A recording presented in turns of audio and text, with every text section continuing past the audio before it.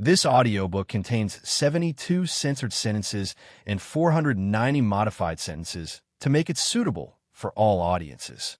Visit our website to listen to the original version without censorship or modifications. Link in the channel bio.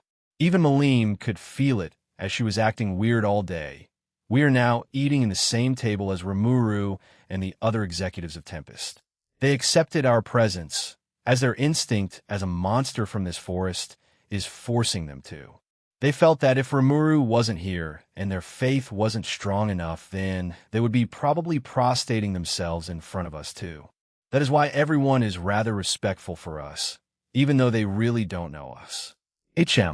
I hummed as I felt something approaching approximately 100 miles away from this place. They are in full armor, as if ready to battle, and they are. Hinata and the Knights? They're not supposed to be here, unless those people tried to do something again. I didn't mention the incoming disaster because I wanted to see how Rimuru would respond.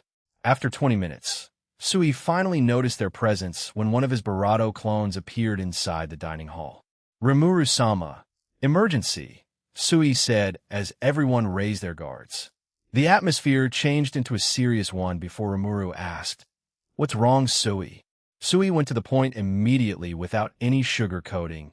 "Army of strong knights are coming. They're all Luminism believers," Sui said as Rimuru tilted his head. "Luminism? What's that?" Rimuru asked while looking at the others. "It isn't religion in the West, Rimuru-sama. They're the biggest religion that has the strongest influence in this world," Shuna said. "Whoa, they sound like a big shot," Rimuru said as everyone nodded their heads. "Well, this Luminism is so stronger than the original since Luminous herself did the work. She probably already had a clue about me, right? She's been looking for centuries after all. Can someone explain them to me? I didn't really do anything to gain their attention like that. Maybe they're just passing by?" Rimuru optimistically asked, as the others had a grim look on their face. Unfortunately, they live by the saying that monsters should be exterminated, so Rimuru didn't listen to the last part as he already started talking with Great Sage on his mind. "Is there any way to avoid this?" Rimuru asked as someone who has been ignoring the conversation stood up. "Umo, I know one. Dang, I have a bad feeling about Malim suggesting something. Let's hear it." Rimuru enthusiastically shouted as Malim just gave a smug look on her face that I didn't like one a bit. "Why don't you ask Xander? God of Luminism was his former Barato, after all," Malim said, while puffing herself up proudly, as if asking to be praised as the room suddenly turned quiet. "Oi, oi, oi, keep me out from this, Malim," I said while backing out. I didn't have a chance to escape as Sona just grabbed my shoulder before shoving me back to the chair. "Sona, what is this?" "She's having fun, all right." Sona's face had an amused smile on it, something I could rarely see. You're joking, right, Malim?" Rimuru asked as the others looked at Malim to confirm her words. They don't want to believe that this engaged young man is a former boyfriend of a god. "She's not joking, you know." Xander made that woman fall head over heels to him, a newly arrived Ramiris said, not noticing the look that I'm giving her. Malim noticed that as she backed out and just let Ramiris handle the rest. A heavy silence descended the place. Confirmation from two demon lords are enough to make them believe. At least they wouldn't lie about something like that. They turned their heads to me as dumbfounded look can be seen on their eyes. "Hey, she didn't become my partner, you know. I am loyal to Sona," I said as Ramiris just sneered. "You say that as if you only have one close person." I twitched at her words as I couldn't refute it. Yudaha is someone special to me, so I wouldn't reject her importance no matter what. "Wow, Eichmann, you not only have a beautiful, cool beauty at your side, you have others too?" I give Rimuru a deadpan look as I can hear his thoughts leaking out. Rimuru turned his face away, embarrassed by my gaze. "Cough, anyway. I'm not going to Barato with your country's problem. I am not in any way connected to this, so take me out," I said as they finally remembered that I was only a visitor to their town. There's no way that they could let someone stranger handle their problems. That would be just shameless of them. Still, they're still looking at me with complicated eyes, as they probably never expected that I was a former lover of a god. Rimuru relented after hearing that. He couldn't force me as it was not in his dictionary yet. He ordered his subordinates to get ready for battle. He would try to negotiate with them, as he don't want any war to happen. I can already feel his hoping thoughts that the enemies would be reasonable, which I find hard to believe, as they are probably ordered by those 7 fools. Chapter 84, here you go. Enjoy it, Tempest. Xander's POV, I just watched as Rimuru mobilized his troops ready to meet Hinata. This is probably their first fight against powerhouses in this world, so they have no idea what they are fighting against. In the original, Rimuru fought Hinata on equal terms, even after becoming a demon lord, showing just how strong she is. After just waiting for a few minutes, the knights finally arrived. By the order of the god, kill the heretics. One brave saint said as destruction occurred. Rimuru probably saw that negotiation is not possible with THS fanatics, so he ordered his strongest subordinates to fight. The residents were already evacuated with the help of trainee who made a way for them inside the forest. Stop. Couldn't we talk about this? Why did you even invade my land? Rimuru shouted as I sighed at his words. Something like in talk, no, jutsu wouldn't work with fanatics like these. You can go to Warhammer if you wanted more details. Strangely, Sona wasn't here by my side, but I didn't dwell on it. Rimuru's subordinates was getting trashed around as buildings dropped at a fast rate. Thankfully for him, the knights were playing with him as they wanted to see the despair in the monster's eyes. Rimuru is starting to lose hope on this fight as he heard a cool beauty talk. The one we are looking for is not you. Unfortunately, your land is on the way, Hinata said as she closed her eyes. They're not after Tempest? Then why are they here? Didn't they know that entering the forest would mean Barato? I couldn't understand what's happening as I began thinking. But before I could finish my thoughts, I heard a sentence from the girl that made me stop. We're looking for Xander Ranvil. He is here, right? We need to erase him, as he is the bane for the religion Arno, said, as Rimuru tilted his head. Xander? Zhang. So I'm involved in this, huh? Rimuru looked at me as the others stopped and also turned to my Barato. I couldn't help but sigh, as being involved in this would mean that those old fools already know about my existence. So the suspicion of Luminous already knowing about me is confirmed already. Who's Xander? I asked, feigning ignorance, before Hinata raised a hand as she ordered the knights to attack me. Sigh. Such a hassle. I wonder when I changed, I used to love these things. I muttered before my sigh reached the enemy and they dropped on the ground. Crack. The floor cracked as the knights were suppressed by an aura they never experienced before. Go. Hinata-sama. Be careful. They grunted in pain before they warned Hinata, who didn't listen to them. She was already calculating things, how to move, when to attack, the timing of her strikes, when to dodge, and lastly, trying to use usurper. Hinata knew what this means. She only saw something like this once, and it was in the presence of Luminous, a awakened demon lord class. She thought as I just waited for her. You're just going to stand there? I asked while snapping my fingers, making some of the pressured individuals on the ground change their forms. Hinata narrowed her eyes at the people who escaped my pressure. 7 luminaries. What are you doing here? She asked as I just watched the show happen. I looked at Rimuru, who couldn't process anything as Great Sage is warning him to get out of the place or else he wouldn't be able to survive. Thought that stopped when Malim and Ramiris arrived. The show already started. We're late. Ramiris shouted as she blamed Malim. It's your fault, Malim. If you just didn't try to steal the food in the kitchen, then we wouldn't be late. I was amused by their skit, but turned my attention back to Hinata, who narrowed her eyes. The luminaries were in disarray, but suddenly used their trump card.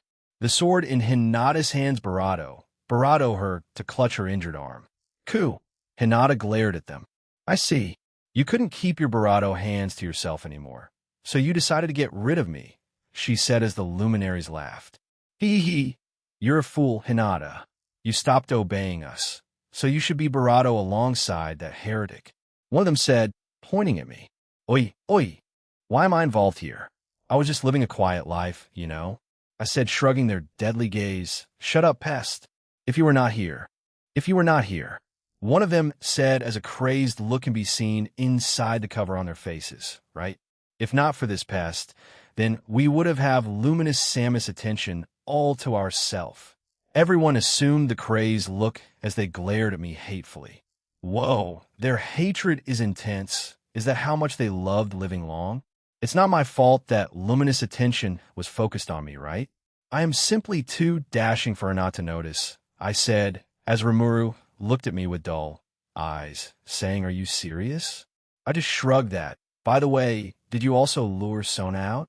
I asked as they just laughed creepily. "Of course we would take your protector.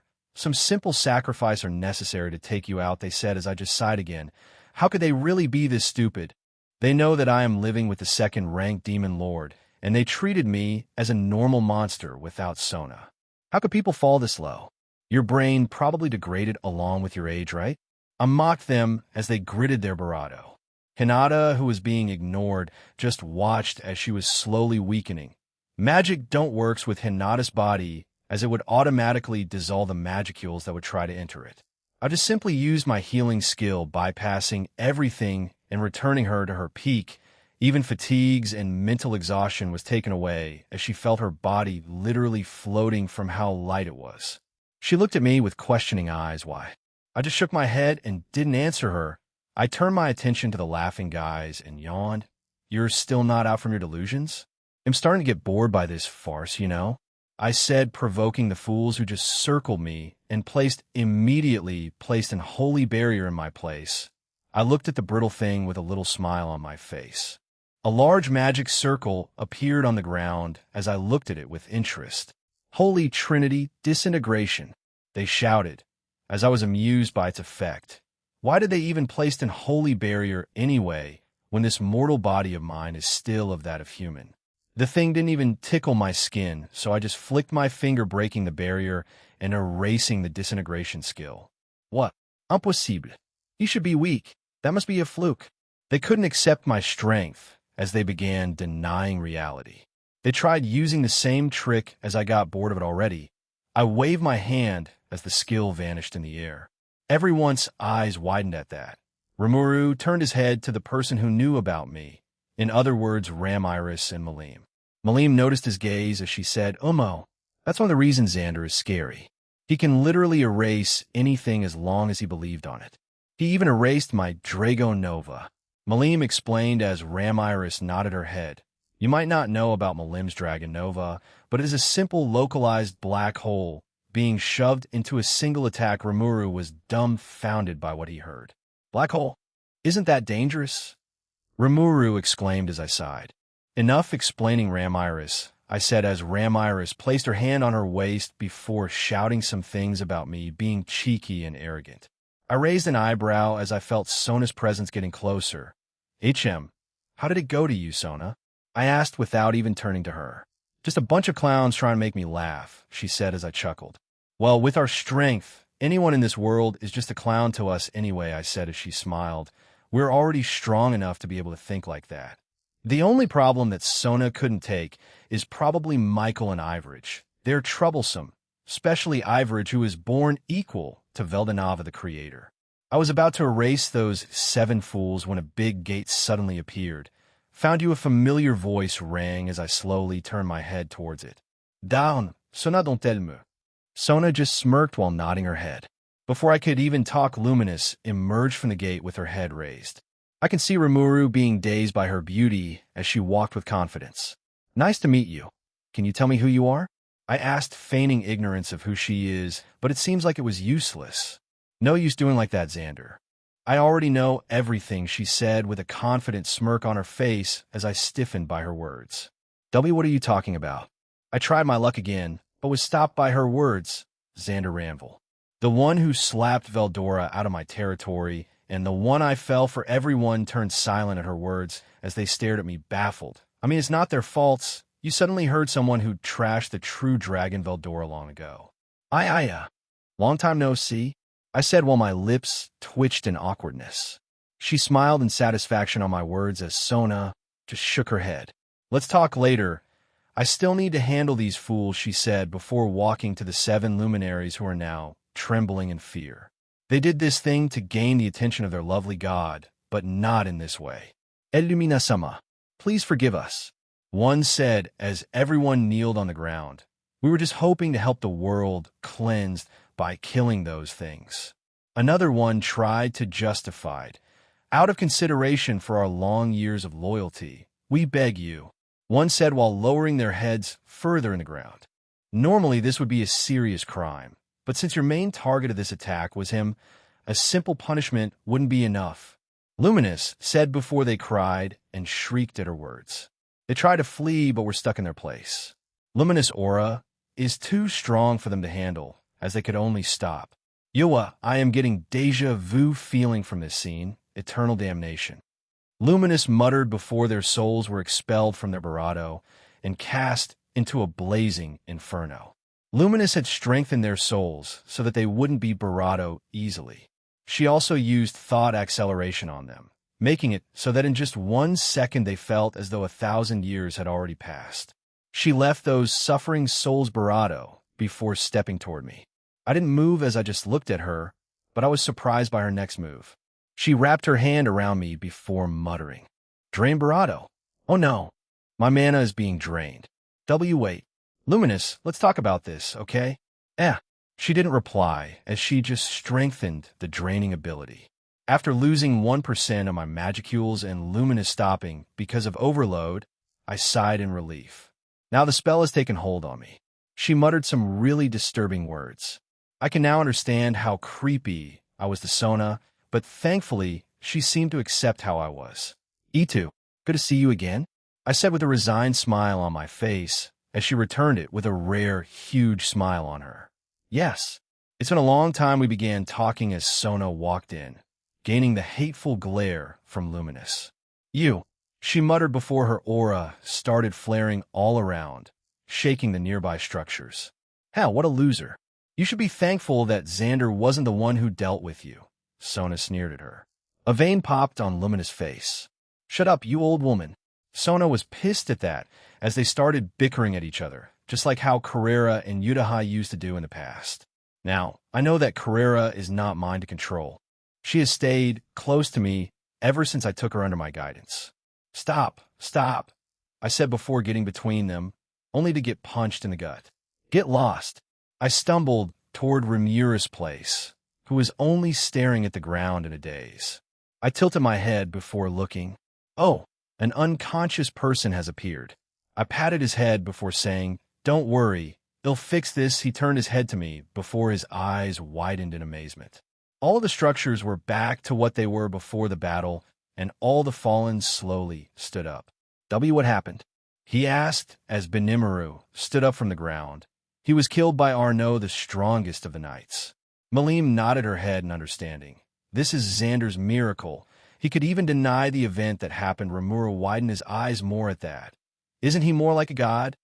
Who is he really?" He also understood why his friend didn't enter the fight. It's because Malim already know that nothing would happen, and if there were, then Xander would just return everything by believing that something like destruction by using magic is impossible. Xander is the husband of Sona, and maybe it's time to reveal who she is. Ice Queen, Sona Citri, the second awakened demon lord.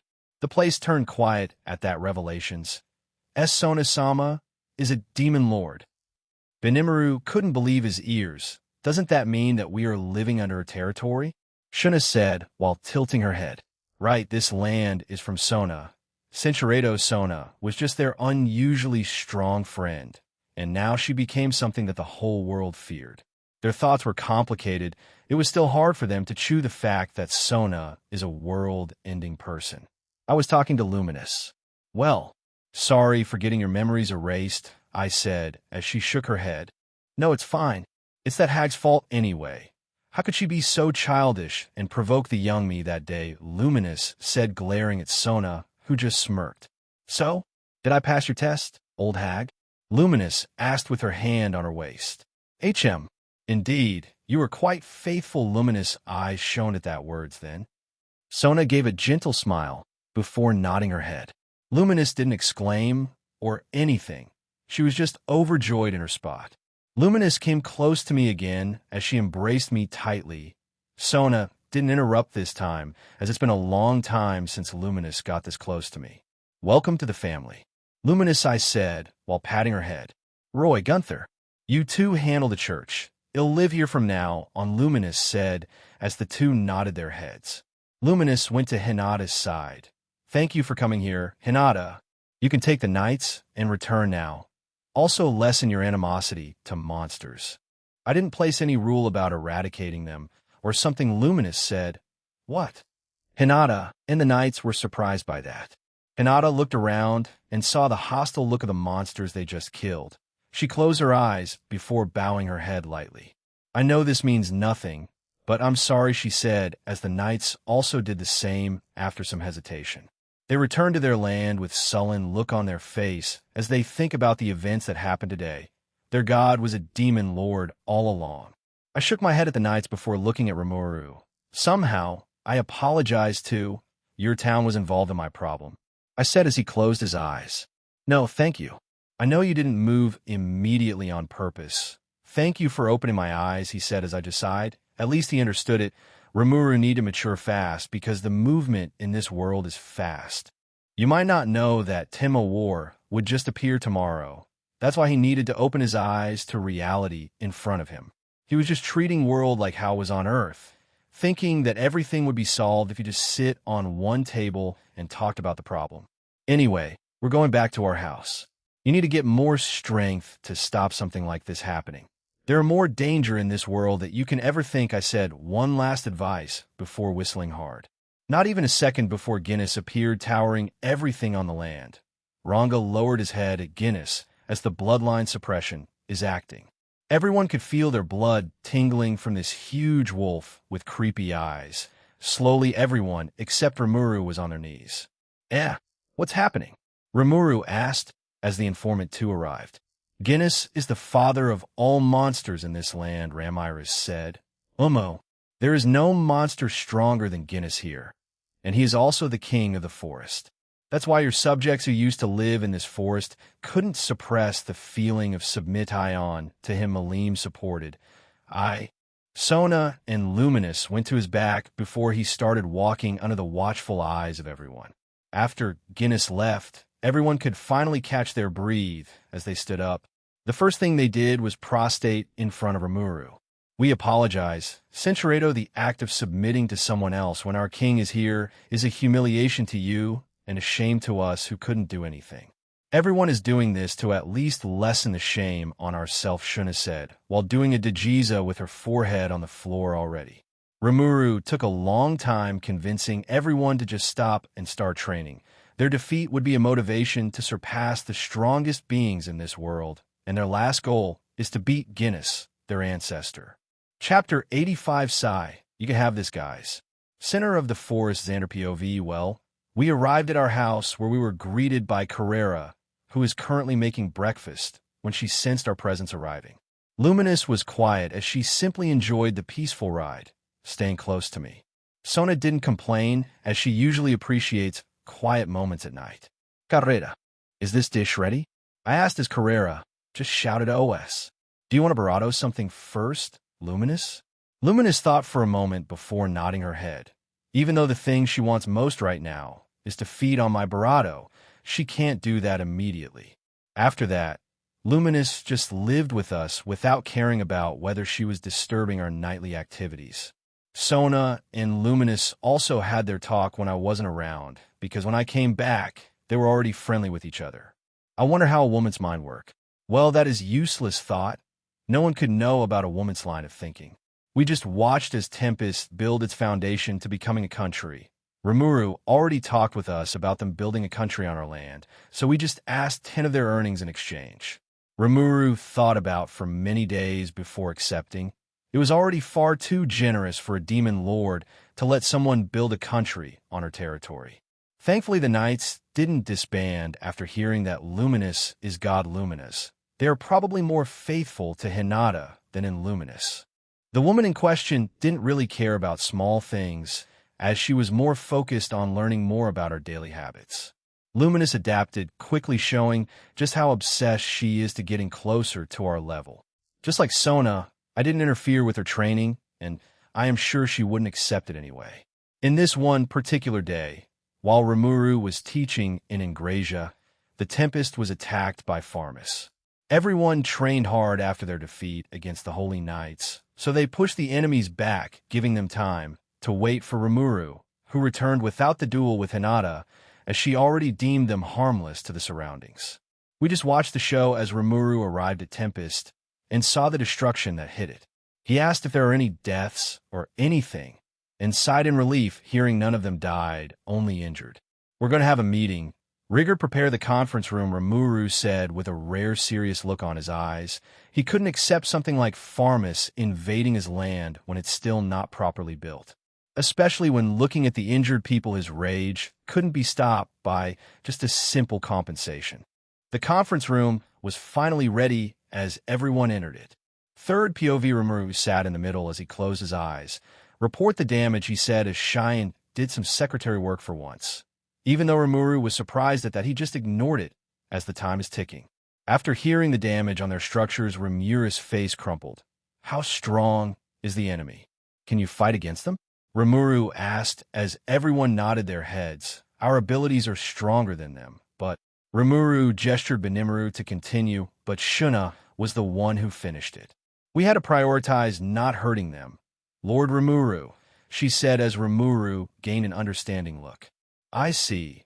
I'm sorry you almost lost your life because of my orders," he said as everyone exclaimed. "No, Rimuru-sama, this is our fault, right? If we were only stronger.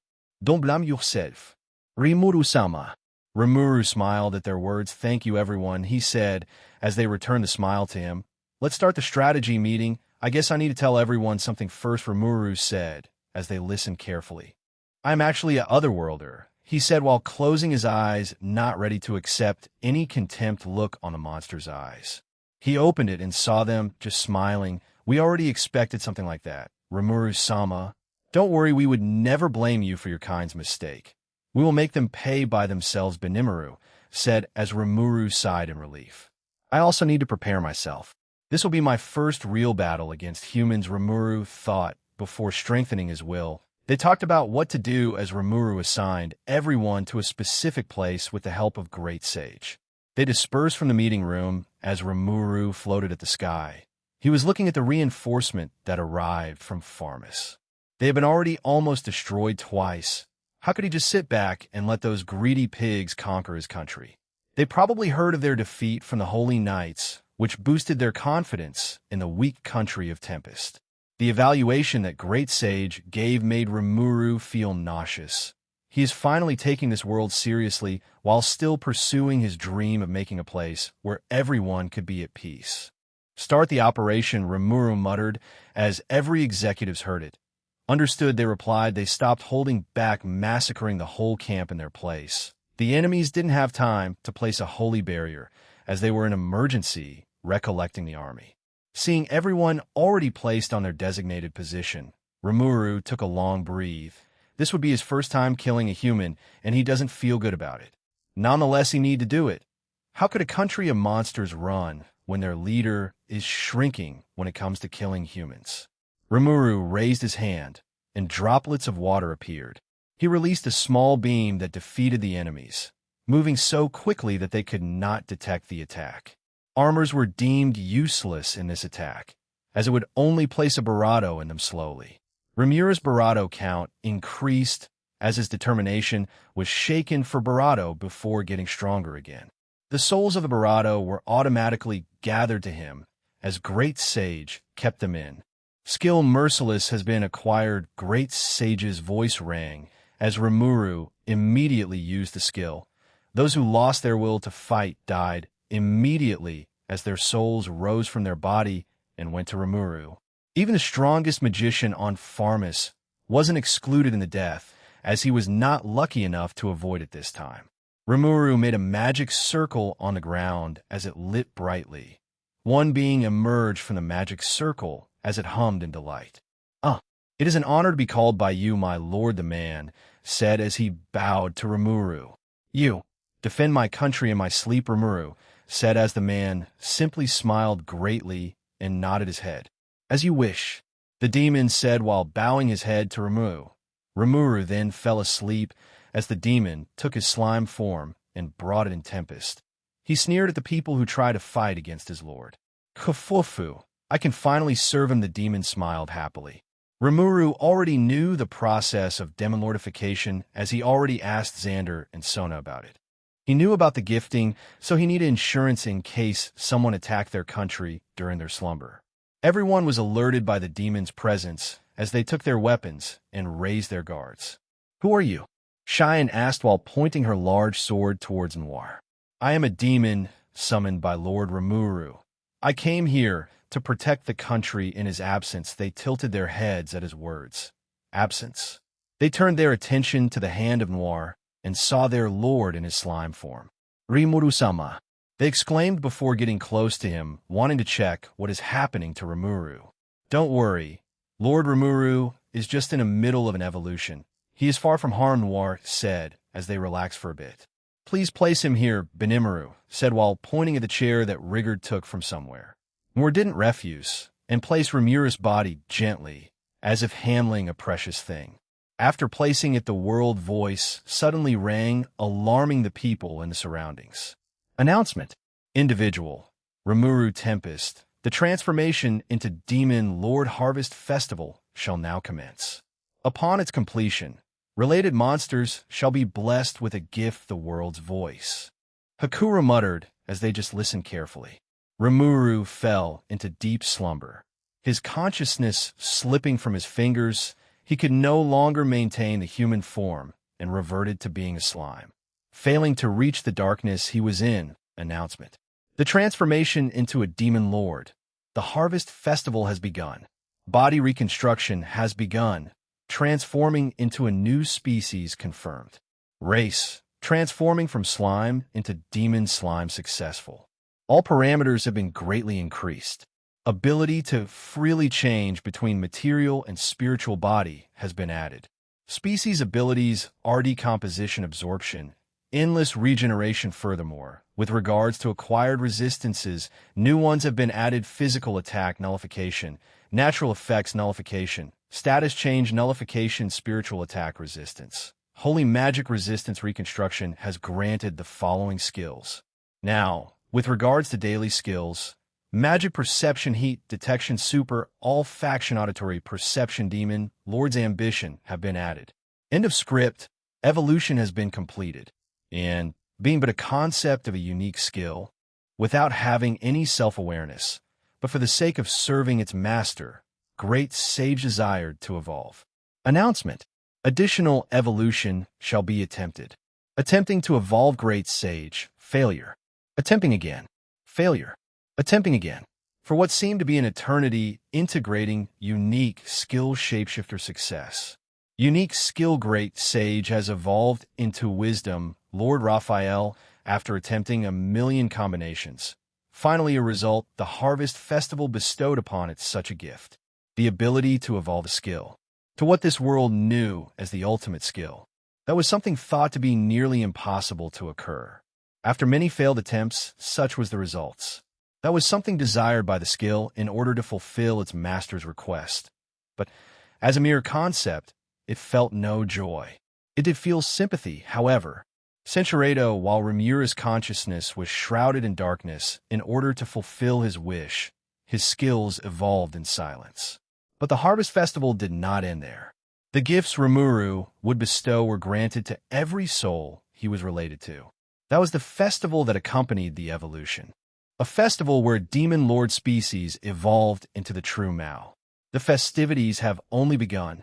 Xander POV Woe. His evolution is much detailed than the one Sona has. We're already made a barrier that stopped the spreading of the news about a new demon lord being awakened, but those strong beings that are sensitive to things like this was surprised. Awakened was rare since only 5 exist on this world. Those are Guy, Malim, Sona, Luminous, and Degrul. And now another one was added. The balance in power would surely break. I wonder how is the Emperor of Eastern Empire right now. He must be having a headache with this new variable on the table. Noir is quite a perceptive one, as he noticed Luminous' clairvoyant ability. He also made a barrier that could shield against peeking, but it was useless when I was the one who made it. It seems like he also noticed Carrera's presence, as he raised an eyebrow in surprise. Carrera smirked before she bombarded his sensing ability with too much mana. Noir stumbled as his face twitched in annoyance. He couldn't believe that the battle maniac Yellow would become this strong. We watched as Noir chuckled in amusement as we just stopped the surveillance and went there ourselves. We arrived being received by Noir, who was waiting in front of the gate. "Who might you be?" he asked while trying to analyze us, as he only got information in strength with Luminous. I was surprised by that, as Noir prefers skill than brute force. I expected him to at least know about Carrera or Sonus level, but it seems he was still new to his body. "Friends," I simply said as he smiled. Then, "I welcome you to Tempest," he said as I shook my head. This guy really know how move. If he went hostile to us, then he wouldn't be having his head right now, as Carrera was already excited about fighting him. Accepting us would give him advantage and avoid fighting stronger opponents at the same time. He needed to be alive in order to serve Rimuru after all, though I doubt if this guy could even die by normal hands in the first place. I think only me could really place an concept of death to this guy, as mentioned by Guy that he won't die, as he would only respawn back. We went inside Tempest, while smiling, as I'm sure things would be in disorder after this. Chapter 86, Hell broke loose as the news of Storm Dragon Veldora being released was spread. People are starting to get worried, as they know about the things that the willful dragon did when he was still roaming free in the land. Cinchuredo Rimuru woke up after 2 days of slumber, as Noir experienced despair first time. He wished to never experience that thing again, as he swore to do his best and not fail any of Rimurus' expectations. He was also named Diablo, making him a certified demon peer, a rank that could only be compared to a true demon lord. Rimuru was contented with his evolution as he gained 2 ultimate skill in the process. Rimuru is now currently walking to the cave where Veldora was sealed. He was planning to unleash the old dragon right now. Xander somehow heard of the information as he went with Rimuru, who could only sigh as he can't really refuse them, especially when they haven't done anything wrong. They went inside the cave as Luminous was already smiling in anticipation. She also wanted to make that dragon pay for invading her land many centuries ago. Call her petty, but she didn't care, as she wouldn't be a demon lord otherwise if they don't have their willfulness to do things. She was calculating how many moves she would release upon that dragon's revival.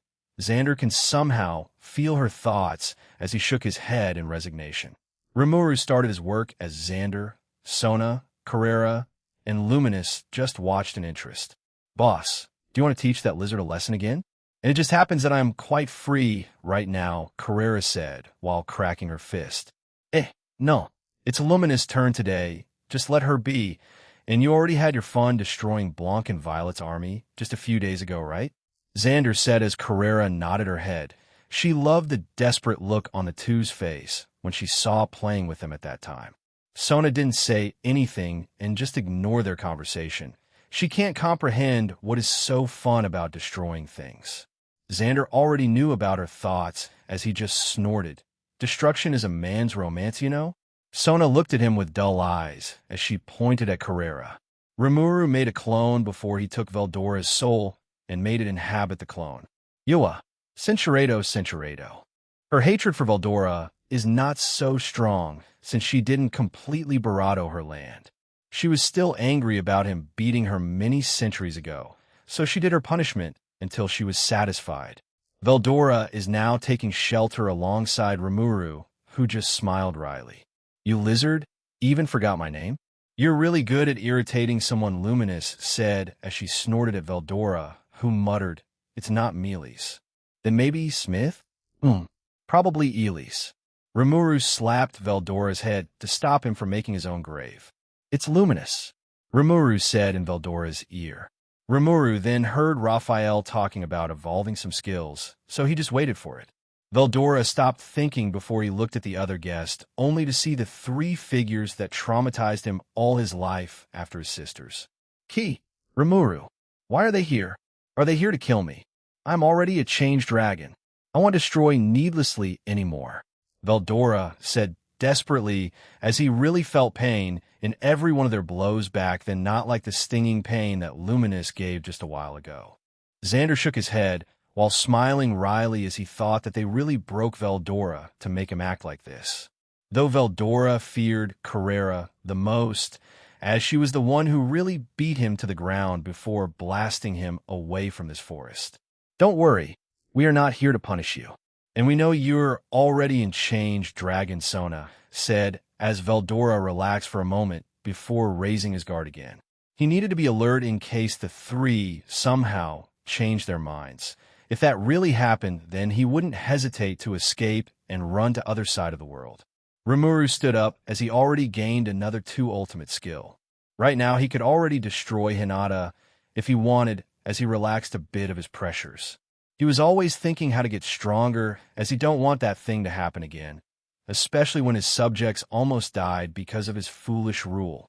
Let's get out of here. I'm going to introduce Veldora to my friends, Rimuru said, while smiling at them, who was satisfied by the show they witnessed. Flashback end. Sona POV Luminous entering our family didn't really change anything. Only a new person to feed and love.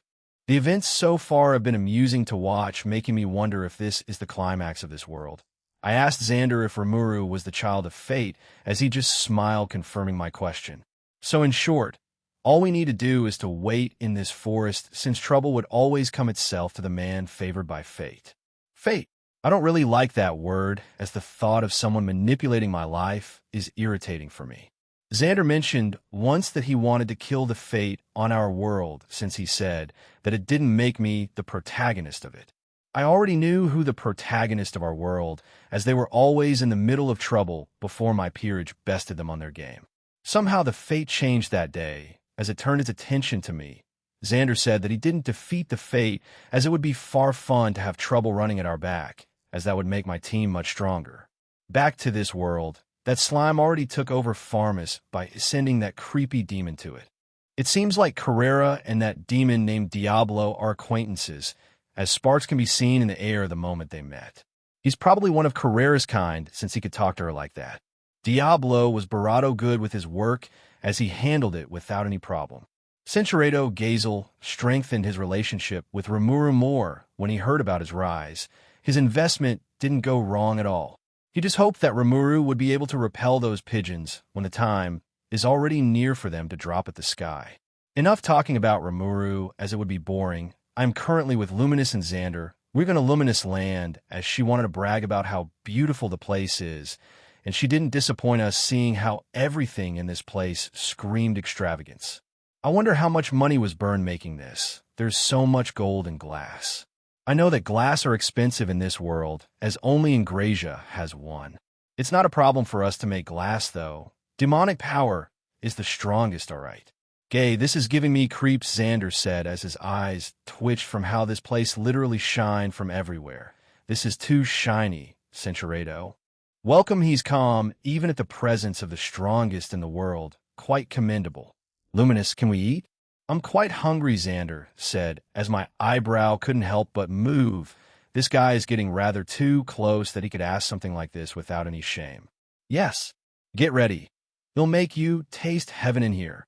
Luminous just replied enthusiastically. I think this girl would happily cook anything Xander asks for.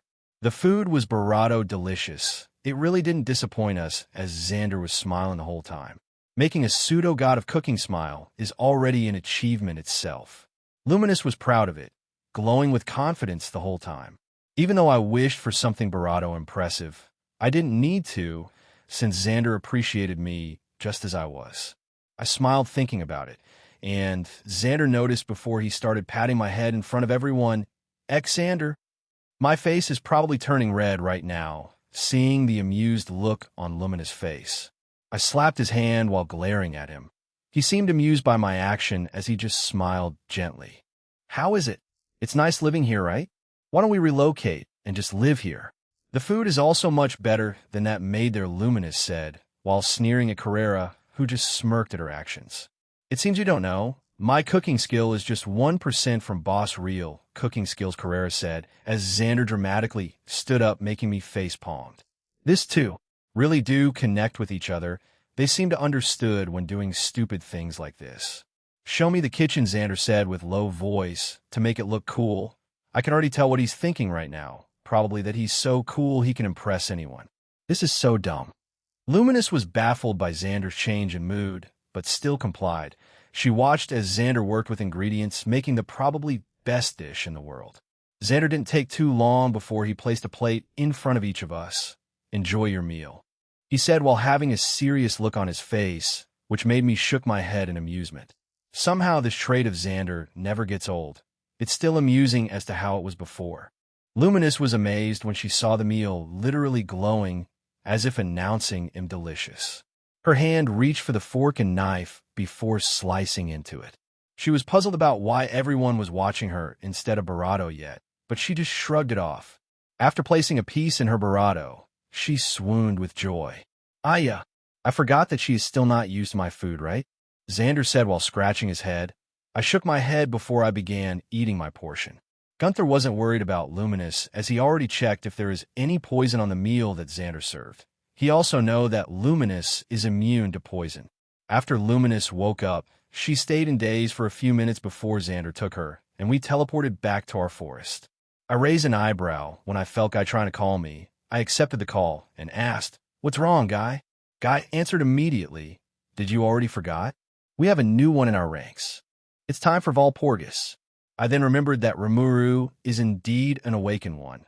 "We're just in our house. Just send your two maids to bring us," I said as he cut the call. Right, Malim also did some unusual things like playing with Clayman. I don't know what her intentions, though, trying to get involved in a mess like this. As far as I heard, Malim ravaged the whole Eurazania, erasing it from a map. Well, we don't really care about the problems of the newborn demon lords. The only one we acknowledge are the ancient 2nd Gen and Leon from the 3rd Gen demon lords. "Xander, it seems like Valpurgis is coming. Do you want to come?" I asked as he immediately went to my personal space. Well, personal space not really matters to us anyway. Do you even need to ask? Interesting things would happen there, right? "I can't let an amusing show pass by without watching it," he said as I just sighed. "Luminous, can you bring Carrera as your attendant?" I asked as she tilted her head. "Why?" "I don't want to be closer to that woman," she said in disdain. "I don't really know why she disliked Carrera, but the feelings is mutual, it seems." "Well, we're going to bring Guinness this time. We want to show our pet to the council too," Xander said, as I just nodded my head. Luminous was against it first, but eventually gave up since Xander kept insisting. He is really too strong for her.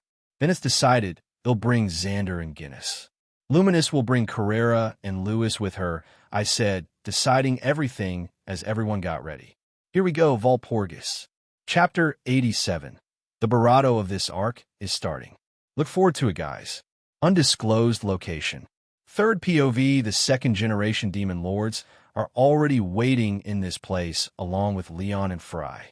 After a few minutes, Guy and Ramiris arrived with a confident smile on their face. They were received by nods of acknowledgement. Barado like it was directed to Guy, not to Ramiris, but she didn't notice that as she just raised her chin high. Guy sat on his chair, while Beretta opened a chair for Ramiris, who just sat on there confidently. A few minutes had passed, but the others were still not there, making Guy irritated.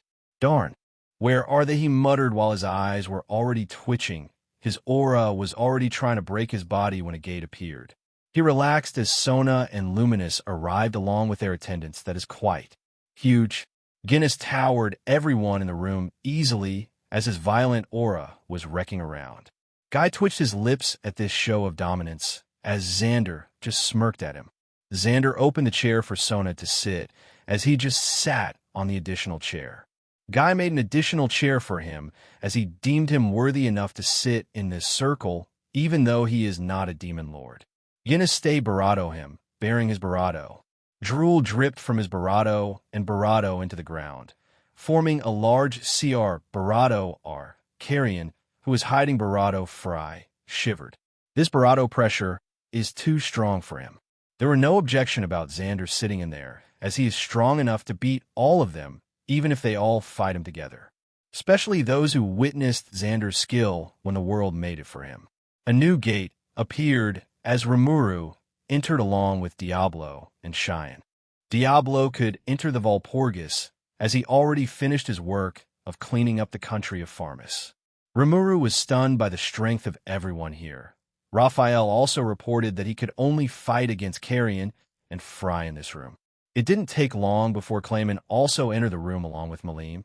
He seemed smug about something as he slapped Malim's head while saying, "Move faster, Malim." Ramirez's aura was showing when he witnessed the scene, but the older ones just watch in amusement. Controlling an ancient demon lord is impossible in the first place. Malim must have lowered many of her magic resistance to let something like an effect to happen. Greetings, everyone. Today we are going to talk about this presumptuous slime who dared to claim himself as a demon lord. Clayman said. He looked at the people in the room and stopped when he saw Xander and Sona. He didn't know any of them, but was pissed by their presence. You too. How dare you sit in that seat? This is the Council of Demon Lords. Some nobody is not allowed to enter this place. Clayman said while pointing at Xander and Sona. Oh no. That was what all the older demon lords thought while looking at his action. "They're my guest, guy," said, diffusing the situation as he knew that the show would be over if the couple get pissed. Clayman calmed down before Misery and Rain went forward to introduce the participants. They looked at Guy, who just closed his eyes. Demon, Lord, or Darkness. Guy Crimson Sama, then to Sona, Primordial Devil, Ice Queen. Sona Citri Sama. Clayman's eyes widened at the declaration. This means that he just offended an ancient demon lord without knowing it. He was starting to get worried, but gained his composure after looking at Malim. Right. Malim can destroy everyone in this room. He smirked as he continued to listen. Misery looked at Malim, Dragonoid the Destroyer. Malim Navasama. There was no particular reaction from Malim. Pixie, the Labyrinth.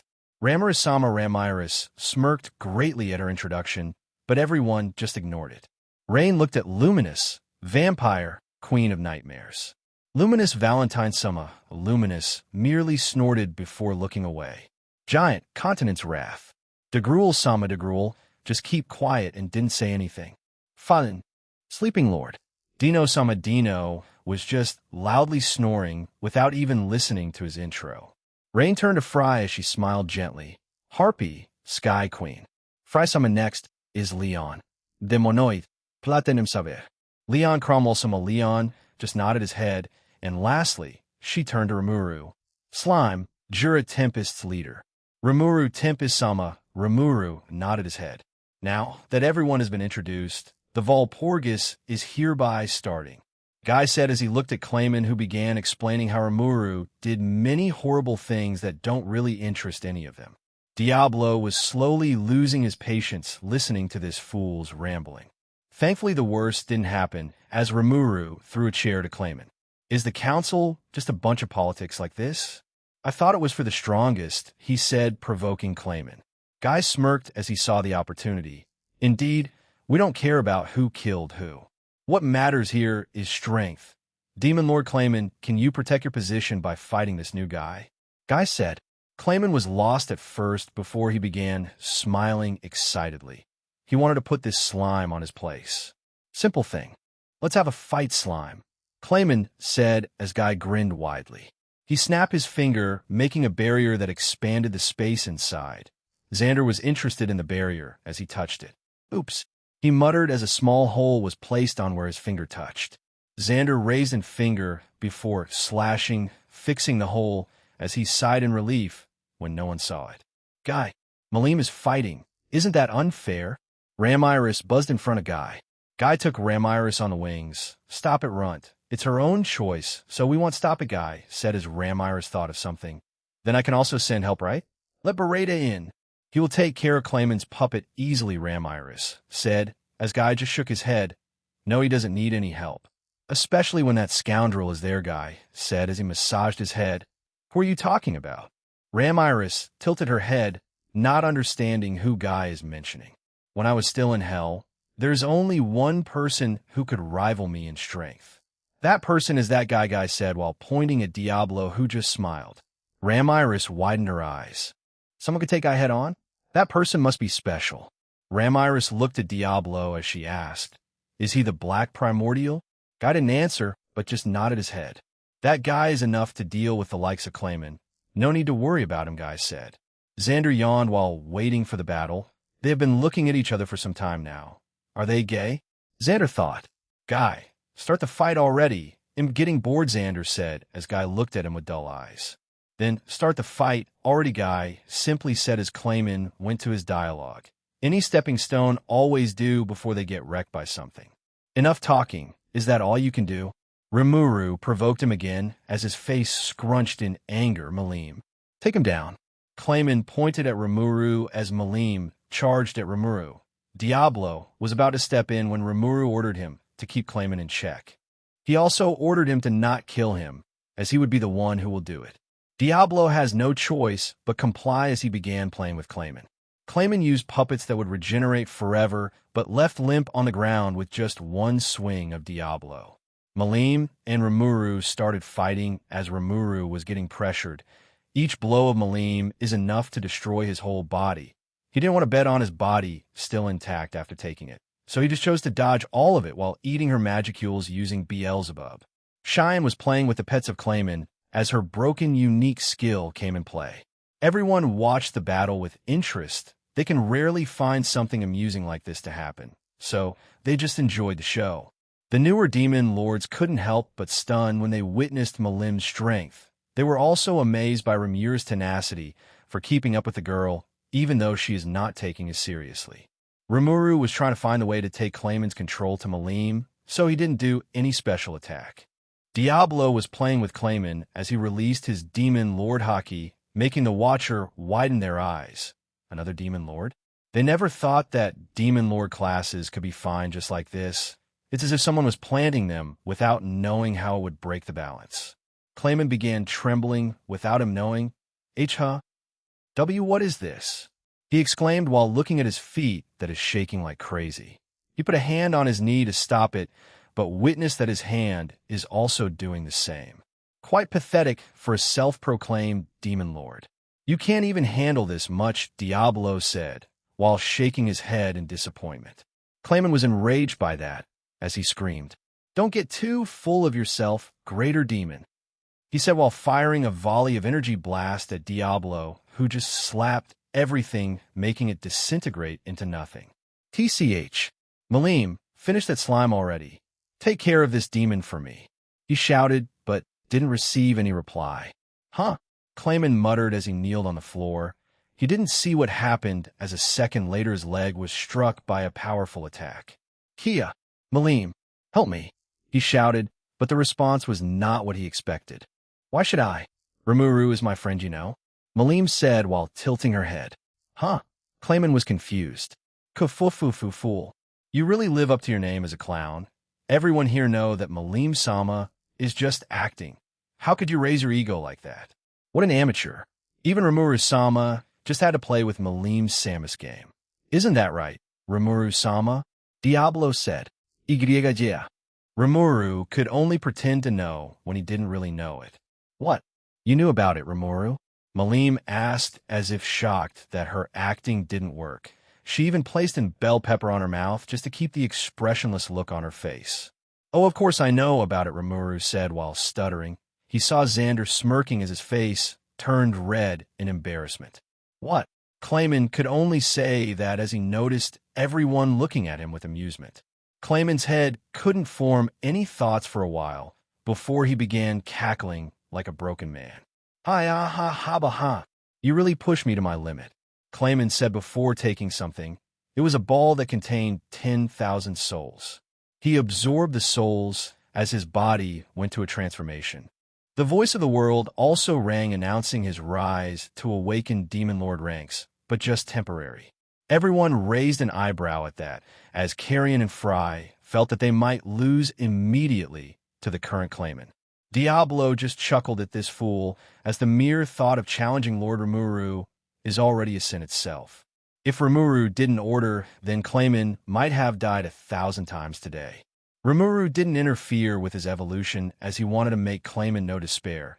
He placed thought acceleration on Clayman before kicking him in the gut. Clayman flew away as he experienced 1,000 days of pain.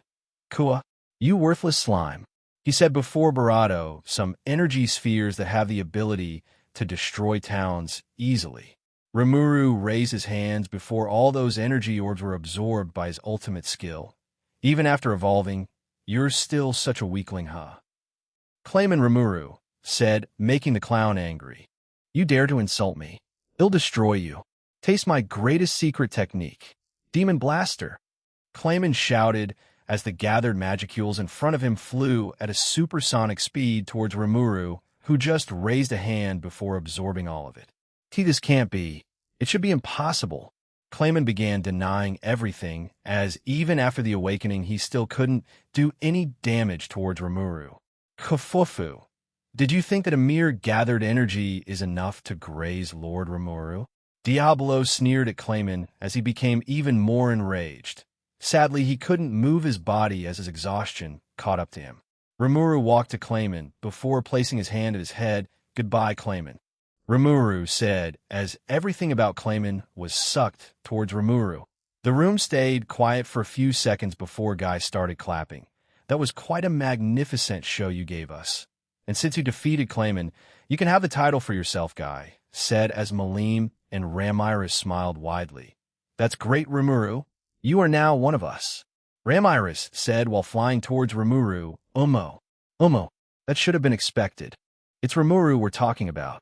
Malim said, supporting Ramiris' words. Guy just smiled at their interaction before he, Sona, Malim, and Xander looked at the above. The alternate dimension broke as the room returned to the central world. A barato was made in the ceiling as something dropped, defeating Diablo, who was standing in the middle of it. Diablo, Rimuru muttered, looking at the ground where a large creature, somehow familiar to Veldora, had landed. Rimuru stayed there in daze for a few seconds, not understanding what just happened.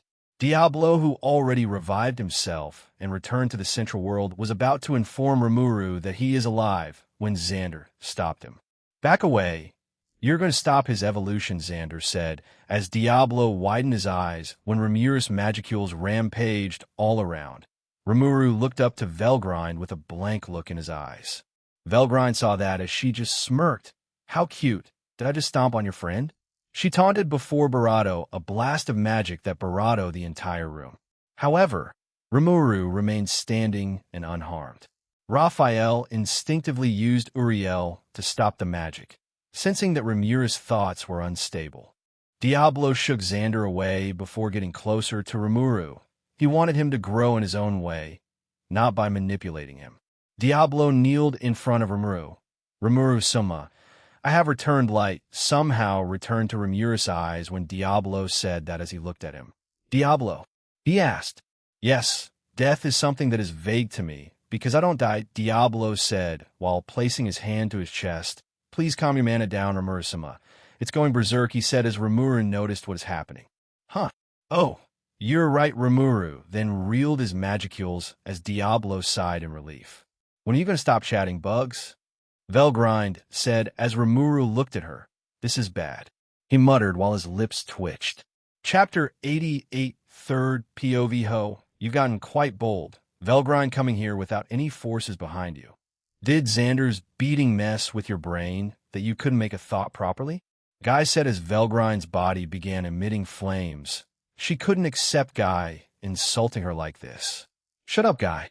Velgrind shouted as she blasted flames in every demon lord's direction. Fry and Carrion were protected by Malim, while Rimuru just used Beelzebub to eat the flames. Guy threw a blow at Velgrind, blasting her to the other side of the continent with that simple punch. Scorched Dragon is really short-tempered. Just with those words she already busted. But it seems like she really isn't alone, as looking at the sky, Gate of Heaven has been opened. Right, since that demon is not there to guard it anymore, they should be able to use it, right? Xander asked while Guy raised an eyebrow before nodding his head. He already expected this, I see. Guinness, call your pack. It's time for meals, Xander ordered Guinness as a shadow enlarging itself with 10,000 battle wolves emerging from it. Carrion and Fry was shocked at this number. Each of the wolves are stronger than them. Everyone return to your territory. The war is starting. I ordered everyone as they dispersed, but those in third-generation demon lords couldn't help but ask. The Gruldano, can I ask? Carrion went to the most tame, looking at them all, ignoring his title that literally screams wrath. It'll entertain you for a few seconds, Astagrul said as Carrion closed his eyes. That guy. Everyone seemed to accept his orders unconditionally. Who is he really? Carrion asked as Leon, Rimuru, Diablo, and Fry listened. Devil started laughing, surprising them. The other demon lords already left the room to defend their lands. Rimuru is not really worried about his that much, as one old man dragon is protecting it. What's wrong? Carrion asked. Oh no, it's just no one really want to mess with that guy, as he is too incomprehensible for everyone. His abilities are too dangerous for us to try him, since he could literally erase our existence without us being able to put a defense up. Any defense is useless to him. DeGruel gave them an explanation about Xander. While the demon lords was shocked at that, Diablo was more interested in one thing. Oya, care to tell what his ability is? Diablo asked as DeGruel closed his eyes for a moment. No, even I don't know about the full extent of his abilities. All I can tell you is he possessed or held the concept of death to his pocket or something like that. Just don't mess with him. Even Veldanava is scared of him after all this time. Diablo couldn't help but stunned at this words. Scaring Veldanava is a hard thing to do since he literally rules everything in this world. He is really that powerful? He seemed like a harmless man when he was at my country. Rimuru said as DeGruel shook his head. I won't speak anymore, as those pigeons are probably attacking my land. This is an emergency situation, DeGruel said before teleporting. He already made up his mind not to betray the Demon Lord Council when he witnessed Xander's ability with his eyes. He felt that even his body, that void of any laws of physics, wouldn't be able to handle a single attack from Xander, because most of his attacks ignore those. Leon finally understood some things about Xander. Even though Xander became his friend, he still doesn't possess any information about him, as he would only go to his land to mess with the other primordials. He kept in mind not to antagonize Xander, as he also remembered the many times he almost ended his life trying to gauge Xander's strength. Kufufu. So an anomaly has appeared on this world, huh? Diablo muttered before shaking his head as he followed Rimuru to Tempest. Xander, who arrived at his forest, saw many grotesque pigeons trying to destroy the barrier as he snapped his fingers as all of them fell to the ground. Xander remembered something before calling Guy. Cinchuredo, he recalled Xander's words, then let his barato rest on the ground. Velzard was still fighting. His ultimate skill trembled as it forced an evolution using the energy of every pigeon flying in the sky. He sensed the voice of the world announcing something, then suppressed it. Ultimate skill, prideful King Lucifer is attempting to evolve. Failed. Attempting again, failed. Attempting again, success. Ultimate skill, prideful King Lucifer is now evolved into Abyss God, Nodin's TCH. That jerk. Guy clicked his tongue as it left a bad feelings on his mouth. Xander forcing his skill to evolve. Guy just shook his head before creating Dragon Nova, the unique magic only available for Malim. The sky was ravaged as the air was full of haze from the heat. The angels that is being released from heaven are all rank monsters, so they're capable of a country easily, and there's millions of them. This is really a world-collapsing event. Millions of them are still coming even after Guy destroyed those batch that just came down. Now, this is interesting. Amuse me more, Guy said as his aura flared, decimating everything on the land, including his castle. The angels who were hit by his aura was decomposed, and only the Seraphs was able to survive the thing. Cinchuredo, wahahaha, come angels. He'll defeat every one of you, Malim said before unleashing many barato blasts at their ranks, scattering them across the battlefield. Her followers were also fighting, but some of them fell in battle since they were not strong enough. Midray took an outstretched hand of an angel before throwing it back to the angels before it exploded, damaging the others who were at the vicinity. Malim took her sword before she started gliding at the angels' ranks, slashing those pigeons without any problems. Her sword was stopped by something as she tilted her head and saw a seraph trying to push her sword while sweat filled up its head. Oh, another one of those pompous pigeons. Umo, play with me well, Malim said before plunging his foot at the seraph's face, blasting him hundreds of miles away. Malim punched her hand when hundreds of seraphs circled her from all directions. It's no use trying to fight us, lowborn, one shouted. Just fall before us. "You're not worthy of being our Lord's daughter." The last one couldn't finish his words as his barato was blasted away. "Shut up. I don't care about those things. Just entertain me. I was quiet bored for some time now." Malim before throwing a nuclear magic to the angels, erasing another millions of them. Seraphs kept falling without any limit as they tried to do any damage to Malim, which they failed very bad. Leon went back to El Dorado, where he immediately made a light barrier shielding from the mass destruction spells of the angels. "Humph. Unworthy pigeons," Leon said before he shot 10,000s of light beam, making those who were hit by it vanish from the map. He pushed himself forward as he arrived at the face of a cherubim, which he slapped lightly, causing the cherubim to drop to the ground and create a huge crater. Leon's knights also moved in as they battled against normal angels while Leon handled the seraphs. The fighting was intense as the number of angels wasn't decreasing. Instead, it was increasing even more, making them wonder if they have an unlimited numbers of them. This is Leon's first time participating in Great Tenmo War, as he wasn't summoned yet the last one that happened. One seraph thrusted his spear at Leon, who just raised his sword before slashing his hand. "Gah, you lower being. You should have just stayed dead on the ground." The seraph shouted. "HM. Their ego is higher than the sky," Leon muttered before raising his hand and throwing a light beam that moved faster than light, piercing through the seraph's head. Leon strengthened the barrier surrounding his land as he got an idea. He went to the dark gate before opening it as 100,000 of yellow faction emerged from it. "Carrera's faction. You can play with those angels," Leon said, as some higher-ups in the faction recognized his existence as their leader's friend. "Oh, boss Leon, the pigeons are attacking again, huh? Anyway, bastards, let's start the purging." The most highest executive, as all the wild yellow faction released their aura with a maniac look on their face. A seraph dropped a huge holy beam at their place, intending to annihilate the numbers, but was stopped by Leon decomposing the holy beam into atoms. "That scoundrel! Take him down," one demon said as they rushed towards the seraph, who got overwhelmed by their numbers and fell in battle. "Sigh, barbarians," Leon muttered while shaking his head. It was even a wonder how he became friends with Carrera when their preferences are the opposite to each other. The demons ignored his words as they indulged themselves in the war against the emotionless pigeons.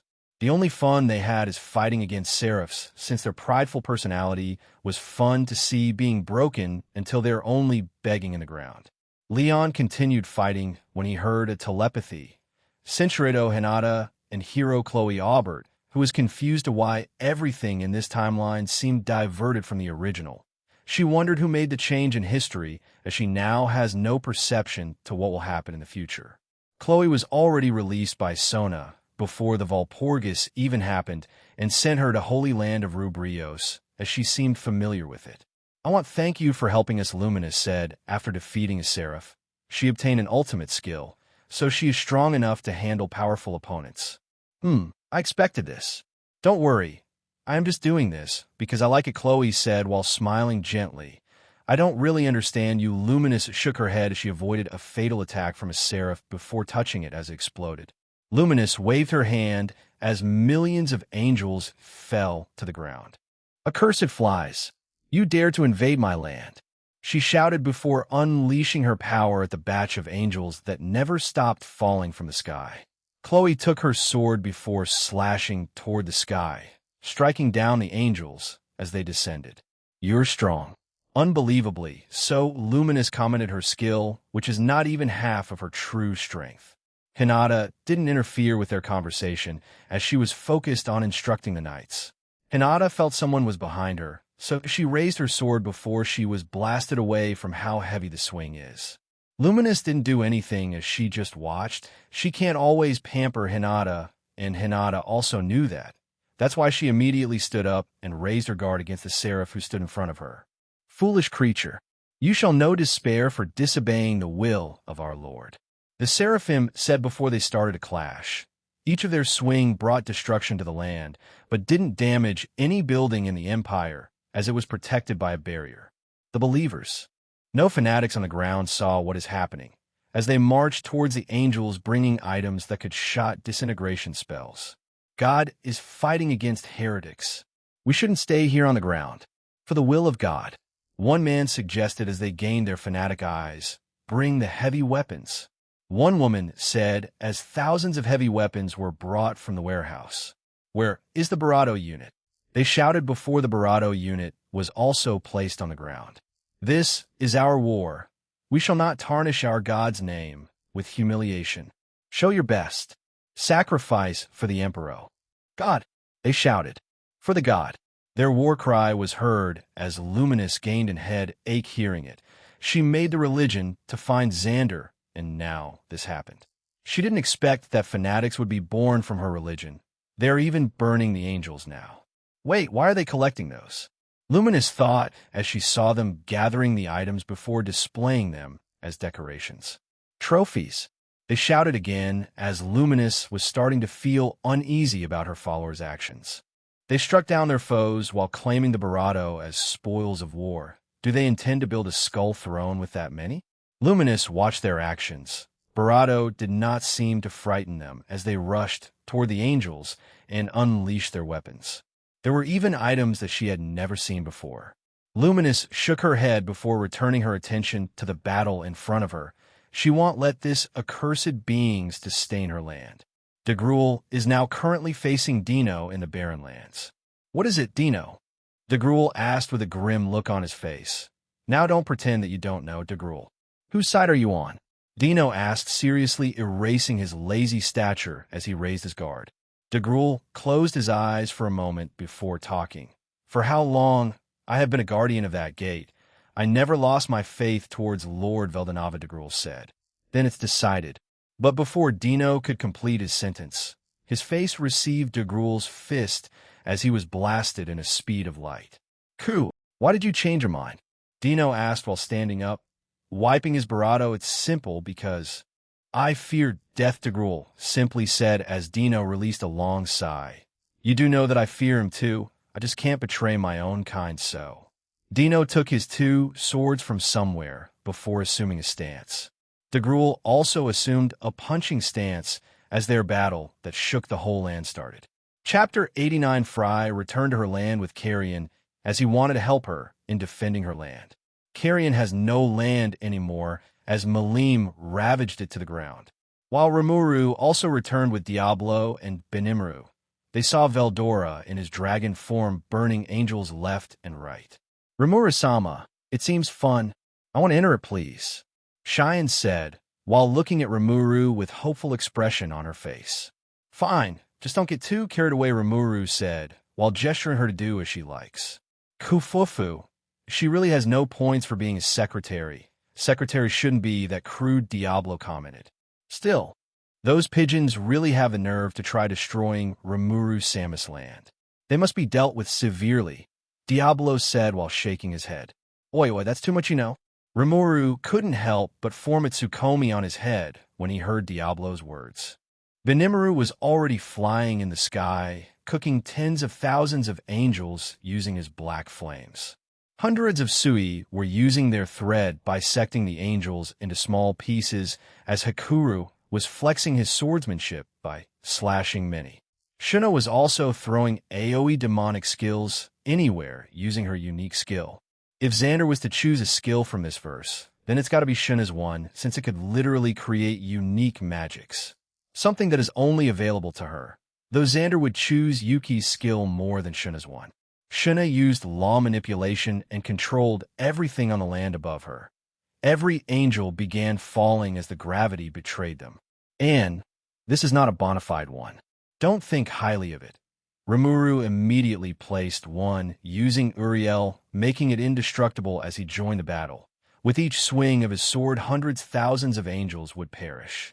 Rimuru also absorbed the angels, making his reservoir of energy become even Barado saturated. A cherubim appeared beside him as Diablo flicked the angel into fragments, and another seraphim appeared, dropping from the sky and creating a huge crater when she landed. Oh, a filthy creature of the dark and a mere slime?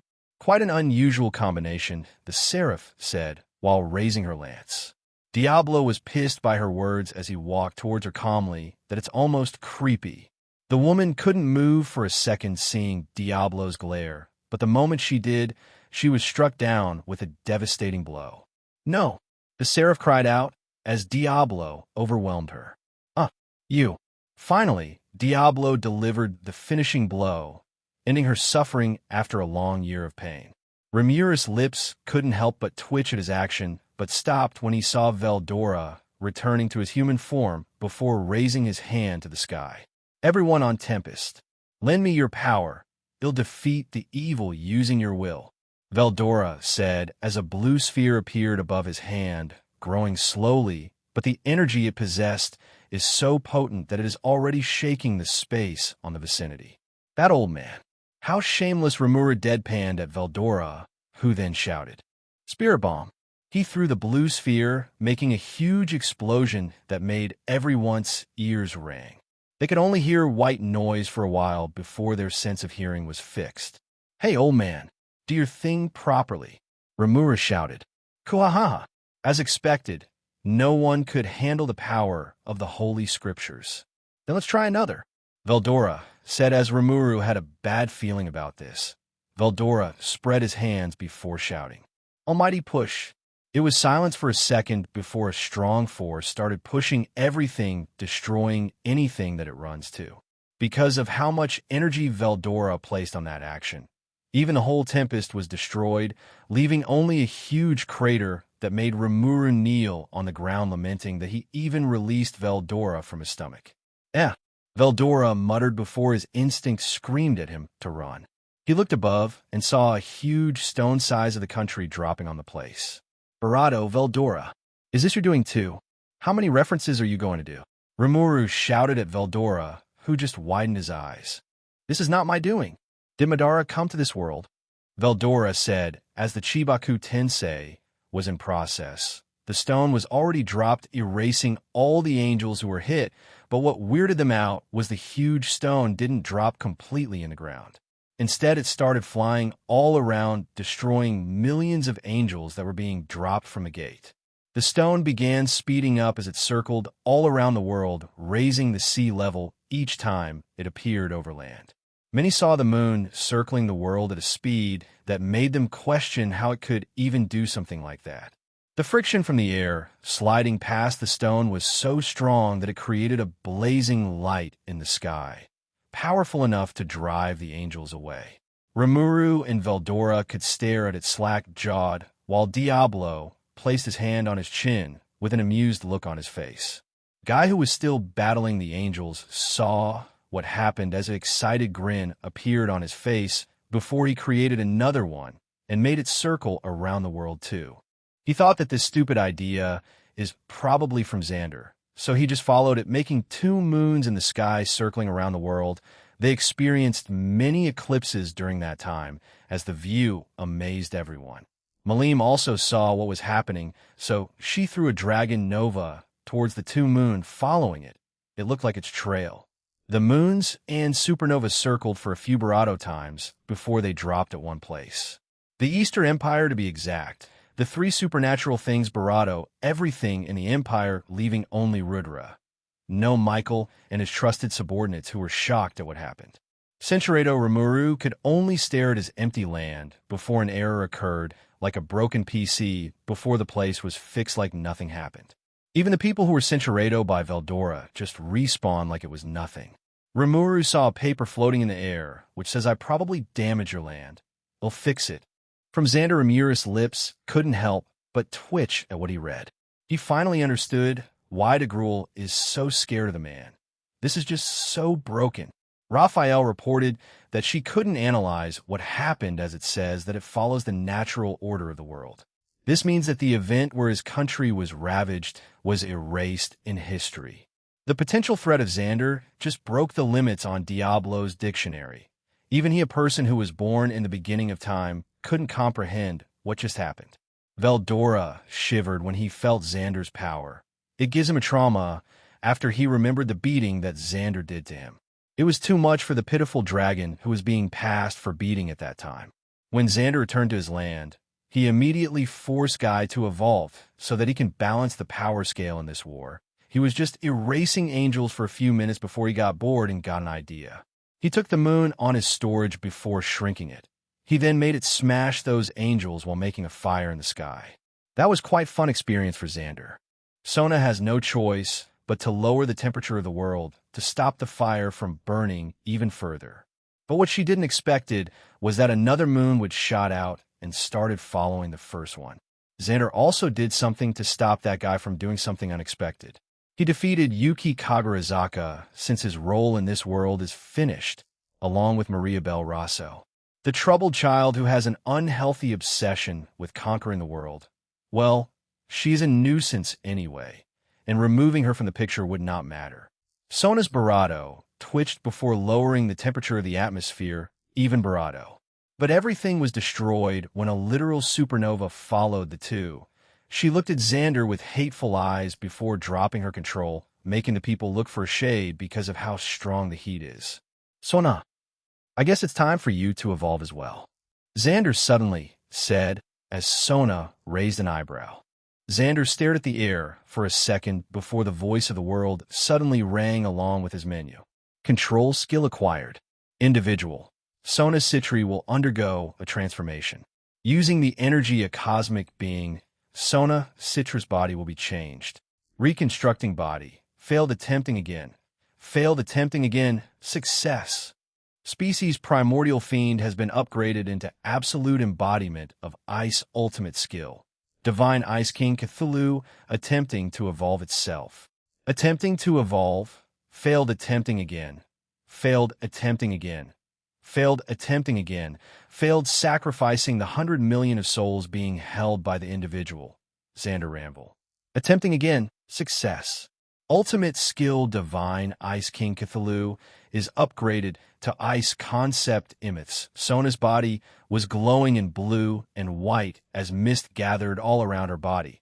She closed her eyes before she reduced thermodynamic temperature of the surroundings to absolute zero.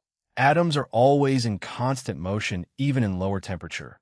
Energy continued to transfer during the motion only when atoms completely stopped moving, then a person could achieve absolute zero. While lowering the temperature by slowing molecular and atomic motion is the basics of freezing, to completely stop it is to completely bypass the laws of thermodynamics. In other words, Sona already broke one laws of physics. And because atoms stopped moving, the frozen object loses all electrical resistances and atomic cohesion, shattering at atomic level under the weight of its own mass. Since this affects matter at an atomic scale, it will destroy any physical target it makes contact with, regardless of their conventional durability. Everything in the surroundings was broken in atomic level, making it hard to repair. Xander watched this with interest in his eyes, as Sona's ability didn't stop there. Sona didn't stop at just absolute zero level. She even dropped the temperature Barato until the world stood still. The time was stopped as every angels couldn't move, even the seraphims. Only the strongest like Malim, Guy, the true dragons, and Degrul, who has body that ignores law of physics, could move in this temperature. Sona felt their movement, so she raised her control of it until she froze the concept of time itself. Now, this time no one could move except for Xander and Sona. Even skills couldn't process a thought, as it was also halted. It's only in this verse that the concept of time was halted. Sona heard a clapping sound and saw Xander looking at her proudly. Congratulations, Sona. You've achieved this level already, Xander said while smiling gently while Sona just sighed. It couldn't affect you, huh?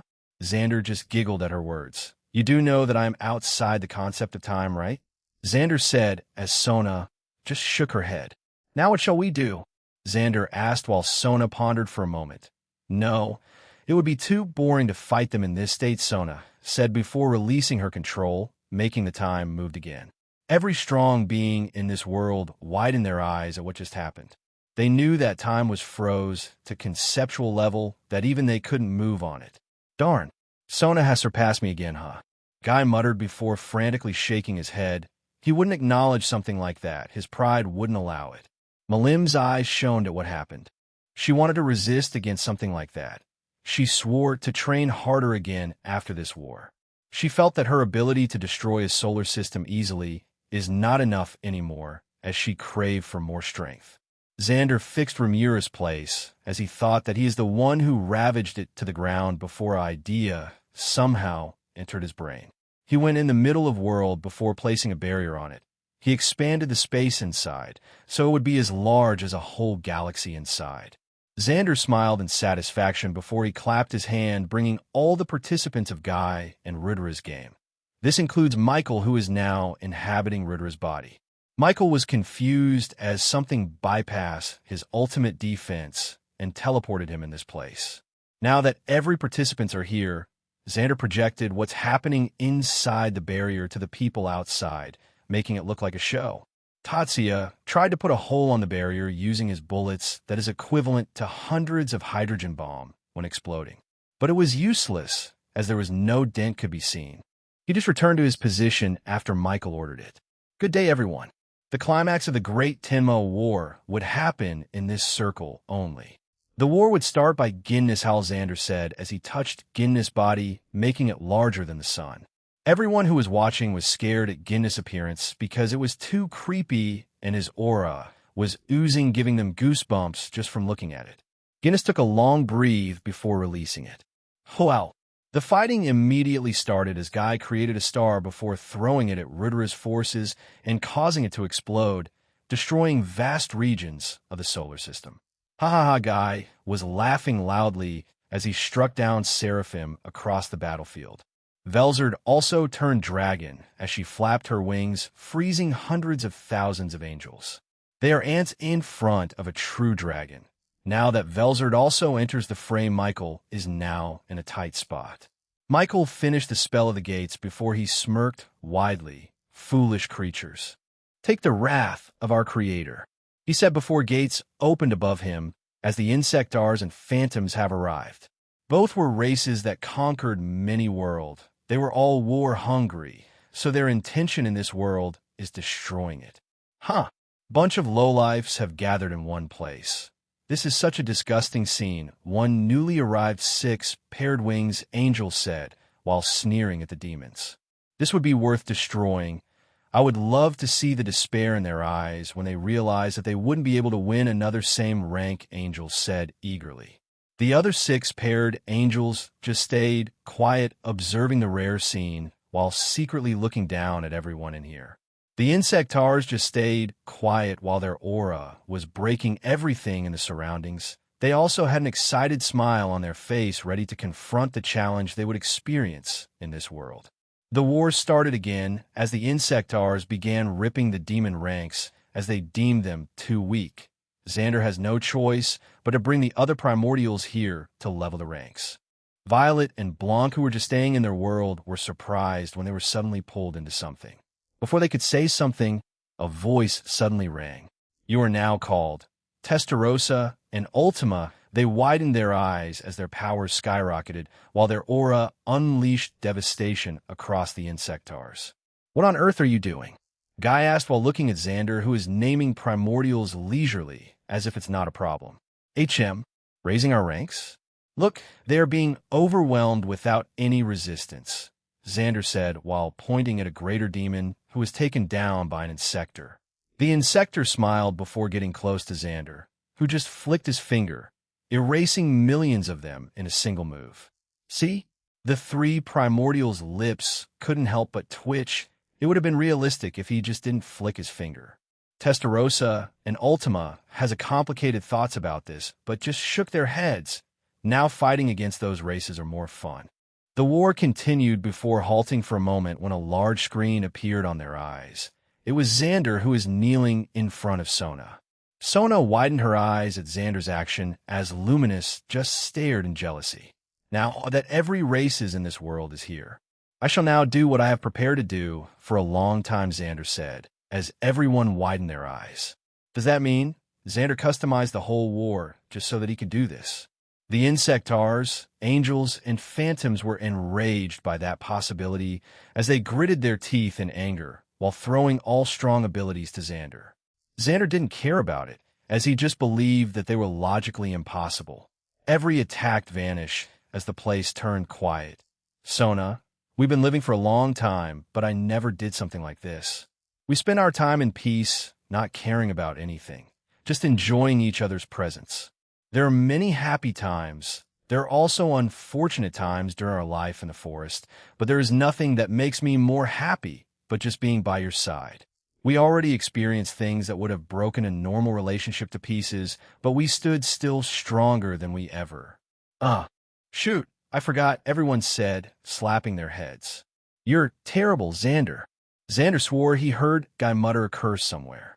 Anyway, please be patient with me. Don't get bored with how I behave. And lastly, I love you, Sona. Will you marry me? Xander asked earnestly while looking into Sona's eyes. This is the most gutsy proposal in history, as he did it in the middle of World War, especially in front of beings that could destroy world easily. Of course, Xander didn't forget to record this moment.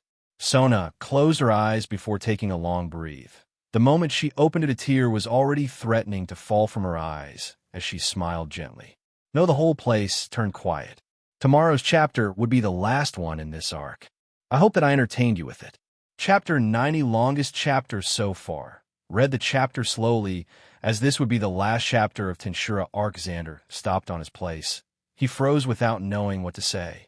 He turned around and saw everything else was also froze as he heard Sona giggled. He understood what happened as he released to relax his side. He thought that he was almost finished there. That was quite amusing, Xander. Anyway, take two, Sona said, while smiling amusingly.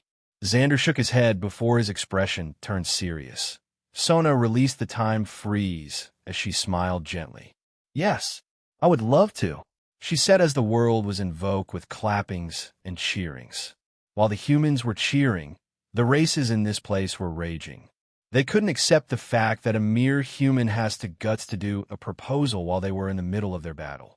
Guy silenced the demons by overwhelming them with his aura. Not wanting to interrupt his friend, he erased everyone who tried to stop Xander from placing the ring on Sona's left hand. Malim unleashed her ultimate magic, creating a powerful dark vortex that drew everything inward. It eventually grew bigger and bigger, making everyone worry as the galaxy-sized place was being consumed. Xander saw that, and as he touched the space again, he enlarged it Barado until it reached the size of an observable universe. The other races are now Barado-free to use their abilities. Xander finally slid the ring on his Sona's ring finger as her power began to grow. The 100x concept on the ring finally took effect, and Sona's aura surged as the fabric of reality cracked open. The rift kept widening until an energy from the void burst through the opening it created, sweeping away every being caught in its path. The others tried to resurrect them, but were surprised when it didn't work. It's useless. That was the void itself. Anything that Barado by that thing doesn't have any hope of being revived, as their whole existence would be erased. Try remembering those who Barado, and you will see, Guy said while shaking his head. Everyone tried to do it, but was surprised when they can't remember anything about the people who just died. Wahaha, this is fun, Malim said before throwing another black hole that couldn't be erased by normal means. Even Guy was intrigued by Malim's magic, so he created one consuming a lot of his magicules. Malim raised an eyebrow at that, as she threw another black hole again. She didn't want to lose against Guy in her game. Ramiris saw them playing around as he poked Xander, who finished the proposal, and just kissed Sona in front of everyone. Hey, Xander, can I do something? Ramiris asked as Xander nodded his head. Yep, make a labyrinth, Xander said, as Ramiris complied. She made a small labyrinth because of how quickly she made it. Xander touched the labyrinth, making it grow bigger again until it fits the size of the observable universe. Xander pushed everyone inside of the labyrinth as Ramiris widened her smile. Thanks, Xander, she said before controlling the laws of the world within her labyrinth. Inside of Ramiris' labyrinth, she is the god. She can control everything, even Barado is not excluded. She can control the space, whether making it huge or smaller. She can control the souls, whether breaking it or fixing it. But she needed a large amount of magicules to do that, so she looked at Xander with puppy eyes. Xander smiled before healing her core temporarily and enlarging her magicules reserve. Ramiris was shocked that Xander could do this. Her body began growing as her hair turned rainbow. She can finally use her spirit magic as she gained the title of the Spirit Queen again. She used time spirit magic, making it so that the time inside of a labyrinth flow faster than outside. Inside would be hundreds of years, while outside will be just a few hours. She used light spirit magic as beams of light scattered countless angels. Luminous was channeling her frustrations toward other races as she unleashed powerful streaks of energy across the battlefield, defeating millions, and those who survived fled in fear as their forms twisted into something monstrous. Centuredo, he devoured many beings that could destroy worlds with just one crunch of his barato. He raised his paw before slapping the air, making hundreds of thousands of insectoids perish from the simple slap. Ginna's breath carries a potent venom that evaporates anything it touches. Ginnas called his pack as they continued their never-ending banquet with an excited grin on their faces. Carrera was flying all around, punching everywhere, shaking the space. She raised her hand before a nuclear magic was released on it, making a huge explosion appeared on the sky, destroying several solar systems. Ramiris constructed the labyrinth for it to look like the cosmos. So, in other words, there are many galaxies and solar systems on here. Carrera saw a huge red star as she raised it and threw it at the gathered phantoms. They should become more stronger. It's no fun if there are too fragile. Carrera sneered at the phantoms who died from the impact. She fired in gravity collapse as the implosion made everyone's ears ring. She just escaped the bombardment that was focused on her as she took a stance of a certain bald man. Serious. Centuredo, I should do that more. She screamed as her faction stared at her in awe. Oops, Carrera said as she avoided Malim's black hole that was ravaging everything on the way. De Gruel and Dino, who were fighting with each other before, stopped as they stared at the events that happened. They still couldn't comprehend because of how fast the things happened. They both looked at each other before nodding their heads. It was a temporary consent, as they want to help their each prospective factions. De Gruel punched his fist so hard that laws of physics jumbled, making a huge implosions appearing. Guy saw what he was doing before smiling. So he didn't betray us, Guy thought. Guy stepped back as Velgrind flew past him. Guy Crimson, she shouted before flames burst from her, scattering the insects. The insectoids' advance against the demons was lessened because of the arrival of the primordials. Centuredo, it didn't stop as Diablo looked at it with reverence. He was thinking of a line like Sasuga, Rimuru-sama, which Rimuru felt as he twitched. He didn't expect that this much destruction would occur when he just used his skill. Malim got an idea as she made 2 dark vortexes consecutively and merged them together, making a super dark vortex. Wahaha! Umo, this is perfect. Take this, she said while throwing at the enemies. Michael, who already merged with Feldway, felt that this is not what they expected. They wanted to show their dominance by overwhelming them, but they were already destroyed just by Malim and Guy, who was casually sending world-destructing abilities to their numbers. They felt that their numbers might drop if this continued. A 6-pair wings woman came to Sona's side while sneering at her. You should cherish your last moments, woman.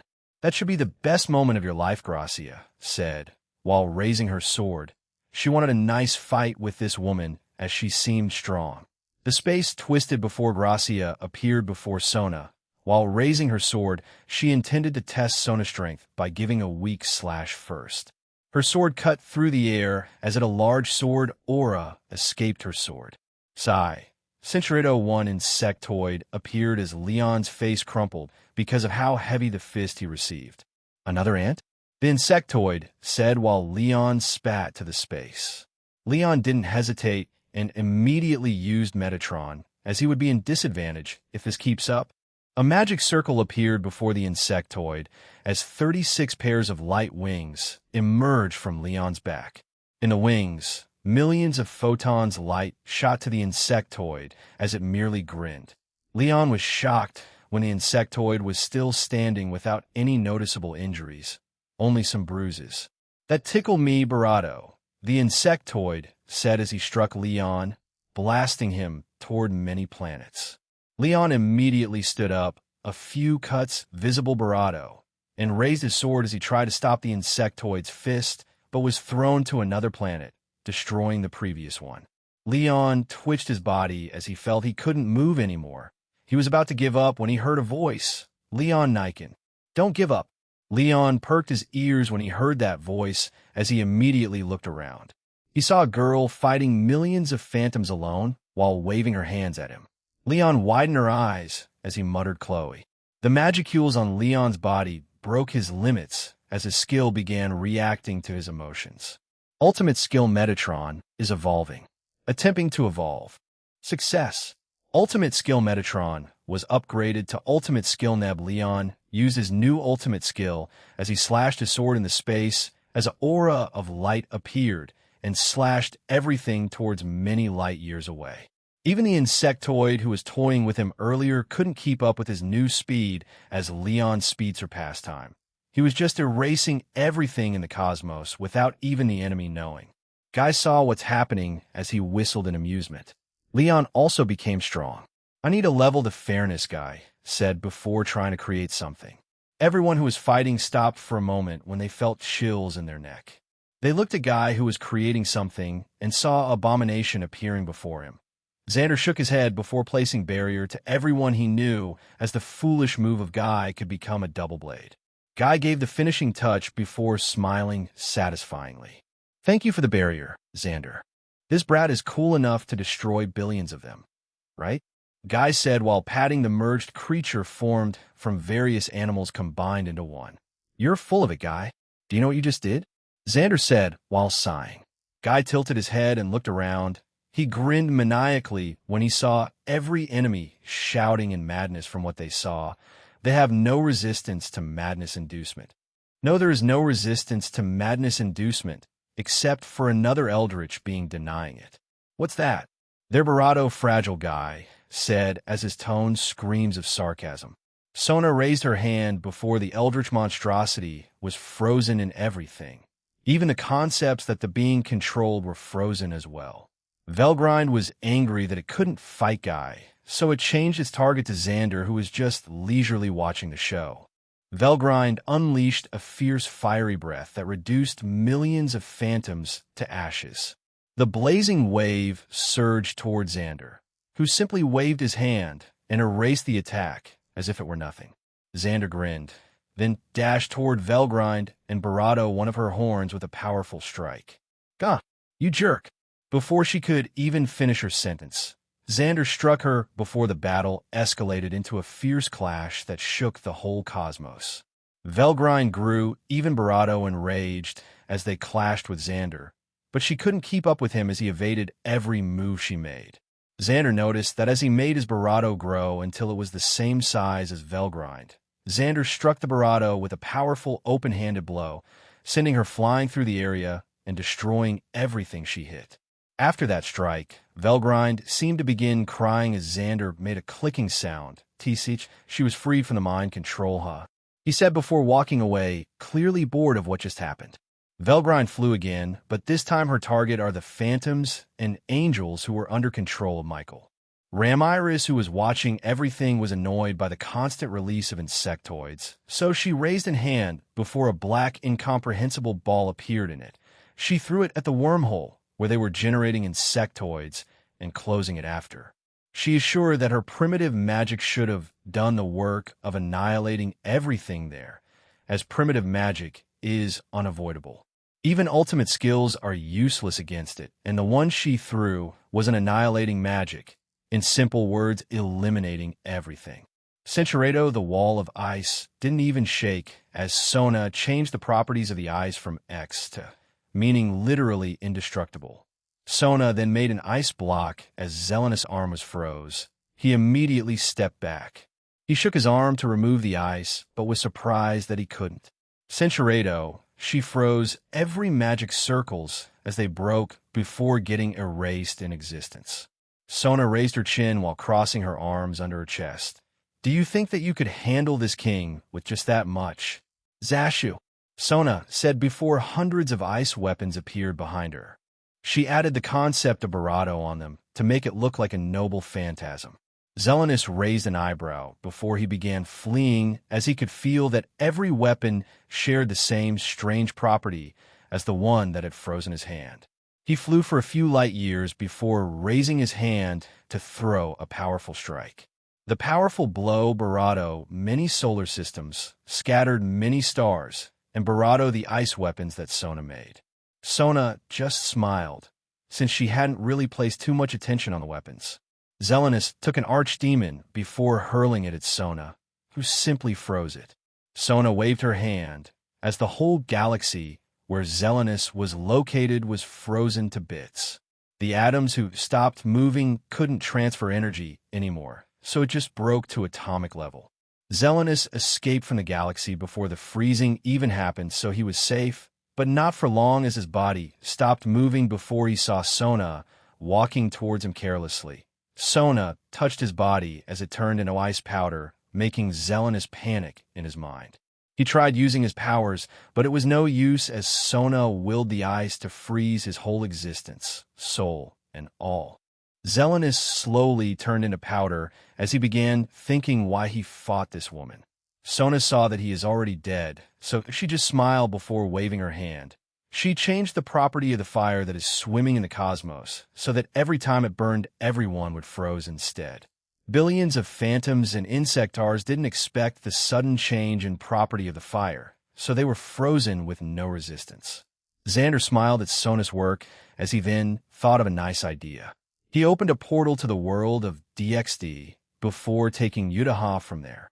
Xander, did I return to that world? Yutaha asked while looking around. Where on earth is this? Are we in the middle of a battle? Yutaha asked as Xander nodded his head. This is an opportunity, Yutaha. Take it, Xander said before channeling 1 million of soul energy to Yutaha, who just widened her eyes in surprise. Individual. Kasumigakaka Yutaha is in the process of evolving. Evolving species in process. Attempting to upgrade, success. From high human to saint, all parameters have been greatly increased. Unique skill erasure, attempting to evolve. Failed attempting again. Failed attempting again. Failed using the cosmos energy to evolve. Attempting again, success. Unique skill erasure has been upgraded into ultimate skill, all fiction. And this is stronger than Kumigawa's minus. Informations about the skill entered Yutaha's mind before she raised her hand and made the reality where insectoids live into nothing. And with just that, one of the main races that participated in the war was erased from existence. Be careful with that skill. Anything you erase would not return after all, Xander warned Yutaha, who just smiled. Who do you think I am? I have been living with you for many years already. I can at least know where the line is, Yutaha said as Xander sighed at this woman's words. Xander embraced Yutaha as he kissed her forehead. It's been too long. Yutaha, Xander muttered. Yutaha entered the battle as she was moving to places between places, erasing things without restraint. Xander just smiled at this as he waited for the last boss to appear. That lizard is probably stronger than before it was even sealed, since it was accumulating strength the whole time. After a few hours of the war, every strong beings felt the space cracking before a head appeared, scaring all of them.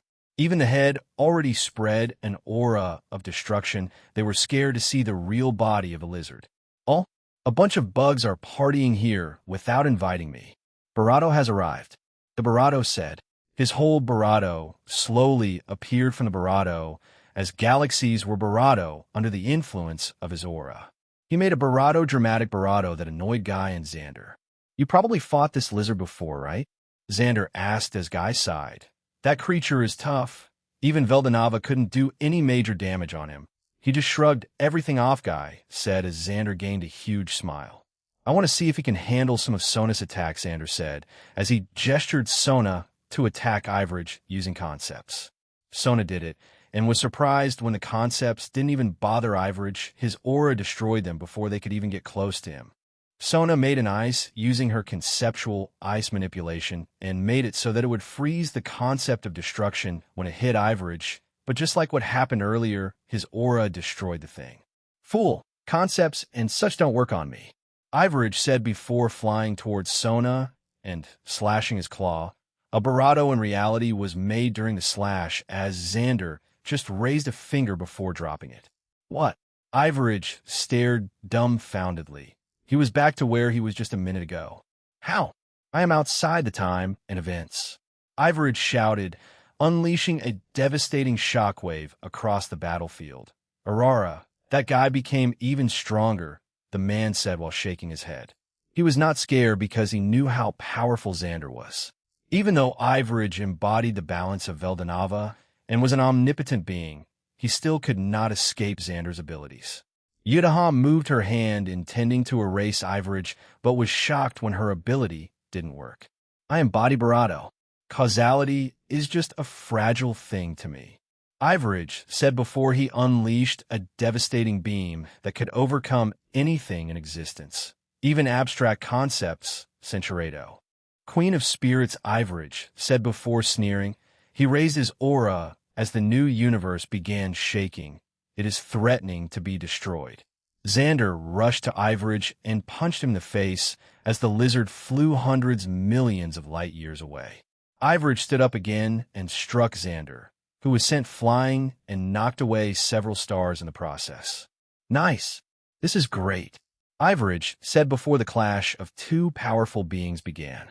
Each of their attacks caused widespread damage that Ramiris needed to restore vigorously. Malim also tried throwing some black holes and supernovas at Ivorage, who just destroyed it without even looking. Guy created a ball of air from the void before firing it at Ivorage in volley, but was also useless as Ivorage treated it as snacks, just eating them. Seeing as everything they sent has no use, they just focused on massacring the primordial angels, since it was more fun breaking prideful beings. Only the phantoms and angels were left, as the insectoids were already erased by Yudaha from existence. Yudaha was having fun playing with the pigeons, as she just thought about if before millions of them would vanish with no warning. Xander pushed Ivorage as he was blasted to the other side of the universe. Ivorage returned while lunging at Xander, who just dodged, but the scene from which he dodged was too chaotic, with everything in disarray. Xander ignored it as he hurled Ivorage toward a collapsing star, which detonated on impact. Ivorage emerged unscathed as Xander struck him squarely. It was time to escalate the confrontation. Ivorage Barato a beam again as Xander raised many conceptual barriers but was pierced with little to no resistance. The beam arrived at Xander's face before he shrouded his hand with true power as he slapped the beam, disintegrating it. Xander called Sona as he wanted to try the effect of the ring he made. Sona appeared as another beam was coming. She was surprised that she used all of her powers, freezing everything in this small universe, except for Ivorage and Xander. Sona, I added an ability to that ring. Use it, Xander said. Sona tilted her head for a moment before nodding her head. The black beam that was heading in their way suddenly turned green as the whole damaged universe was fixed. What Sona did was simple. She reversed the effect of the destruction that was about to happen into rejuvenation of the universe. Ivorage widened his eyes at what happened. His destruction was reversed. That was impossible. Ivorage thought before shooting millions of those beams again, but the same thing just happened. Sona released the freezing of the universe as time continued working again. Everyone was confused when the universe isn't damaged and unusually lively. It was pouring many newborn races everywhere. Ramiris controlled those races as everything in this labyrinth is in her control. Ivorage began rampaging, making many holes in existence that made the void enter this dimension. Xander fixed it immediately by cutting the event where it happened. Ivorage was enraged even more as he was supposed to be in acausality existence. Events and such does not affect him. Xander poked Sona. Nay, Sona, didn't we still have another weapon that could deal with this guy? Xander said as Sona smiled excitedly. Right, they still have that weapon. I think we should give this honor to Yudaha, who just arrived. Sona said before Xander immediately went to work as he took some of the Watcher's Barato before constructing it into an upside-down castle. He took some of Yudaha's Barato before placing it in the castle. The castle is now bound to Yudaha's soul as she gained information to what it was. Xander, this is cool. Yutaha shouted with stars on her eyes. She raised her hand before a sword appeared on it. The sword's aura radiated an ominous power that even made Ivorage shiver for a moment before he rushed toward Yutaha to strike her down. He can't let her swing that sword, as that would be bad. But before he could even arrive there, his whole body slowly crumbled into pieces. What? He couldn't understand what just happened. The girl didn't even swung the sword yet. Do you think I need to swing my sword to defeat you? Yutaha said with a smug look on her face. What she did is simple. She just erased the need of swinging to use the ability of the sword. Using the sword, Yutaha took away the reason for Iverage's existence, hence making him vanish. Ivorage became dust as everyone sighed in relief. Before they could even relax, Iverage's aura of overwhelming power appeared again. He was back with a large grin. Do you think that is enough to defeat me? I am beyond the reach of endings. Ivorage said as his aura bent the laws of reality, causing chaos for everyone present, their senses failing them. Is that so? Then I just need to bring that same ending to you, right? Xander said as Ivorage sneered. That's impossible. For I am a being that concepts and phenomenons don't work. Ivorage proudly said. Ivorage then for the first time looked at Xander more seriously. What he saw shocked him to the core. Why you? What kind of being are you? How could a person like that exist? Are you from the Dark Tapestry? Ivorage shouted while pointing at Xander. He was slowly backing away in fear, as he didn't expect that the human he just clashed a while ago is a monstrosity that he could never hope to fight. You're no human. You are before Ivorage could finish. Xander beat him to it. I am the end. And I don't mean it metaphorically, or rhetorically, or poetically, or theoretically, or any other fancy way. In the end, straight up. And I've come for you, Ivorage, Xander said with a large grin bravado. He spoke that final word, and everything grew still. The whole universe was engulfed in silence. Ivorage bravado just like that. No lengthy explanation was needed. He was ordered to meet his end, so that was that. There is nothing beyond the end, whether one is a mortal, a god, a higher dimensional being, or even an outer god. None are immune to the end. Chapter 91. Oh, here it is. It's late, but here anyway. The whole place turned silent by what Xander did. They could only gawk at him, who was smiling leisurely, as if he didn't do anything special. Sona, Luminous, and Yutaha sighed at his actions, as this guy always loved to brag. He can't seem to keep his hands, and would always do something that would baffle everyone. Michael and Feldway widened their eyes at what they saw. They were just grinning when they saw Sona defeat Ivorage, as they knew that he wouldn't fall to something like that. He would just revive immediately, as the concept of death is not within his dictionary. They became scared of the thought of Xander destroying their plans. No, everything was already destroyed the moment Xander killed Ivorage. They intended to make Veldanava revive himself after witnessing what would happen to the world. They would then fall by his hand, while Ivorage defeats the creator himself. No way. This is impossible. There is no way someone could defeat Ivorage. Michael shouted while pointing at Xander. Why not? Veldanava also died, right? Even the omnipotent creator died. How could Ivorage be excluded in that logic? Xander said, while smiling lightly. Michael was taken aback by that logic. He couldn't refute it, as Veldanava indeed died despite being omnipotent creature. I guess it's also time to clean the pest, Xander said, while looking at Michael and Feldway, who just shivered at his gaze. Let's see, who will do it? Xander began thinking before Yutaha raised her hand excitedly. Let me do it, Xander, Yutaha said with stars in her eyes. Xander looked at Sona, who just sighed and nodded her head. He also looked at Luminous, who just HMPED while looking away. Xander's lips twitched at that. He indeed didn't pay too much attention in Luminous in this war. He will compensate for that later on. He patted Luminous' head before giving the go option to Yutaha. Shut up. Do you think that you can break through the ultimate defend? Michael swelled up before exploding into nothingness. They turned their attention to Yutaha, who just slashed her sword. Do you think just because you have the ultimate defense, you could take my attack? Yutaha said, while crossing her arms. With Michael Barato, the heaven also passed the authority to the most suitable. The only one suitable for the heaven is the daughter of the Creator, in other words, Malim. Michael, the ruler of heaven, has barato. The process of passing the authority will now commence. Looking for the most suitable person to do it. Bloodline checked, one result. Found individual Malim Nava to be the most suitable. The passing event will now start. Successful. The heaven's ruler is passed to Malim Nava, hence holding the authority of heaven.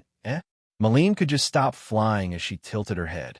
Kufufu. I guess even the heaven couldn't see the potential inside Rimuru-sama. How disappointing, Diablo said with a dissatisfied look on his face. He couldn't fathom how the heaven ignored his Lord Rimurus' existence. What's happening? Malim was still confused as she just looked at Guy, who has a wry smile on his face. Heaven is your father's domain, right? Since you were his daughter, then it was passed to you. Malim tried to comprehend his words, but just ended with her head exploding with smoke. She couldn't handle such deep thinking. Malim is the daughter of Veldanava? Rimuru exclaimed as he didn't expected that. He knew that Veldanava is the creator of this land, but he didn't know anything about Malim being his daughter. Indeed, Rimuru-sama. Lady Malim is the one and only daughter of Lord Veldanava. Diablo began explaining history to Rimuru, who was weirded out by the sudden lesson in the middle of a battlefield. Still, where are we anyway? This is not the real cosmos, right? Rimuru asked as Diablo shook his head. No, Rimuru-sama. We are currently inside of the Queen of Spirits labyrinth. In this place, she can control everything, including laws and concepts, Diablo said. Ramiris is that strong. Where is she anyway? Rimuru asked as Ramiris manifested beside him. Rimuru looked at her for a few seconds before asking, Who are you? Are you one of Ramiris' followers? Rimuru asked as Ramiris began puffing her cheeks. That's mean. What do you mean you can't recognize me? Rimuru felt the childish action was familiar as he slowly asked. Ramiris. Ramiris just nodded her head while puffing her chest. She was proud that she is in this form. She can use various spirit magic while being in this form. After all, Rimuru wouldn't have to think that she is just barely a demon lord. No matter where I look at it, there is no Ramiris in this body. Rainbow hair. Rimuru began checking her out as Ramiris was starting to get embarrassed. Anyway, do you understand how strong I am now? Ramiris smirked while asking Rimuru. Censurado. So Malim, being the ruler of it, can now command them, Ramiris explained. Xander was watching everything while floating. This world is now free of pests. They can live freely without any problem in the future. He already killed Yuki and Maria Bell. Gran Bell will be dealt with by Rimuru as the old man is in his twilight years already. Maria Bell's passing should have at least some impact on him. I guess it's time to return. Xander's mutter was heard by everyone as they looked at him. What? You're going back already? Guy asked while narrowing his eyes. He still wanted to beat Xander in a battle. Well, we have been living here for many millenniums already. Sona also already missed her family. I can't be too much right. I drag her to this world after all, Xander said, while shaking his head as a gentle smile appeared on his face. Guy closed his eyes for a moment before sighing. I can't stop you now, can I? He asked as Xander just smirked. No way, dude. And besides, this place is already void of any threat. You're also going to train after this, right? Surely no one could beat the serious Guy Crimson after training, Xander said, as Guy just sneered. You're really going back, Xander? Malim asked with a sad look on her face. They've been friends for many years already. Of course she would be reluctant to let Xander return after their long bond. Yes, I already missed everyone there after all. I already have many stock of manga to post there, Xander said as Malim could only look down while accepting it. You're in Otherworld, Xander?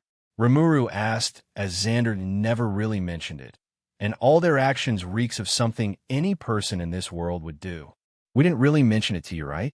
We came here too. Or maybe 3 millenniums ago. We just lived our life here, Xander said. Rimuru widened his eyes at his words. They've been living here for too long? Maybe that's why they act like how people in this world do.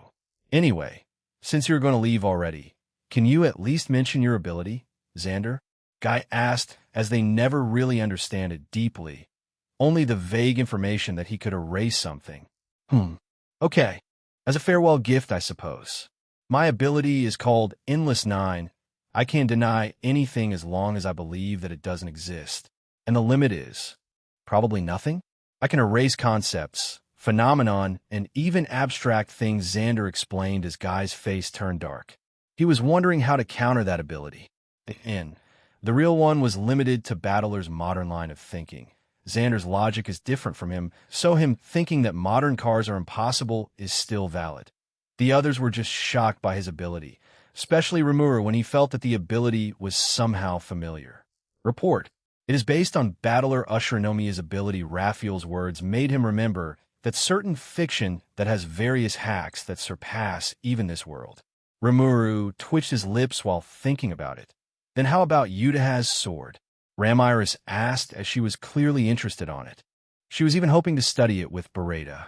That sword is the Law Destroyer, Venus de Noah. It can erase reasons of everything, Xander said, as Yutaha just smirked at the attention she was getting. Xander talked to everyone he knew before it was finally finished. It took a long time since the others were quite emotional. Xander just smiled the whole time as he understood how they feel. They said their farewells with a smile on their face. Don't worry, they'll bring everyone together when our wedding day comes, Xander said while smirking at the girls. In his return, he will bring Luminous, Carrera, and Guinness.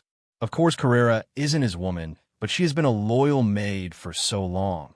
Simply going back without her would be disrespect. Xander also don't intend to marry her, as he felt the 3 is enough. Xander is already planning to fix the relationships that he made in DxD World. He swore not to pursue another woman, as the mere thought of juggling additional relationships disgusted him. He thought about Mishiro before shaking his head. He would draw the line and just be her mentor in drawing manga.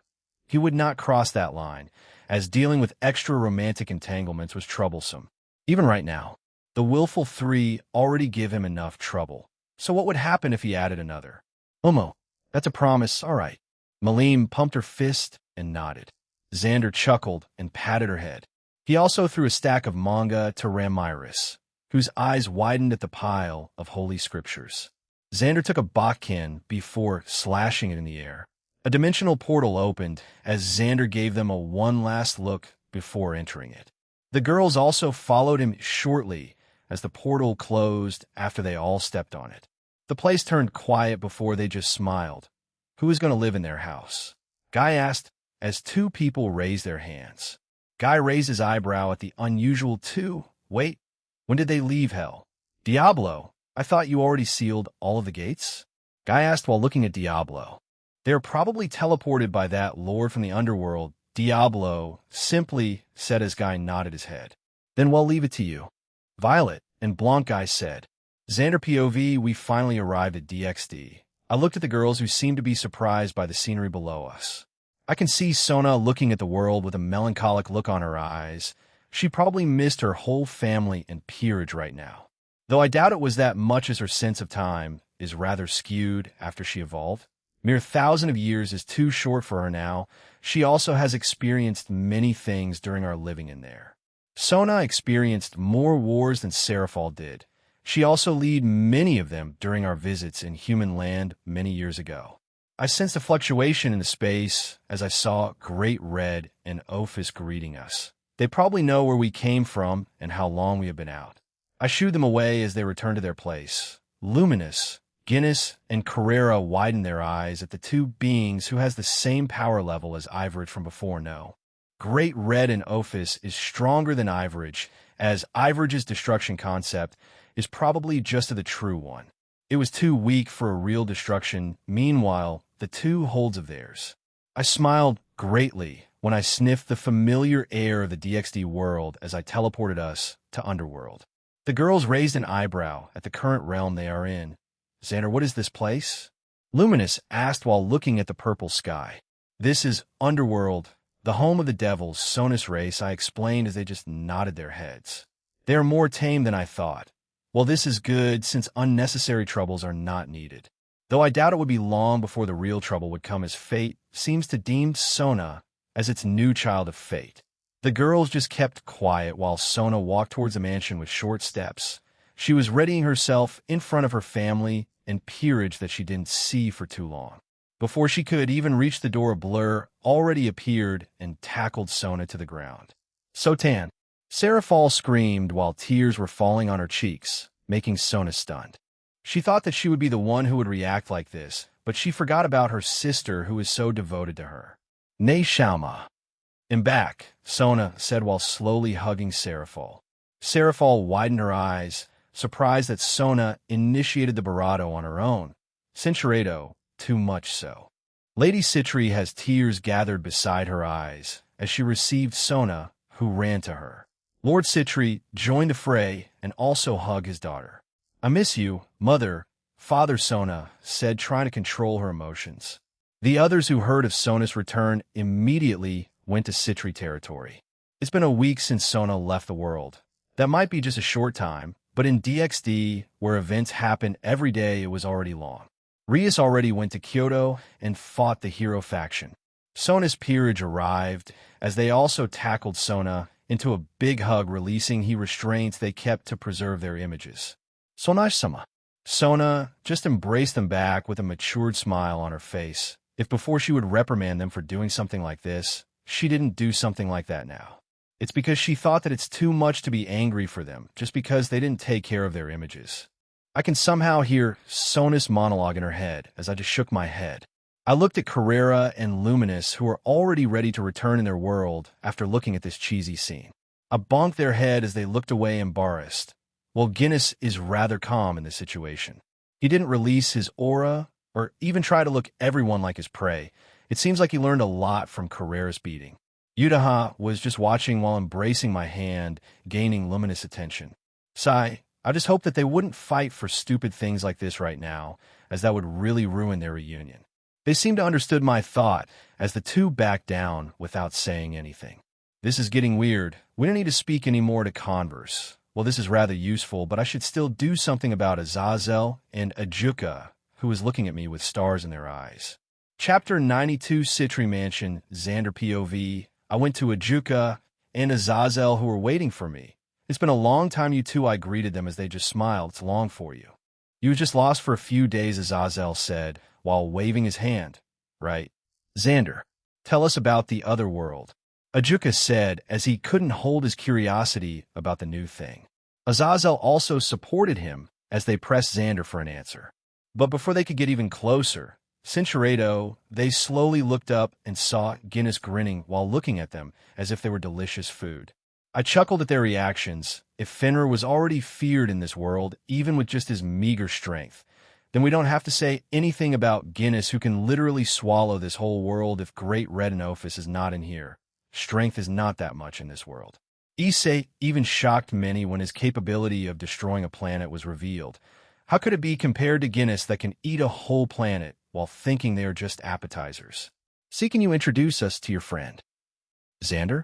Azazel asked while his lips twitched. This thing is dangerous. That's what probably he is thinking right now. Ajuka also began analyzing Guinness, as he couldn't get anything important because Guinness is not from this world. This is Guinness. He's our pet.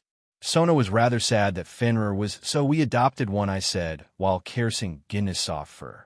I see. Azazel backed down for now, as he can see the wolf didn't seem to stop staring at him.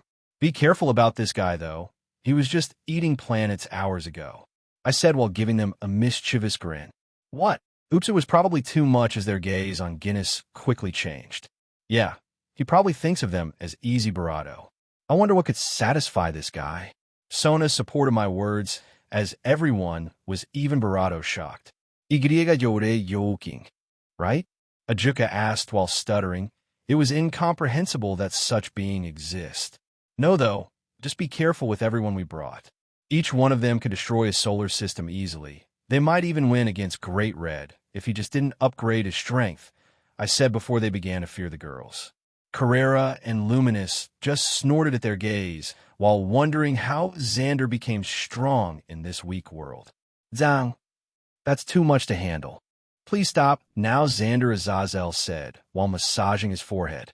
Ajuka also tried to stop the headache from becoming worse as he placed a threat list on his head. Anyway, do you have any souvenirs, Xander? Serafal asked while looking all around. Ah, I have some, but let's talk about that later. Did you finish your time with Sona? I have an interesting thing to let you see. I gave a huge grin that made them worry what I am cooking this time. Okay, then let's enter first. Did you eat already? Lord Citri asked as we shook our heads. We've been fighting for many hours already. Even though something like Barato is not needed for us, we still want to do it. Yudaha didn't hesitate as she took my hands and the others followed her lead. Care to introduce your Barato first, Xander? Lady Citri asked while tilting her head toward the group of visitors standing Barato Xander. You probably already know about Yudaha, so we'll skip her, I said, as Yudaha stomped at my feet. That's rude, she said while narrowing her eyes. She never did grow sigh. This is Barato. My second Barato, I said as Yudaha just stood there proudly. They already know about her, so they didn't react that much. Next is this girl. She is Carrera, our maid. She is stronger than Shiva, so please don't anger her. We already tried to tame her, so she shouldn't be that much of a problem, I said.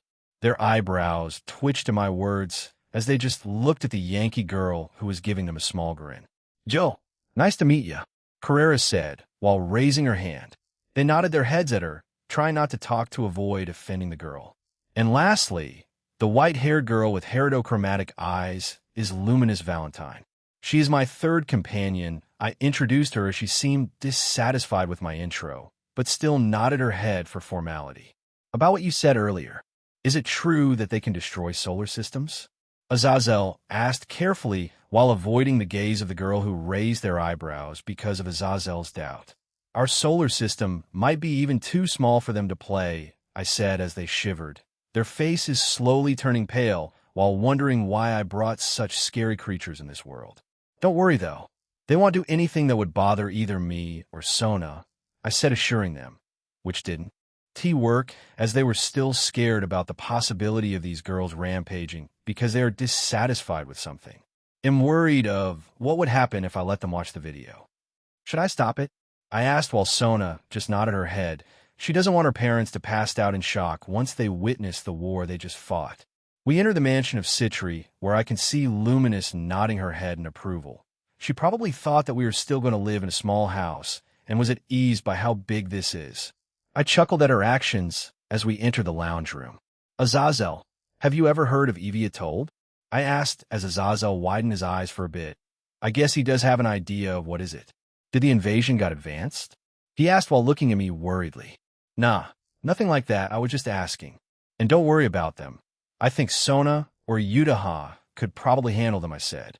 Azazel raised an eyebrow at Sona, wondering how strong did the girl become. Xander, can we rest already? We've been tired after that long battle, after all, Luminous asked as I nodded my head. Tsubaki, please lead them to some of the guests' room, I instructed Tsubaki, who just lowered her head before doing it. Now only me and Sona is here, since Yudaha also followed them to rest. Well then, father, mother, do you want to hear our story in the other side? It will be quite long, I asked as they looked at each other first before shaking their heads. No, it's fine. Cherish those memories of yours with Sona. I'm sure it was a fantastic journey for both of you, Lady Citri, said while Lord Citri just smiled. Azazel was disappointed by their answer as he slumped greatly. Don't worry, Azazel. Here, take this. This would lift your spirits, I smiled, while giving Azazel a small disc as a gift. Azazel gave a huge smile at what I did as he took it before teleporting immediately. Now that we're the only people left here, I looked at Lord Citri and Lady Citri seriously before bowing my head. I apologized. The two sighed as they shook their heads. It's fine. We both expected this anyway. Just don't add too many people with you. That is where a relationship would be broken, as there is no way a single person could give the same attention to many women. Lord Citri gave an advice that I took to the heart. Maybe that is the reason why he only married Lady Citri and didn't look for anyone else. After chatting for a few more minutes, I was released by the two as I returned to my room that I didn't saw for a long time. I smiled in nostalgia at the room before I took my phone and my storage. After many millenniums, I can finally use this thing. I first called Machida, saying that I will bring more script to her as I made a lot during my travel. She accepted it with an excited tone in her voice as I shook my head and made a plan to visit Kaneko and Mashiro tomorrow. I was about to sleep when the door to my room was opened and a few of my friends were standing there looking at me eagerly. And here I thought I could finally have a peaceful rest. The next morning, I woke up feeling weight in my body as I stared at girls who are now in a mess. I shook my head before standing up and asked going to the kitchen. Even Carrero was down, so I have to cook for the day. After cooking, I called the girls as we ate the breakfast. While eating, I gave a summary about this world to the girls who were new. They seemed interested in the concept of how it works here, but was disappointed by the power level of the people in this world. I didn't refute them, as this world is indeed weaker than others. Except for the usual breaking of space here, or making holes in dimension, their power level could only be based on planets, where when the Tenmo War happened, everyone was destroying solar systems and galaxies left and right. I asked Sona to give the girls a tour, as I have an appointment to go. What's that, Xander? You just returned to this world, and you already have an appointment? Luminous looked at me while raising one of her eyebrows. My Barato couldn't help but Barato at that. Well, I'm going to meet my friend since it's been a while since I saw her, I said as Yutaha tilted her head before nodding it. If you're visiting Sheena, then it's fine, she said, making Luminous confused. She looked at Yutaha with eyes, saying, I thought we were supposed to press him? They're really using telepathy in front of me. Don't worry, Sheena is not an rival. Just like Xander said she is very close to him, Yutaha assured Luminous, who just rolled her eyes. The thought of someone advising a girl who literally pursued love for many years is kind of weird. I just Barato their foreheads before I went to Human Realm. It's been a while since I visited my house, so I went there. It's just I didn't expect to see something like this. Welcome home, Barato. A line of soldiers were waiting in front of my house while bowing their heads to me. Now, Barato, is this? I asked while looking at them. I owe you an explanation, Barato. A dignified middle-aged man said while lowering his head a bit. I entered the house as I let the middle-aged man enter, ignoring the soldiers who were still lowering their heads. Who are you? I immediately went to the point as the man smiled. That bluntness is really nostalgic. Even your face is already shaping into that of Lord Magnum. My name is Hanzo Kanata. I am a subordinate of General Sukata Magnum. He introduced himself as I tilted my head. Magnum? How does that connect? Magnum? You're kidding, right? What's the connection with me? And I never heard or seen my parents being connected to military, I said, as he just gave a sad smile. They were part of the military, but they cut the chains when Lady Angie was pregnant with you. General Sukata has a lot of enemies, so those enemies might have targeted his son, so he gave permission for them to stop showing up in the military. It's just, the general never expected that they would hide themselves like this, Hanzo said while shaking his head. Wait, my parents are gone? Are they caused by conflict with military? I asked, narrowing my eyes at him. I believe, so he said as I sighed. It's not like I don't care about my parents, but they are someone who I never met or even have memories of. How do my parents even escape your radar? Surely you can inspect everything in this country, right? Military has that much influence, I asked as he looked away embarrassed. We've been looking for them for a long time, but their informations are being protected by someone. Probably their acquaintance or something, Hanzo said as I nodded my head. That's understandable. And since there is no one hiding my information, the contract is probably just for them. Did my parents also expected my grandfather to find me? Because that would be really creepy. The Ranvil surname you're using right now is probably a name they made so that you wouldn't be involved in their conflicts. Hanzo explained more things that I already suspected. Now what? Is grandfather looking for me? I asked as he nodded his head. Lord Sukata has been looking for you in a long time. He probably can't wait to meet his grandson who he didn't meet once in his life, Hanzo said as I shook my head. Then come back tomorrow. I am busy today, I said, shrugging him off. Yes. Hanzo was baffled by my answer before laughing, loudly surprising me. Ha ha ha ha.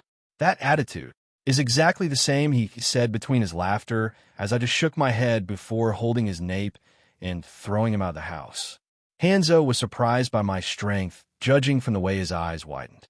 We'll come back here tomorrow, my lord, he said, bowing as everyone followed his lead. I just waved my hands to gesture them to go away. Already, I still need to meet many people today. I can't afford wasting time to meet someone I don't really have any memories of. I brought my car that I didn't use for a long time as I looked at it with satisfaction. I drove it to the mall as I need to meet Machida first. The various manga that I made is ready to be published already.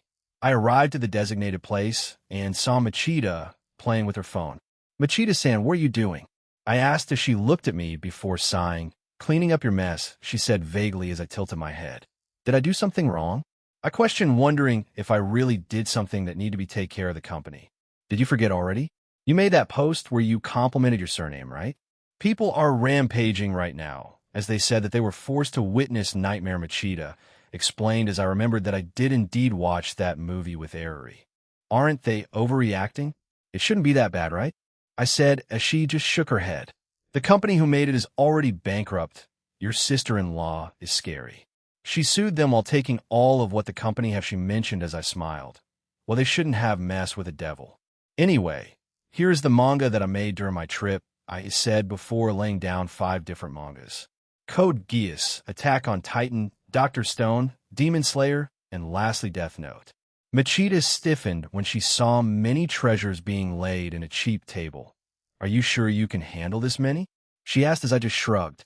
It's not a problem. I already wrote many volumes of it, I said. She just sighed and give up. She sticks with her motto of not trying to understand Xander, as that would only bring headache to her. I talked with Machida for a few more minutes before I stood and got ready to visit Mashiro. Chapter 93, The Mall. Xander's POV driving my car towards Sakurasu was quite an enjoyable feeling, as it's been a long time since I grew my baby. I also love the scenery of this world, as I hummed the whole time. I arrived at Sakurasu, where Aoyama can be seen hanging some laundries in the backyard. Xander Ranvil. Aoyama said, seemed surprised by my arrival. Aoyama-san, is Mashiro in here? I asked while smiling at her. Mashiro? She's probably drawing something right now. You can just enter her room, Aoyama said as I thanked her. I went to Mashiro's room and saw it was open slightly. I didn't knock as I wanted to surprise the girl. Entering the room, I saw a lot of papers on the floor as I smiled. She is working hard. I need to treat her sometimes, maybe 100 bonkachins? Shaking my head at the silly thought, my eyes caught a glimpse of what Mashiro is drawing. Her artwork has really improved. It was so clean that I could hardly find any mistakes. I slowly walked up, barato her, and tapped her on the barato. Mashiro was surprised as she stood up immediately. She turned her head to me and widened her eyes at what she was seeing. Xander, she shouted before lunging herself to my embrace. Hello, Mashiro. I've come to visit you, I said, while patting her head. Mashiro just enjoyed the feeling while smiling satisfactory. After a few seconds, she let go as I took one of the paper in the ground. You've gotten better at this, Mashiro. I have another work for you. Do you want to see it? I asked while showing her a manuscript that I took from my storage. New story? She asked with her eyes shining as she literally took the manuscript on my hands. My lips twitched at her action before shaking my head. I watched her turning the page one by one as I know that she already read it. Mashiro has a photographic memory, so she only needed to see it once before she could stuck in her brain. I already readied the bunch of bombkachins I brought while watching Mashiro read the manuscript. Only after a few minutes that she stopped as she looked at me with amazed eyes. I want to draw this, she said, as I just nodded my head. It's not a problem, as I already published many works. I gave Mashiro the bombkachins as she just began chewing it while looking like a hamster. Anyway, Senshiredo. I closed my eyes before deciding something on my mind. I need to look for this guy. He might be a threat to Mashiro, and this girl doesn't really know the concept of danger. Mashiro, in Monday, they'll send you to school. Wait for me in this dorm, okay? I said as Mashiro somehow got excited by that. Understood. They'll wait for you, she said softly while the small smile on her face was enough to satisfy me. We talked for a few more minutes before I promised her something. I walked outside and teleported to Underworld, to the Grimmery State to be exact. It's time to visit that little cat and check her growth. I hope she wasn't influenced by her sister and would just laze all day. Third POV. Xander arrived at the Grimmery territory and smiled in anticipation. He will be meeting Kaneko after a long 3 millenniums. The servants who were cleaning the mansion noticed Xander's presence as they were about to warn him, when one servant who recognized Xander exclaimed, Lord Xander, he said, making everyone's eyes widened. They looked at Xander before bowing theirs to him. Xander gestured them to continue what they were doing as one of the older servants led him inside the mansion. "I apologize for the rude conduct earlier, Lord Xander. We didn't expect your arrival," the servant said as Xander just shook his hand, not caring about the ignorance of the other servants. "Please wait here. They'll talk to Lord Zeoticus," the servant said as he bowed his head and went to find his master. "Wait, is Rias and her peerage not here?" Xander asked while tilting his head, as the servant was confused by his words. "They have been going to school for a while now," Lord Xander the servant informed him as he finally remembered that school really did continue a long time ago. Xander then thought, why did he even come here? "Ah, sorry for intruding your place." "He'll return now," Xander said before teleporting, leaving the confused servant who just tilted his head. Xander went back to his house and wore his Kuo Gakuin uniform. Even though class already started hours ago, he still chose to present himself to the school. He drove his car before arriving at the place, as he sensed the whole peerage in the Occult Research Club. He went there immediately and, without warning, opened the door. What appeared in front of him was the girls fighting for Issei. "Hey," Xander just looked in disgust. Xander closed the door as he walked away, ignoring the scene he just saw, but before he could leave, Kaneko appeared and clenched her fist in front of him. "Oh, nice. Let's see how far you've grown," Xander said, raising his hand, intending to catch the fist. Kaneko released it with a small smile on her face, and it unleashed a massive shock wave that would have leveled the whole school if not for Xander placing a barrier to negate it. "Centuredo, barely passable," he said as Kaneko widened his eyes. "She trained a lot just to reach this power, and he said it was barely passable. How high is his standards?" "Did I fail you, senpai?" she asked in a weak voice as Xander looked at her for a few seconds before shaking his head. "Of course not, though you almost did. I bet you wasted a lot of time because of that lazy sister of yours. So, he'll let this slide this time," Xander said, while patting her head. "You should train more as I can sense a lot of trouble coming in your way. You should be prepared by then," Xander advised, as Kaneko accepted it without any problem. "Anyway, good to see you again," everyone Xander while turning his attention who was watching the show. "You're back, Xander," Issei said while grinning. "Welcome back, Xander. Is another world amazing?" Rias also said. "Yeah, it was so amazing. There are many people there who could destroy the Centuredo 10 strongest in this world easily," Xander said, making them stunned at what they heard. "Really? Is that world broken now?" Issei asked as Xander shook his head. "Nope. Most of them are protectors of that world, so any anomaly will be eliminated before they could even do something. They will also not fight in that world, as they would just escape the universe," Xander explained as their surprise turned into shock. "What? You mean they can travel the cosmos? Aren't they so overpowered then?" Rias asked while wondering cool is it to live in that world. "Well, their system is different in this world. Even Sona took millenniums just to reach the level where she could freeze even concepts. They were shot by a surprise attack by Xander again." "Huh? Sona can freeze concepts? How far is the gap between us?" Rias asked while raising her voice. She was about to ask more when she saw that Xander was already far away with a mischievous smile on his face. "Xandir!" they shouted, wanted to know more. Xander just returned to Underworld, in Citri territory, as he was wondering what the girls were doing. He saw them sitting in the garden while talking with each other. Quite an unusual scene for Xander, as he knew that the girls somehow are still distanced to each other, except for Sona and Yutaha. "Yo, quite a rare situation here. Why are guys all here?" Xander asked while tilting his head as they looked at him. "Xander, you've returned. How'd it go?" Yutaha asked as Xander smiled. "Well, I can say that it went well. I was satisfied with my visit," Xander said before joining their tea party. "The tea in this world is delicious," Luminous commented. "Well, people in this world are more advanced than in that world. Did you already see the device that people in this world used to fight against the lack of magic?" Xander asked as Luminous nodded her head. She was interested in those things as she began studying them. She asked Sona for books about them so that she could study them later. "I am intrigued by them. We'll look into it later," Luminous said as Xander felt relieved, since Luminous had something she would spend time on now, instead of being idle all the time. Xander raised an eyebrow when he noticed that Carrera wasn't there. "Where's the maid?" he asked as they both bravado their temples. That maid of yours? She hasn't returned yet. I think she was drawn to the arts of this world. She said that she will visit a thing called Manga Cafe, Luminous explained as Yutaha smirked. Of course, no one would be able to resist the temptation of manga. Her reaction is already expected, she said as sipping her tea. Are those things really that special? I think that machines are more interesting, Luminous said. Xander looked in the air as he used clairvoyance to look for Guinness, but was surprised when he saw him swimming in the dimensional gap.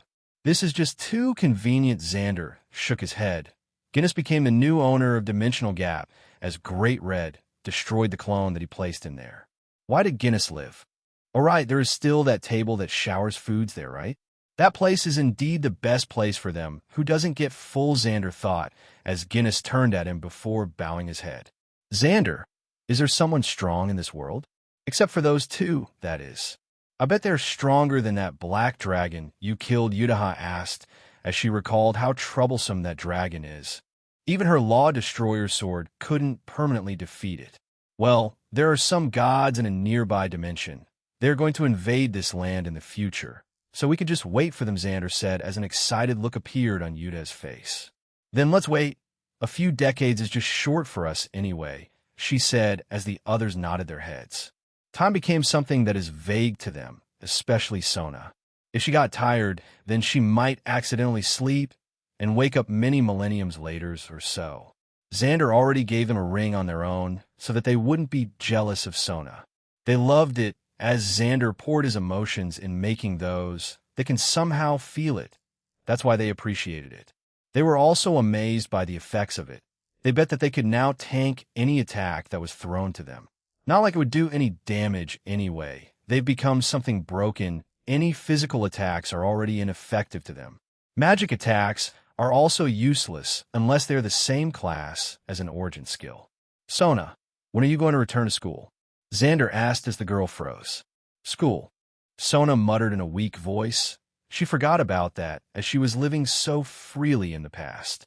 Any problems are pushed to Carrera, so labor didn't happen in their time there. Let's return at Monday. Maybe we should place Luminous and Carrera there too? Sona said while closing her eyes. She can't believe she forgets something important like that. School? That's too troublesome. I would rather read at your library than play with kids, Luminous said, snorting. Well, you got a point. And I think Carrera would prefer isolating inside a manga cafe than listening to boring lessons, Sona nodded her head. Opening his phone, Xander was surprised when a breaking news appeared. He clicked the link and saw a manga cafe turn into rubble as he massaged his head. The girls noticed his action as they looked at him questioningly. Xander didn't talk as he just showed them the news. Puffed. That woman can't really hold her horses. She already made trouble, Yutaha chuckled while looking at the news. Sai, what did she do this time? That girl has bravado, the temper, Sona sighed, while Luminous just smirked. She already expected something like that to happen. A telepathy call suddenly arrived as Xander took it. Boss, can you give me money? A person here was trying to ask. Carrera's voice was heard as Xander's lips began twitching.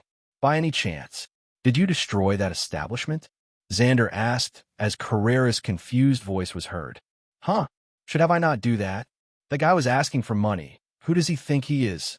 There goes logic that only exists in Carrera's dictionary. Next time don't do that. They'll send you some money right now. Just don't be fooled and use it all, Xander said. That's easy. This me could never be fooled, Carrera said, as everyone could feel her raising her chin right now.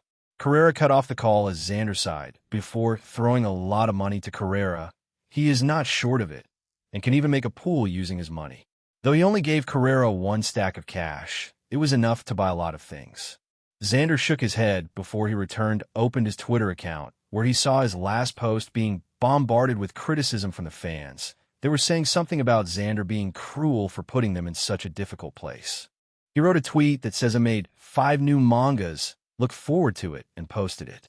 Not even a minute had passed when his new post was already tackled by many fanatic fans who were waiting for his post every day. The reactions were quite wild as they wondered how Yogairai Sensei could keep up with this amount of mangas. Xander read most of their comments for 10 minutes before smiling in satisfaction. He was about to turn off his phone when another breaking news was sent to his phone. His lips began twitching as he had a bad feeling about this somehow. He clicked the link and saw another manga cafe being burned to the ground. Cinchuredo, I took the offer and waited for a few minutes for him, but he didn't return. Everyone who is in the garden face-palmed at her words. Doesn't that mean you were scammed? Xander asked as Carrera felt her world crumbling before her. What, boss? Permission to use my abilities. I'll take that guy down, Carrera said as Xander just shook his head.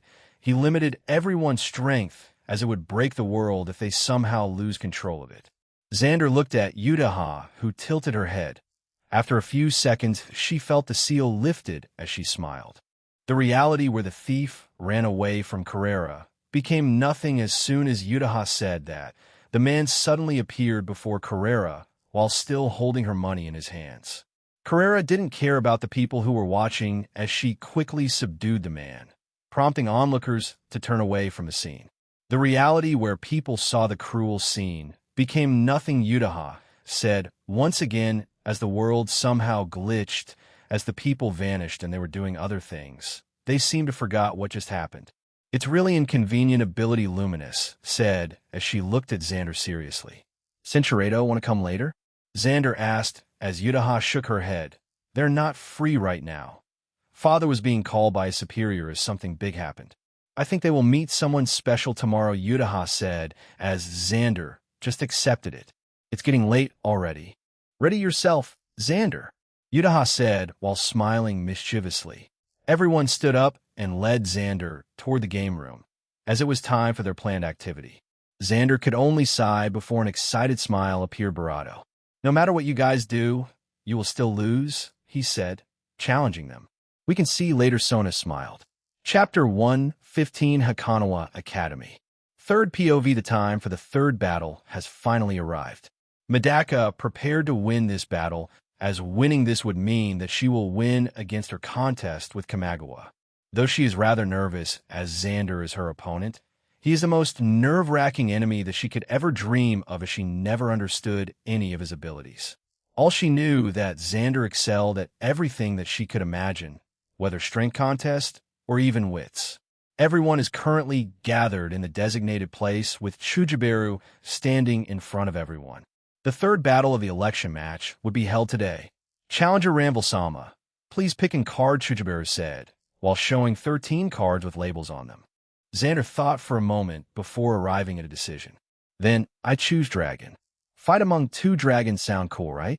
I don't want anything that has complicated rules like Snake, so I'll pick the most rough-sounding one, Xander said, smiling at Medaka, who just narrowed her eyes. You really want a one-on-one duel with me, Xander? Medaka asked while staring at him seriously. I just wanted to finish the lecture that I failed to implant on your brain when we're still a child, Kurakami. I just escaped your vision for a few years, and you already forgotten about my words? How cruel, Xander said dramatically while shaking his head. Of course I didn't forget about it. I even considered it for a few years, but as you can see, I decided to stop believing on it. Medaka shook her head. Oh, and why is that? Me and Mashiro is already an evidence of the truth that you are not the only special person in this world, right? Xander said while holding Mashiro close and smiling at Medaka. Medaka cringed at the show of affection. You two are exceptions, as far as I know. Only we three have the capabilities to become the most special person in the world, Medaka firmly said, shaking her head. You're stubborn, Medaka, Mashiro said, staring at Medaka, who was unnerved by that gaze. She was determined to win this fight, so anything that would be in her way would be deemed useless. Ranvil-sama has chosen the card Barato. This is Barato, a straightforward battle. The battle theme will be Barato Dance. They'll explain the rules now. Each challenger will have a chance to show their abilities, while the other party must withstand those attacks. The person who will stand at the last will be counted as the winner. Chujibaru began explaining the rules to them, who listened carefully. Hey, isn't rules kind of unfair? Surely the one who will be given the first chance is Ranvil, right? He is in the challenger party after all. Cookie complained that the rules were too unjust, as the others thought the same. I have objection to that too. We can't accept that kind of rule. Zenkichi protested. What do you think, Heinekage-kun? Meguro calmly asked Heinekage, who was watching the scene seriously. Even though I think that this is kind of unfair, it was somehow lessened when I see that Chujibaru is the one handling this election. That man wouldn't choose something that would become unfair to the other party. Heinekage gave his thoughts about this fight as Meguro nodded his head. He doesn't think that her little sister would lose in this battle. That's just how much confidence he placed on her. Of course, that is not just mere speculations, but he really did observe her little sister all around. He never really saw her losing in something. Senshirado Hitomi-sensei? Who do you think will win this battle? Probably Medaka, right? She is an unfair being, after all. Kamigawa asked Hitomi. No, I don't have any confidence towards Medaka-chan this time. I just have this gut feeling that she won't win this battle. Hitomi expressed her feelings as Kamigawa smiled at her. Quite good instinct, Hitomi-sensei. Well, even me who thinks that Minus wouldn't be able to win no matter what, can feel my mind changing. Xander is the most extreme among us. He is even stronger than me, after all. Kamigawa commented, gaining gasp of surprise from the listeners. I know that much. My only question is whether Xander trained during the years that we didn't see him, Hitomi said. Now, don't ask me that. I only met Xander for a few days, Kamigawa said, making everyone's eyebrows twitch. How the hell are you two so close then? That was one of their thoughts. I see, it was wrong to ask you that then, Hitomi said, closing her eyes. Well, anything for you, Hitomi-sensei. You're my first love, after all, Kamigawa said, making Zenkichi glare at him. Kamigawa, don't get close to my mother. Zenkichi shouted at Kamigawa, who just smiled. Everyone, the process of gaining the advantage will be decided by this thing, Chujibaru said, while raising a coin on his hand. You're kidding, right? Coin toss. Isn't there something more complicated there? Cookie said with a baffled expression on his face. No, I decided this thing based on Kurobako rules. Simple would be the best answer. Both parties. Are there any objections on your side? Chujibaru asked, looking at Xander and Medaka. None, Xander said. Me too. I have none, Medaka said after some hesitation. Wait, can I do the coin toss? And for cheating, you can make everyone watch my moves. I won't do anything like cheating. Xander raised his hand and made a suggestion. Hey, as if we could trust your words. You are just like Kamigawa. Koga protested with a fierce expression on her face, only to be stopped by Naze, who patted her shoulder. No, let it be Koga-chan. I know Xander, and he wouldn't do something like cheating. He might lead people, but cheating is something I didn't see on him, Naze said, making Koga surprise. You know him, Naze-chan? That's the first I have heard of it, Koga asked, pointing at Xander, who tilted his head. Yeah, he can be considered as one of the people who lessen my misfortunes. Though he is also a hateful one, as he is part of the reason that I left my house, Naze said, reminiscing about the past, where the two would talk on an equal ground without Xander comparing her to Medaka or Meguro, who were exceptional in their household. That woman opened my past memories, bringing back my recollection about him, Naze muttered while cursing Shibushi, who just smiled at her while waving her hand. That would be against the rules, but if the other party consented, then it can be arranged, Chujibaru said, looking at Medaka, who contemplated before nodding her head. Since the other party accepted the proposal, we will let Ranvil-sama do the coin tossing, Chujibaru said, while handing Xander the coin as the man grinned. Xander then tossed the coin in the air as everyone's attention was focused on his hands and the coin. They were trying to find any kind of cheating being displayed, so their concentration was maxed out. As if time was being accelerated, the coin slowly fell from the sky, dropping on the ground. The result surprised them, as this result was not on their mind. The coin spun for a moment before standing straight, being pinned by two tiles on the ground. What? Medaka muttered, looking at the result. Draw? This is unexpected, Chujibaru said as he began thinking how he should do this. Then, rules are useless anymore because of this result. Since it didn't choose any sides, then you two can go at the same time. In other words, just exchanging blows, Chujibaru gave his instructions as Xander and Medaka looked at each other. Chujibaru ordered everyone to follow him to the stage. They arrive at the place. It was the field of Hakanawa Academy. Hey, are you sure we are allowed to destroy this place? This is going to cost a lot, right? Xander asked, tilting his head in confusion. The others just stared at Chujibaru waiting for his answer. This place was enhanced during the past week.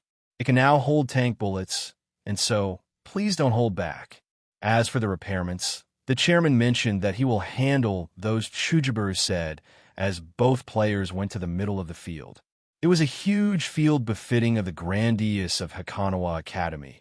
It was void of any things, and the grass could be only seen. The third battle of the election is hereby opened. If Kura Kami-sama win this battle, then they will regain their positions as the student council. And if Ranvil-sama win, then the battle will continue. Get ready, both participants. In the count of 3, the fight will start. 3, 2, 1.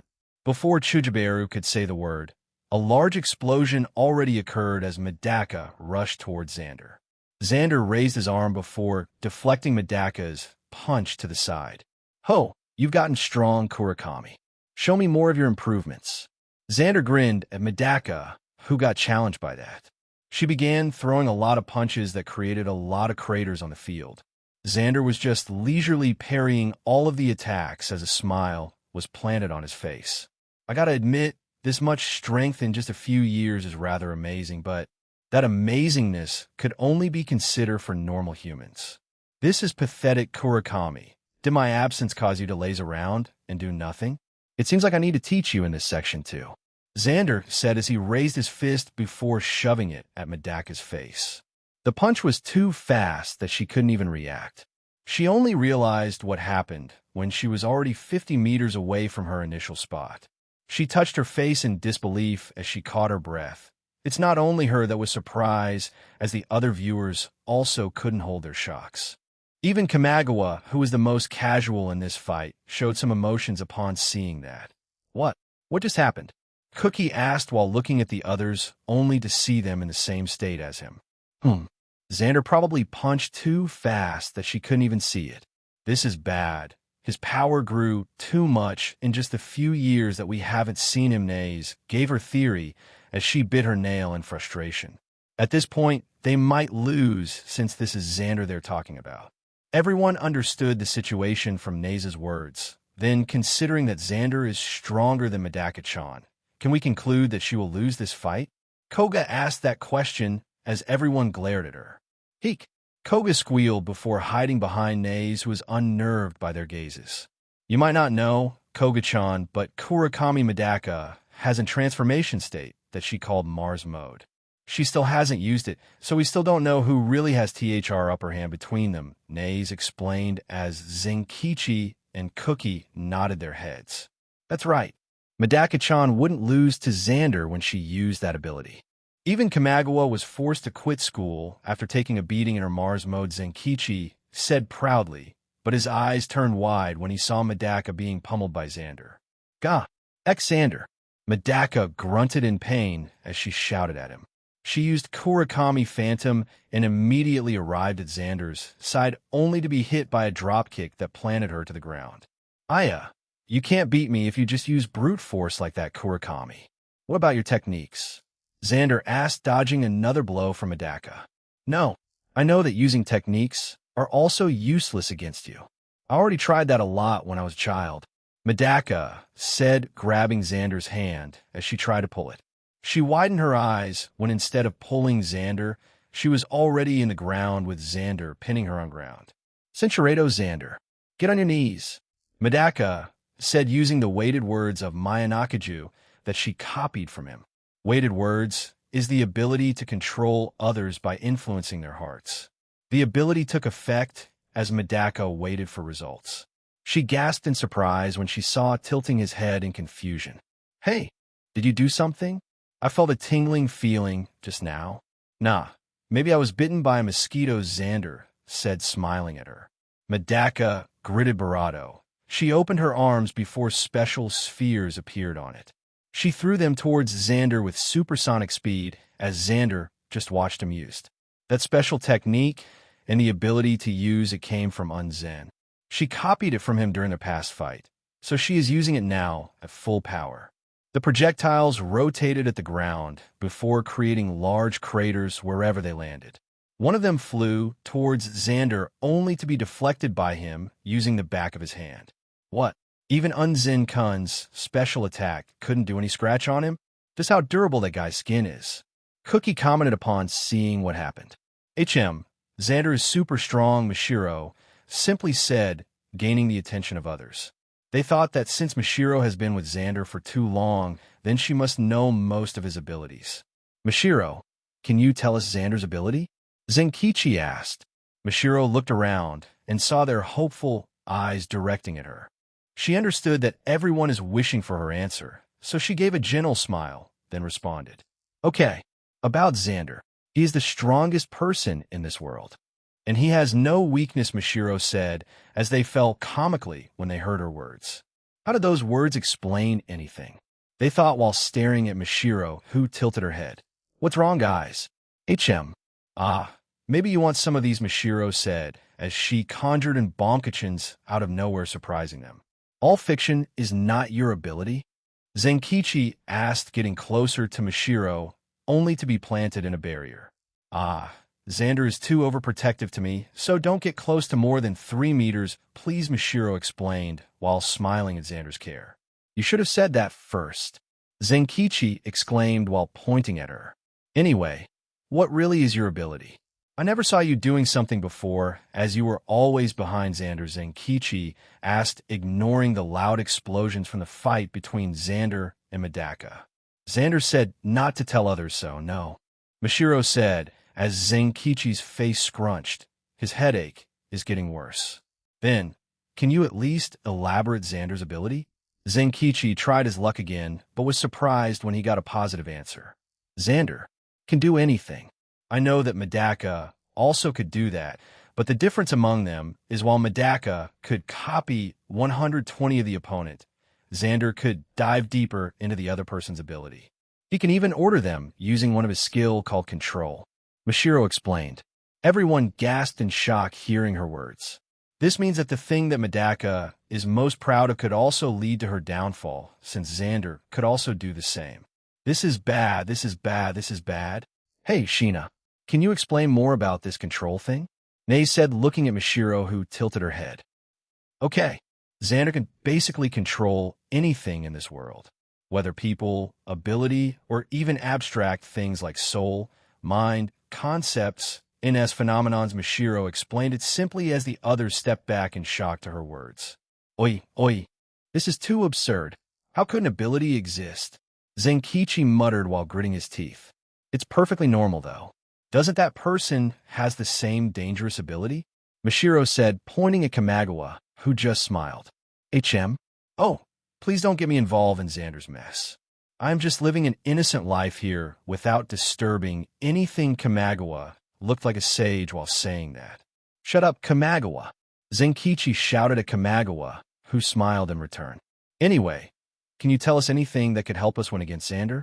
Giving advice is not against the rule, as the others did it during the first battle. Cookie said, clearly impatient, since he can already see that Medaka is just being played by Xander.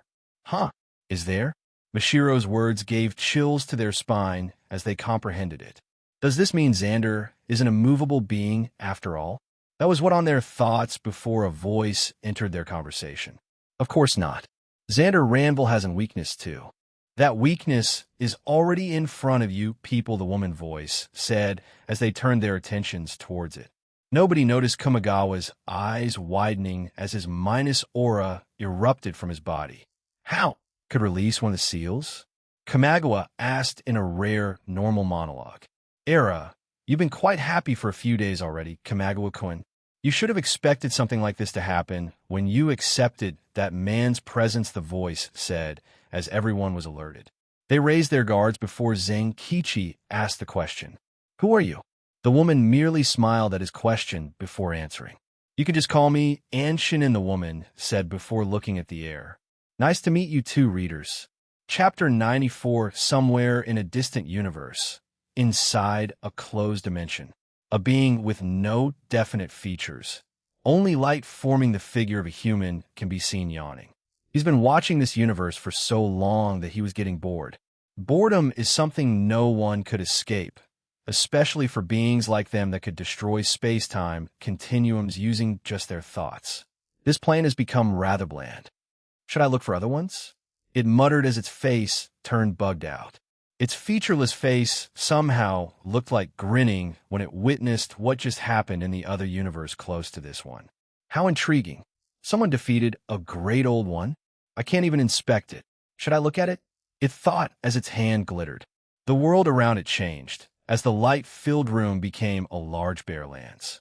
Various things are starting to form just from the being thinking about it.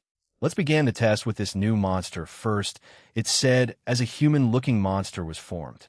The monster raised his hand before a blade appeared on it. It swung down the blade, making the space between it and its creator crack. It understood what the creator wanted, so it jumped to the crack without looking at it. The being whose name is Roduk was satisfied with the first monster it made. Good. His ability is Barato boring, but since this is just a test, it will do. Roduk said as he began watching the monster with anticipation. Let the game begin. Citri Mansion, Xander POV Yug. I don't even know how the logic of it works, but Barato is aching. I removed the Barato of luminous defeated form. Setting it aside, I stood up and changed my clothes. The girls slowly woke up because of the disturbance. Just keep sleeping, they'll bring breakfast later, I said as they just nodded their heads before continuing their sleep. They didn't stop until it was 4 in the morning, so the rest that my body gained is only equivalent to 2 hours. I stretched first, resulting in some bones cracking, and finally went downstairs. Cooking didn't take long, but I just tucked it in my inventory. I would only bring it to them when it's already 8. Letting them sleep is the priority. They had a rough night, after all. They were so persistent that I had no choice but to raise my charisma skill to level 3. I want raise it above that, as it would make things too easy for me. A relationship where one person always has the upper hand is boring. I prefer a balanced partnership, Barato. Though in terms of strength, I would never accept myself being weaker than the girls. Returning to the room, I saw that the girls are already ready to get down. Good morning, girls, I greeted them as they nodded their heads while yawning. Good morning, Xander Utaha said as she got close to me. Centuredo Luminous smirked at the scene. You still haven't had enough? How persistent can you be? She said while leaning close to me as my Barato twitched. Learn to hold yourself back, Xander, Sona said, shaking her head in disappointment. Sigh, stop bothering me, guys. It's not easy holding back, I said as I stepped away from them. 3 clicking of tongue sound was heard as I just shook my head. I took the breakfast from my storage before giving it to them. Thank you. Xander, they each thanked me by kissing me in the cheeks. I have an appointment today, so they'll probably not there to join your tour in Japan, I said as they raised an eyebrow. Where are you going this time, Xander? Utaha asked while crossing her arms. Meeting my grandfather, I simply said while placing the omuris in my mouth. What? They shouted, making me surprised. Huh? What's wrong? Why are they so surprised? All right, I haven't mentioned anything about my family yet. Not like I could share anything, as even I don't have any recollection of them. You still haven't family? Sona was the most shocked, as all I mentioned to her was that my parents died somewhere and just let their inheritance to me. Well, yesterday someone came to my house saying that my grandfather finally found me, I said, shrugging their shock expression. Can we come? Well, postpone the tour for next day. It's not like we're being chased by time anyway, Sona asked, as the others nodded their heads. They probably wanted to meet my grandfather for formal permission. Then go change after eating, I said as I can see that their body already automatically cleaned itself. It was one of the advantages of becoming a being close to perfect. They accepted my words as they just cleaned their plates. I changed to a formal suit before doing myself properly. It's unsuly to see me like this as I'm always wearing a baggy clothes. The girls stared at me for a few seconds before nodding their heads. You should take care of yourself sometimes, Xander. You look better this way. Utaha said, as the other 2 nodded firmly. If I have time, I guess. I said vaguely, making them narrow their eyes at me. Though I just ignored it since doing myself like this is rather troublesome. They also finished changing clothes as I looked at the time. Oh, we're already late. Well, we don't really care anyway, I said before teleporting us to Human Realm. Grand Mansion Kasumigakaka, Hiroshi's POV, waiting for a long time for someone so vague is rather tiring, but I endured it, as this is an invitation from the general himself. If it was just a normal officer, then I wouldn't bother coming, especially when my daughter has not been in the house for many days already. I wonder where she is right now. My thoughts seemed to be showing in my face as Hannah nudged my side. I coughed before composing myself. I need to at least show some sincerity to the general. Still, that brat hasn't appeared in so long. Does he intend to leave my daughter after getting her pregnant? He'll be furious with him if that's true. My bravado intertwined her hand with mine, making me raise an eyebrow. I looked around and saw many young officers backing away with frightened looks on their faces. I took a long breath before regaining my calm. Why is the guest late? Even the others are already losing their patiences. I feel like the guest would be received with hate just because of this mistake. Not like it's my problem, so we'll just watch the show. The servants were moving quickly. It seems like the guest finally arrived. Being late for 20 minutes is really bad. I wonder who is this guy to have guts that dare to ignore the appointment of the general. The door was opened along with the servant's shout. Lord Xander Ranvil and his guests have arrived. What? I widened my eyes at the name. How could it be him? Did he save someone in General Sakuta's family? My wife Hannah also shared the same sentiment, as she couldn't hold her surprise. Xander entered the hall with confidence, as he ignored the gazes the people was giving him. The people who already saw him when I introduced him before were surprised. They turned towards me with shocked look on their faces. I narrowed my eyes at them as they looked away. Those fox really has a thick face in this kind of situation. We became even more surprised when we saw our Yutaha clinging to Xander along with two other girls that are in the same class as her. Who are those two? I thought as I saw them, turning their attention to us. Oh, old man, mother, you're here too? Xander, that brat, greeted us, making the attention turn to us. Everyone had a curious look on their face, probably wondering what our relationship with the special guest of General Magnum is. I gave a wide smirk to the surroundings before accepting the brat's greeting. Brat, you never mentioned that you were the special guest of General Magnum? I asked while showing everyone how close we are. Ah, you're from military, right? I completely forgot about. Grandfather suddenly invited me to something like this that I didn't have time to inform you, he said. You forgot who what? Grandfather? What? My eyes widened when I connected the points. You mean you were General Magnum's grandson dash. Yes, he's indeed my grandson before I could even finish my words. Someone butted in. I was stunned when I realized whose voice it is. I turned around and lowered my head slightly. General Magnum, he nodded his head, accepting the gesture. This man is really scary. His mere presence is enough to place sweats on everyone's forehead. They couldn't even form a proper thought whenever his attention fell on them, as if the very idea of disobeying him was already forbidden. I backed down and just watched the two.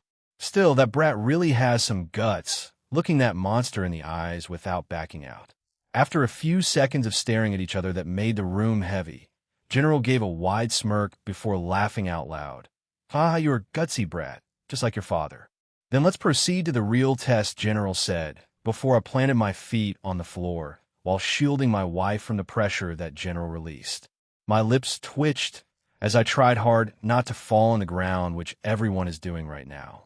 His presence is too overbearing that even supernatural beings tend to bow before him. My legs are already shaking from trying to stop the pressure when something scary hit all of us. An even larger pressure was released as my body couldn't even last a second before falling to the ground. I added strength to my neck and saw my wife still standing, not affected by the pressure at all. I turned my attention in the center where I saw General Magnum kneeling with a disbelief look on his face. I saw Xander smiling lightly at the old man before reeling the pressure again. General Magnum was in daze for a few seconds before he bursted in laughter. Ha ha ha ha ha. You really is his son. Even that defiant attitude was inherited, General Magnum said, patting Xander's shoulder. I was stunned at the scene. General Magnum was known for being merciless and cruel. He would not accept any kind of humiliation, because when someone tried to diss him and he heard it, that person faced serious consequences. You're also brave old geezer. You know how strong I am, and still try to test me, Xander said, making me wonder how strong that guy really is. That is how we do it in our blood. Even if the person in front of you is stronger than you, never back down from a challenge, General Magnum said while grinning. He held Xander's shoulder before looking at everyone. You fools. Remember this face, as this man would succeed me in my position. He said loudly as our mouths just twitched at his proclamation. We already knew about the general's brass attitude, so this is nothing for us. By the way, Brat, who are those women behind you? Are they your girlfriends? General Magnum asked as I perked my ears. I was also curious about that. Oh well, they're the women I swore to spend my life to, he said, while looking at them tenderly. What? I blurted out as they turned their attention to me again. Right? Old man, I already asked for your daughter's hand for marriage. I intended to marry them soon enough, he said, as if not noticing my anger. Father, don't make a tantrum here, Ugh. Even my daughter is on his side now. I backed down under the narrowed eyes of my daughter. Hannah seemed to find this situation funny, as she just chuckled behind me. Xander POV'm, meeting the old geezer, seemed to have gone well.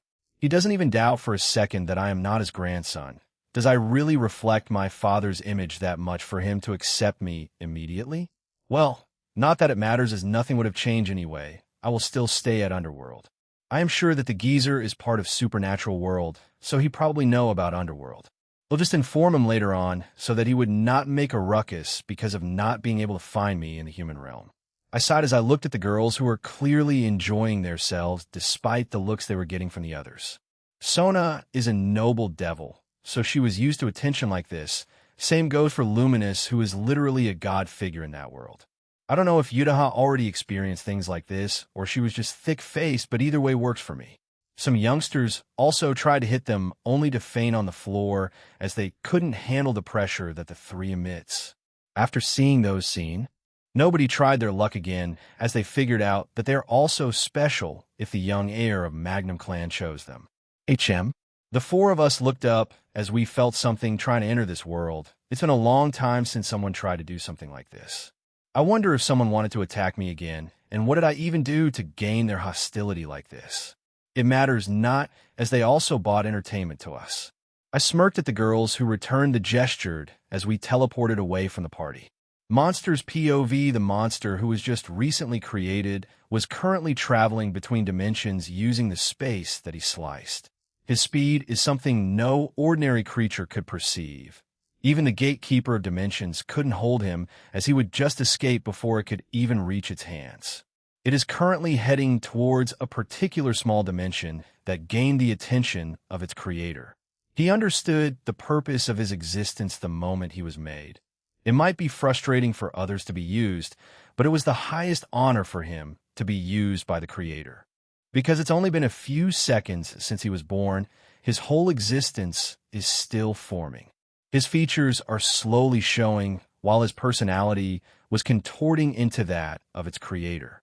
Emotions, thoughts, wisdom, they're slowly being incorporated to his incomplete being until his existence is gradually getting closer to that of a proper person. The monster met a dead end in the space that he just slashed as he looked at it while tilting his head. He looked to the side and saw a strange, shadowy creature looming toward him. It stared at him intently, opening wide as if ready to strike. The sheer bravado of its presence brought bravado to the place where they were standing. The space twisted as a barrier that can nullify abilities appeared.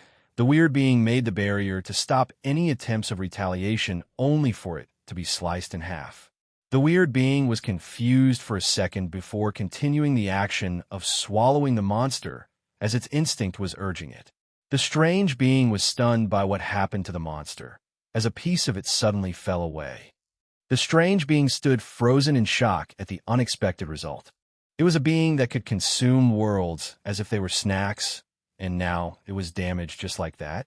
It gave a creepy shriek before using its ability to try erasing the monster, only for the ability to be sliced in half. The monster was getting annoyed by the attempts of getting on his way, so he swung his sword at the weird being before continuing his journey towards a certain dimension. The weird being who was standing froze, as it can feel its end getting closer. Its everything was sliced. Soul, concept, source, core, and even its existence. Before it could even have time to use ability to recover, its whole body crumbled into bits, leaving only dust. He continued as he finally arrived at the place only after cutting the dimension for a few times. The moment he stepped on that place, his existence was immediately in a constant danger from the eyes of two beings. He looked at the two being without fear, as that emotion was erased by his creator. Fear is just an emotion that would get in the way of his mission, so it was unneeded. He was about to slash the two beings when they suddenly vanished. He didn't notice that his whole barato was already drenched in sweat. His actions were awkward due to his barato shaking. He ignored it, and I have finally arrived. Now what kind of pest was ordered for me to eliminate? He muttered as his expression finally settled into a smirk. His first sentence was rather arrogant, but it was acceptable as his power could support his arrogance.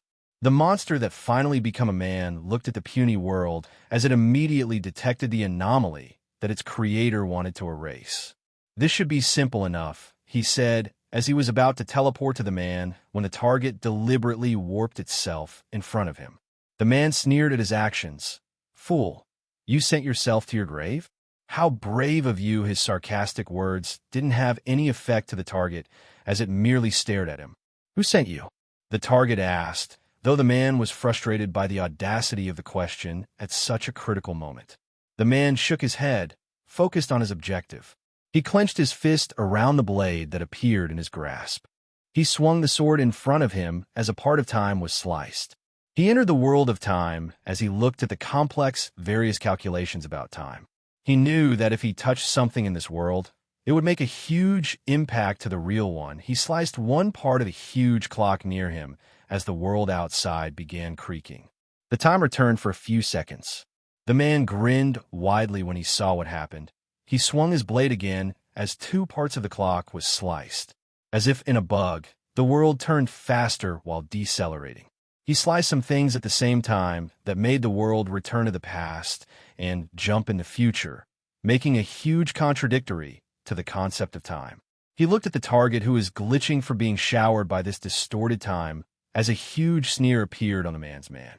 The target looked at him questioningly as he just smirked. "You'll only get a moment to understand what's happening, so let me explain." A cold smile appeared on the man's face. There was no kindness barato his explanation. He simply wanted to see the confused expression on the target's face before taking action. "My ability is simple, boring, however. It is enough to deal with the likes of you. My creator created me along with the ability of being able to slice anything.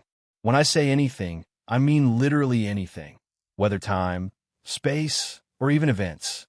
The man explained as the target just sighed while massaging his head. "Did you lose your hope already?" he asked as the target looked at him with a dull expression. "No, I was just wondering when you will end your long, pointless monologue." The man widened his eyes at that, his expression turning contorted because of wrath. The target readied his fist as the man swung immediately. The target vanished as he appeared in front of him. "Fool, I already sliced the probability of you hitting me. Nothing you will do would do to boom." His fist connected as the man was blasted somewhere. "Sigh, why are everyone I meet always do something like this? Underestimating opponents, just because they gain some kind of powers." The man slowly stood up with a disbelief look on his face. "That was impossible. There is no way he could do anything to me when the future is already decided." The man thought as he stayed in daze, not understanding what just happened. "You look so pitiful right now." The target insulted him again as his aura flared. The man swung his sword again, this time trying to slice the reality where he would be hit by his blows. Xander arrived at his face before he threw a beautiful kick. His foot struck the man's solar plexus, doubling him over. The man's mind was reeled as the wind was knocked out of him. He had no idea what's going on. "You're barato pathetic, aren't you?" Xander kicked the man down hard, striking him again and again until he collapsed. For a moment, the man felt like he had blacked out. This was impossible. Crying out in pain, struck hard enough to lose consciousness, he couldn't fight back at all. "In no way," he muttered. The man curled into a ball to protect himself from the repeated strikes. The aura that should have been protecting him wasn't functioning. His ability wouldn't work, and he couldn't teleport. His slicing ability was failing. The power he has received from his creator wasn't working. "What's happening? How is he doing this? How are you affected by my attacks?" he asked, shouting at Xander. You're incredibly boring. You know that? Xander ignored his question before shaking his head. The man saw him taking a sword from somewhere and swinging it. The man thought it was foolish as he was challenging someone who can slice anything in a sword fight. He also raised his sword before slashing it, but was shocked when sword broke when they met. That's impossible, he shouted. He was about to back down when he suddenly felt a pain on his neck. He touched it, and fear hit him. In the middle of his processing, he heard his target muttering. Challenging a literal sword god in a sword fight is stupid. He widened his eyes at that before his life was cut short in a single strike. Cinchuredo, let's return? It was just a normal invader trying to take me down, I said, as they face-palmed before nodding their heads. We teleported to Underworld and didn't return to the party as our mood was already soured by the arrival of that guy. Still, he's pretty strong, though. Just not used to ability that he panics the moment he see it didn't work. Xander, it's already noon. Did Carrera make some lunch already? Yudaha asked while yawning. If only I bought some of my servants from there, we won't have to worry about anything Luminous said while snorting. Well, you're too spoiled after all. You can't take care of yourself, Sona said, as she just looked away. She can't refute it, as it was true. She's in Royal anyway. What's the problem, I said, trying to defend Luminous only to get shut down by Sona's argument. I am in Royal too, nice point. By the way, Sona, is the raiding game still in process? Are you out already? I asked as I already forgot about it. Yes, we are in fact fighting tomorrow, she said, making me confused. You mean you didn't get disqualified for being absent from any fight? Who is your opponent? I asked. The raiding game was postponed. The people are scared that something in the same level of that destruction would happen, Sona explained as I understood what she was talking about. You mean when that great old one entered our world? She just nodded her head at that. My opponent would seek Vera. That robot-loving woman, Sona said as I raised my eyebrow. This is just a one-sided victory. No fight would happen even if only one of your teammates would move, I said, shaking my head. Sona also sighed at my words. We need to enter at least to show some consideration. Then he'll just send Momo to blast them all out of the raiding game, Sona said, as I just nodded my head. That would be for the best. Not entering would be just plain rude, and they're not arrogant either, so giving a slight respect to them is the minimum. Enough of that talk. Xander, we are more interested in fighting the next opponent. Can you lend it to us? Yudaha said, as Luminous also piqued in interest. She knew that the opponent earlier was just a newborn, so it was not a challenge. She was hoping to fight some already grown beings that are powerful to enhance her ability more. If I deem them not dangerous enough, then he'll let you handle it. But if it's too dangerous, then he'll take care of it immediately. For now, he'll start training Luminous, as among you three, she is the most weakest, I said. Luminous' face darkened at my words. I am strong. She said, seemed pissed by my words. Yes. You're strong. Let's go now, I said before taking her hand and warped to another empty dimension. Let's see, what ability should I give you? I muttered as I began swimming in my memories. There are some overpowered abilities that I read from my past life, but since I wanted her to be the same class as us, then maybe you'll just make her something like that, man. Then it's decided. It'll make you a destroyer, I exclaimed as Luminous just tilted her head. Destroyer? Do you mean something like Malim? She asked, Malim? No. Her powers are too weak to be compared to the other girls, I said as Luminous was stunned. She regained her calm when she recalled the being that Xander just defeated a while ago. They'll train you well until you're able to stand beside the others, I said with a confident grin. 1 year later, since time doesn't move in this place, it was not a problem for us to spend a long time here. Cinchuredo, because of how strong she is, even her breath could destroy a whole town now. It would be a problem if she walked on DXD like that, so I sealed her strength, though she could just release it whenever she wanted. Now I can confidently say that the three are now in the same class, but I know that Sona is still the strongest among them. I don't know if I'm just biased since Sona is the one I first met, but I spent Barado time cultivating Sona than the other girls. Luminous form could ignore things like conceptual manipulation, event denial, paradoxes, probability manipulation, time-space nonsense, and so. Every one of my girl has a sword except for Luminous. Now what sword should I make her? It should be the same class as those two. Sona still haven't used her sword yet, so everyone probably still don't know its ability, so we'll just summarize it. Centuredo, still she wouldn't do something like a genocide. She isn't me after all. And now here we are. For Luminous' last test, she is going to destroy this higher dimension that I enhanced to its upper limit with just a simple punch. Hey, isn't this too easy for a graduation test, Xander? Luminous asked as my bravado twitched. Indeed, this test is simply too easy for her, when she could even destroy a stronger one than this with a simple punch. Just go with it. I already missed the two anyway, I said, shrugging her words as she just looked at me for a few more seconds before shaking her head. Luminous released a weak punch as the dimension began shaking until cracks appeared all around and it eventually crumbled apart.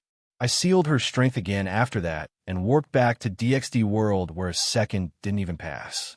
"Oh, you're done already, Xander?" Yudaha asked as she went towards us. She inspected Luminous and saw no change in her as she tilted her head in confusion. "Still too inexperienced, Yudaha. Can't you see the shackles on her body? Even now, that shackle is shaking because of her strength," Sona said, shaking her head in disappointment. "Hey, I noticed it. I just didn't dwell too into it as I thought it's not important." Yudaha defended herself with a fragile argument. "Their actions are entertaining for me, as I just smiled at them." "I'm famished. Let's eat," Luminous said while looking at me. "The feeling is mutual." "What are we eating today? Homemade cook or just delivery?" I asked as they were interested in the last word. "Let's have a delivery. I never experienced it," Luminous said. I took my phone and we waited for an hour before the food finally arrived. We ate until we were full before going to sleep. Tomorrow, Sona's peerage will fight against Seek Vera's one. It would be amusing to watch the reactions of the people in that game. The next day, I got ready for something. Today is Monday, so I'll keep my promise with Mishiro and drive her to school. I also wanted to see who has the guts to stalk Mishiro while knowing that she is from a high-class family. I said my farewell to the girls and teleported back to human realm. My beloved car appeared before me as I used it and drove to Sakurasu, where I saw Mishiro already waiting in the front gate. "Good morning, Mishiro. Did you wait long?" I asked, waving at her. "Xander." "Not at all," Mishiro said, with an excited smile on her face. Well, based on the glare that Chihiro is giving me, she was probably waiting for a long time already. "Sorry, I got late." "Come in," I said as Mishiro entered the car. "Mishiro, when do you always see that guy stalking you?" I asked as she thought about it for a moment before answering.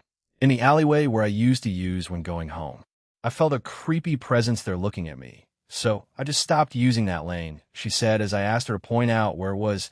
I intended to find out who the stalker is and see if she would bring misfortune to Mishiro. Driving in the way, we arrived at the place where Mishiro used to. The moment my car stepped on there, I immediately felt a presence in one alley as I raised an eyebrow at it. "What's going on? Why is a girl following Mishiro?" I was confused by this as I went out of my car. "Mishiro, wait here. They'll talk to that girl," I said as she nodded her head. Walking to the alley, I saw the stalker stiffen as she tried to run away, only for my hand to grip her bravado. "Now then, why are you following Mishiro, Stalker-san?" I asked with a gentle look in my eyes that only terrified the girl. I only wanted T to watch, Shina-sama," she shouted while stuttering. "What? Are you from an organization?" I asked as the girl stiffened for a moment as I closed my eyes. "So you really are, huh? I wonder what kind of organization it is to try watching Mishiro." I muttered as the girl began shaking. Her face turned pale at my words before she bowed her head. Please, don't hurt the others. You could just take me." I disobeyed the rules anyway," she shouted as sweat riddled her forehead. She knew what kind of family Shina Mishiro has, so she was afraid that maybe their group would be disbanded and purged. "Oh, then can you tell me what organization are you from?" "Ill promise not to harm. Shina Mishiro Fan Club." "You? What? Fan club?" I deadpanned at the girl as the misunderstanding cleared itself. "Fan club? Mishiro have one?" I asked. "Yes. We are devoted in capturing every beautiful moments of Shina-sama. We monitor her 24/7 and had a rule that we will not interfere with her personal life," she explained as I began massaging my head. Oi, this is creepy. What kind of fan club stalks someone 24/7 and not even ashamed of it? They are more proud than anything." Why didn't you say so earlier? This rather troublesome, I muttered as the girl tilted her head. Anyway, tell me about this fan club. I don't want something dangerous to get close to Mashiro, I said sternly as she began explaining everything. She was just a high school girl, and she never expected that she would be caught. The information she gave is not a secret anyway. Almost all in Suko know about the fan club, except for Sheena herself, as she was too apathetic to notice it. That's all. The girl finished while catching her breath as she exhausted herself in that long explanation. Sigh, please don't overdo your watching of Mashiro, as any time soon the police would be the one who will catch you, not me. This fan club is safe, right? If I heard something about Mashiro being in danger, then I would have to report all of you to the authorities, I said while sighing. This is so stupid. Undemstod. The girl saluted as I walked away. Wait, can I ask for your name? She asked as I turned my head. Name? All right, I haven't introduced myself yet. I am Xander Ranvil, Mashiro's friend, I said as the girl's eyes widened in shock. She fell on the floor in disbelief as she just kept chanting something. I shook my head and went out of the alley, not knowing that after I left the girl's backup arrived. Hey, Jenna, what happened to you? Did you get a daily photo of Sheena-sama? A girl in a ponytail asked. Jenna, your face is red. Are you feeling okay? Did something happen? A girl in Barato length hair asked. Jenna just shook her head at their questions. No, I met someone even Barato special, she said in a daze while recalling Xander's face that was already embedded in her mind. What? Who is it? They asked, weirded by her state, having never seen her like this even when they caught some nice pictures of Sheena. Jenna looked at them as a wide smile appeared on her face. I saw Xander-sama, she exclaimed as the alley became quiet for a few seconds. What? Where? Are we too late? Oh no, Xander-sama was here? I shouldn't have changed schedule in patrol.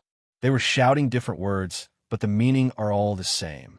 What Xander didn't know was that his influence in Suko is much greater than Mashiro. His fan club is already big, but it was still in the middle of growing. Many of his private informations were already released on the club, including the fact that he was the grandson of the only general in Japan. After escaping the alley, I went to my car and tilted my head. Where did Mashiro go?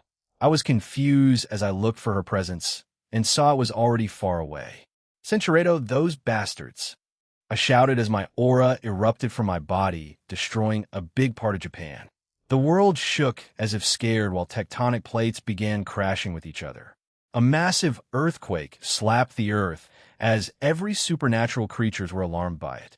My aura was slowly swallowing the whole Japan, except for the car that is holding Mashiro. Before I could even take a step, my whole body was already being restrained. Xander, stop. I looked back and saw Sona, Utaha, and Luminous. Their ability to restrain me faded immediately. Not even a second had passed, and my anger was starting to subside. I widened my eyes at the empty landscape before me as I closed my eyes. The world around me had changed Barato, and the land itself felt altered. Some people who I know began appearing. Azazel, Shiva, Odin, Ajuka, Surzex, Seraphal, Lord Citri, and even my grandfather. I took a long breath, trying to calm my anger. Brat, what happened? Grandfather asked with a serious look on his face.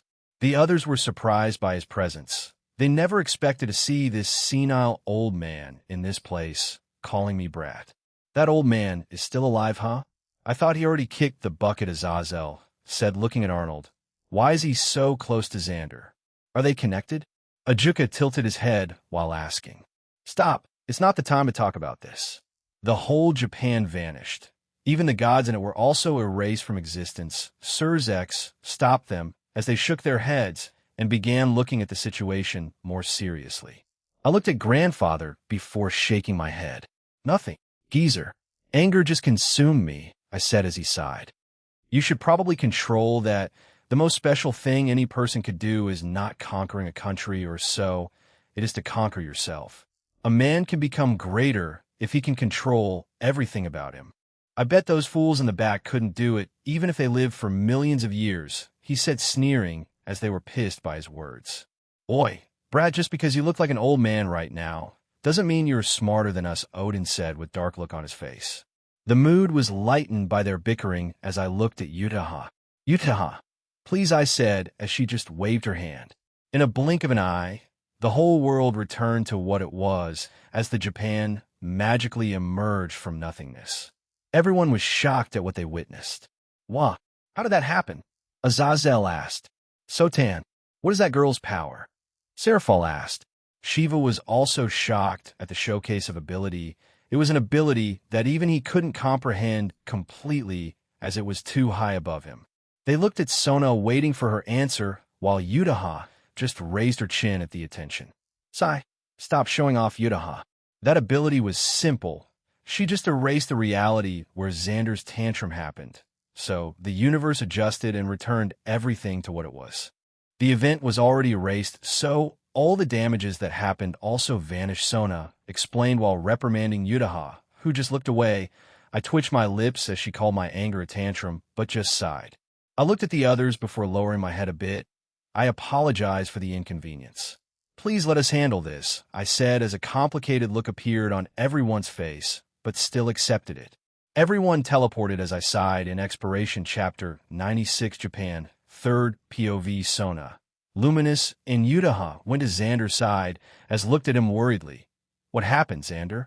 It's rare for you to be angry like that, Sona asked, while thinking of many possibilities of how Xander became angry. No, it's really nothing.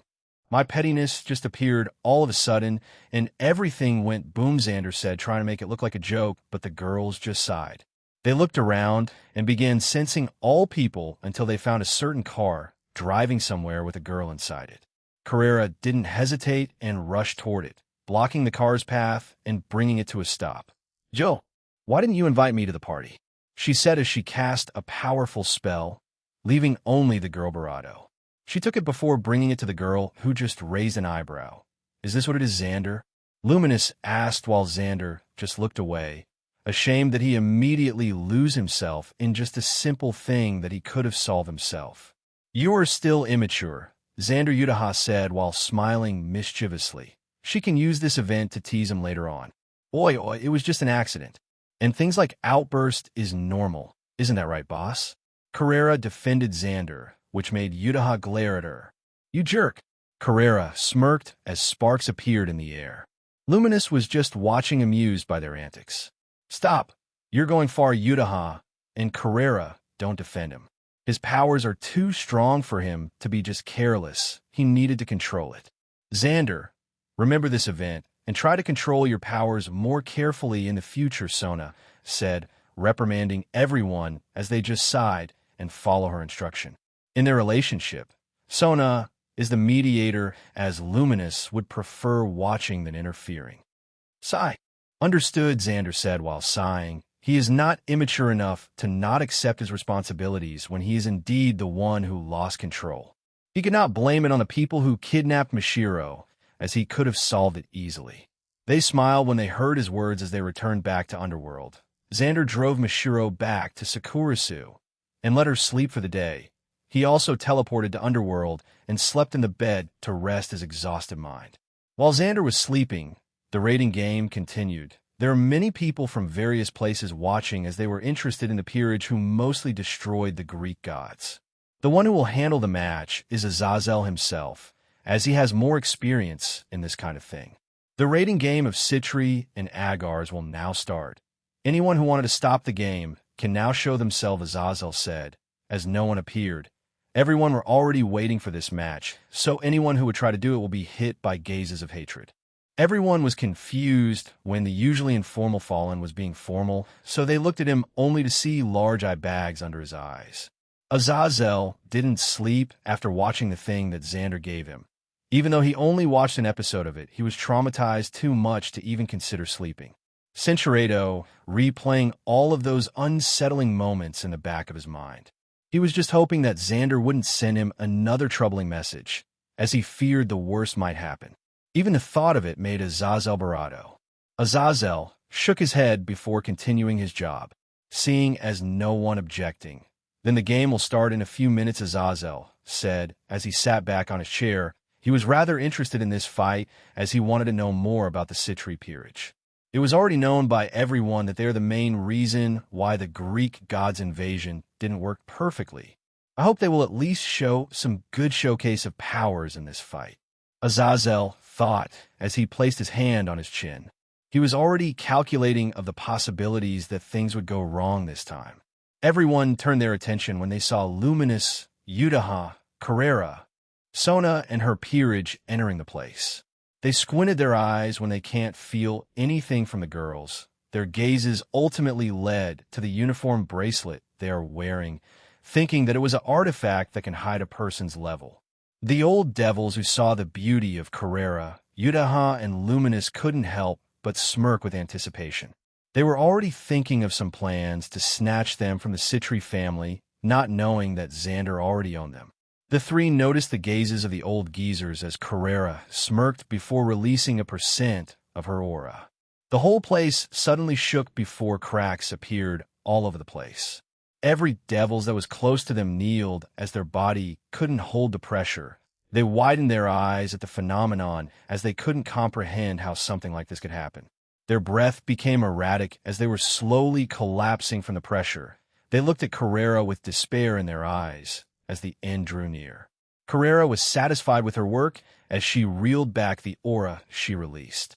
Luminous snorted at their reaction, while Udaha just smirked, clearly amused by this situation. Sona, who was watching them, couldn't help but sigh. You three, did you not grow at all? I reprimanded Xander, but I felt like you three are more petty than him, she said as Luminous and Udaha narrowed their eyes at her.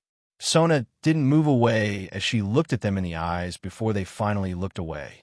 I'm fine with anything, Boss Carrera said, smirking.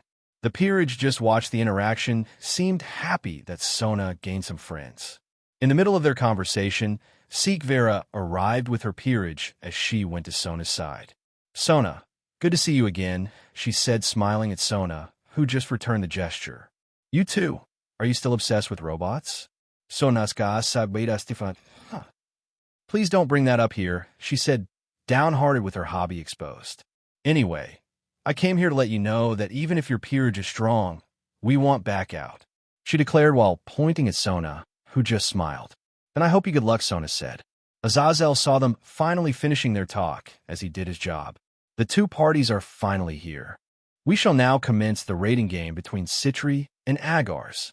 Upon talking with the two parties, it was decided that the Agar's peerage would have the right to choose environment of the special place, Azazel said, as Sona and Sikvera was teleported along with their peerages. They opened their eyes as they saw a place that reeks a lot OT sci-fi. What is this? Academy City? Sona thought as she remembered that particular light novel that Xander made. Sona shook her head as she looked at her peerage, who were all calm. She nodded her head, content with their attitudes. They were neither looking down nor overestimating the opponent. They were in the middle. Azazel saw that both teams are ready. The rules are just the same as normal rating game. Defeating the king would result a win. Annihilating the enemies is also a win. Just don't do anything reckless as it would make a dent on your reputation, he said as Sikvera began instructing her peerage. Sikvera was about to start her plan when she heard someone shouting from afar, "Look out." The moment those words were released, a powerful blast appeared in front of them. Sikvera used her family magic and tried to stop the explosion from reaching them, but it was useless as most of her peerage members were taken out by that thing. Agaris one night, 2 bishops and 5 pawns were eliminated, Azazel announced, as everyone was shocked by how fast the thing happened. It's not even a minute, as Sikvera's peerage were almost wiped out, and it was caused by only 1 Barato magic. That was baffling for them, who were sure that even they could not withstand that blast. They were sure that they would be defeated when hit by it. Sikvera slowly stood up as she was about to check her peerage's condition when a girl with a katana suddenly appeared. "Hello. Sorry for this," she said as her form flashed, and Sikvera, along with her whole peerage, turned into light particles. Agar's party was completely defeated. This rating game's winner is the Citri peerage, Azazel announced loudly. The place just turned quiet. What was that? Someone muttered as a huge commotion occurred among all of the spectators of the match. That was the easiest fight they ever saw, just 1 Barato. and one slice and everything was done. They must be cheating. Yes. There is no way someone could win easily by that. This game must be rigged. One noble said, as the others supported his statement, not knowing that one person was already getting angry. By calling the game rigged, they were insulting Serafal. They thought she was using her authority to do something. Sona was slowly getting angry. They are cheating. The chant turned louder as Sona couldn't hold back anymore. Shut up, she shouted as every devil on the place turned ice. Luminous and Yudaha deadpanned at Sona for also losing control. The stronger ones stood up in their seats as they went to Sona's side. I expected this, but those fools really can't hold their mouths, couldn't they? Azazel sighed, while looking at the people froze while shivering because of the cold. They just did it knowing that they are part of the Old King's faction. If they're just normal ones, then they would face severe punishment for treachery, Ajuka said, sharing the same sentiment as Azazel. Anyway, Sona, can you unfreeze those guys? I swear to play some hard punishment on them, Surzex asked as Serafal just pouted. GNNN, those guys are the worst. Do they think they're gods just because they're under that old man Zekrom? Serafal complained. She was not that affected by those accusations, as even though she acts childish, she is still a bona fide mature woman. Sona thought about it for a moment before an idea emerged from her brain. I understand your concern. I'll release them, Sona said, as Azazel felt uneasy about how easy it was. Sona unfroze the devils, and they dropped to the ground, badly weakened. Even though they were no longer frozen, they still couldn't escape the consequences from being froze by Sona's ice. Their mana was stuck as Sona froze it, meaning they can't use any magic anymore. Sona made sure that the effect would be everlasting and no one would be able to cure it. Even if Shiva tried to destroy the freeze concept on it, he wouldn't be able to. That's just how petty Sona is. There's also one thing that Sona added aside from disabling them. She also froze their hormones and their ability to produce descendants. Yudaha and Luminous gave the devils a pity look as the leaders were alarmed by that. Sotan, what did you do to them? Serafal asked while checking on one of the unconscious nobles. They were already close to Barato, so there was no need to be afraid. She blocked their magic and their ability to reproduce. Carrera explained as she looked at the noble devils with disgust in her eyes. Everyone who was listening couldn't help but open their mouth wide. That was the worst punishment anyone could have, especially in a race where strength matters the most. If it were to be known that they couldn't use magic, then they would be doomed. Oi, oi, oi. That's a cruel punishment, Azazel commented, as he also looked at the devils with pity on his eyes. No, it's not even enough. Anyone who would insult a person I care about wouldn't survive even a minute. They'll chase him even if he returns to where he was born, Sona said, as everyone backed down frightened by her words, except for Serafal. So you really love your big sis, right? Sotan is the best. Serafal hugged Sona, who was embarrassed by her actions. Naysama. Please not here, Sona muttered in a low voice. While the two were snuggling, the other leaders talked with each other. This event destroyed a large part of Zekrom's faction. I wonder what would happen after this. Falbium said as he began thinking of a way to get out of this mess. Surzex and Ajuka were also doing the same as Azazel just snickered at them. Why are you thinking so hard? The answer is already in front of you, right? Azazel said while pointing at the four girls. They tilted their heads and connected it. Xander, they exclaimed as Azazel just nodded his head. That's right. You could just mention Xander's name.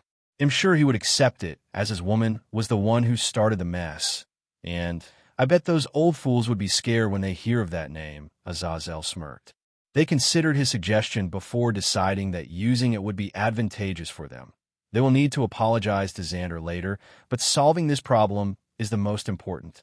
They got to a consensus as Azazel announced something again. Seek Vera Agars has been eliminated. Sona Citrus' next opponent would be the Bale's heir. He said as everyone got excited by it. Centurato. Welcome back, girls, he said while smiling gently at them. We're back, Xander. Are you okay? Sona asked. Now, why wouldn't I? It's just a simple event that I would eventually meet someday. I already made some preparations if something like that happens, Xander said, as they sighed in relief. Boss, Why are there no other dimensions creature appearing yet? Carrera asked. There's though, you were just busy destroying Manga Cafe at that time, that only the three of them witnessed it, Xander said. What? Something like that happened? You should have called me. She pouted at him. She was excited to fight some beings like those, and she just missed one. So what ability did that being have? Can he do Kamehameha? Or maybe Rasengan? Or perhaps Bankai? Carrera asked a lot of questions, making them sigh. Stop. There's no such extravagant ability that he showed.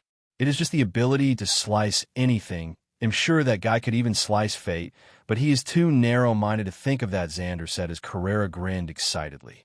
Boss, I know about your learning ability, and I'm sure every technique that you saw somewhere are already in your list. Can you use that ability to fight me? Carrera asked. Luminous was shocked to hear that. She is the most new in their family tree, so she never saw Xander copying anything. Even that time when your anger rised, your power also considerably grew stronger. Carrera said as Luminous somehow remembered a certain pink-haired girl that could do the same thing. Hey, did you also copy Malim's ultimate skill? Luminous asked as Xander just smirked. His learning ability is automatic, so he probably learned all the ultimate skill our acquaintances have, Sona explained as Xander closed his eyes before raising his hand. In it, three things appeared that even made the three shiver in fear. It was three concepts. Destruction from Ivorage, Dream from Great Red, and Infinite from Ophis. This is too overpowered. I wonder who could still fight you. Yudaha said, while looking at the three concepts swirling in his hand. Of course there is. Even I still don't know the real capabilities of my real body. I was just using it for scouting enemies, so I don't know if it could do something special. I am still wary about that, which you deemed every reality as fiction, Xander said, while thinking about the purple-haired witch. Since there are Lovecraftian horrors here, then it wouldn't be impossible to have Omaniko one. There is someone like that? Luminous asked if I have to explain it. Then you know those beings that I fought before, right? Each of them could destroy multiverse on their own. There are even beings who viewed everything in 4D as jokes. Then that which viewed everything, even those strong beings, as ants. She can win if she just decided to. Though there is a major flaw in them, which, as Xander explained, as they listened carefully, being like those are dangerous, they need more information about them. Don't do suspense. What flaw is it? Yudaha said as Xander just sighed. It is their ability to get bored, Xander said, as they were confused. Then does that mean we could take her off guard if she is bored? Carrera asked while thinking it was weird. Nope, which could die if they stopped thinking. Imagine everything is already in your control, and there is nothing more you could do. Of course you would get bored, and when you get bored they would stop thinking, leading to their deaths. Though I doubt that she would really die in a true sense, since she can just revive herself infinitely, Xander said, as they just gave up. What kind of impossible game is that? Luminous said before walking away. Yeah, just get stronger, Xander. You might meet her someday, Sona said, smiling at him while following Luminous. They were tired from everything that happened in this one single day, so they wanted to relax. Oh, they left us here, Xander. It just happened that I am Barado craving right now, Yudaha said while pointing at a bench in the garden. Xander grinned before carrying her as they started their game. Chapter 97, Xander POV. The next morning, I was awoke by a huge commotion I heard outside. I stood up carefully to not wake the girls as I take a look at what is happening. What appeared on my view was a sea of people protesting about how Satan Leviathan was abusing her authority. They are probably from those weak devils that Sona disciplined. Now what should I do with them? I guess it's time to teach them a lesson. Huh? They are really testing my patience. I snapped my fingers and a powerful shock wave swept through them. The devils from afar who started the protest were so terrified that they lost their nerve and ran away in fear. How could they not be when every person in their army was wiped out just like that? And many of them were high-class devils, so the thought of a mere snap of a finger defeating everyone was frightening for them. I looked at their way as a terrifying smile emerged from my face. I felt their connection cutting off, so I just laughed loudly. For others, it was probably scary, someone doing a Centurado and laughing about it, but they can misunderstand all they want. Sona and the others were awoke by my laugh as they went to the window, They were surprised by the mess as they looked at me with a piercing gaze. Hey, they were trying to protest against your sister. I just gave them what they deserved, I said as Sona slapped my head. Sigh. What do you think would happen if they mentioned Seraphal Leviathan being cruel for harming every innocent person who was simply seeking justice? Sona said, and I understood what she was referring to. I sliced my hand through the air as the world stopped before reversing. The Barado rose as the Barado returned to their Barado. I just sliced the event where I defeated all of them. Since there are no records of the Barado, then it would be logical for them to be alive. I didn't use my Barado ability anyway, so their demise is not inevitable. Luminous controlled the blood of the devils before making them march back to their territory. She made sure that they would cause havoc in their homes so that problems would occur on those filthy nobles. I nodded my head at the show as I looked at Sona. Sona, are we going to school today? I asked. Well, it's been a long time since we entered it, so maybe we should go. It's not a hassle anyway, Sona said as I nodded my head. Do you girls want to enter the school too? I have a feeling that something will happen later, I said as it gained their attention. Then we'll go with you. You saying that should have some qualifications. They accepted it as they got ready. Sona also made some uniforms for them using demonic power. I smiled in satisfaction, seeing them in their uniform as they looked beautiful on it. Girls, can you show me the uniforms later? I said with a cheerful smile. They just smirked knowingly while nodding their heads. We teleported to human world and just walked towards school. It was a nice morning with the girls. Arriving at the school, the students were surprised by Sona's return and the new people wearing their school uniform. Hey, are they transfer students? They are so beautiful. Do you think they have a chance to become their friends? Many people reacted by their arrival, but they didn't try to talk to them as their presence was suffocating them. They thought that they are not worthy, so they just back out. You're famous already, I said, snickering to them, who just smiled. What? Did you not get this attention when you enter Xander? Luminous asked as she thought that these students are undeserving since they can't even sense his beauty. Well, I did get some attentions, but not this much, I sighed. Yash, don't worry, Xander. Even if the world rejects you, we will always be here, Utaha said while giving me a warm hug. I smiled at the comforting feeling while many boys were crestfallen by the scene. Luminous and Sona smirked before they joined the group hug too. The boys who were watching fumed in anger. Darn, that Ranvil scoundrel already took the lead. A bald young man shouted as he lamented how unfair the world is. It's fine. We'll just watch how he falls from disgrace. Let's inform Issei about this. He would certainly understand us. Another young man with glasses said, looking shocked when his strange little trick didn't work. I just gave a sarcastic smile to the two fools as they saw that, and ran away while crying dramatically. Trying anything sneaky in front of me is forbidden. That is why only girl students are left in the entrance, because I already intimidated the boys. Overprotective as usual, Xander, Sona said, smiling. She can't hate him for that because he is only looking out for them. Not that they would be swayed by anything. Even if they meet the most handsome man in the world, they would just shrug him off. There's no way I would stay quiet when they're publicly checking out my woman. I sneered while their mouths just twitched at my words. Let's go, Sona said as we entered the school. We didn't go to class and just waited for the event to happen. While everyone was reading books that I made, we sensed something warping nearby, so we went towards it. We saw Rias and her peerage having a staring contest against a team of people. In the middle of them was Ophis. I don't even know why she is in the lower world. Azazel was also watching the event happening. Luminous controlled the students and planted an order in their minds. She made them return to their home because the school was suspended. She can do something easy like that since her races allows it. After sending the students home, we watched Issei was fighting against Chow Chow, trying to defend his team from being basked by Chow Chow's light. It was very lethal for devils to be hit by his light, as they would vanish from existence. The spear is the most dangerous weapon in this world because of how it affects every mythology. Even gods are afraid of that weapon. This is also the reason why Chow Chow is such a dangerous piece on the board. Hayadu, step out of the way. I need to have a conversation with Ophis now, Chow Chow said. No. Why should I listen to someone who tried to kill us before? Issei shouted while glaring at Chow Chow. Seeing Issei's refusal, Chow Chow smirked before his figure vanished as he plunged his spear to Ophis, who didn't even move. He was so sure that Ophis wouldn't dodge, as she was confident with her strength well. She indeed didn't move, but the moment the spear hit her body, it just bounced. Chow Chow widened his eyes at that.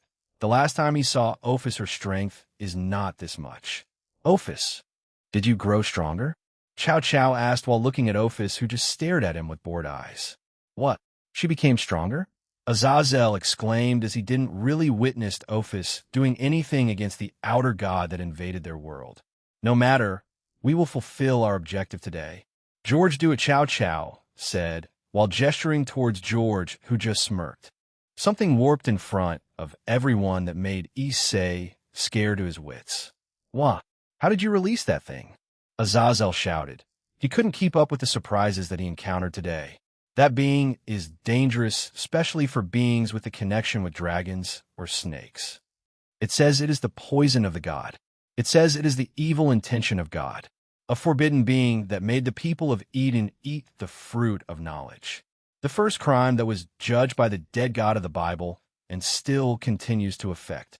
Dragon Eater Samuel, the angel who received the curse of God, who hated dragons and snakes. A dragon. Yes. A dragon whose existence was erased from the records. Chow Chow introduced the newcomer. Its mere presence scared everyone as it was reeking with every negative feelings they ever know. Despair, fear, anger, confusion, apathetic. Cinceredo, she thought it was not as big as she expected. I don't know. I never tried looking at the future, as that would be boring. Simply enjoying the surprise is the best, I said. They just let it be and watched as the show goes on. We saw Chow Chow ordering Samuel, while Azazel could only watch in despair. If they obtained the power of Ophis, then everything would be over. Samuel lunged at Ophis, who suddenly thought of something. Cookie. What they didn't know was that the young girl was in a daze, thinking about cookies in an emergency situation like this. A black mass tried to cover Ophis' body, but it vanished the moment it touched her skin. I snorted at Chow Chow's action, trying to eat a portion of Ophis when she already evolved? That's such a stupid thought. I still cannot fathom how Ophis was separated in two beings in the canon. And the worst part is that the one who did it is a creation of the God of the Bible. It is said that the God of the Bible is strong, but not strong enough for one of his creations to defeat conceptual beings. Shiva is even stronger than him. How the heck did his creation devoured Ophis is something I still couldn't comprehend. Natural enemy of Barato? Forget that. Ophis and Great Red are already out of that logic. Chow Chow was shocked by what he witnessed. I certainly didn't expect this. Geok, retreat, he shouted before they teleported immediately, leaving the abomination still wiggling in the cross. We revealed our presence to the others as they were alarmed. Who's there? Rias shouted as everyone in her peerage got ready. Even a new recruited Rosweiss was in guard. Rias, Sona said as she came into view. They sighed in relief when they saw it was only Sona. We stopped hiding and went outside as Kaneko hurried toward me. Sigh, Kaneko-chan.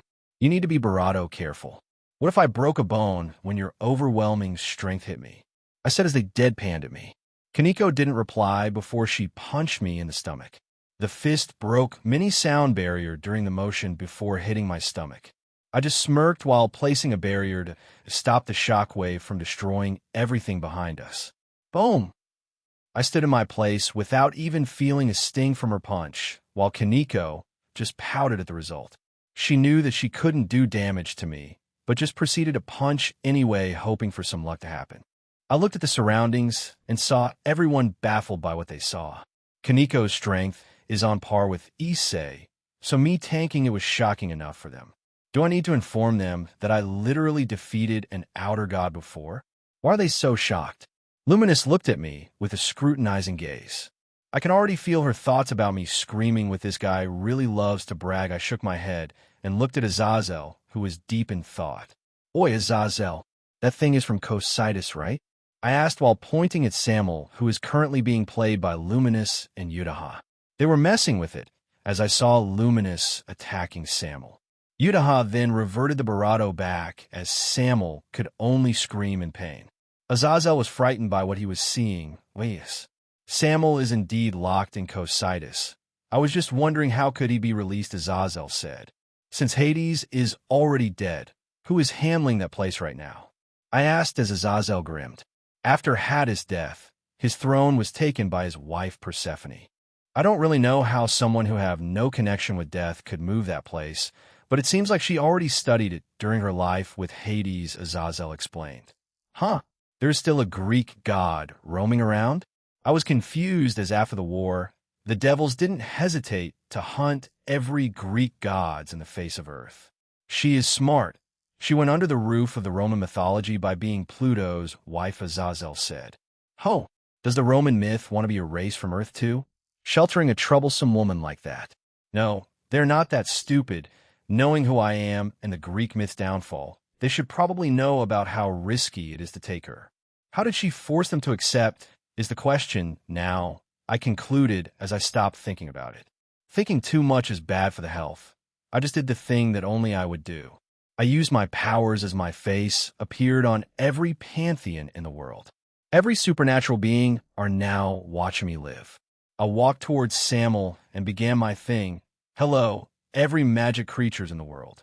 I know that most of you already know who I am, but I'll just introduce myself again for the sake of formality. I am Xander Ranvil, no title. Today, a faction in Chaos Brigade attacked us. Chow Chow used a creature that should have been sealed for eternity. And now, I am giving this message to the Roman pantheon, hand over that cursed Persephone. Not responding in the next hour would be deemed as opposition. In other words, I'll erase your pantheon in the face of Earth, I said before cutting the projection. The people beside me were dumbfounded by what I have done. Xander, what was that? Are you trying to start another war? Azazel asked, but stopped himself midway. He comprehended my words as he looked at me with complicated look on his face. Senpai, are you sure it's okay? Kaneko asked as I smirked. It's fine.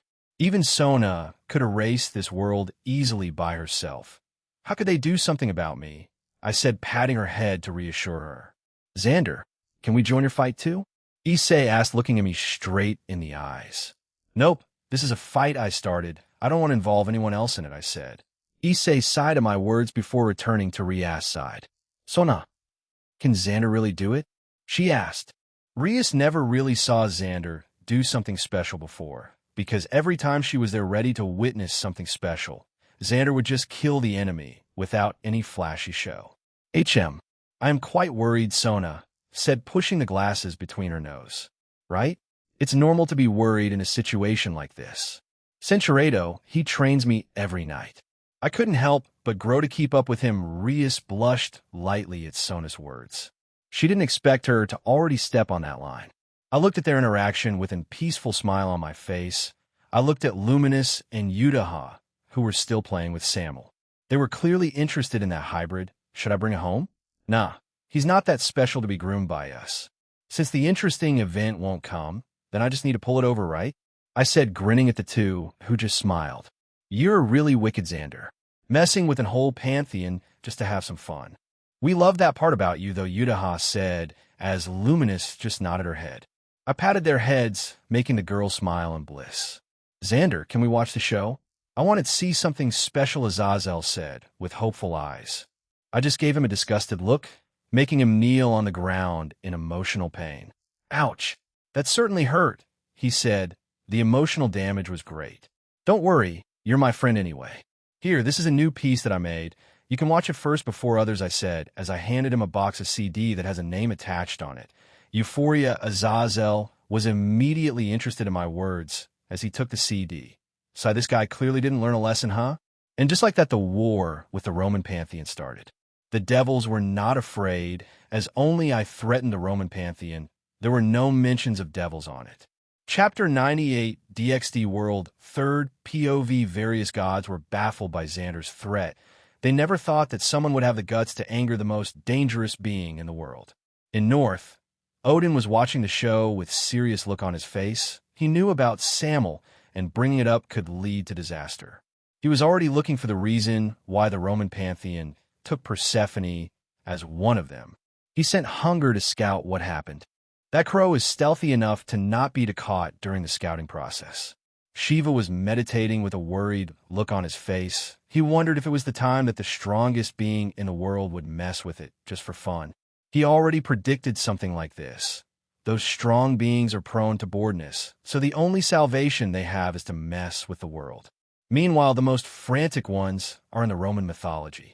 They were already scared when they saw the projection, so they tried to convince Jupiter to hand Persephone already, but he seemed to be determined in covering for her. Jupiter, you do know that this would spell the end of Pantheon, right? You gotta hand that woman over, Neptune said, but Jupiter just shook his head. Brother, you might not know, but everyone in this Pantheon is already in the hands of that woman, Jupiter said, making them confused. What do you mean by that? Mars asked as his aura began flaring up. We gods live based on our sources, right? Right now, that woman held the sources of all the major gods in this Pantheon, Jupiter said, making their eyes widen in shock. They inspected their divinity and traced it to their sources, but was stunned when they couldn't find it. How? How on earth did that woman take it all? Venus asked, glaring at Jupiter, who was already sweating. Everyone noticed his state as a theory formed in their heads. No. You weren't involved with that woman, were you? Neptune asked carefully. Centuredo, during their discussion, Persephone was gritting her teeth in confusion. She had some plans in her head, but she couldn't push it right now when that monster is finally moving. She already learned everything about Xander Ranvil, so she knew that he would not do anything unless his girlfriend Sona Citri would be in danger. She just didn't expect that his personality would change rather fast, making it scary for her. Now all her plans got ruined. She wanted to pay those Grimory back for the Barado of her husband, but she needed to escape this land before the promised Barado would happen. Persephone tried to teleport outside the Pantheon, only to get shocked when there was a barrier standing strong surrounding it. No way. Did he already place a barrier here? Persephone exclaimed as she tried using the sources of those gods to put a Barado in the barrier, only for it to vanish the moment it hit it. Persephone was starting to get worried. She can't escape the place, so she needs something to shield herself from the imminent danger. Or maybe acting as dead would do. During everyone's panic, they didn't notice that an hour already passed.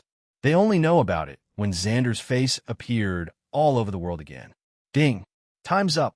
Since I haven't received any response, then I will deem this as opposition, Xander said, as the Roman gods widened their eyes.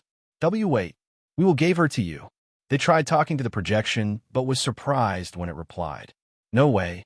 I already gave you time, right? Xander said. Before they could even talk back, the sky suddenly turned dark as something was dropping on them. Every Pantheon all around the world were watching the event as they could only look at the Roman Pantheon with pity on their eyes. They looked at the bunch of meteors falling from the sky that seemed to be impossible to stop. I will not let this tyranny be free. It'll erase the evil of this world, the man said as his sword began shining before he thrusted it to the sky. The meteors who were falling turned dust by that attack, as the man smiled, seemingly expected this to happen. The gods who were watching was baffled by that. They turned their attention to the projection, expecting an angry look on Xander's face, but was met with an excited look. Girls, he finally arrived. The second pawn of that creator. The main character has arrived, Xander said, smiling. A moment later, Xander along with his girls arrived. Just as planned, all right. Roman gods, thank you for participating. We finally made this guy reveal himself, Xander said, waving to the Roman gods who were just too confused by the events. Xander raised his hand before thrusting it in a portal that he made. He took it back as Persephone was already in his hand. Oi, Azazel, you're watching, right? This woman has served her purpose, he said before throwing Persephone to Japan. Xander made sure to seal all of her powers to avoid any problem. As if I will let you. Evil tyrant. The man tried to catch the flying Persephone, only to get smacked by the excited Carrera. I am your opponent, hero, Carreras Chautif. So, Carrera will fight against this one, huh? Last boss versus main character, Xander said, as the girls didn't say anything. They were content with this arrangement, as they know that stronger opponents would come much later than the first. Oh, everyone can freely watch. I don't know if you can keep up with their fight though, Xander said, as the watchers were relieved by his words. They focus on the fight where Carrera and the hero were exchanging blows that could shatter mountains easily. That dark aura. You're a demon, aren't you? Then, evil demon, did you come here to disturb the peace of the world? I will not let you soust. The hero said before pouring aura on his sword and blasting flying aura to Carrera, who just tanked it. But she was confused as to why the weak attacks were making her defend against it when her body could easily tank it. She threw a strong punch that somehow became weaker the moment it hit the hero, but he was still sent flying. She became even Barado confused about what was happening as she asked Xander, "Boss, what is happening? What is this man's power?" Xander smiled and began explaining. His power is simple. That is to be a main character. Right now, all of your parameters are being dragged and getting lower so that the hero, because it would take out the hero if you punch him full power. Even a meteor that should have wiped out everything changed properties last minute to be vulnerable to the hero. Right now, your enemy is not the man in front of you, but fate itself. There is no way a main character could lose, Xander said as Carrera became even Barado excited. Fate it is? Then he'll fight it until it Barado for forgiveness. Carrera exclaimed. The hero stood up before wiping the Barado from his Barado. You just probably got brainwashed by that tyrant, right? Don't worry. He'll release you on your shackle so that you will become free. The hero started spouting nonsense as Carrera looked at him weirdly. The hero lunged to Carrera while raising his sword. He swung it as Carrera had to use both of her hands to shield against it. She is not like the others who are already trained by Xander to defend against hacks like fate manipulation. She only has her brute strength that could destroy galaxies, but now was nothing as the hero's plot armor lowered it. Is this the famous nerfing of overpowered last boss, Xander? Yudaha asked, looking at Carrera, who was having a hard time beating the self-proclaimed hero. Xander smirked and nodded his head. Indeed, that hero's fate value is too high that anything that would become his enemy will ultimately lose to him. I wonder how Carrera would fight against someone like that? Xander said, while Luminous just sneered. Isn't it obvious? Brute force, of course, she said as everyone twitched their lips. Luminous is officially part of the brute force faction because of how Xander trained her. They were clashing for a few more minutes until they were reduced to rags that are panting in exhaustion. Hey, hero, are you okay with being defeated here? Think of what would happen to the people in this world if my master got bored of it. Carrera provoked the hero as she was having the time of her life. Fighting against someone in equal footing was awesome, especially so when her opponent is a main character. She would prove that even main characters would fall against villains in not just love comedy story. The hero started comprehending her words as the destruction and despaired look of the people's face appeared on his mind. No, I can't let that happen. I will protect this world with all of my might. And there goes the power-up. The hero's will was heard by the consciousness of the world as it gave him a major buff that made his specs surpassed of that Carrera. People of the world, hear me. I am the hero, Surabami. I need your help to defeat this evil demon. Please lend me your will so that I can convert it into energy and fire a sure kill strike towards the demon, he exclaimed as his charisma showered the people of the world, making them sympathize with the hero. They prayed for the hero's win before a large amount of energy began entering his sword. This strike is the hope of all the people in the world. Prepare yourself, demon, the hero shouted. Carrera smirked at his words before releasing one of the seals that Xander placed on her. If the readers forgot already, Xander placed restrictions on their body upon coming to this world, since the world of DXD is not that durable compared to Tensura world. There are many seals placed on their body to make sure it won't break. The action of Carrera releasing one of the seals immediately shattered the space in front of her. The mere action of moving a little brought destruction stronger than the fight they had before. She slowly loosened all of the seals until she was back to her peak, where throwing gravity collapse could destroy a whole galaxy. She needed this much to fight against abstract being like fate. She clenched her fist when she saw the hero already finish his power-up. They looked at each other in the eyes before releasing both of their blows. Eat this demon. Sword slice.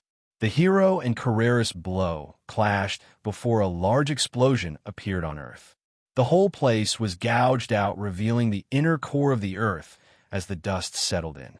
In the middle of the clash, everyone could see a yellow-haired Barado swinging in the air as she fell wounded from the impact. The hero was nowhere to be found, lost during the fierce clash. Carrera tried to find the soul of the hero and smiled widely when she saw that it really vanished. This could only mean one thing, that she beat the hero.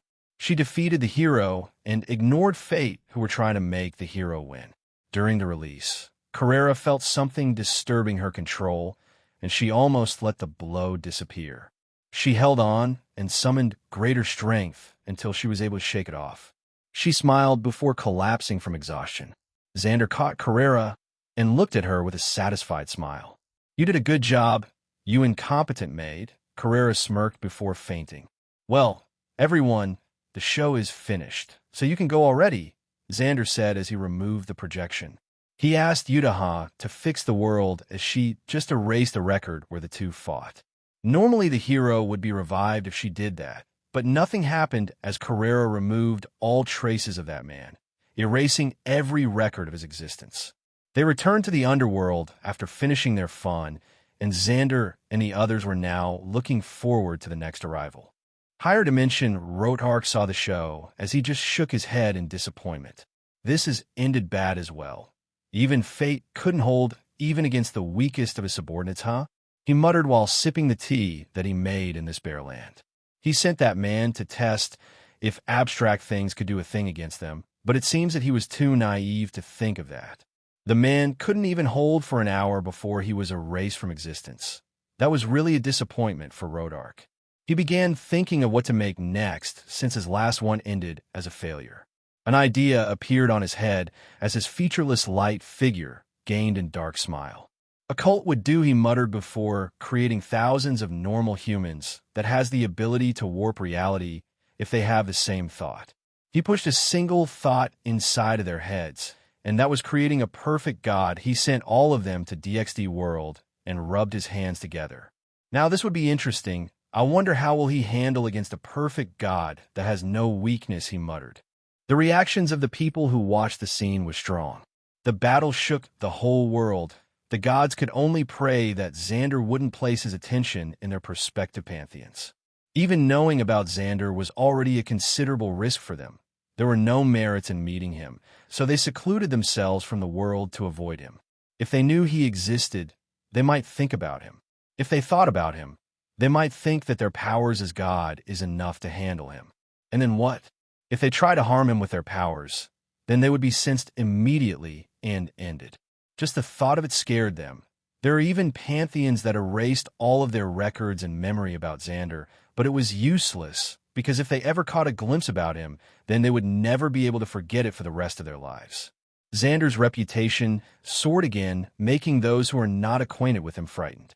Even though he is not the one who fought, his actions of plotting just to make the hero reveal himself is already scary enough.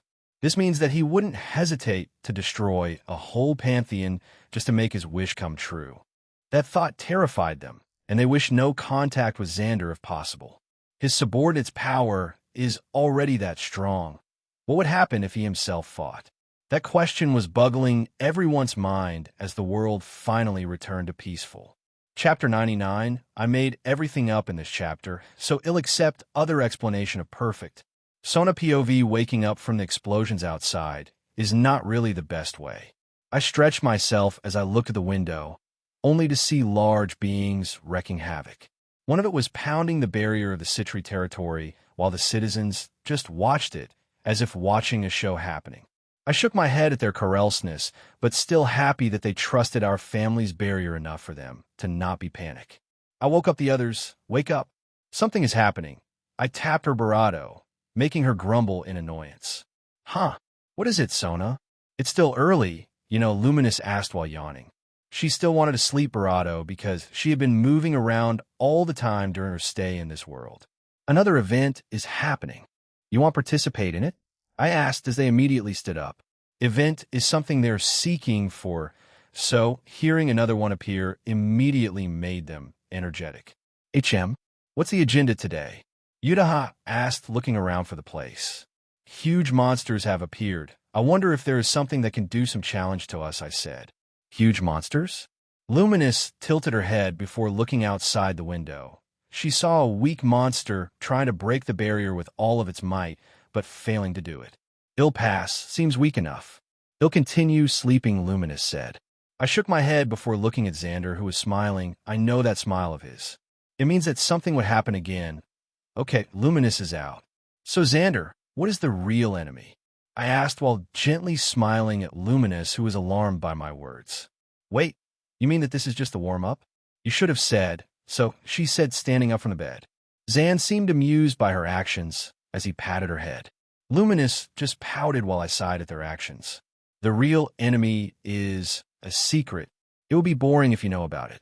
Even I don't have the firm knowledge about the enemy, so I can't really say anything, he said, shaking his head. That's fine. Mysterious enemies are more welcomed than known one. It's boring fighting against an enemy that you already know its abilities, Yudaha said, smiling excitedly. Still, don't you want to sleep more, Luminous? Then you should continue.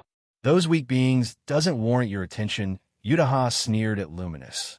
Shut up, Yudaha. She could only say that as she looked away. Sigh, those two are still childs. When will they stop doing such things? Xander was just grinning silly at their interaction. I raised my hand before slapping his head, waking him up from his fantasy. Anyway, the underworld is under attack. I need to defend against it, I said before trying to teleport. Wait, please clean yourself, Xander said while pointing at my body. I looked at it as my face turned red. I almost forgot changing my ragged clothes that we used yesterday. We teleported to the capital of Underworld, Lilith. We saw another being wreaking havoc there as an idea emerged from my head. I used my sensing ability and sensed every monsters before teleporting them here. I projected my face to the whole Underworld for the announcement. People of Underworld, please be at ease as we will take over the fight against those huge monsters. Thank you for understanding, I said before cutting the projection off. Not even 10 seconds before my sister already called me. Sotan, where are you? Are you going to fight those beings? My sister's frantic voice rang from my mind. We're at Lilith Naysama. If you want to watch the show, then you can come here. This is also the time to show my prowess to the people of Underworld. I don't want to be labeled as the Satan's sister anymore. I wanted to stand on my own feet, I said as I can already feel my sister tearing up from the other side. Yuwa, Sotan doesn't need me anymore. Do you hate Sister Sotan? Did I do something wrong? She asked many questions as I sighed. Not anything like that, Naysama. I wanted to be acknowledged, but I still love you nonetheless, I said. My sister stopped bawling before I heard her sigh in relief. Then I'm glad that Sotan doesn't think like that, sister said while I raised an eyebrow. Did she do it just to check whether I already had a change of heart? Then I have to commend her for that, for it was very effective. I cut off the call before I saw Wanisama teleporting along with the other Satans and Azazel. I looked at them before asking, "What's the situation here, Azazel?"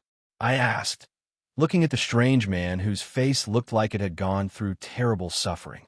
His eyes lost their light, as if he had witnessed something worse than the abomination we saw before. The others also noticed Azazel's state, so they could only shake their heads and ignore him. I'll explain it. It seems like the hero faction of the Cows Brigade did something, as one of their operatives created those monsters using the ability called Oblivion Maker. Ajuka explained as I understood the situation. Hero faction again. Huh? Is it finally time to take them down? They always brought trouble, so removing them would be the best solution, but doing that would also cut our source of entertainment. I didn't dwell on the thought before calling my peerage. Dealing with monsters like this doesn't us to do something. I have a peerage to solve it. Not even a second before everyone arranged themselves in front of me. Good morning, Lady Sona, they greeted while smiling towards me. What are we going to do today, Lady Sona? Momo asked, already excited for the daily routine of throwing explosion in the underworld. The devils are already annoyed by her actions, as her blasts would always bring chaos. Shockwaves would wreck their places, and earthquakes made some cracks in their land. Not to mention that the blast maniac doesn't just stop with one blast either. Please destroy those things, They're disturbing the peaceful state of underworld. I ordered them as they smiled. Momo placed a barrier before casting a powerful burst spell at one of the monsters. The thing that even the strongest queen couldn't damage was erased with just a single spell. That was beautiful, Momo muttered, looking at the place where the monster vanished. Tsubaki waved her hand as one of the monsters also rotted before turning into a purple goo. As expected, even I can't stand my ability, Tsubaki said, looking at the goo while shaking her head. Tomo took a large breath before her figure vanished. Heiken, Tsubame Geishi, she muttered as two sword strike hit the monster, dissecting it into small pieces. Her slice were too fast that the watcher didn't even notice before the monster was sliced. Even a monster's regeneration couldn't save it, as it collapsed without being able to recover from the attack. Tee, I finally did it. Tomo stuck out her barato playfully as she said it, and I looked at her with a proud expression on my face. She finally understood most of the technique that Xander taught her. Tsubasa made the monsters explode with her heavy fist. Each of them has the force of many nuclear attacks, so every monsters were pulverized by her simple punch. Though if she fight against Carrera, she would lose immediately. That woman could destroy a fate of a protagonist. How could she win against her? That was my conclusion as I compared the two. Of course, I wouldn't exclude the fact that Carrera literally trained for millenniums, and she was born from the beginning of time, just like Ophis and Great Red. My peerage is still the best for me. They're the thing that I could be proud of, as I was the one who built them from the ground. If someone were to make a poll about who will win against Carrera and Tsubasa, then I will choose Tsubasa immediately. While my peerage were fighting against the monsters, I witnessed something happening in the middle of those monsters. There are thousands of people muttering something while kneeling in front of a magic circle. The magic circle was elegant for terrorists, but wherever you go, villains would always have the sense of fashion compared to the main characters. We didn't disturb the ritual, as we were interested to what being would be born there. Xander seemed to already know, seeing the baffled look on his face. This is so stupid, he muttered as we looked at him. What's wrong, Xander? Yudaha asked as he just shook his head. Upon seeing that he won't say anything, we just continued watching the ritual happen. Third POV, everyone was confused to why the Xander group isn't moving. They were just watching some people doing shady things in front of them with an expectant look on their eyes. Xander looked at Luminous before sighing. Luminous, I don't know if this is a bust or it will succeed, but it's your turn, he said while looking complicated. Luminous was confused to why his expression was weird, but just shrugged it off as she was simply waiting for the being to be born. What are they doing, Xander? She asked, seemed impatient by how long it was taking. They're making a god, Xander said, making everyone widen their eyes. They never heard of a phenomenon where a god is made by just 1,000 of humans. Are their beliefs that strong that they could make a bona fide god? That would be too scary. God? It's just a god, right? They won't be a problem in front of me. Why does your expression still look complex? Luminous asked while raising an eyebrow. That's the problem. The god they're making is not a normal one. They're making a perfect god that could do anything perfectly. Xander said, making everyone shocked. Oi, Xander. You're joking, right? How are we supposed to fight against a perfect being? Azazel, who somehow revived, took Xander's words seriously. Perfect god that could do anything would only spell disaster on their world. Is that why his expression is complicated? Does that mean even Xander wouldn't be able to defeat the newborn? Ajuka asked, looking worried already. No. In fact, what you were worried about is pointless, Xander said, without even looking at him. He just pointed to the center where a form is finally appearing. Everyone watched as a being of light with the silhouette of a person emerged. They were confused when it was not doing anything as Luminous asked Xander. Hey, what is it doing? I can feel its power that is almost absolute, but why is it not moving? She asked the question that is on everyone's mind as Xander sighed. Let's go to philosophy first.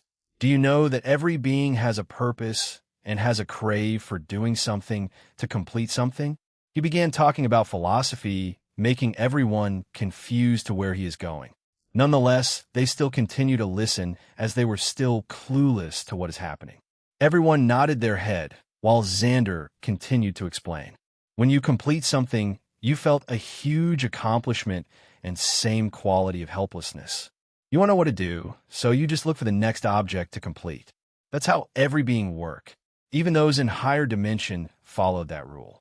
No, they aren't able to escape that as they aren't perfect. They were even more confused as they racked their brain to find the answer from Xander's words. How does that connect to my supposed-to-be opponent, Xander? Luminous asked. Xander looked at Luminous with pity on his eyes as he continued to explain. The problem with this being is... He has no problem, Xander ended the explanation with that, letting the listener continue to find the answer until Ajuka and Azazel widened their eyes. Everyone noticed their actions as they looked at them with questioning eyes. They wanted to know the answer for why this being is not doing anything, considering that it is perfect and can do anything. Even now, they deemed it as perfect, even when they can only see a vague figure. Everyone didn't doubt that the being is perfect from everything. They wondered if it holds the concept of perfectness for being this complete. Ajuka, Azazel, what did you learn? Falbium asked, erasing his lazy attitude and taking this case seriously. This bomb in front of them was dangerous. They need to know even a little of information about this thing before it would explode. Azazel scratched his head in annoyance as to what he learned. It was so stupid that he was even hesitating to explain it. Ajuka saw that as he has no choice but to explain the phenomenon in front of them. Ajuka began talking. You recalled how Xander explained those completing things would lead to emptiness? Not being able to do anything? This being is the embodiment of that. It is too perfect to do anything. If I have to break it down more, then it would be. He is already perfect in anything, so there is no more purpose of him. This being could probably do anything, reality warping, creation from nothing, etc. It also has perfect knowledge of everything, so there is nothing left for it to learn or experience. Even now, its current posture is flawless, and everyone can see that it has achieved the perfect form. So moving a bit from that posture would destroy its whole existence. Ajuka ended it while closing his eyes. The people in the surrounding digested the information that he gave as their whole body shook from the chills of it. A being so perfect that it would lead to self-destruct just from doing a simple thing as moving. The most flawless being in the universe is the flaw itself. The most disappointed in this conversation was Luminous herself. She finally understood why Xander gave her a pitying look moments ago. You should have mentioned it earlier, Xander. Then I wouldn't have wasted my time here looking at this piece of perfect junk, she said, sulking. Xander sighed before patting her head. Don't worry, your time will come soon. You just need to wait for it. He comforted her, which did its effect as the girl started calming down. You want to deal with that? Xander asked while pointing at the being who was still frozen. Huh? Who said anything about not dealing with my bravado? She said before controlling a part of the concept of life and erasing the being from existence. It could neither defend itself nor teleport, which would only cause further complications. Putting up a perfect defense would contradict against its perfect body that could tank anything. Doing a perfect teleportation with a perfect location would end up null, as there could be number 2 perfect location at the same time. The only perfect location is where he is made. The show ended with Luminous huffing in disappointment as they teleported back to Citri Mansion. The monsters were already taken down by Sona's peerage, while the cult members were erased by Xander. He couldn't let them roam around when their reality warping could bring disaster to the surroundings. Able to do anything just by thinking about it? That was a huge no for Xander. The people could only stare as they left the place, disregarding what they just did. Down. Xander, that jerk. He gave me another cursed thing again. Azazel remembered something that gave him nightmares for a few days already. Xandir, he shouted, releasing all of his feelings. Chapter 100. Xander POV, returning to the Citri state. We ate our breakfast since we immediately fought against that disappointing thing without eating. Luminous was still grumbling about not being able to fight, while Sona was instructing her peerage to do something. She still didn't forget about them, I guess. Because it would be bad if she does. I will really have a serious word with her until her emotions for them will return. Anyway, today, I'm going to meet grandfather as I want to talk about my real position in this world cast. I thought I was just a common Joe, but who would have thought? Girls, what are you going to do today? Is Carrera awake already? I asked them while thinking about the woman who fought against the fate's favored one. HM, are you going out today, Xander? Sona asked as everyone turned their heads at me. I need to meet grandfather. I want to solidify my position before something like a coup happens, I said before raising my eyebrow as I saw the girls looking at me with strange expressions. What's wrong? I asked, tilting my head. They didn't even hesitate before replying. You really like to dig your own burrito, Xander. Have you perhaps forgotten that every time you talk of incidents that have null chance to happen, they would always appear when you arrive? Luminous said, Huh, wait, does that really happen? I mean, geez, that does happen. I should be burrito worried about my burrito than my powers nowadays. I guess I need to be careful about it, I said. We will just stay in the house, since there is still a lot that we needed to know about this world. And my study with machines are going rather well. I don't want to be disturbed, Luminous said as my eyebrows twitched. She wanted to say lays there, right? Still, Luminous is really excited about building machines. Are we going to have another Seek Vera here? As for Kara, before Luminous could finish, the door was opened with a bang, while Carrera appeared with a huge smile on her face. Boss, I'm up for a spar, she said, placing both of her hands on her burrito. But we are not, I said as she fell comically. Carrera, there's a new manga cafe being opened somewhere. They're offering a lot of facilities. Won't you try it? I wanted to know if it's worthy of my presence before I enter it, I said as Carrera immediately accepted it. Yes. They'll look to it immediately. She was so excited. Well, I don't really plan on going to a manga cafe, as the nice works in this world are only those I made. I gave each of them a kiss to the forehead before teleporting to human realm. Before meeting grandfather, I need to meet Machida first. I already have the second volumes of those manga that I gave her. I wanted to hand it already so that maybe sometime in the future when it'll get transported again, then I don't need to worry shoot, did I jinx myself again? I shook my head before calling the old single woman. She accepted the call rather quickly as I began talking. Machida-san? I asked. HM? Xander? What's wrong? She seemed confused by my call, but still continued. I want to meet. Are you free? I immediately went to the point. I'm actually quite busy. But since it's you, then I have no choice but to open my schedule, she said. Busy? What are you even doing? Don't you only handle me in Yutaha? I asked as her words confused me. Yeah. It would have been easy to handle both of you since you two are reliable, but your work is on fire, Xander. I need to handle a lot of things to Comet. Your fans want a signing event, she said. Wait. Talking about that on phone would lose the meaning of our meeting. Let's just meet already, I said, stopping her from ranting. Understood.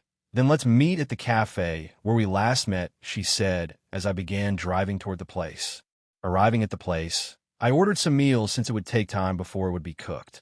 Machida also arrived as she immediately sat in front of me. So, Xander, why do you want to meet? She asked while arranging some documents. I didn't say anything and just handed her some papers. She raised an eyebrow before reading the title, Code Geass. What? You already finished the second volume? She was baffled by what she read as she gave me a stinky eye. Do you already know the reaction of your fans to your new series? She asked while I just took my phone and looked at the news.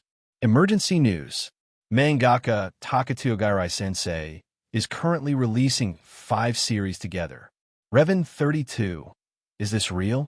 There is no way that a human could handle this much of work. Is he a monster? Gorns 1. What are you talking about? He is not a monster. He is the emperor of manga. Frena 2. Emperor. That's cool. No one shall doubt the emperor, for his will is absolute. Azazel. What emperor? He is just a con man. His real works are truly disturbing creations. I didn't sleep for many days after watching the thing he made. Ol replied to Azazel.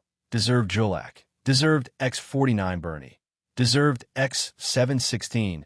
281 Unmovable Blessing. The heretic is still alive. Curse him. For the emperor. All for the emperor. Well, things have become rather complicated there. And why does Azazel always dig his own burrito? Various hackers are probably trying to look for his location right now. I wouldn't be surprised if Azazel will be found tomorrow. Anyway, why on earth did they turn into such fanatics? They were just tolerable many days ago. And now someone just suggested, then everybody followed it. Are they making me the emperor of mankind? I shook my head and erased those useless thoughts. They are rather lively? I said not sure about the wording, but Machida chuckled at it. Lively is an understatement. You should know how many letters are coming to our company. Even people from higher ups want to meet you, but I refuses them since I know you won't do such bothersome thing as talking with old man's HM. She seemed to know me enough. That's good. Well, thank you for doing that. I would rather spend my time writing manga than have a conversation with those old foxes, I said while sneering in my mind. Machida thought about it before bringing the topic up. Then about the signing event? Are you going to participate on it? Machida asked the thing that I don't want to talk about, like why do I need to do something troublesome as signing event? Fans should be just content with what I gave them. You know I hate troublesome things, right? So I refuse. You can let Yutaha have hers since her book got famous already, right? I said, pushing the problem to Yutaha, who is unaware of it. Sigh. That personality really. Well, you wouldn't be a mangaka if you don't have a troublesome personality that the editor needed to point out, she said smirking. By the way, how is Shirchan? Is she still alive? Machida asked, wondering about how her other author is doing. She is having the time of her life. There is no need to worry, I said, assuring her that nothing could faze Yutaha in this world anymore. We talked for a few more minutes while eating before we parted ways. I still need to meet my grandfather anyway. I drove my car toward the mansion where the party was held before. When I arrived at the gate, it was opened by the guard who didn't even ask for my informations. It seems like my grandfather's monitoring skill is rather big. I parked my car and entered the mansion where I was greeted by a butler who bowed its head to me. Greetings, Lord Xander. Your grandfather is waiting in his study room, he said as I followed him. We arrived at the door. As I opened it, I saw my grandfather sitting in front of a desk while signing some papers. Sit down, he said as I followed it. He finished signing the papers as he placed his pen down and looked at me with a large grin on his face. So you have come. Do you want to replace this old man already? He asked while I just sighed. No, you old geezer. I don't have time to sit down and sign some stupid papers. I would rather spend time with my wives, I snorted at him, who just laughed loudly. Well, ha ha ha. I have the same thoughts as yours when I was still young. Unfortunately, there is no one who will succeed my father at that time. So I was forced, he said, while a melancholic look appeared on his face. I am here to ask about your connections, and so. I was wondering if my grandfather's authority is large after all, I said, smirking at him, who raised an eyebrow. Centuredo knowing about it is much safer, I said, as the old geezer just sighed. Well, listen carefully, brat. You will be amazed after hearing all of our properties and authorities, he said, as we talked for many hours. I don't know if my grandfather is this free or he just opened his schedule for me, but either way works just fine for me. I am indeed amazed by how far this old geezer wrapped his hands. Handling it would be troublesome, but I could just throw the responsibilities to my employees at that time. Maybe he'll ask Luminous to make some vampire servant that would work.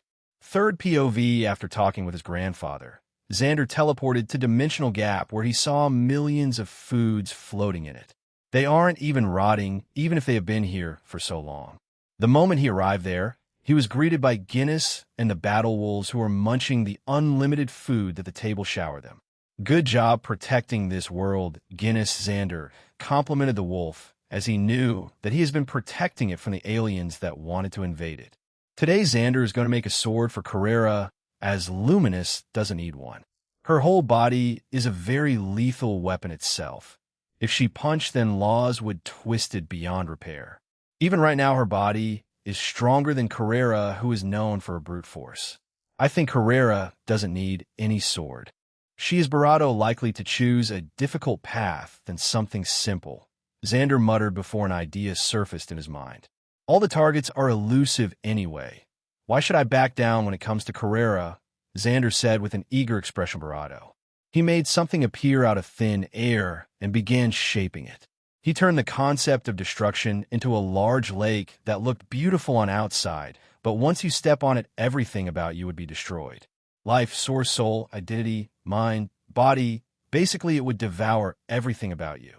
The concept Xander used is from Ivorage, This concept was not what he needed because he had a specific target in mind for the attack. He rejected it as useless. The lake would become the weapon's outer form, taking the shape of an enormous fist. The knuckle would be the real form of the weapon. This is a very dangerous weapon to everything in the world. Recklessly using it would cause massive damage that couldn't be described using letters alone. I will make sure to remind Carrera to only use the weapon in case fighting beings that couldn't be defeated using normal overwhelming power. Should I add the concept of infinity and dreams in here? Xander thought of something dangerous as he shook his head. No, that would be too much. This weapon would surely the one Yutaha and Sona is holding. Xander was contented with the weapon he made. He wondered if it's time to get stronger already. He's been focused on training the others that he had no time make himself stronger. Ill-surpassed fighters like Demon Bane or Featherine using only this mortal Barado, Xander said, smiling as he made a plan in his head. To complete that plan, he needed to jump over to another verse first. He'll postpone it for now, since I still haven't made any progress regarding our marriage, he said, shaking his head. It's been a few days already. He needed to push the topic towards the Citri family. Xander returned to Underworld, where he saw the girls already waiting for him in the room, wearing casual clothes. You girls are really eager, huh? You're already ready, even though the sun hasn't set yet, Xander said with a grin. The girls looked over at him, curious about what he had in store for the evening. Xander, aren't you excited too? Look at this little guy, Luminous said while poking the head of the small creature, surprising it further. You're really challenging me, huh? Xander said before grabbing Luminous from Barado and wrestling with him rather playfully.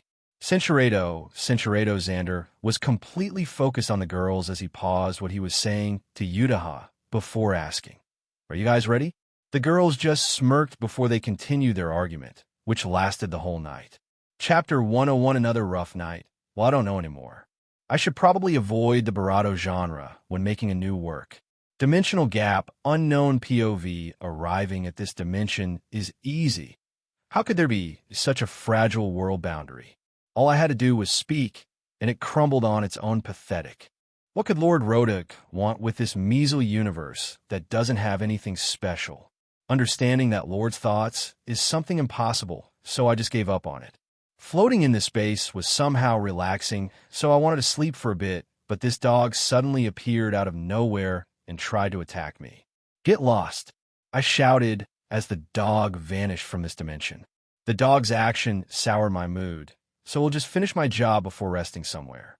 Search, I muttered before information appeared in my mind. I teleported to the location where I saw a man resting in a room along with 3 other people. The strangers muttered in disgust. Shaking my head at the thought, I was about to leave when they suddenly opened their eyes. Oh, the visitor has appeared before us this time, the black-haired girl said. Is she referring to me as prey? There's no way, right? Thinking of me as a prey? Who would be foolish enough to do that? My power could change the world at will. People should know where the limits of arrogance is. Teleport, I said, as everyone vanished in their place and teleported to the comfortable place that I relaxed just a moment ago. Words? Quite bland for an ability, the white-haired woman said as I was starting to get angry. These fools really don't know how wrong they are for thinking that my ability is weak. Well, Cinchuredo, there is no way they could have survived such extreme heat. This world is fragile. So, something that would have overwhelmed it can easily take down insects like these. What's with that puzzled look? Are you out of information? We already fought someone that could shoot flames with heat like those, endlessly. How could we be affected with such simple thing, what? Hotter than those? Well, if Barado doesn't work, then we just need to use ice. Ice, I shouted as something close to absolute 0 block of ice has appeared. I was about to control it when it suddenly gained a conscience and bowed its head to the girl with glasses. What's happening? Trying to use ice against the embodiment of ice itself? Isn't that just a foolish move? There is no ice that could affect Sona, as they would all follow her will. Whether primordial ice magic, forbidden arcane magic, temperature control magic, even conceptual ice magic wouldn't work against her, the woman said some unreasonable words that I refused to accept. Ice concept frees them, I said as another ice was created from nothing.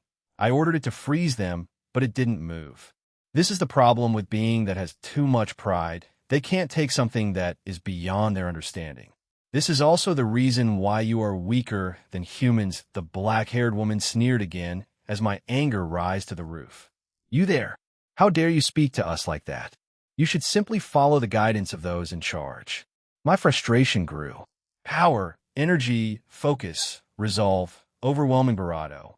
A surge of words poured out as I confronted the woman. I saw the woman smirking while I was already imagining something terrible happening to her in my mind. Where are the concepts? They should have already dealt with that woman. My mind couldn't understand what is happening. My ability is absolute.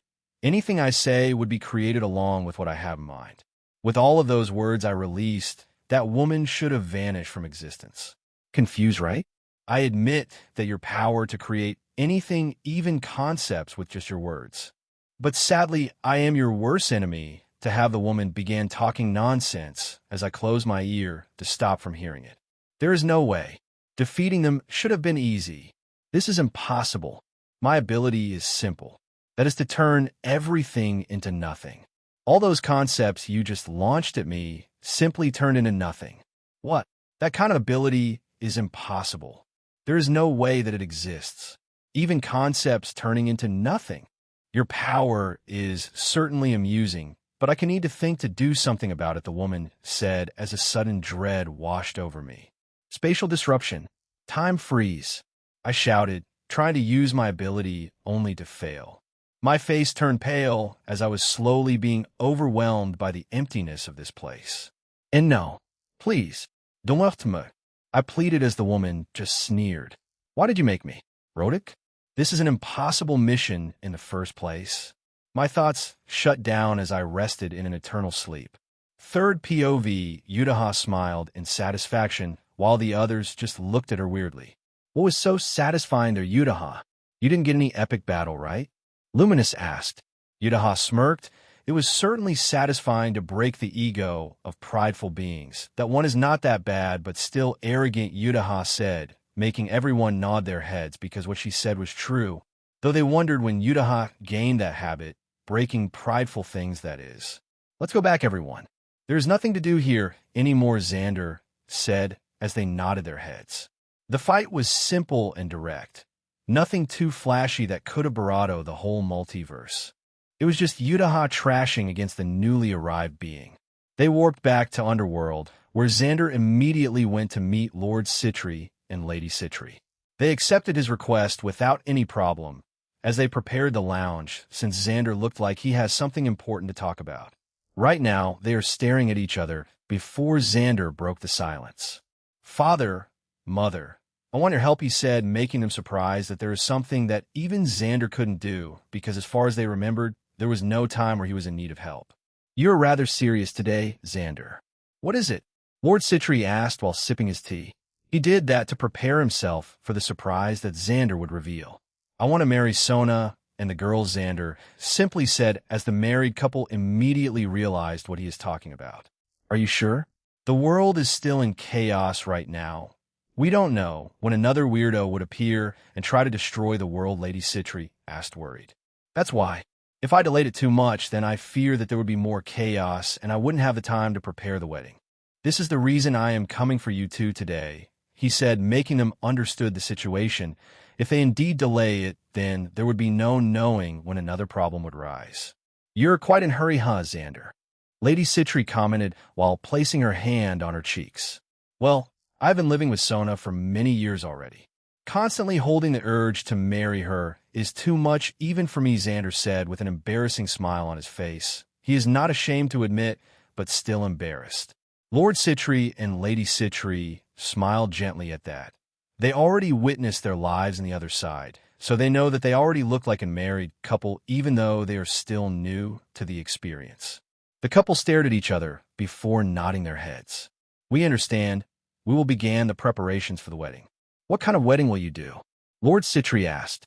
I prefer a small wedding with only acquaintances to be invited, Xander said, making them surprised. They thought that he would have a wedding that is projected to the whole world.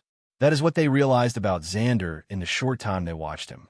Even though he is already millenniums years old, he is still a child for them. We will talk about it with Seraphal, as that girl know how to handle things like these, Lady Citri said, making Xander on edge for a moment. Won't the wedding be grand then? Seraphal is a rather peculiar individual. We don't know what she will do, he said, as they chuckled. Yeah, she might be like that, but that girl know and stop. In terms of limitation, that girl know it more than the other Satan. Her job is connected to that, after all, Lord Citri said. Xander then remember that Seraphal handles thing that needs some care, since it would lead to a big loss. Then he'll leave it to you, Xander said, bowing his head to the two, who just shook their heads. It's not a problem. You have been looking out for our daughter for how many years now? I need to at least do this to show some gratitude, Lord Citri said while smiling. Xander was satisfied with the talk as he left smiling. Xander now needed to talk to the girl who had almost been kidnapped. I need to look for the organization that initiated the kidnapping first. It'll make them pay for making me outburst like that, Xander muttered before teleporting to human realm. Xander didn't waste time and immediately drove towards Sakurasu. He met Misaki on the way, but he just greeted her before continuing walking towards Mishiro's room. Xander knocked on the door as it was opened by Mishiro, who looked like she didn't sleep for days. Hi. Xander raised his hand to greet her, but she just stayed in daze. Xander. She tilted her head before widening her eyes. Xander. Mishiro didn't hesitate and lunged herself to Xander's arms. Sorry for leaving you when I was supposed to take care of you that day, Xander said while gently scratching Mishiro's chin. She looked like a kitten right now. It's fine.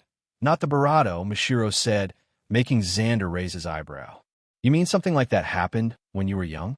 He asked as Mishiro just nodded her head many times when I was a child. But some weird people in suits would always help me and bring me home after. Mishiro recalled the times where she was helped by those emotionless group of man that is wearing suits. Really? Then I'll thank them when I meet them. Xander patted Mishiro's head as he said that. Anyway, do you still want me to drive you to school? He asked, making Mishiro remember that she didn't even arrive at school before she was kidnapped. Yes. I want to be with Xander, Mishiro said without knowing what that meant. Xander was surprised, but he just smiled before taking a seat. Do you want to draw something with me? He asked while raising the pen, as Mishiro immediately nodded her head. It's been a long time since they did something like this. Xander, can I read Barado of your books? Mishiro asked as she remembered that Xander had already published new books that she hadn't seen before. Well, it's not a problem. But on one condition, Xander smiled as he showed a painting brush to Mishiro, who started reminiscing about her past, where she did nothing except painting. Mishiro tilted her head, wanting to know what Xander wanted. Let's have a painting duel, he said as Mishiro widened her eyes. She slowly took the brush from Xander's hands before smiling. Challenge. Accepted, she said before the two prepared their tools. Mishiro didn't question how Xander took something from out of nowhere, as she was more focused on imagining the thing she wanted to paint. After a few minutes of thinking, something emerged from her mind. She hesitated before taking a long breath. Ready, Xander, she said while Xander just smirked. Then let's start, he muttered as silence descended on the room. Only the sound of the brush sliding against the large board could be heard. During the time they were painting, they didn't notice that the amount of spectators already increased. Almost all of the residents are currently watching their art. Even Ryunosuke, who rarely go out, had no choice as he heard them talking about painting. It was a once-in-a-lifetime situation where they can see a world-class painter in action. They were in daze watching two same-class painters making something that they can barely comprehend. Their level is too high that even though they are a student of an arts university, they still couldn't understand what is happening. One thing they understand, though, is the emotions being poured in their work. It was overflowing that even them who are not experts could see it. Sensei, how far are them in the cast of arts? Misaki asked Chihiro, who is the most experienced among them all. If I have to say, then they are at the very top. The only people who could fight against them are those old fools who had tons of experience, as Chihiro said, without taking her eyes off from the two. Jean looked at their artwork as he shook his head. He swore not to compare himself to these two again. Nanami is the one who was most affected by this show. She was always taking care of Mashiro that she almost forgot that she is a jewel in the world of arts. She was wondering if she is really worthy to be on Mashiro's side. Her thoughts were plastered on her face as Chihiro patted her head. Don't worry, kid. Monsters like those are something out of this world. Don't compare yourself from them, and just focus on your own life. Don't let the fact that she is in the higher caste affect your way. Build your own foundation until eventually reach that place. Chihiro gave some inspirational words that gained some weird looks from the other residents. Nanami stared at Chihiro before smiling gently. Yes, sensei, she replied. Mashiro is currently evolving. I don't know what will happen after she finishes her evolution, but I bet it would do something that would shake the world, Chihiro commented as everyone turned wide-eyed at her words. Are you kidding? She is still evolving. Even though she is already that skilled, Jean muttered. He couldn't believe that her skill is still growing. What would happen from now on? Jean thought while thinking how unfair the world is. The reason Mashiro came to Japan is to learn drawing manga and to raise her skill. It seems that she's gaining both of it from the same man. Chihiro smiled as she looked at Xander, who was mixing some paints before randomly stroking his brush. Though that is only on their perspective, as they still can't comprehend what he is making. They already had an image to what Mashiro is doing, but to Xander, it looked like just a normal scribble that is made by a child for them. What is Xander doing, sensei? Nanami asked, but turned quiet when she saw the confused look on Chihiro's face, indicating that even she doesn't know what it is. They just stopped talking and continue looking at their work with focused gaze. It was an amazing scene, two world-class painters doing a duel using just normal tools. After a long time of waiting, the two finally finished their works at the same time. Xander smiled when he saw his work before taking his handkerchief and wiping the sweat on Mashiro's forehead. Are you ready to lose, Mashiro? Xander asked. Mashiro pouted as she looked away. Now, this is not the time for sulking. We still need to check our works, right? Or are you perhaps not confident with your work? Xander said, riling the girl up as she pouted again at him. Xander shook his head before smiling gently. Are you ready now? Xander asked while Mashiro just nodded her head. Then let's start with your work first, he said as Mashiro took her board before placing it in front of everyone to see. Beautiful. That was the only thing they could mutter to describe this thing. It was so colorful that it is to the point of dazzling. But the thing she painted is what baffled them the most. It was a picture of her and Xander sitting in a sofa while their heads are tilted to each other. It was a peaceful scene that made them smile.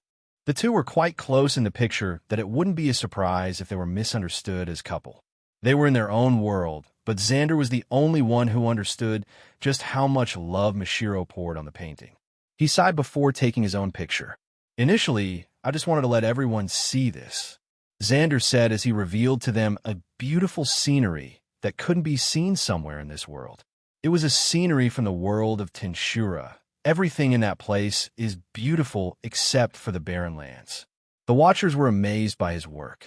It was the same class as Mashiro have, but something on his words confused them. Xander smiled before taking a water bottle. The few seconds is the only time you will get to see it, so don't blink and imprint it in all of your memories, especially yours, Mashiro. Xander smirked. He opened the bottle before splashing it to his artwork. The people was shocked by his action of trying to spoil his work. They were about to stop him, but they froze halfway when they saw the painting changing. Instead of the scenery, the picture changed into a cute face of Mashiro that is smiling. It was a rare genuine smile that they could never see from Mashiro's stoic face. Under that face was huge words that made Mashiro widen her eyes. Unknown to her, tears were already forming beside her eyes as it slowly fell. What? She muttered as she swiped the tears from her eyes. What is happening, Xander? She asked as Xander just said the words out loud. Mashiro, will you be my girlfriend? Xander asked while looking at her earnestly. The corner of Mashiro's lips raised itself without her knowing as she stayed in daze for many seconds. She snapped out of it before a smile that is so special appeared on her face. Yes. She shouted. Even though she doesn't really understand what she is feeling right now, she just followed her intuition and accepted his confession. Though it seems like her choice was right as her chest felt warm. Xander smiled widely before embracing Mashiro, who was surprised. Mashiro just enjoyed the situation as she closed her eyes until she eventually fell asleep. Xander looked outside the window and smiled gently. I finally confessed. This is the best, he thought, as everyone just watched the peaceful scene that could be painted into something world-breaking. Chapter 1, O2 Sakurasa Xander's POV wiping the tears of Mashiro. I couldn't help but give a satisfied smile. It was the first I have ever seen this girl being this emotional. My heartfelt words might have been simple, but they still somehow touched her, which relieved me greatly. I'll ask permission to the others that I will use this whole week to spend time with Mashiro. Most of them already monopolized me for many years anyway, so giving her a chance wouldn't really hurt. Mashiro, from now on you will be together with me. I'll promise to protect you and never let you be in danger again, I swore to her as the other residents cringed at my words. Xander, is this a dream? My body feels light, Mashiro said, making me raise my eyebrow. She really is such a pure thing. She didn't even experience something like this before. I just shook my head while holding her close. Don't worry, Mashiro. This is not a dream. If it is, then I just need to make it a reality. Mashiro was bravado, flustered by my words as her face turned red. We spent a few bravado minutes holding each other close before finally parting ways. Are you done, Xander? Chihiro butted in without hesitation. It would have been beautiful if we just didn't see your face, I said as a vein popped on the old woman's face. Hey, are you saying my face is that bad? I have a lot of suitors that has been waiting for my response, you know. She seems infuriated by my words as she began ranting, making everyone smiled at her. Good, the atmosphere turned easy already. I raised my eyebrow when I saw Mashiro taking the ruined painting and looking at it seriously. Ichem? What is it, Mashiro? You can have that if you want it, I said, while patting her head. She seemed happy with my suggestion as she smiled widely while protecting the artwork as if it was something precious. Then can I have your work? It's beautiful that I wanted to place it on my bedroom. Touching her dazzling work, I asked her. Xander can have it, she said easily without any problem. Even though this is her current masterpiece, she gave it to Xander as he was the inspiration she had when making it. My eyes looked at the piece of art with satisfaction in it. I could see various of messages being planted on each places of the painting. The colors were dancing that seemingly alive in my view. She really did upgrade herself. I can see the viewers being downhearted by Mashiro's words. They probably wanted to place it somewhere, in Sakurasu. Well, sorry for them, but I wanted it. So, did you like the show, everyone? I asked while raising my eyebrow at them, who just looked away. We didn't see anything. Chihiro said, as everyone dispersed like a shadow being basked in light. Senchuredo, look away, she said while I became baffled. Mashiro is getting embarrassed. That was new. Well, it was an acceptable improvement, so I won't reject it. She finished changing into her uniform as we went outside where my car was parked. This time just get closer to me, okay? We don't know when those fools would strike again, I reminded her, which she accepted without complaining. Driving to school was easy. It was even weird that nothing happened as trouble would always come my way. After I finish sending Mashiro off, I will immediately start cleaning those pests who wanted to get a piece of her. Getting out of the car, I opened the door for Mashiro. The moment she emerged from the door, the campus suddenly turned quiet. HM, what's happening? I muttered. This always happens when I arrive at school, Mashiro said, leaving me baffled by her words. I looked around and observed the people. Every time my gaze met someone, they would look away, their faces turning red. What on earth is this? Something feels really strange in this atmosphere. I shook my head before leading Mashiro towards the gate of the school. She turned around before smiling at me. See you later, Xander, she said while waving as I just waved back at her. HM, did I hear a squeal just now? I looked around again and saw them still not moving. I was about to return when someone suddenly clenched my clothes. I turned and stared at the girl with an embarrassed look on her face. Xander-sama, can I have a picture of you? She said, bowing her head to me, who was confused. My head automatically nodded on its own as the girl took a selfie of us while I was still in daze. Yes, I finally got a picture with Xander-sama. The girl shouted, gaining the attention of everybody on the campus. I felt that something would happen, So I turned around and began walking. Xander-sama, wait, let's have a picture too. Can I have your sign, Xander-sama? A horde of girls suddenly appeared out of nowhere as they began cornering me. What's going on here? My barato twitched as I sprinted out of the place. I went to where my car was parked and saw many girls already waiting there. Kaya, Xander-sama is here. Xander-sama, I just want to talk to you, hey. Don't try to cut in front of me. I got here first. Xander-sama, ugh, this is creepy. I abandoned my lovely car as I ran toward an alleyway. I was about to sigh in relief when someone suddenly rushed at me. He. Found you, Xander-sama. She began talking creepily while her eyes turned hard. This girl is way too intense. Oh no, I need to get out of here. I'm sorry, I said before tapping her neck lightly, causing her to faint. I didn't hesitate and teleported back to Underworld where I saw the girls surprised by my sudden arrival. What happened, Xander? Sona asked while raising an eyebrow. Huh. I just encountered something terrifying. I muttered as their surprise turned into shock. What? There is something that can scare you? Luminous asked. She seemed to think that I have no weakness when there are currently 3 in front of me. I shook my head before answering, a bunch of thirsty high school girls. They chased me. I exclaimed as they just deadpanned at my face. How could they be so cruel to treat their barato like these? I dismissed my stupid thought when Yutaha suddenly pulled me close into a hug. Yash, Yutaha is here. Pitiful Xander. That doesn't really help, though the surface is soft, so I just enjoyed the feeling. Did you finish your things there, Xander? Sona asked while tilting her head. No, I still need to locate those bastards and destroy them. Finding those bastards is easy for me. I just need to look for an effective way to deal significant damage to them. Simply removing them would be boring. So, I want to ensure their defeat is as thorough as possible. Should I ask Grandfather for help? His connections should be strong enough to dismantle a simple organization. And they dare try to move their hands in Japan? Knowing that old geezer, he probably already started messing with them. I took my phone before calling Grandfather. He accepted it.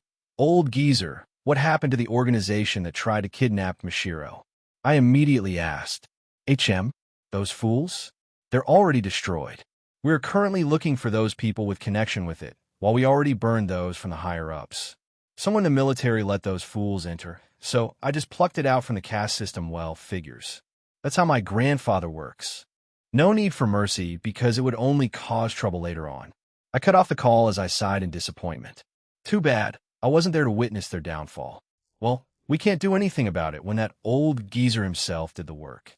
Centuredo, she was staring at me so seriously at that time, wondering why I have the same smell with her lovely Xander-sama. I rested with the girls until the next morning arrived. It was finally time for the rating game between Sona and Rias. Rias already defeated Sarorg's peerage, so this match is the finals. The winner of this match would gain the title of Strongest Youth along with various benefits.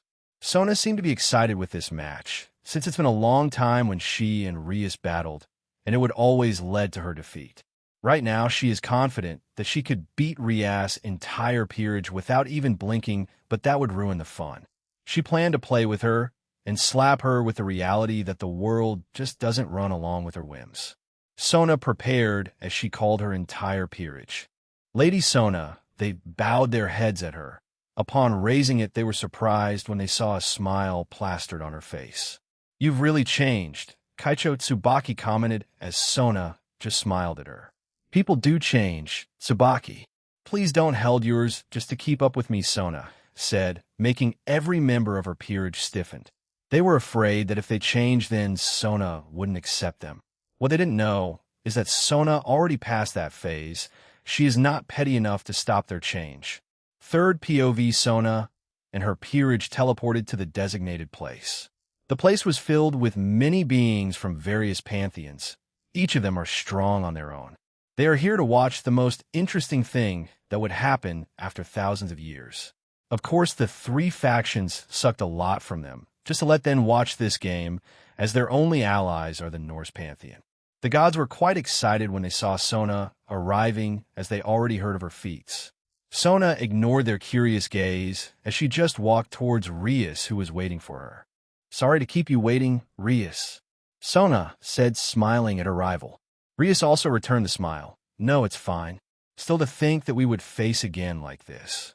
This is so interesting, Rias said. Kaneko, who was watching their conversation, couldn't help but ask, where is Xander-senpai? Kaicho? She asked, making Sona smile since this girl is still looking for her senpai, like a cat. Xander is currently watching from somewhere. You could just look at him later, Kaneko, Sona said, as Kaneko saw a huge amount of mana forming a hand that waved towards her. Kaneko smiled greatly upon seeing that, as Issei could only grit his barato while saying, Kuh. Kaneko-chan smiling like that. How can I not make her do it? He muttered as Kaneko shot him glare. Because you are the worst. Senpai Issei sank to his knees on the spot, pressing a hand over his heart. That hurt. He cried, making Asia and Akino pat his head to comfort him. Kiba just watched their interaction with the usual Eichmann smile on his face. This is quite amusing for everyone who was watching them, as they didn't expect that the Sekyuti would be this funny.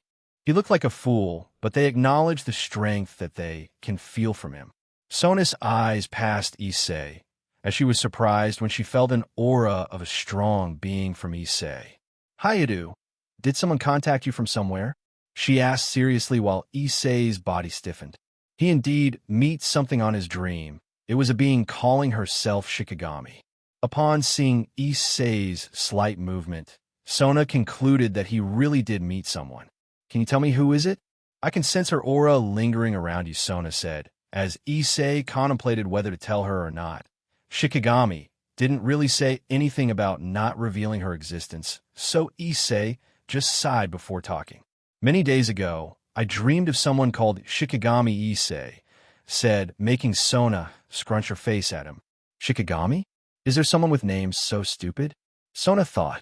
She said about something coming in our world soon. It would bring destruction, so I should start enhancing my abilities, Issei said. Then what did you do? Sona asked while Issei scratched the back of his head. Well, I highly doubt that being's word, as many beings come to our world on a daily basis, right? He said the words that made Sona baffled. You really did that? Sona asked as Issei just nodded his head. She mentioned something about our world not being able to handle the strength of those who would invade, but again, it's such a stupid thing since Xander is here. Issei said some reasonable thing that made Sona smile in satisfaction. Don't worry about them. We could just destroy them the moment they step in this world, Sona said. If you say so. I never really believed that being's word anyway.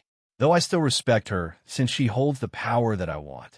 Issei went to his sage mode as he started observing every girl he could see. Sona lost interest in that, so she just left Issei alone while looking at the sky. What do you think, Xander? She muttered as a voice entered her head. Not worth it to mention about. Just a bunch of machines and spirits trying to fight each other, Xander said, making Sona disregard the thing immediately. If Xander says it's worthless, then there is no use dwelling on it. Sona looked at her peerage while smiling. You guys, are you ready?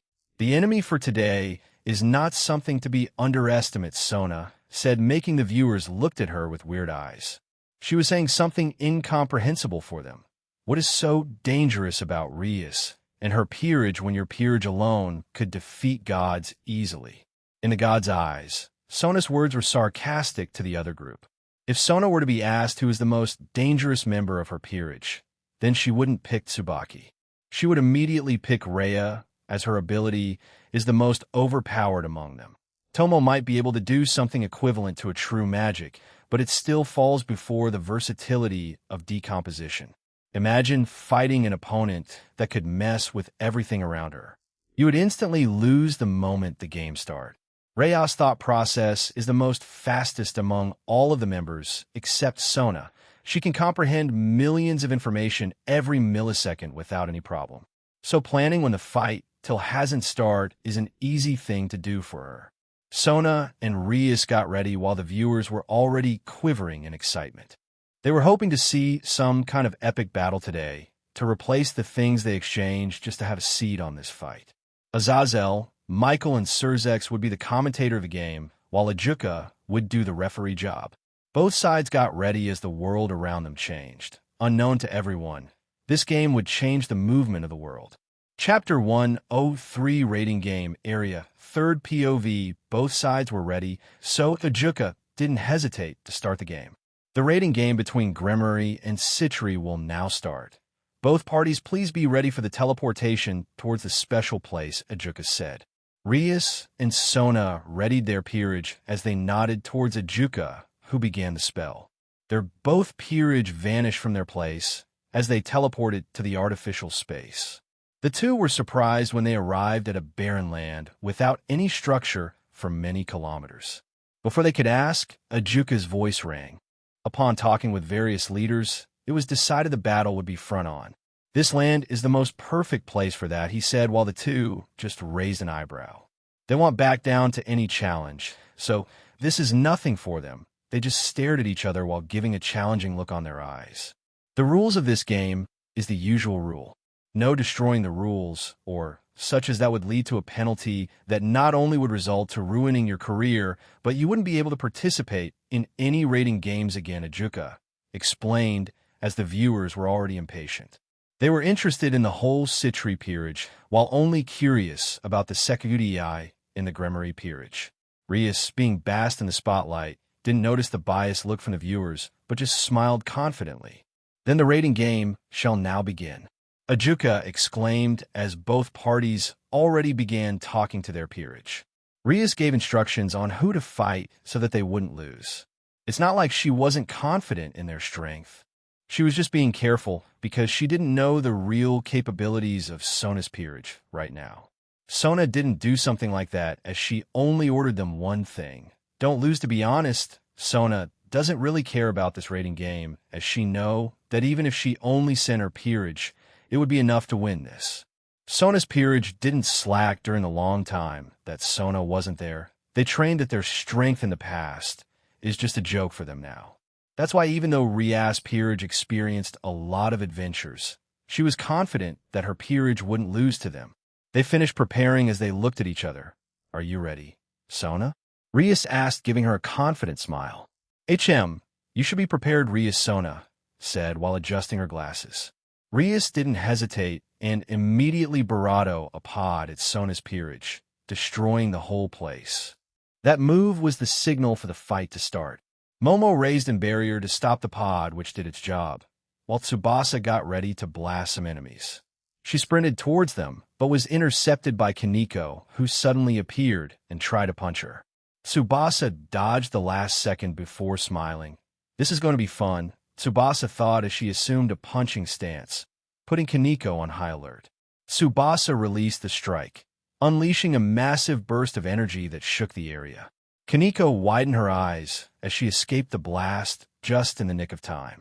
She knew that staying there would spell her end, so she didn't hesitate to escape.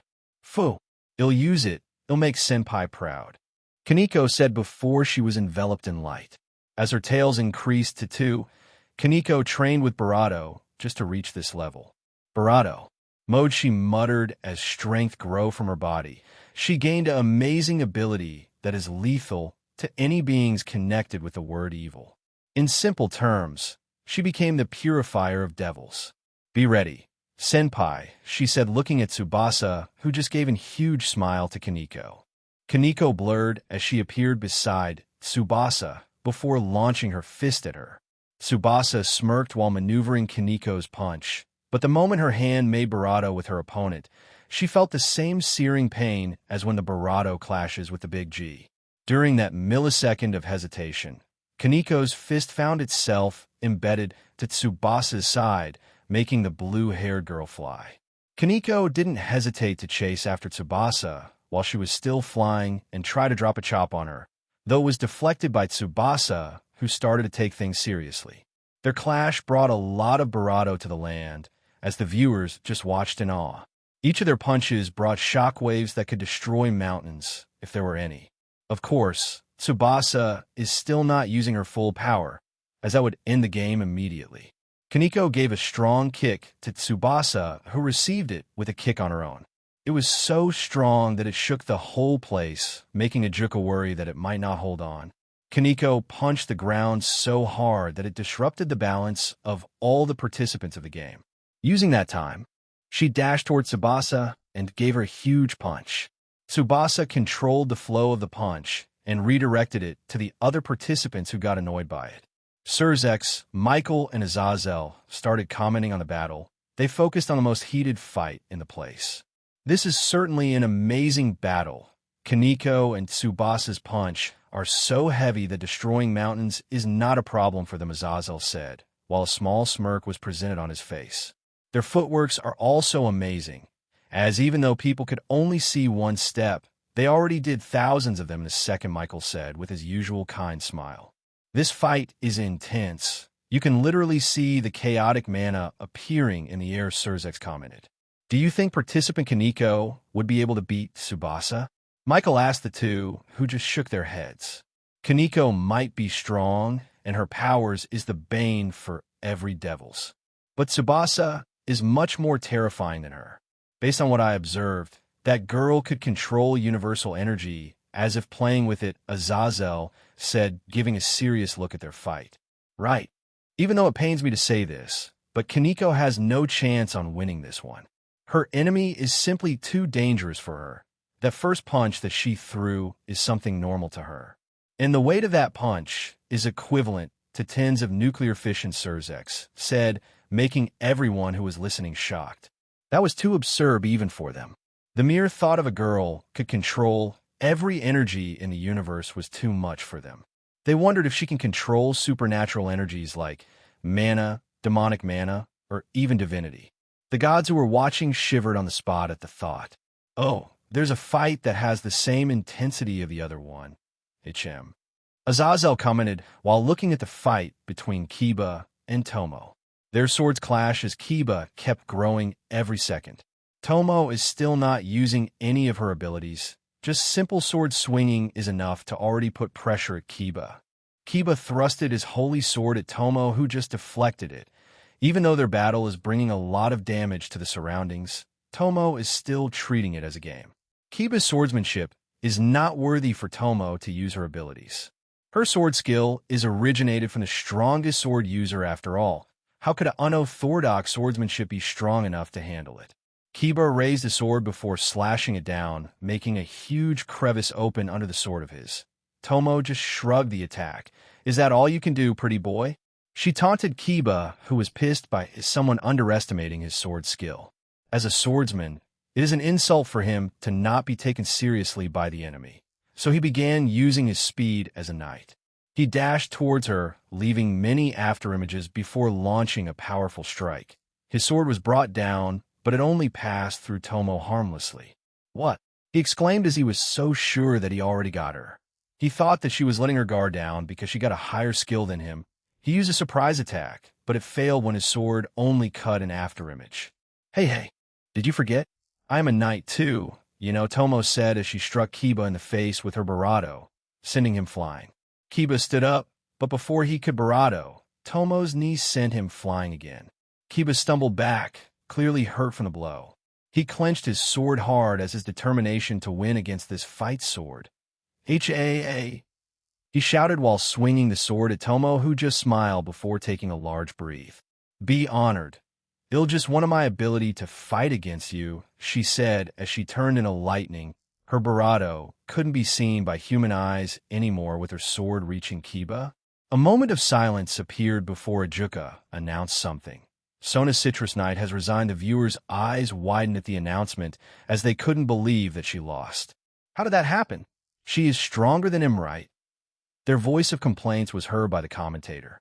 Michael turned serious. Participant Tomo sacrificed herself. The words made everyone baffled.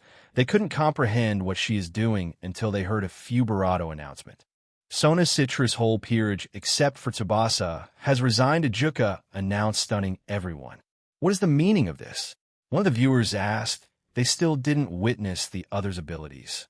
They didn't expect that they would just surrender like that. It seems like Sona Citri want to fight the whole peerage by herself, Azazel commented, making every viewer baffled by his words. They didn't expect that this proper-looking girl would be this arrogant. How could she think of challenging a whole peerage by herself? Does she think she is the second coming of Surzex Lucifer? That was what on everyone's mind. Their view on Sona already went down. They thought it was disappointing that she would be consumed by pride like this. Kaneko and Tsubasa were exchanging blows that brought disaster to their surroundings. Senshirado, she wanted everyone to at least witness its power before she resigned. Kohai, do you want to know the secret of my martial arts? Tsubasa asked while Kaneko just raised her guard up. She perked her ears ready to listen to Tsubasa's explanation. Even for Kaneko, Tsubasa's martial arts is too unfair. She can literally control how the fight would happen, as she only needed to control the energy. My martial arts originated from various strong martial arts. I just improved it until I can literally copy every modes that I see, for example. Tsubasa said with her body changing in atmosphere. Kaneko felt familiar with the aura that Tsubasa is currently emitting. She widened her eyes when she finally realized what it was. That's my aura, she muttered in disbelief. The wavelength is the same as hers. Kuroka, who was watching while hiding from everyone's watchful eyes, was also shocked. This ability is exclusive to them Nekisho only, and here is someone using it without difficulty. Chiron mode, Tsubasa muttered, making their eyes widen more. Tsubasa moved at a supersonic speed, surprising Kaneko, who immediately raised her guard up. She crossed her fist before she was blasted far away with her arm, already threatening to break. Ugh! She grunted before she controlled her fall. How do you like it? Handy, right? Tsubasa smirked while Kaneko just turned serious. This is an impossible fight to win. That's unreasonable. Senpai Kaneko complained as Tsubasa just smirked. Kaneko was alerted when she suddenly felt the atmosphere around Tsubasa change. She couldn't take it anymore when she saw a silhouette appearing behind Tsubasa. It was a silhouette that she knew the most and brought fear to everyone who is currently watching. Tsubasa then said some words that confirmed who she is copying right now. Xander mowed the moment she said that. A click was heard before an aura emerged from Tsubasa's body. The aura was too chaotic that immediately destroyed everything on its way. Even Tsubasa, who was using the aura, couldn't control it perfectly. No, it would be bravado understandable to say that she couldn't control it all. She was slowly losing her sanity from Xander's power, compelling Ajuka to take her out of the special place. Tsubasa is hereby disqualified for destroying some rules, Ajuka announced. Tsubasa, who was teleported, stopped for a moment before losing consciousness. Everyone was confused to what happened, as she just fell down without anyone warning. Ian. Tsubasa only copied Xander's strength, not his origin or his other powers. Everyone looked around, trying to look for answer, only to feel an aura that scared almost all of them. They then understood what's happening as they just kept quiet to avoid gaining the attention of Xander. Xander became something like a boogeyman in the world of supernatural. Just hearing his name would put a chill on every being's soul. His feats is also one of the reasons for his infamous identity. They have heard that he fought against someone that can destroy their world just by thinking. It was terrifying just to think about an enemy that could do that. Now only Sona was left along with Rias and her entire peerage. Rias wasn't liking this progress of events, as this one would be useless for them. This couldn't be counted as win at all, especially when the opponent could destroy them easily whenever they wanted. Rias intended to use this match to make her peerage grow even stronger, as she has a feeling that fights like this would always lead to their win. She narrowed her eyes at Sona, who chuckled in response. What's so funny, Sona? Rias asked, making Sona shook her head. No, your response is exactly what I predicted, Sona said. You'll regret pushing your luck like this, Sona, Rias said. They got ready to this clash as they know that Sona is even more stronger than her peerage. Destroying them would be simple, so they didn't let their previous win get into their heads. Sona and Rias had an staring contest before they closed their eyes. This would be the last fight they would have, as it will conclude the winner in their rivalry that has been happening for too long already. Chapter 104 Rating Game. Third POV. The intense atmosphere could be felt by everyone watching the game right now. They were excited to what will happen when two sisters of Satan clashed. Sona and Rias Momentum were battling with each other. Rias could only held against Sona since the fate is still on her side. Sona, who has been cultivated for many millenniums, normally would just destroy a simple devil using her momentum, but since Rias is being protected by the world, she wasn't able to do it. "Issei," Rias shouted as her faithful servant responded to her. "Yes, Bucho. Balance breaker, cardinal crimson mode." Issei transformed as his strength became on par with God's, without even including his boosting abilities. The viewers looked at his form with awe as they felt his strength that is not inferior to them. Their awe turned into shock when Issei wasn't done with his improvements yet. "Boost! Boost! Boost! Boost! Boost!" He and Drake shouted at the same time, making his strength surpassed of that of God. Issei dashed towards Sona with speed that would make gods look like snail. He was reluctant to punch a woman, but for his Bucus happiness he would gladly do it. Issei threw a punch at Sona, who didn't flinch and even looked at his figure as if not even bothered by how fast he is. The fist landed, making a large explosion appear. Dust and dirt was thrown in the sky because of how strong it was. The dust eventually subsided as everyone turned shock when they saw Sona catching Issei's fist without even swaying. Sona's strength is not to be underestimated, as she can even easily lift the big world of Tenshura without any problem. Her lifting strength is huge that carrying a whole galaxy on her hand would not be a trouble. This fight is stupid in the first place because Sona can easily destroy anyone in this world. Her entering this is just a left in history for her descendants in the future. Sona clenched Issei's fist before throwing him away. The action made the viewer's mouth open wide. Rias got a headache when she saw what Sona did. She ordered every member of her peerage to attack Sona, which they did as bombardment of attacks surrounded Sona. Sona didn't even move from her spot as she just waved her hand. All of the attacks didn't reach Sona's body as they stopped just a few meters around her. Sona released a bit of her aura that froze everything around her, including the members of Rias' peerage. Ajuka tried to take them out of the place, but was confused when his power didn't work. "It's no use. Everything I freeze will simply remain frozen. No one can undo it except me," Sona declared. Rias was unsettled by her words. Only she and Issei remained, and they did not understand why Sona had allowed them to live, but this sudden confrontation snapped them out of their stunned silence. They were treating this game as a simple event where they would go more stronger. They never acknowledged that Sona is an opponent that would bring a lot of trouble for them. But now that their eyes were opened, they finally understood the situation. Rias looked at her frozen servants with worry on her eyes. "Unfreeze them, Sona. They will surrender," Rias shouted, making Sona smile at their awakening. Sona released there from the ice as they lose consciousness immediately. Their body was in critical condition, making Ajuka deliver them to a healer instantly. Rias Gremory's whole peerage, except for Hayudo Issei, has been eliminated, Ajuka announced. Sweats began to fall from Rias and Issei's face as they looked at Sona, who was carefree. "Issei, be careful. Sona is not what she was in the past. She became stronger," Rias said, making Issei change his perception about Sona. He raised his danger level of Sona to the highest point, and Rias did the same. Rias unleashed a powerful barrage of energy that shook the entire area where they stood.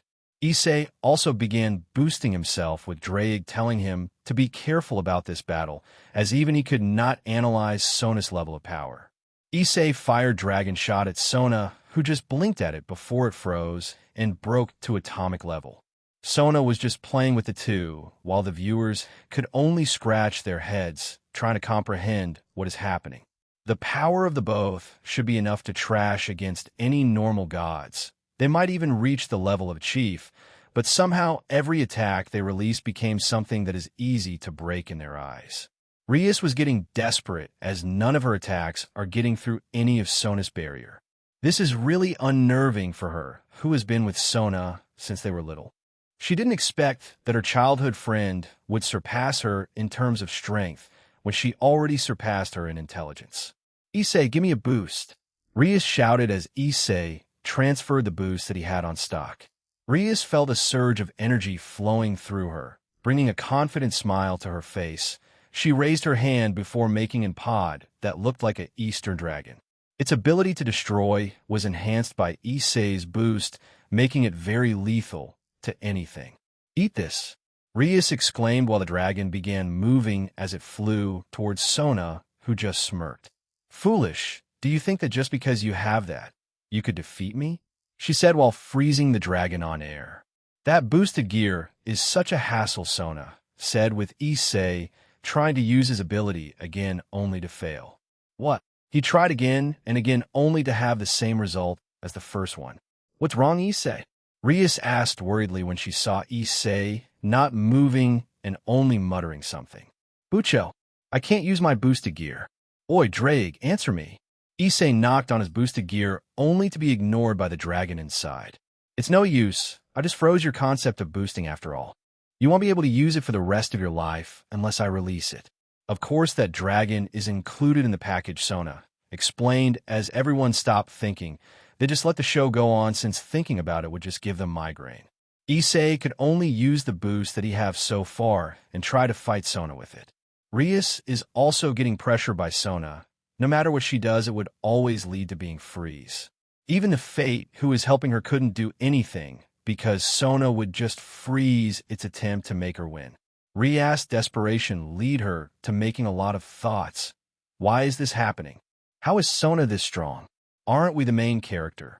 She thought as she was slowly losing faith towards the world that doesn't help them in any way. She knew that it was always helping her. Even in times of trouble, it would always do some freaky coincidences just to make it easy for them to solve the problem. Rias thought that maybe someone else had Fate's help, and it was stronger than her. She thought that maybe she is really not the main character because when she started thinking about it, Sona is also center of trouble. She got a blessing called Xander. She got stronger quickly. Rias' desperate thought is slowly overwhelming her mind as she unleashed a Barado to wreak havoc around her. The moment it reached Sona's surroundings, it was froze and broke again into pieces. Rias just kept throwing a lot of attacks that made her look desperate. Surzex, who was watching it, couldn't help but worry. His sister's complex is getting bad. This is bad. "Ajuka, can you make Rias surrender already?" he asked Ajuka, who shook his head. "It's not within our authority to do that. As long as she still doesn't accept defeat, then she could do whatever she wanted," Ajuka said, while closing his eyes. This was also painful for him to watch. Surzex could only accept it while hoping that Rias would surrender already. Continuing this would only lead to self-destruction. Sona is really giving her pressure. What does she want to do? Azazel questioned as he thought about this seriously. After a while, he arrived at a conclusion. "What? No way. Is that possible?" he muttered, gaining the attention of others. "What's wrong?" "Azazel, what did you observe?" Michael asked while tilting his head. "No, I don't want to ruin it, and it's still a hypothesis. I don't know if it would work." "Just keep watching," Azazel said, making everyone's curiosity soar to the sky. They had no choice but to continue looking at the fight. Sona was still playing with Issei and Rias with the same playful smile on her face. She began pushing the pressure towards Rias, trying to make her give up the title. "Just give up, Rias. No matter what you do, I would only render it useless," Sona said, smirking at Rias, who just narrowed her eyes. "Sona, why are you doing this? You could have ended the match earlier." Rias questioned while still throwing magics at Sona, who just shrugged it off. "I need you to know by yourself that you're not the only one favored by the world," Sona said as the world rumbled. It seems like it was dissatisfied with what Sona said, but Rias had no way of knowing that. She only thought that it was a confirmation. Rias looked down and began wondering, is she really not special? Since there is still someone else that gained its favor. Does that mean she is just a side character? A Barado began to fall across Rias' face, making Sona smirk as she thought she had already won. But to Sona's surprise, Rias looked up with a determined look in her eyes and shouted, "I will never accept that." Her powers surged, causing chaos all around. The land being ravaged, craters appeared all around. Sona raised an eyebrow before sighing. She began walking slowly towards Rias while freezing everything on her way. She eventually arrived at Rias' side before staring at her in the eyes. "Sorry, Rias. You've lost," Sona said. The moment she said that, everything in the place stopped. The aura that was in Berserk stopped. Rias's power of destruction stopped working. The mana in the air stopped working. Rias widened her eyes in disbelief at what is happening now. No way. My bloodline. She shouted with despair on her face, while the viewers was confused with her words. Yeah. I froze your Bale bloodline. Now your trump card has been sealed. What would you send me next? Sona asked as Rias immediately turned to Issei, only to see him frozen like the others. Issei, she shouted, trying to make him reach her feelings, but it was no use as Sona's ice couldn't be break by mere bonds and fate. The people were shocked by Sona's words. They were wondering if they were still safe here when a girl could literally freeze their bloodline just by thinking about it.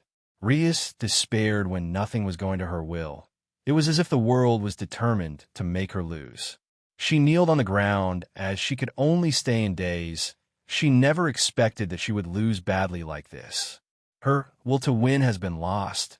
She doesn't want to stay here anymore, so she just admitted it. I lost, she said, making Sona smile as the world began shaking. Rias looked around confused to what is happening, but she felt something escaping her body and going towards Sona. What's happening? Rias asked while looking around only to see myriad of colors appearing all around the world. It was dazzling to watch as it was so beautiful. The world's atmosphere cracked as everyone felt dizzy by the event. The world is changing its movement. It was passing the rights to the person that obtained it. The colors that are swimming in the air were suddenly drawn into one place. It was at Sona's body as everyone just watched stunned by the series of events. They couldn't understand what is happening until they heard Azazel laughing. Ha ha ha ha. So that was possible. Everyone turned their attention to him, looking for answers. Can you tell us already, Azazel? Surzex asked. He was getting impatient since this involved his sister. Surzex, you know that your sister is the center of this world, right? All the blessing would come to her, as if it was natural the second eye arrived at her. Her opponents are just suited for their abilities, and there are still many, but upon watching that, I placed in status to your sister in the second eye that is unique in this world. Azazel said. What is that status, Azazel? Michael asked, slowly gaining understanding of what is happening.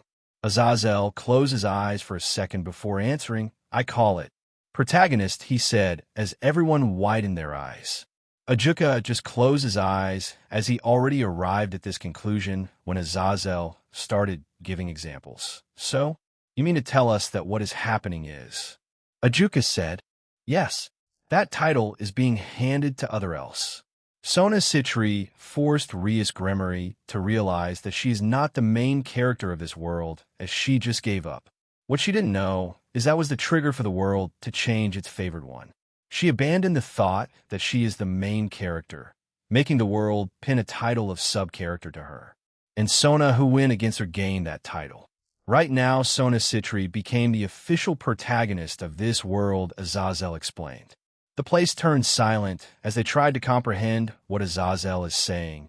It was too absurd to think that this world has a main character. Everyone always thought that they are the main character, and their spotlight still hasn't arrived yet. But now that they think about it, most problems in the world was indeed focused on Rias and Issei. They were also beating those problems after just a few power-ups. This already speaks a lot that they are the main characters. Sona smiled before she unfreezes Issei as Ajuka took Rias and Issei from that location. The Yude's rating game has now ended. I hereby announce that Sona Citri is the new strongest youth of the generation. Ajuka exclaimed as they viewers had no choice but to clap. Sona looked at the sky where she sensed Xander cheering at her. She was happy with that. Luminous and Yudaha went to her place as they congratulated her. Congratulations, Sona, they said, making Sona smile at their words. Thank you, you three, she said. The fight has ended. Let's return to our place now, Sona said, and was about to teleport when Azazel called her. Oi, Sona. The coronation is still in progress. Are you going to go already? He asked, making Sona shook her head. I am tired, Azazel. And Xander is still waiting for us at home. I would prefer going right now. Sona brought Xander's name as Azazel twitched his lips. A lot of his trauma was made by Xander because of what he always give him.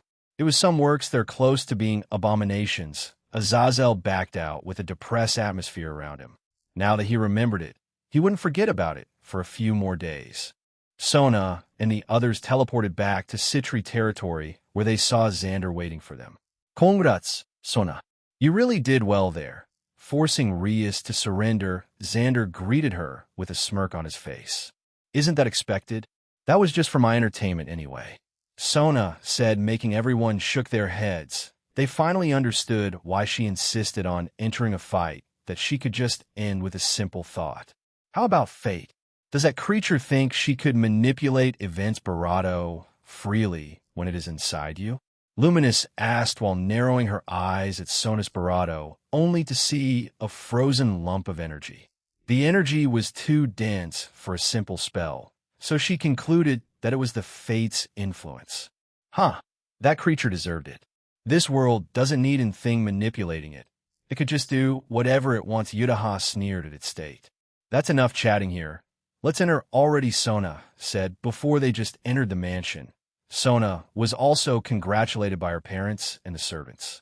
They were happy for her win, especially because of how she did it.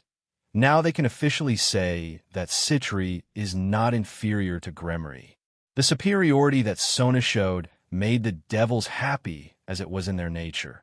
They praised Sona for her immeasurable strength as the girl just accepted it without rejecting. This became the day where the name Sona Citri rose upon the world's food chain. What do you think? Is it too illogical? Chapter 105, third POVA week have passed since then. Rias recovered from the emotional shock she received. She somehow felt light, as if a heavy burden had been lifted from her Barado. She didn't talk with Sona for a few days, but eventually gave in. It might seem simple, but Rias experienced a lot during those few days. She went to denial, rejection, until she just accepted it.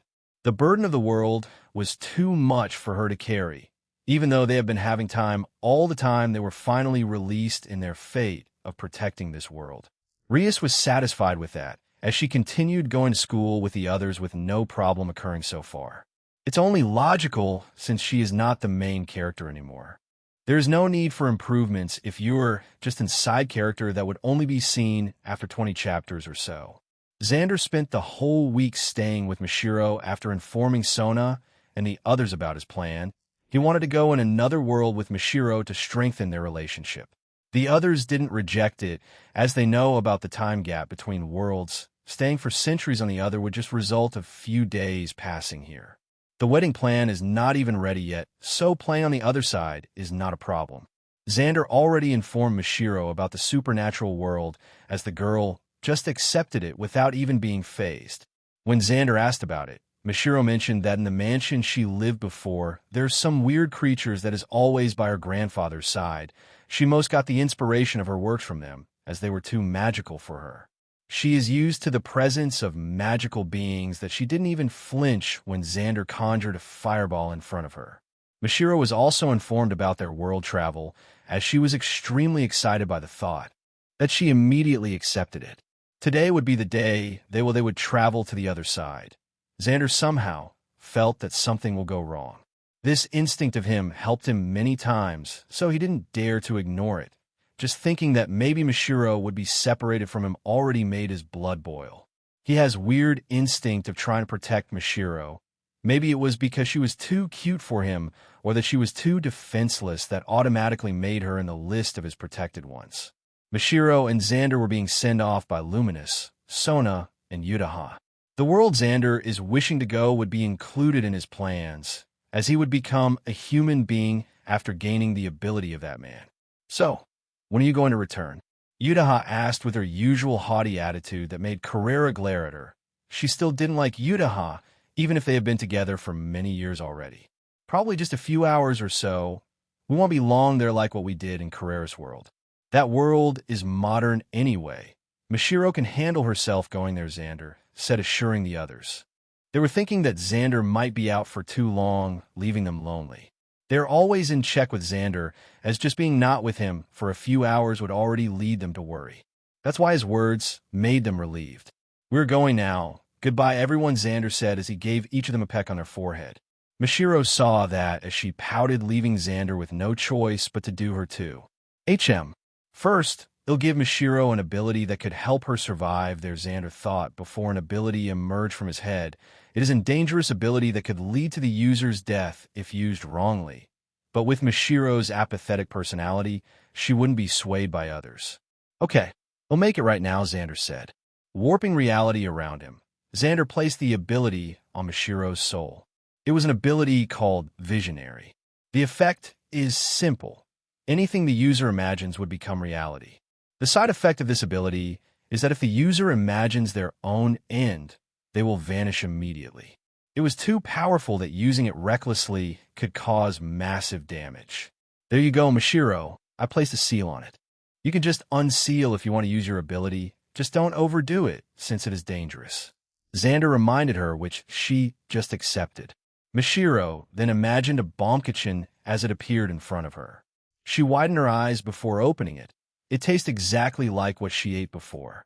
She was amazed by that as she tried imagining another Xander only for it to fail. Xander. I can't make another you? Mashiro asked, tilting her head. Yes, that's impossible. Anything that would contradict to my existence will immediately die, Xander said, as she nodded her head. She had no choice but to make a plushie of a chibi Xander. This thing will become her best friend. The moment she thought of that, the plushie suddenly moved as it hugged Mashiro. Seal it. Your imaginations is leaking. You might imagine some horrific things if this keeps up, Xander said, patting her head. The others gained knowledge of what Mashiro's ability is as they thought it was fitting for her. Now that's fixed, I only need to conceal our jumping from reality from that certain woman, and everything would be perfect, Xander said, before putting a concealment spell on them using Great Red's dream. Xander was satisfied with the preparations as they gave the girls a last look. Everyone wait for us, okay? Xander said as Mashiro also bowed her head at them. Farewell, she muttered. Xander and Mashiro got ready before Xander start the teleportation. A light surrounded their body as their body slowly turned into particles. Everything was going well when something suddenly moved beside them. What? Xander muttered before his eyes widened. He immediately killed the being that was hiding in their surroundings. Xander was alarmed when something was being messed with his teleportation. Before he could do something, the teleportation was completed and they were transported. Xander opened his eyes when he saw he was inside a hospital. He looked at his hand and was confused when instead his usual hands, there was a small arm replacing it.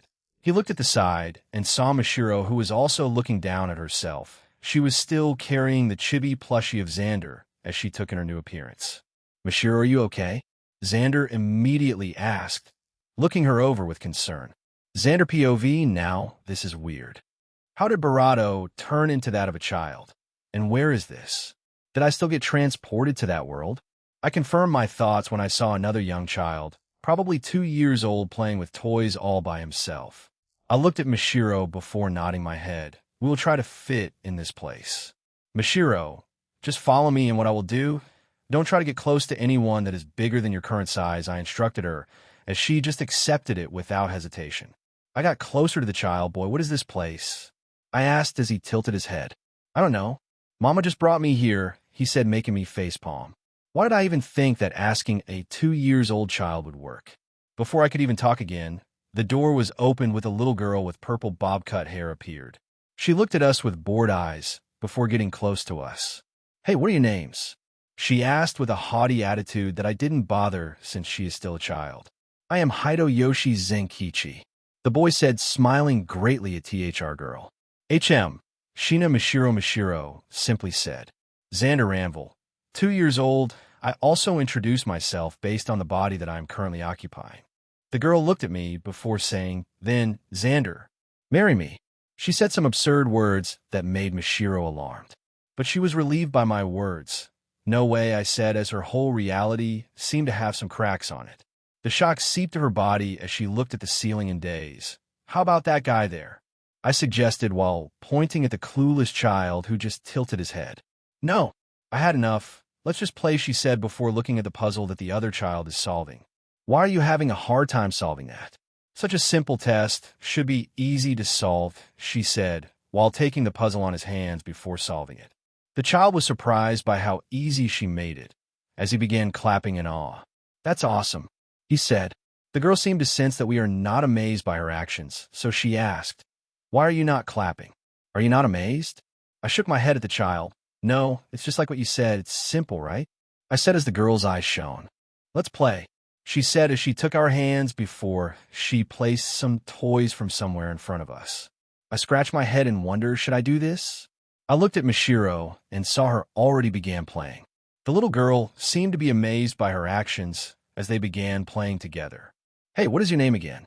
I asked, as she probably forgot to introduce herself. "Kurakami Medaka. Same 2 years old like you guys," she said. After playing for a few hours, the girl still doesn't want to part with us as she wanted to confirm whether there really is someone else in this world that is special like her. Zenkichi was already tired. We can tell by his exhausted face. Before I could even say something, the door to this room was opened as many people in doctors' coats entered. "The princess is playing with someone," one of them exclaimed as the others were stunned. "Princess, they can't keep up with you. Please let them go," a small doctor said, trying to convince Medaka to release us already. "No, they're my playmates. Bring us some snacks and juice. We are already famished," Medaka said, ordering them. "What? The princess is trying to take them as a hostage. This is bad," one doctor said, making the other surprised by Medaka's actions. "She have never been interested in anything because she can literally do anything." "Fool, don't talk about that. Bring some snacks and tea for them. This might get out of hand if this keeps going," another doctor said, quickly echoing Medaka's concern. "Princess, they should be worn out by now. Will you let them stop? Look, they can't keep up any dash." The small doctor was about to point at us when she noticed that we still looked perfectly fine, so her eyes couldn't help but widened. "Oh, don't mind us. Here, you can take him. He is already exhausted anyway," I said before taking Zenkichi by his nape using one hand and bringing him to the small doctor who was shocked by my feat. "Why are you surprised? Sensei, this hospital is for freaks, right?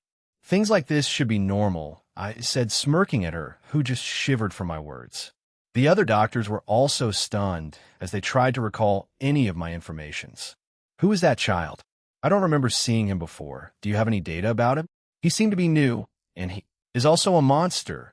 I can feel that they started muttering by themselves until the small doctors stopped them all. "They are Sheena, Mishiro, and Xander Ranvil. They are new arrivals that was taken from an orphanage. We still haven't tested them, so we don't know about their abilities yet," the small doctor said. She shook her head before smiling at us. "I am Hideyoshi Hitomi, a doctor here. Can you introduce yourselves to us, kids?" she asked while smiling as if trying to make a child calm. "Don't you already know the necessary information about us? And please don't try to deceive us with flattering words. We won't partake in any of your tests," I said, sneering at the doctors, who were smiling in the background. Their intentions were clear. "What? We need to know if you're dangerous or not. If we aren't allowed to do tests on you, then there is no benefit in letting you stay in this place," one doctor exclaimed while pointing at us. Mishiro just watched the show while tilting her head. She still couldn't understand the real intentions of these old foxes, so she's probably confused to why I am protecting her. "Who says you could kick me? I just made a friend many hours ago," I said while glancing at Medaka, who immediately came to our rescue. "That's right. These two are my friends. You can't kick them," she shouted at them as they backed down, afraid of her wrath. This situation became more complicated when the princess protected us. They couldn't do anything as her orders are absolute. They couldn't hope to fight against this monster in a body of a child, especially when her father's influence is too huge that he could just throw some mines without care. "This will return later, Medaka-chan. Please try to think of their feelings," Hideyoshi-sensei said as they backed down. As expected, staying close to the protagonist is really the best way. Well, we won't stay like this forever, as we would eventually leave this place after it broke. We enjoyed the snacks and tea that they served us. I can see that the researchers are quite interested in us, probably because we can keep up with their monster child. Kurakami Medaka is an existence that is something they can't comprehend. She made various world-class people resign because she beat them in their prospective jobs. Well, for us who already experience a lot of things, keeping up with a child is no problem. Mishiro could just imagine herself being smarter than Medaka, and she could achieve it immediately. Still, Medaka keep challenging us to many problems, probably trying to test if we are not just fakes that is trying to keep up with her. Of course, Mashiro still lose to her, since this girl has no ability that could enhance her wisdom, and she didn't have the experience I have for living such a long life. I wonder if I should train Mashiro like what I did to Rhea. The advantage of processing millions of things in a millisecond is already a huge thing here. I shook that thought away from my head, as I wanted Mashiro to live a peaceful life in this world. Kurakami-san, what did you do before coming here? I asked as she stopped fidgeting the puzzle she was holding. Nothing special, really. I just studied everything that a book could give me. At first they were interesting, but their coolness eventually faded. Medaka said, while shaking her head. Well, you're probably interested in anything since your learning ability is rather terrifying. I can't blame you for getting bored in everything, but you should know how to be human, I said as she was confused by my words. Well, it couldn't be helped. She is still a child after all. But she would gradually realize what I am saying in the future. Chapter 106 Hakanawa Hospital. Xander's POV. This is our 5th day on this hospital. We still played with Medaka, since she is amazed by our tenacity. She began thinking that maybe she's not really a special person, and there are others just like hers. Though our action might have stimulated the researchers as they tried their best to trick us into entering their lab. This is the first for them. Someone keeping up with the princess in strength and intelligence, though we would always escape and destroy their attempts. In case we don't have the chance to escape anymore, we would use Medaka, since her words can make them back down. I regretted not being able to see Kamagawa, since he already left the hospital after Hideyoshi-sensei diagnosed him as normal, even though I wanted to witness Kamagawa threatening Hideyoshi-sensei. Too bad. Zenkichi was also trying to keep up with us, but he was bedridden from exhaustion. Medaka cried a lot at the time. She thought she would gain a new friend who could handle her tenacity, but she had been too optimistic. Right now, we are currently eating food that is too much for a normal child. No, even for a normal adult. Still, I never got used to seeing banquet like this being served every day, I commented while looking at Mashiro, who is currently munching a bombkachin. There was a bunch of it in front of her. Want some? She asked, tilting her head. This gesture of her is quite cute, if I may say so. Nah, I got a whole bunch of it here, I said, looking at the mountain of foods in front of me. Normally, we wouldn't be able to get a privilege like this, but it was all because of this one child currently eating with her cheeks full of food. What's wrong, Xander? I won't give you my portion, you know, she said, trying to protect her own dishes. Sigh for the second time. I have mine. I don't need your sighing, I replied to her, who just raised an eyebrow. Zenkichi, is that enough for you? Medaka asked, looking at Zenkichi, who is having a hard time eating. He is probably the most normal in this place. He doesn't have any notable features that could make him on par with us, but that is what makes him special. He could still stay sane while being in our strong presence. Yes. Zenkichi just answered like a normal child. What do you want to do after this, Kurakami-san? I asked as she thought for a moment before something emerged from her brain. Xander, let's fight, she said with an innocent smile on her face. I just deadpanned at her. Can you even fight? You're still a child, right? I asked as she immediately shook her head. I train a lot. And why are you calling me a child? You are too, right? She shouted while I just raised my eyebrow. Fighting against a child is not really in my list, but this girl is a monster. I also need to teach her about human emotions so that she won't get out of place and become a monster who could only imitate others. I see. Then after this meal. And about your question, my mind is more refined than yours, you see. I smirked at her, who got challenged by that. Then, let's start an eating competition, she said before her mouth devoured the food. I didn't comply with her words, as I just keep eating in my own pace. Medaka finished her mountain of food as she looked at me with a wide grin. Why? Why did you not eat fastly? She asked, seemed confused to why I didn't follow her lead. Nah, that's too troublesome. I prefer eating slowly and savor the food, then just bulldoze it, I said while cleaning the crumbs of Mashiro's mouth. What are you going to do today, Mashiro? Painting? I asked, looking at her, who stopped eating. Drawing, she said. Oh, I thought she would stop drawing manga after she broke the wall, but it seems like she's still not satisfied. Well, I could just let her be. Mashiro is not one that would do a lot of trouble anyway. Finish it already, Xander. In Zenkichi, you will watch our fight, Medaka said while pointing at us. I ignored her and just savored the food. Medaka is a princess, so heavenly food like this is normal. Only after 30 minutes that I finished my meal, Medaka was already aggravated by how slow I was. After seeing that I finished, she pulled my hand along with Zenkichi as she brought us somewhere. We are here. This is my playground, Medaka exclaimed while showing us the large area. You call this playground? Isn't this in soccer area? I said while deadpanning at her.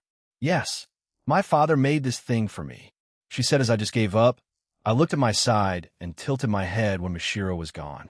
I looked around and saw her taking a ball before kicking it. The force of her foot was so small that it didn't even move far away from the place. I couldn't help but chuckle to Mashiro exploring new things that she never experienced before. Mashiro, you should arrange your feet like this so that you could hit it with your maximum strength. I began teaching her how to kick the ball. She tried until she finally got it, but the result of it was her panting on the ground trying to catch her breath. Xander, this is hard, Mashiro complained as I just patted her head. Seeing our interaction, Medaka also imitated me and began teaching Zenkichi. Good. I hope she would forget about the challenge with this. I looked at Mashiro, who is already fixed. She just imagines returning to her previous state, which immediately took effect and healed her body. Mashiro, we are going to strengthen your body. Imagine your body having the strength to do those weight-lifting guys you saw from our former world. Don't just imagine your body having large muscles, I began instructing her. Mashiro also listened as she started doing what I just told her. Power. I see, she muttered before I felt a change on her body. Her muscles and tissues are changing, conforming into something what she imagined. I sighed in relief when I saw that she didn't become bulky. That was fast. Now try kicking the ball again in the same posture I taught you earlier, I said while Mashiro just nodded her head. She assumed a kicking stance before plunging her foot at the ball, which flew at a fast speed. Oh, that was great. Even Medaka was in awe by the power placed on that kick. As she stopped teaching Zenkichi, what was that? It's so strong, Medaka shouted. She was amazed by that kick, as even though it was not perfect, it still flew far away. Good job, Mashiro, I smiled at her before patting her head. She closed her eyes and smiled happily. She is really cute. Eh? Don't ignore. Medaka separated the two of us. What's the deal? Mashiro is my Barato, so it's just fine for me to stand next to her, right? I said, complaining to Medaka. What? She's your Barato? How is that possible? Well, age matters to us, I said. Is that why you didn't accept my marriage proposal? She asked, well, a part of it. And why should I accept a proposal that was given seconds only after meeting? There is no feelings in your proposal either. Zenkichi would probably accept if you ask him, I explained as Medaka just nodded her head. I see. Then feelings matters the most, right? How do I know my feelings anyway? Medaka asked. No, I won't be the one who will teach you that. You will meet a lot of people in the future that will teach you the real process of being a human. Not just a monster that tries to fit into society by imitating people. I shook my head at her words. She seemed confused, but she shrugged what I said. The fight. I almost forgot about it. Don't try to change the topic, Xander. Medaka exclaimed when she remembered that she and I still have a fight. Well, I thought I could escape by doing that. I muttered before going to the center of the field. Medaka gave me a huge smile before dashing on my way. It was exactly how Kaneko before I trained her, so I just sidestepped before placing my feet at her way. Medaka stumbled upon hitting my feet. She rolled many times before stopping. The place turned silent. Many researchers who were watching the match couldn't comprehend what just happened. Their princess fell. Medaka stood up before dashing at me again, trying to punch me in the gut only for me to redirect the flow of her attack, making it hit her own face. Medaka stopped before touching her nose. She felt a blood dripping on it as she was shocked. In terms of skill, Medaka could be called the best, as she can learn anything and improvise it. So every mentor that taught her already approved of her, since she surpassed them in terms of skills. But now, there's a child that could play with her skill without even trying hard. This is probably a unique experience for her. Is that all? Cinchuredo, Doing something like that is not really the best move at this point, I said before stepping forward and securing her wrist. It's my win, Kurakami-san, I said as she clenched her jaw. No, this is still not finished.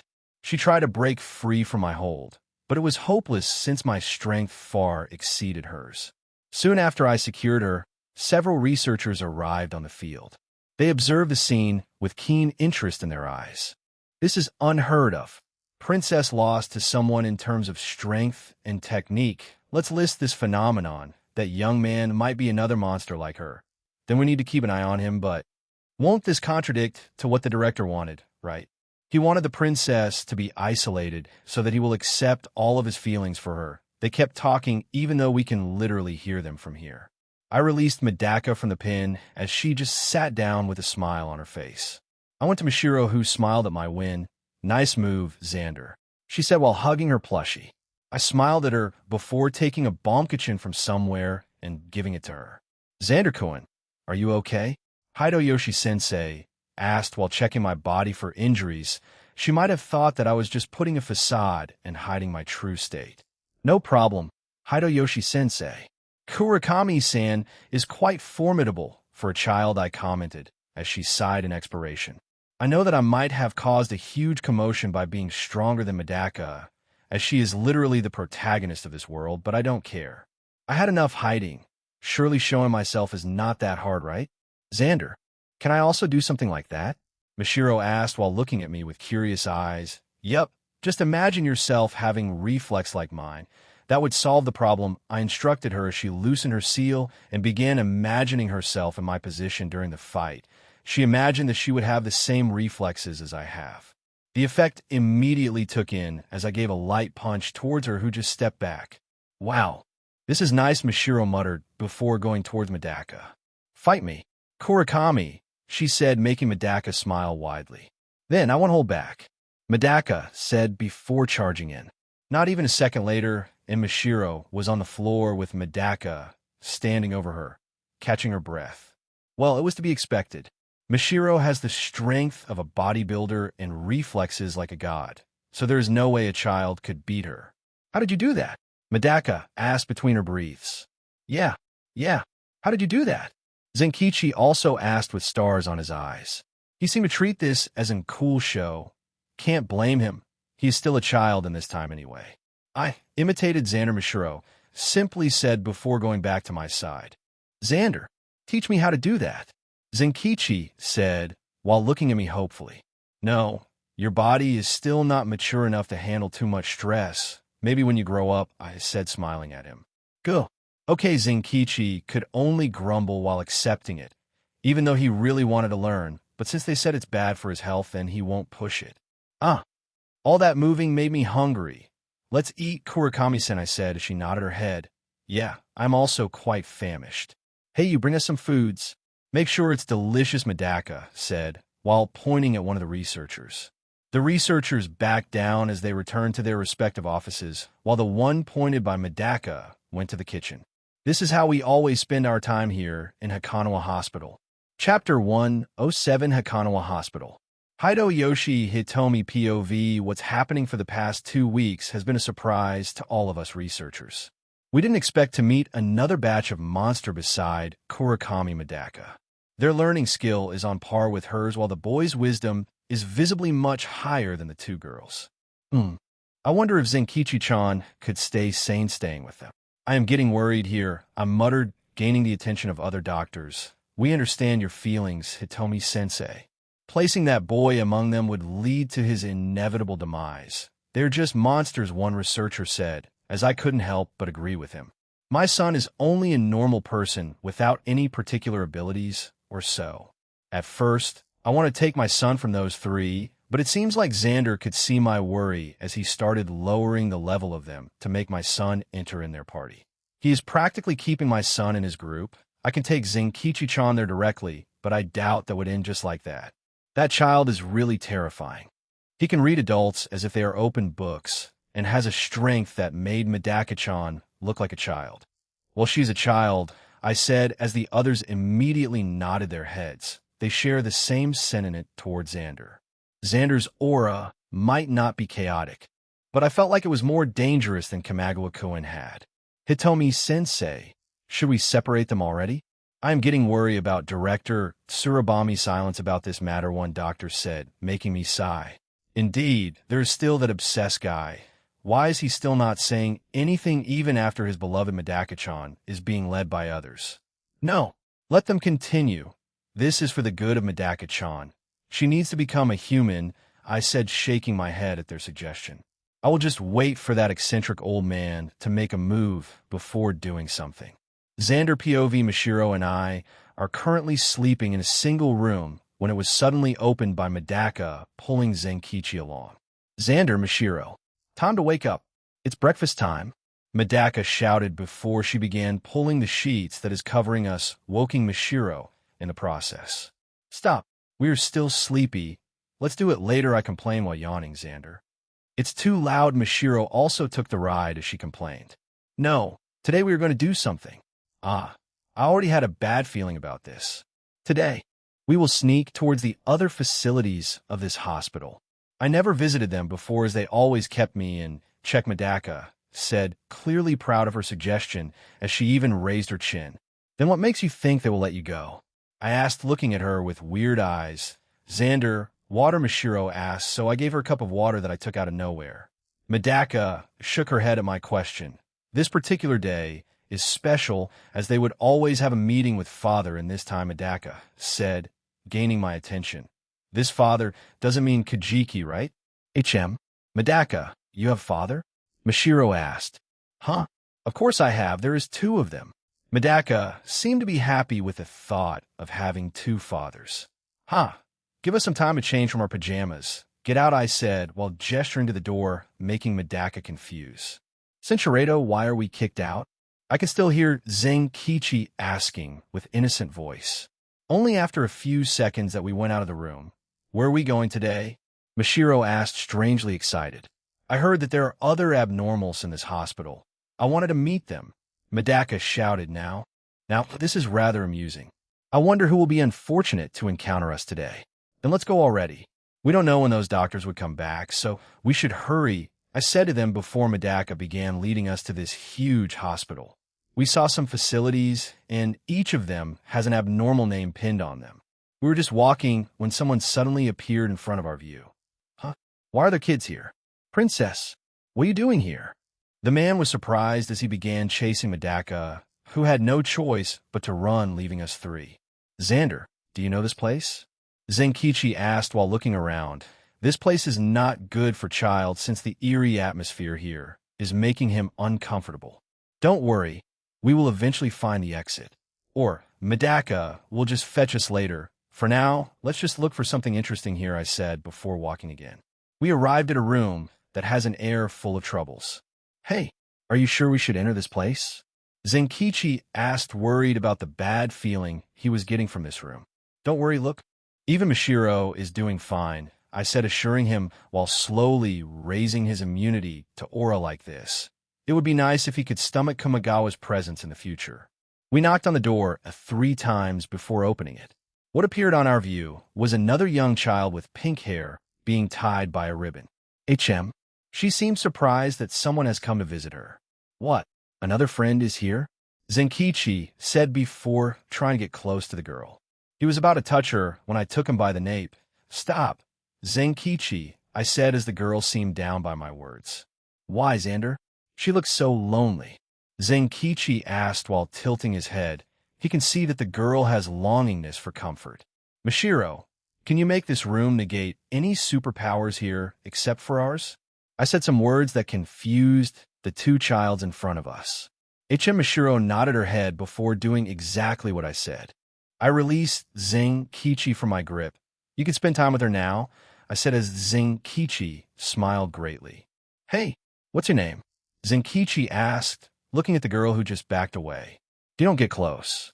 You'll be sorry, the young girl said before Zenkichi moved even closer and gently touched her hand. The girl widened her eyes in horror, thinking that someone would rot today because of her powers. Don't worry, we can be friends, Zenkichi said, smiling greatly at the girl who seemed to be mesmerized by it. The girl's face turned red. Is this love? He touched my hands without rotting. His love for me must be that great, right? He couldn't hold back his feelings and reached out to me. He must want to become my husband, right? His overwhelming affection is surrounding me. I can't help but fall in love with him. The girl kept muttering some words that gave me goosebumps as Luminous was like this before. See, calm down. I am Hideyoshi Zenkichi. What is your name? Zenkichi asked, trying to calm the girl by gently patting her barato. But his actions seemed to have the opposite effect. Thank-kun. I hope you have a wonderful future. I want to help 3 students someday, 2 girls and 1 boy. You can guide them because I don't have a good sense for that. Hee. Who do you think they would look like? They will be our children, so they will definitely cute, right? Then we will live in a white house with a garden and keep a big doggy. At least let me decide the name of the doggy, Zenkichi-kun. Do you like cats or dogs? I like dogs, but if you insist, then we can keep a cat instead. I love dogs, but if it's an animal, then I'll love it regardless. But after all, I love Zenkichi-kun the best. I hope Zenkichi-kun would love me too, huh? This is worse than Luminous. Igriagis. Zenkichi could only say as the girl was shocked by his words. Tears began swelling on her eyes. As she started crying, she didn't expect that someone would accept someone like her. Calm down, woman. What is your name? I asked, making the girl look at me with surprise. Oi. Did she not notice our presence when the 2 of them started talking? I'm sorry. My name is Imyuki. I am Zenkichi-kun's girlfriend. Whoa, she is fast. She claimed Zenkichi as her own immediately. Girlfriend? What is that? Zenkichi asked, making Imyuki surprised, but calmed down when she remembered that he is only 2. It means that you are important to me. Imyuki said, as Zenkichi just accepted it. Well, if you say so, well, children are really gullible. Still, her aura as a minus is slowly dissipating. I wonder if she would become a plus in the future. I felt my clothes getting tugged. I looked at Mashiro, who stared at me. I want to play. Xander, I just nodded my head at her before turning to Zenkichi and Imyuki, who entered their own world. Hey, want to play? I asked as they looked at each other before nodding their heads. Yes. Mashiro immediately conjured some toys for them, as the 3 of them just played while waiting for Medaka. Not long after playing, the room was opened by Medaka, who was breathing heavily. Did she lose that one doctor? Guys, let's run. Many of them are chasing us already, Medaka said before pulling us and started running. I looked back and saw a bunch of doctors chasing us. There are even bulky people, probably to suppress us. Guys, you can go first. I'll hold them, I said as Medaka thought for a second before nodding her head. Xander. Mashiro looked at me with worried eyes, but I just patted her head. They'll be fine. They're just normal people, I said, assuring her that nothing would happen. They started running again as I turned and plunged my foot at one of the bodyguard's gut, sending him flying. Everyone stopped when they saw that as they looked at me with disbelief on their eyes. Suppress him. We need to stop them from wreaking havoc in this place. One doctor said as 20 bodyguards surrounded me. One of them tried to use a technique to lock me, but I just outmaneuvered him and took him down. Gah! He shouted as the others also began trying to suppress me. I dodged their attempt with ease and defeated them. The leader of those bodyguards went in front of me, Censuredo. I arrived at their side as they were surprised when I was already done. Did you trick them? Medaka asked. Somehow I said vaguely as Mashiro just went to my side. Xander. I am tired, she said, making me stop from running. I look ahead of us and just stare at the man standing in the shadow with bored eyes. Who are you, old man? I asked before Medaka smiled greatly and shouted, Father. She ran to the man's side and hugged him. The man accepted the embrace with a gentle smile on his face. Medaka-chan, you shouldn't run in the hallway. Let's return, okay? He said before turning his attention to me. Hello, Xander-kun, Mashiro-kun hesi kentlu. Mashiro hid behind me because she was creeped out by the man. Stop that, you old man. State your name, I demanded while narrowing my eyes at him. Xander-kun is rather feisty. Fine. I am Tsurabami Fukaru, the director of this Akanawa hospital. He introduced himself, still smiling. He seemed to be ignorant of my threat.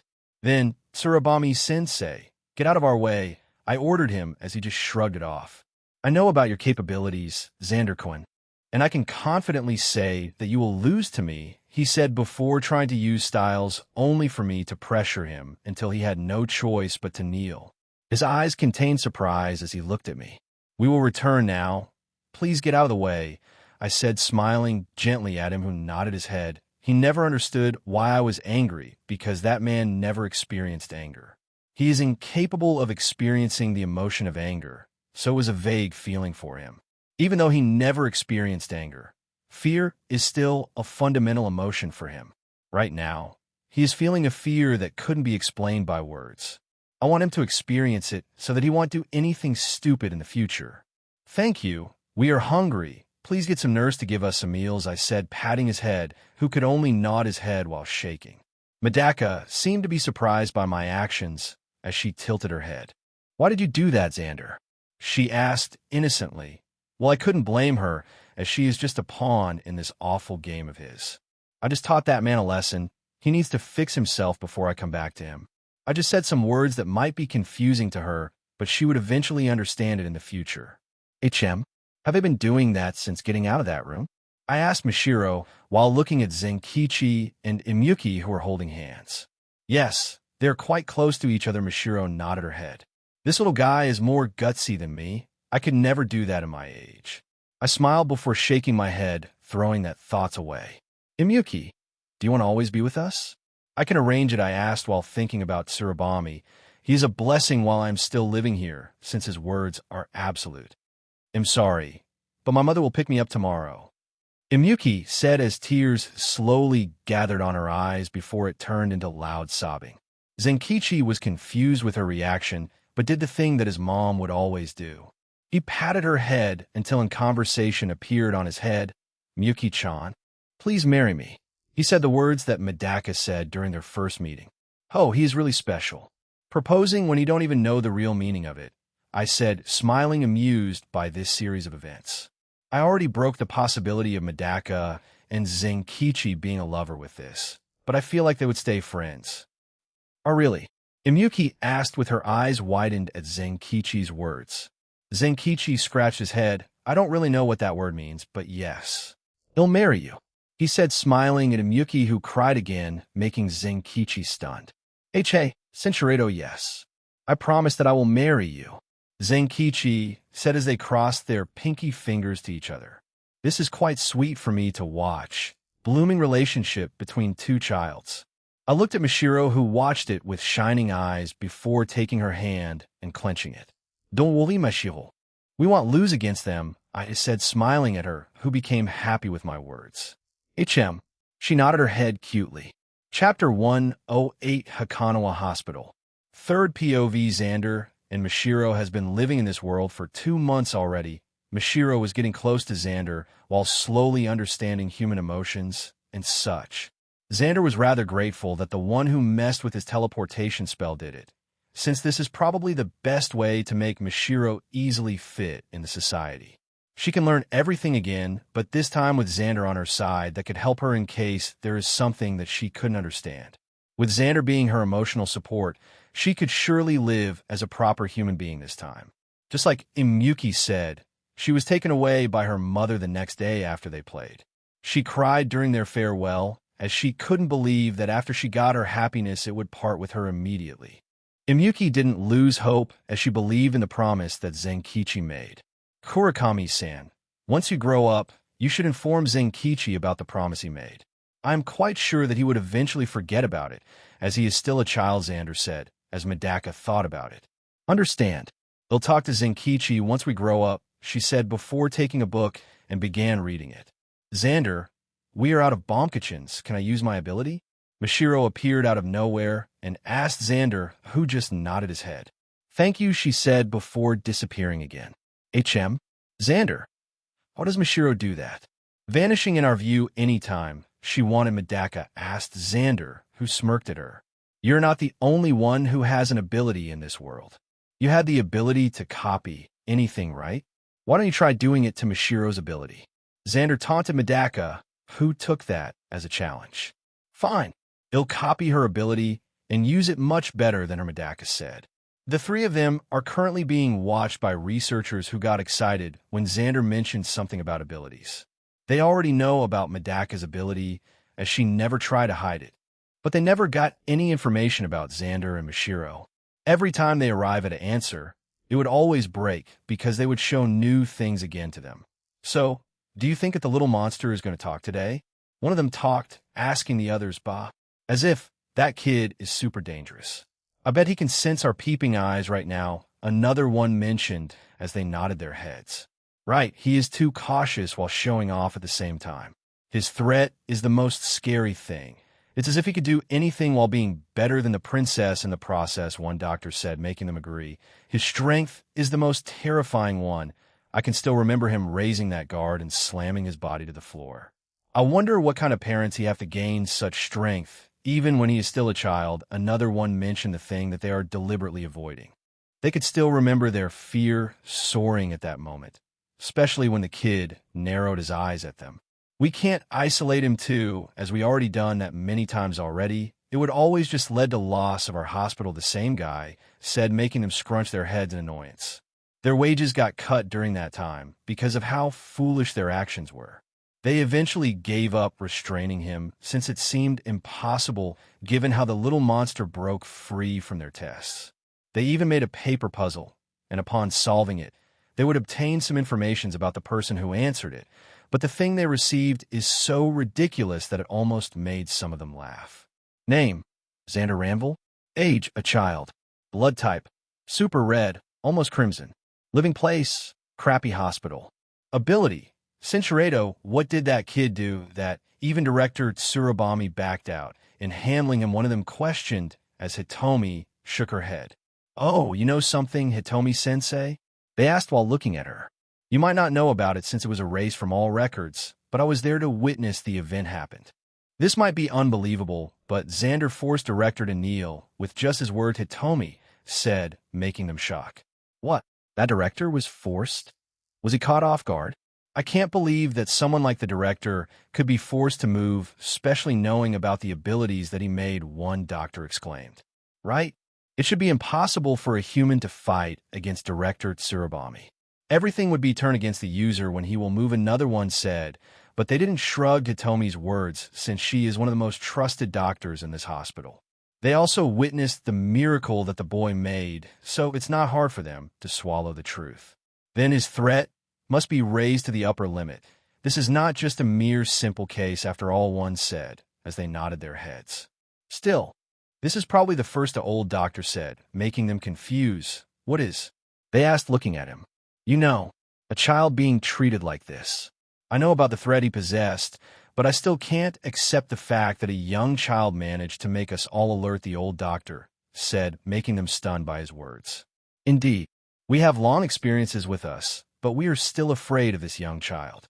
This just speaks of how terrifying he is if he grows unattended, Hitomi said, making them calm. They really can't kick Xander out of this hospital since he did what Kamagawa did with Hitomi. He threatened Tsurabami about Medaka, his masterpiece. That is why Tsurabami gave an order that he must not be touched. Back to the children, Medaka was concentrating hard, trying to do what Mashiro just did. But even when she gave it her all, she couldn't replicate what she just did. It was shocking to her, who never experienced failure in copying something before. What? Why can't I copy her ability? Medaka asked while tilting her head. Probably because her ability is from out of this dimension, Xander explained as Medaka's eyes shined. Other dimension? What is that? She kept getting closer to Xander, who just pushed her away.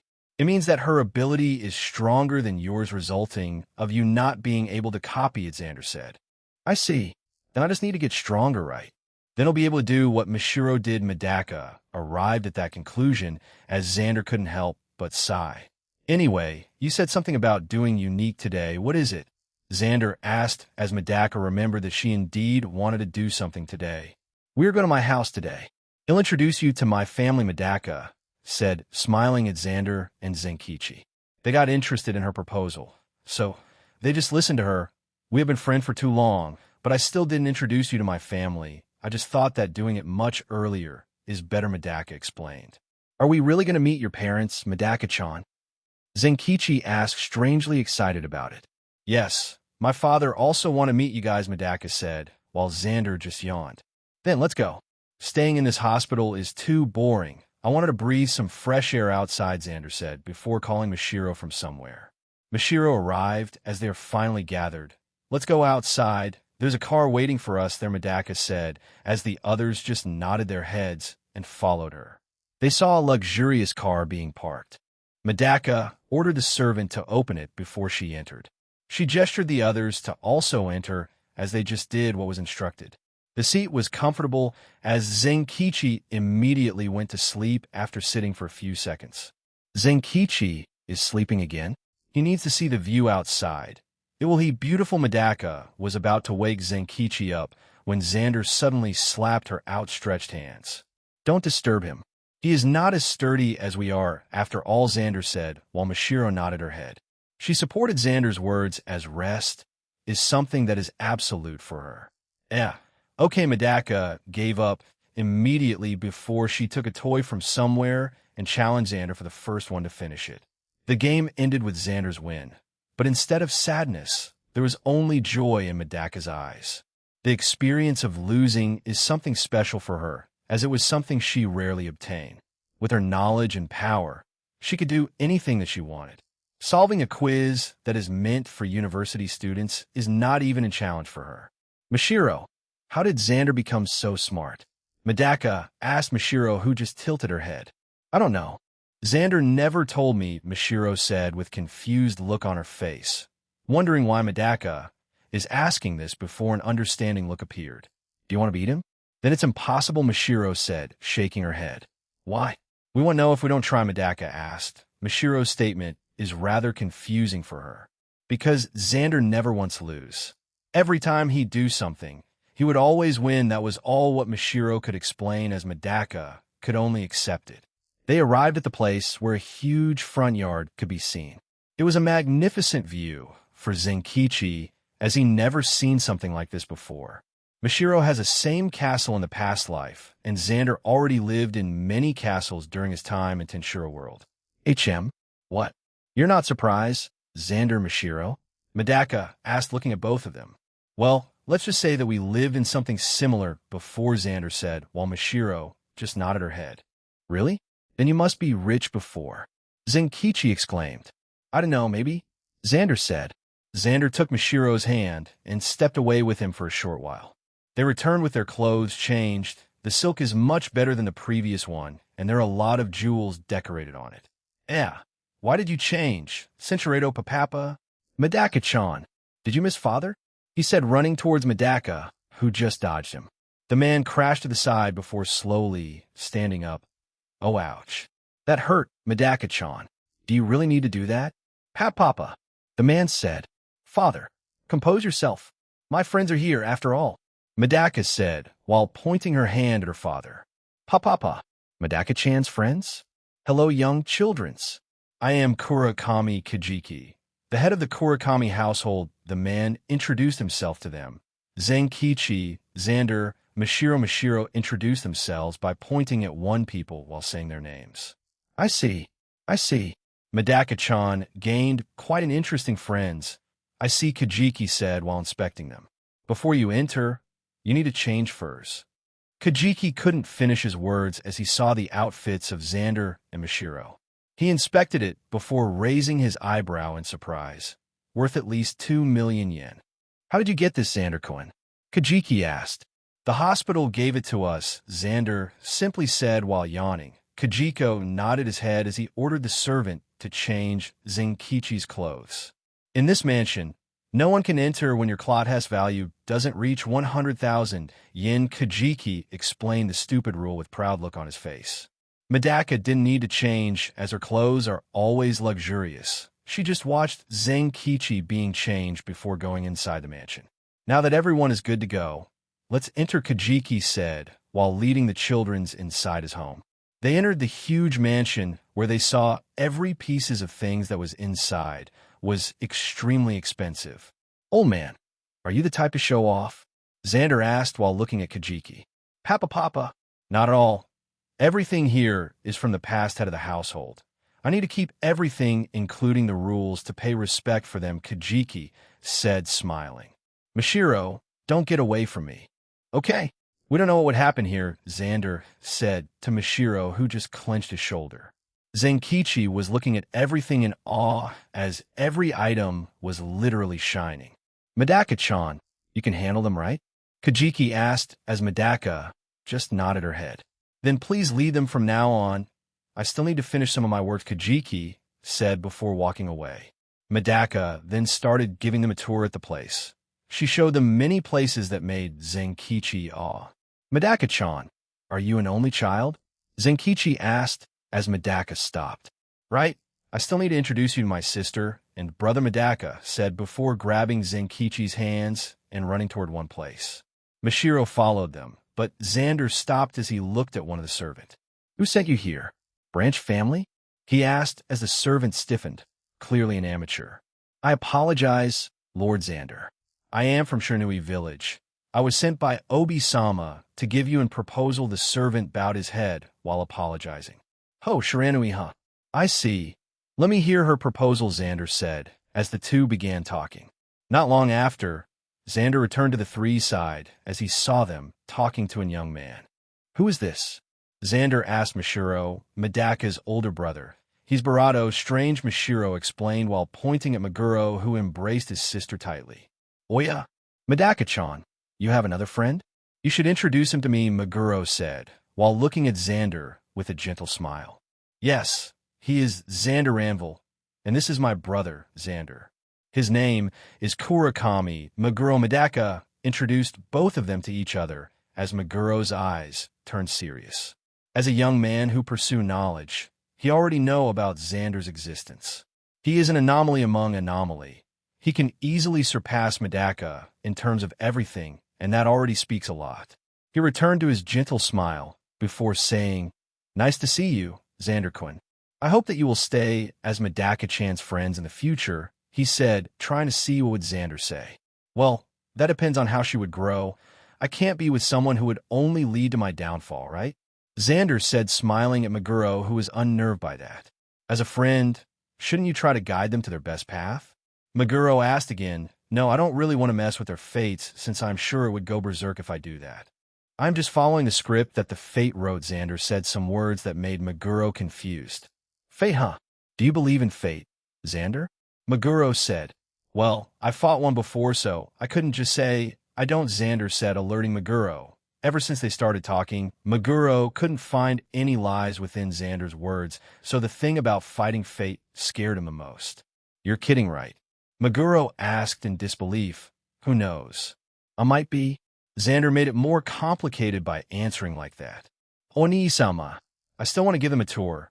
I already introduced you, so please stop questioning, Xander. Already Medaka interrupted both of them as she glared at Meguro, who could only scratch the back of his head. Meguro backed down in front of his sister's glare.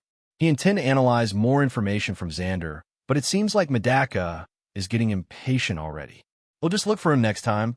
Hopefully Medaka-chan wouldn't interfere, that time, Meguro thought, while looking at Xander with concern in his eyes. Let's go, Xander. Medaka looked at the place where Xander was standing before, but saw he was missing. Well, Mashiro. Zenkichi, let's go, Medaka said, making Meguro confused. HM, you will not look for Xander-kun? He asked as Medaka shook her head. He will return later. Xander's always like that, getting missing for some time before returning, Medaka explained. She was already used to Xander vanishing. Mashiro and Zenkichi just followed Medaka as she introduced many new things to them. Meanwhile, on the other side, Xander is currently hiding in the shadows while looking at a pitiful girl that is studying hard. He got closer to her before poking her cheeks. Boo, Xander said as the girl just deadpanned at him. Well, that was a failure. I thought I would make you smile with that, Xander said. Try to do better. I am numb to being happy, the girl said. Anyway, Xander Ranvil. What's your name, little girl? Xander introduced himself while smiling at the girl. Quite unusual to be called little by a child, but Kurakami Kajira, she also introduced herself to him. Xander smiled as he met another special character. She is not a minus, but close. Her experiences made her almost one. Nice to meet you. Kajira-kun. Xander gave her a gentle smile. You're creepy, Kajira simply said, making Xander laugh. This is the meeting between two weird people. Chapter 109, Kurakami Mansion. Kurakami Maguro's POV, that boy gave me goosebumps. I can't understand what he is thinking. Fate? Does something like that really exist? I find it hard to believe in abstract things like fate. They are too vague to be understood. And here is a boy saying that he fought one before. Wouldn't something like that really be mind-boggling? My head is aching just thinking about it. I should probably stop, I muttered while massaging my head. The thing that scares me the most is that the boy is a friend of my sister. I know that he is something that could help my sister understand humans more, but the thought of him being in my sister's side is making me worry a lot. That girl with him is also worrying since she seemed rather apathetic to everything except for the boy. If the boy is not a normal human, then I could consider the girl as one too. I don't know what her abilities is, but my instinct never failed me before. I need to consult to father about this. I wonder what his stance in this particular case. Would he let the boy be at Madaka-chan's side, spending time together in a supportive way, or would he encourage them to separate and let her live freely? The second one might be enticing, but the consequences is something that father could not afford to fix, I muttered while thinking about it.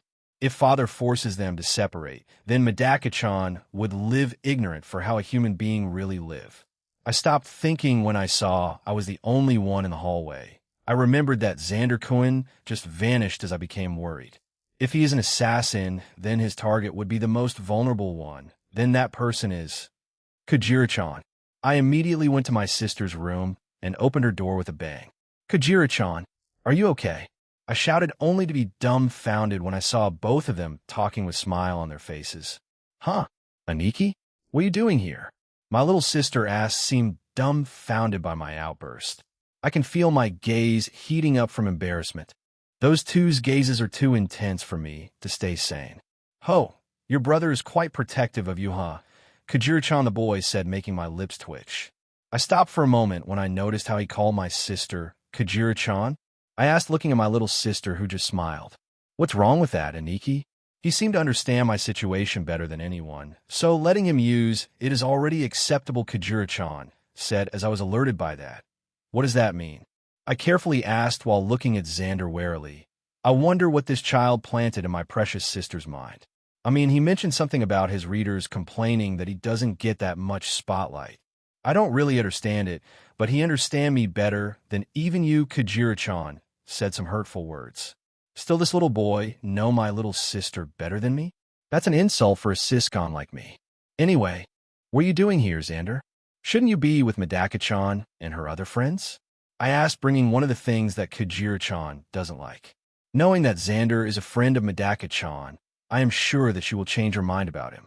Kurakami-san mentioned about us to freely move as we wanted. Your father also gave us the freedom, so ill-abuse that privilege when I can still use it, Xander said, as my lips twitched. Kujira-chan just stared at our conversation, looking forward to how it will end, so I just stopped. He'll go out now, Kujira-chan. Please don't lose yourself. I gave one last advice to my sister, who is slowly getting out of her shell. I know, Aniki. Losing control is one of my least problems. She misunderstood my intention, but I can't blame her. She's still a child after all. She still don't know about the real side of peoples. Third POV, Xander looked at Kujira and smirked. Your brother worries about you a lot. He is already expecting me to lead you down the wrong path, just like I did with your younger sister, he said as Kujira yawned. He is always like that. Just thinking of the outer picture without checking first if it would be advantageous to the people who will experience it, Kujira said, while shaking her head. Nonetheless, she still couldn't hate her brother, as she knew that he is only doing it for their sakes. Still, you entered this room without activating any of the traps that I made. I can understand if it's Aniki, since he is always monitoring both Madaka and me, but for you to enter easily. You must have some abilities, right? Kujira said, looking at Xander, who smiled in return, saying it immediately would boring. So I hereby challenge you to uncover what my ability is, Xander said, grinning at the girl who just sneered. Who do you think you're talking to? Even though I'm not as talented as both of my siblings are, I am still confident in my ability to inspect things, Kujira said, accepting Xander's challenge. The two grinned at each other before Xander walked to the door. It was nice meeting you, Kujira-chan. The conversation was pleasant, Xander said, while waving his hands at her. Kujira didn't respond, as she just watched Xander getting out. This meeting gave Kujira a lot of information to what she would do from now on. Xander Ranvil, an enigmatic guy that even Aniki couldn't understand. They'll see what you can do, Kujira thought, while looking forward to what would happen in the future. Xander left the room as he teleported to Mashiro's side. So, did anything noteworthy happen? Xander asked while looking at Mashiro. Medaka couldn't understand the feeling of the maid who broke a vase. Am I the same as her, Xander? Mashiro asked while being worried that she might be something like Medaka, who can't understand emotions at all. Based on what Mashiro has observed, Medaka doesn't understand anything that is connected to human emotions. She just copied what she saw the others do. So sometimes there might be confusing things that happens. Nope, not at all. You're doing great, Mashiro. Instead of not understanding anything, you're slowly learning things. Don't hasten it up and just follow the flow. You will eventually understand a thing called human emotion, Xander said, some assuring things while patting Mashiro's head. Zenkichi and Medaka finally noticed his presence as they looked at him. Where did you go, Xander? It's been 15 minutes already. You never left that long, Medaka asked while narrowing her eyes at Xander. I just met your sister. She is quite interesting, if I may say, Xander said, gaining the suspicious look from Mashiro's face. Well, Mashiro is more interesting. He defused the bomb by saying that. My sister? Oh, right. I forgot to introduce everyone to Kujine. Do you want to meet her? Medaka asked the others. I'm tired, Medaka-chan. You've been leading us for many hours already. I wanted to sleep, Zenkichi complained while Mashiro did the same. She wanted to eat bombkachins already since she only ate a little during breakfast. Medaka was confused about why they were exhausted but still accepted it. Okay, let's rest. We will sleep in our mansion for tonight. I would love for you to see the stars that will be visible from my room, Medaka said with an excited look on her face. She wanted the others to appreciate the beautiful view that she is always seeing every night. They went to the children's room, where many Baratos were already lined. Zenkichi climbed Barato to the big Barato, as he was immediately knocked out. The exhaustion had caught up to him, leaving him with no choice but to drift off into a deep, restless sleep. I feel sorry for that child, being dragged around like this, Xander said, looking at Zenkichi. Why? Isn't Zenkichi having fun with us? He should be happy right now. Medaka tilted her head in confusion. Right now you might not understand it, but you dragging Zenkichi everywhere is bad. Please lessen it in the future. Xander said to Medaka, who is even more confused but has no choice but to nod her head. Xander let Mashiro rest, as she was also exhausted, not in body, but in terms of mental health. He recalled the talk with the servant before. The proposal was a nice thing for him, as the thing he wanted the most was in that village. He accepted the proposal of becoming one of the Shiranui while being the double of Aihiko Shishim. Being a double might be stupid for a being of his strength, but Xander don't care about such measly things like status. He can just destroy anyone who says otherwise of his decisions. Though Xander was not permitted to meet Ahiko, he was fine with that. He would just wait until the unknown Shiranui arc would come. Say, Medaka-chan, what is the purpose of your existence? Xander asked a rather powerful question that made Medaka froze in her spot. She began thinking about the first guy she met before. That man was saying something about people live for no purpose. I don't know, she muttered as she looked at the air in daze. Then you should look for it. Not having a purpose for living is not good for anyone, Xander said, while Medaka just staying dazed. Seeing that his words couldn't reach her anymore, Xander just shook his head before going to the kitchen. He would cook something before Mashiro wake up. The next day, everyone woke up as Zenkichi and Mashiro noticed that Medaka wasn't in her usual mood. Medaka-chan, what's wrong? Zenkichi asked, worried about her condition. Medaka stopped staring at the air before looking at Zenkichi. Zenkichi, for what reason do I live? I have been ignoring that for a while now, but I never really know the purpose of my existence, Medaka said, making Zenkichi tilt his head in confusion. I don't really understand some of your words, but you're wrong, Medaka-chan. Ever since you came in my life, every day has been nothing but happy day. Your purpose is to bring happiness to everyone around you. Zenkichi exclaimed some words that made Medaka's eyes shine. Really? Medaka asked, still unconvinced, but it was fixed when Mashiro, the worst one to be asked, nodded her head. You could do it, Mashiro simply said, making Medaka smile greatly. Then I'll do my best to make people around me happy, Medaka shouted while pumping her fist. She swore to not make anyone around her sad. Zenkichi just clapped his hands happily, not knowing that his words would be the reason why Medaka became bound to those words in the future. Few days have passed since then. Medaka and Zenkichi are currently out as Medaka is doing something while Zenkichi is going out with his mom. They were busy, so Xander and Mashiro was left in the hospital. They were quite bored before they saw two children sitting on the waiting chairs while waiting to be called. Xander went towards them before calling out, "Hello, are you two new here?" Xander asked while waving his hands at them. "HM, who are you?" The little girl asked with her eyebrow raised. "Xander Ranvil, this is Shina Mashiro. Care to introduce yourselves?" Xander said, looking at both of them. "Hello, I'm Hyugazaki Gagamau. I just arrived here minutes ago," the little boy says, while still holding book on his hands. He seemed too calm for someone who's going to testing room. "Huh, you're really introducing yourself? I guess I gotta do it too. Shibuki. Nice to meet ya." The moment she said the last one, she also raised her bat before swinging it down to Xander. Xander didn't move from his spot as he deemed that thing as not an attack, so the bat just hit his body like how a feather falls to the ground. There was not even a shock wave from strong it is. It just placed itself on his body gently. "Huh, how'd you do that?" Shibuki asked before throwing a punch. The punch landed on Xander's body before Shibuki used her ability to open some scars from the past of Xander. "What?" She seemed confused when nothing happened. "You see, all the scars that I obtained at the past were already erased from the records. I simply defeated all of them," Xander explained while Barato Shibuki's Barato firmly, applying too much pressure in the process. "Ouch!" She shouted before trying to move from her spot, only to fail. She noticed that Xander's strength was unusual, far beyond what a child should possess. "Were you?" she asked while gritting her teeth to suppress the pain she is currently feeling. "Well, bullying children are not on my list. Please make sure to know who are you challenging before trying to hit them," Xander said, before giving her a light slap and backing away. The young boy was amused by their interaction. "Whoa, you also have an ability?" the boy asked before getting close to Shibuki, who just raised her bat and swinging it at Gagamaru.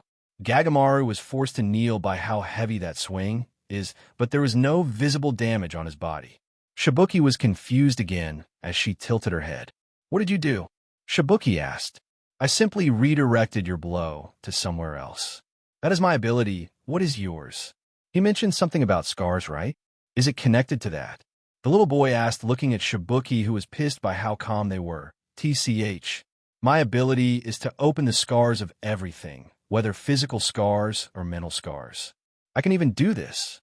Shibuki smirked before touching the wall beside her.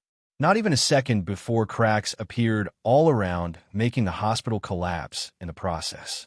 Gagamaru directed all of the rubbles everywhere, resulting of the destruction of the hospital. Xander and Mashiro looked at it with amused eyes. "Are you sure that's fine?" "Breaking the hospital, that is," Mashiro asked while pointing at the ruins. "Nah, we don't care about our test anyway. We don't want to become a test subject for those old fools. We minus do whatever we want with a smile on our faces." Shibuki grinned as Gagamaru copied her action. "Where are you going now?" Xander asked, tilting his head. "Of course, return to our home. Though bringing destruction everywhere is tempting too, we should probably do that in the future," Gagamaru said, making Shibuki nod her head. It would be a lie if she said that she isn't tempted by that proposal. "Minosu, you're quite an amusing group. I hope that you will entertain me in the future. Oh, and if you're looking for someone more misfortunate than you, then you should look for a man named Kamagawa Misogi," Xander said to them, who were confused by that. "Kamagawa Misogi? Why is he more misfortunate than us?" "There is no way someone has more misfortune than us minus Shibuki," said, disagreeing with Xander's words. "Yes, minus are the most luck-deprived people in this world. And that man is the king of minus. You can say he experienced every misfortunate things in this world," Xander said, gaining their interest. "Yeah, so there's someone like that. I am curious. Where can we find an old man like that? Gagamaru asked. Xander grinned at their words. He is no old man. In fact, he is just a year older than you two. I bet you would fall in love with him the moment you meet. Xander said, making them shocked. Now that sounds like nonsense. How could a 3-year-old young child be more unfortunate than us? Shibuki said, shaking her head as she walked away. Gagamaru also followed her lead, making Xander sigh. Why do they not believe your words, Xander? Mishiro asked, tilting her head, confused to why they just walked out. Well, to them who experience bad things from birth, the thought of someone experiencing more of what they were used to is mind-boggling that they forced themselves to not believe it, Xander explained as he patted Mishiro's head. Don't worry, you'll understand it in the future, Xander said. Don't bring us to the village already. I want to meet Obi. Her proposal interests me, Xander said as someone came out of the shadow. Certainly, Lord Xander. Lady Mishiro, the servant, said, as they led Xander and Mishiro to a car. The two gave a last look at the ruins of the hospital before smiling. Madaka-chan will really hate us for this, right? Mishiro asked while Xander just shook his head. Being by her side is too troublesome. I came to this world to make you experience, not to lead that girl to a proper life, Xander said, while smiling gently. Mishiro didn't respond and just moved closer to Xander, who accepted it. Chapter 110 Barato, POV Xander. Is weird. I never understand him, even though I was always by his side.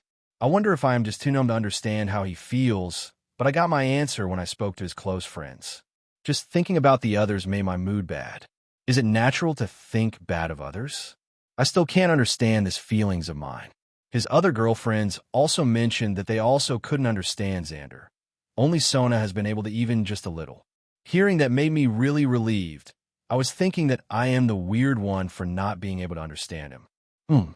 This bomkachin is delicious as always. Xander's cooking is the best after all. Even if he uses only just small amount of ingredients, he can still make a bomkachin this delicious. Right now we are inside a car, as we are being driven toward the village that Xander mentioned. Xander always hides things from me to surprise me, and it was always effective as I couldn't help but get excited every time he does something unusual. Xander, are we there yet? I asked while looking at Xander, who is relaxing on the car's seat. Probably, we have been sitting here for a few minutes already. We should be arriving soon, Xander replied as I just nodded my head. The limit of my interest doesn't even last an hour as I would always look for new things. I wonder if it's because I became a child again. I read something before that children tend to look for things that interest them. Maybe my child body is influencing my mind. This is giving me headache. As if sensing my discomfort, Xander just hugged me and placed my head in his chest. This is too comforting. Xander should have ability to make anyone comforted just being by his side.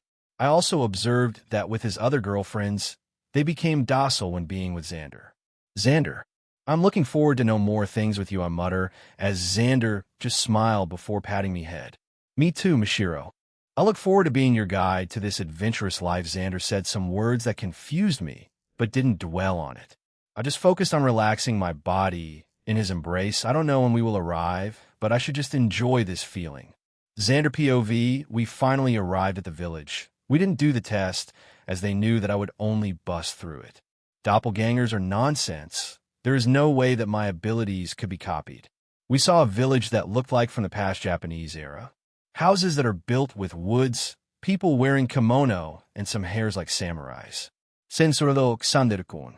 So, have you already decided to become his double? Obi asked, making me smile. Yeah, still you sure are fast when it comes to information gathering. Does Hanton know about me already? I asked as Obi just shook her head. We still didn't inform Hanton-sama about this. Even if we do, he still wouldn't inform Ajima Najimi about it, just like how he kept his existence from her, Obi said, as I remembered that something like that really happened. Because Hanton didn't inform Najimi about Ahiko's existence, she was defeated by him. That old hag should be still roaming around, right? Does she come here often? I asked that question as Najimi knowing about our existence would be bad. I am sure that she would shove some responsibilities to us, though I don't think she could force us since I am stronger than her. No, she doesn't even enter this village. I think she is looking for someone special. Maybe something to take her boredness away, Obi said. I want the support of Shiranui village in exchange for being Shishim Ayahiko's double. It's not that hard for you to fulfill, right? We don't want to trouble you that much anyway. Just make some new informations about us. We will live outside this village, Xander said, as Obi thought about it for a moment before accepting. Very well. I will accept your condition. Obi nodded her head in acceptance. They probably know my potential better than those in Hakanawa Hospital. That is why they chose to invite me in their village. Is Ahiko in this village right now? I asked, making Obi narrow her eyes at me.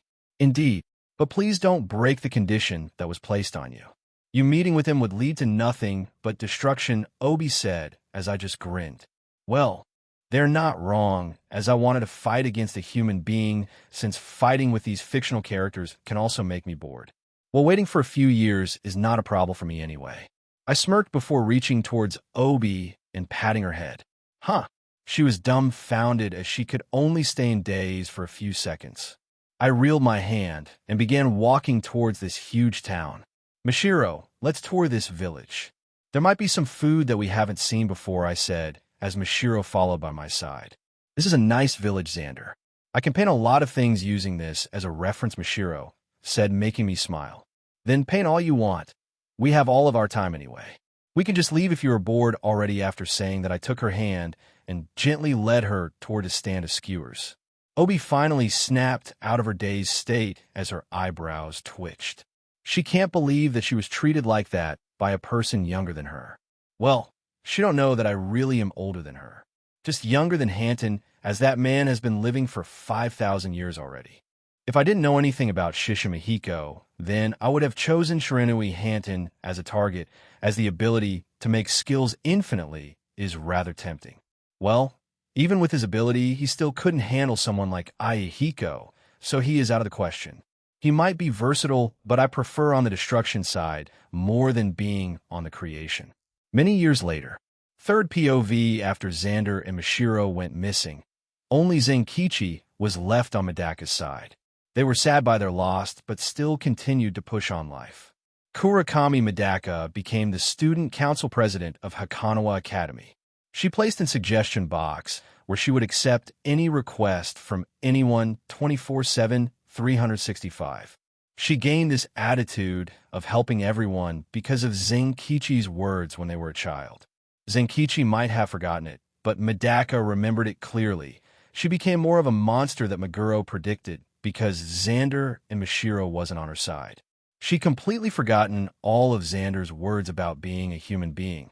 Medaka doesn't understand human emotions, so she just do everything imitating what she see in manga and the people in her surroundings.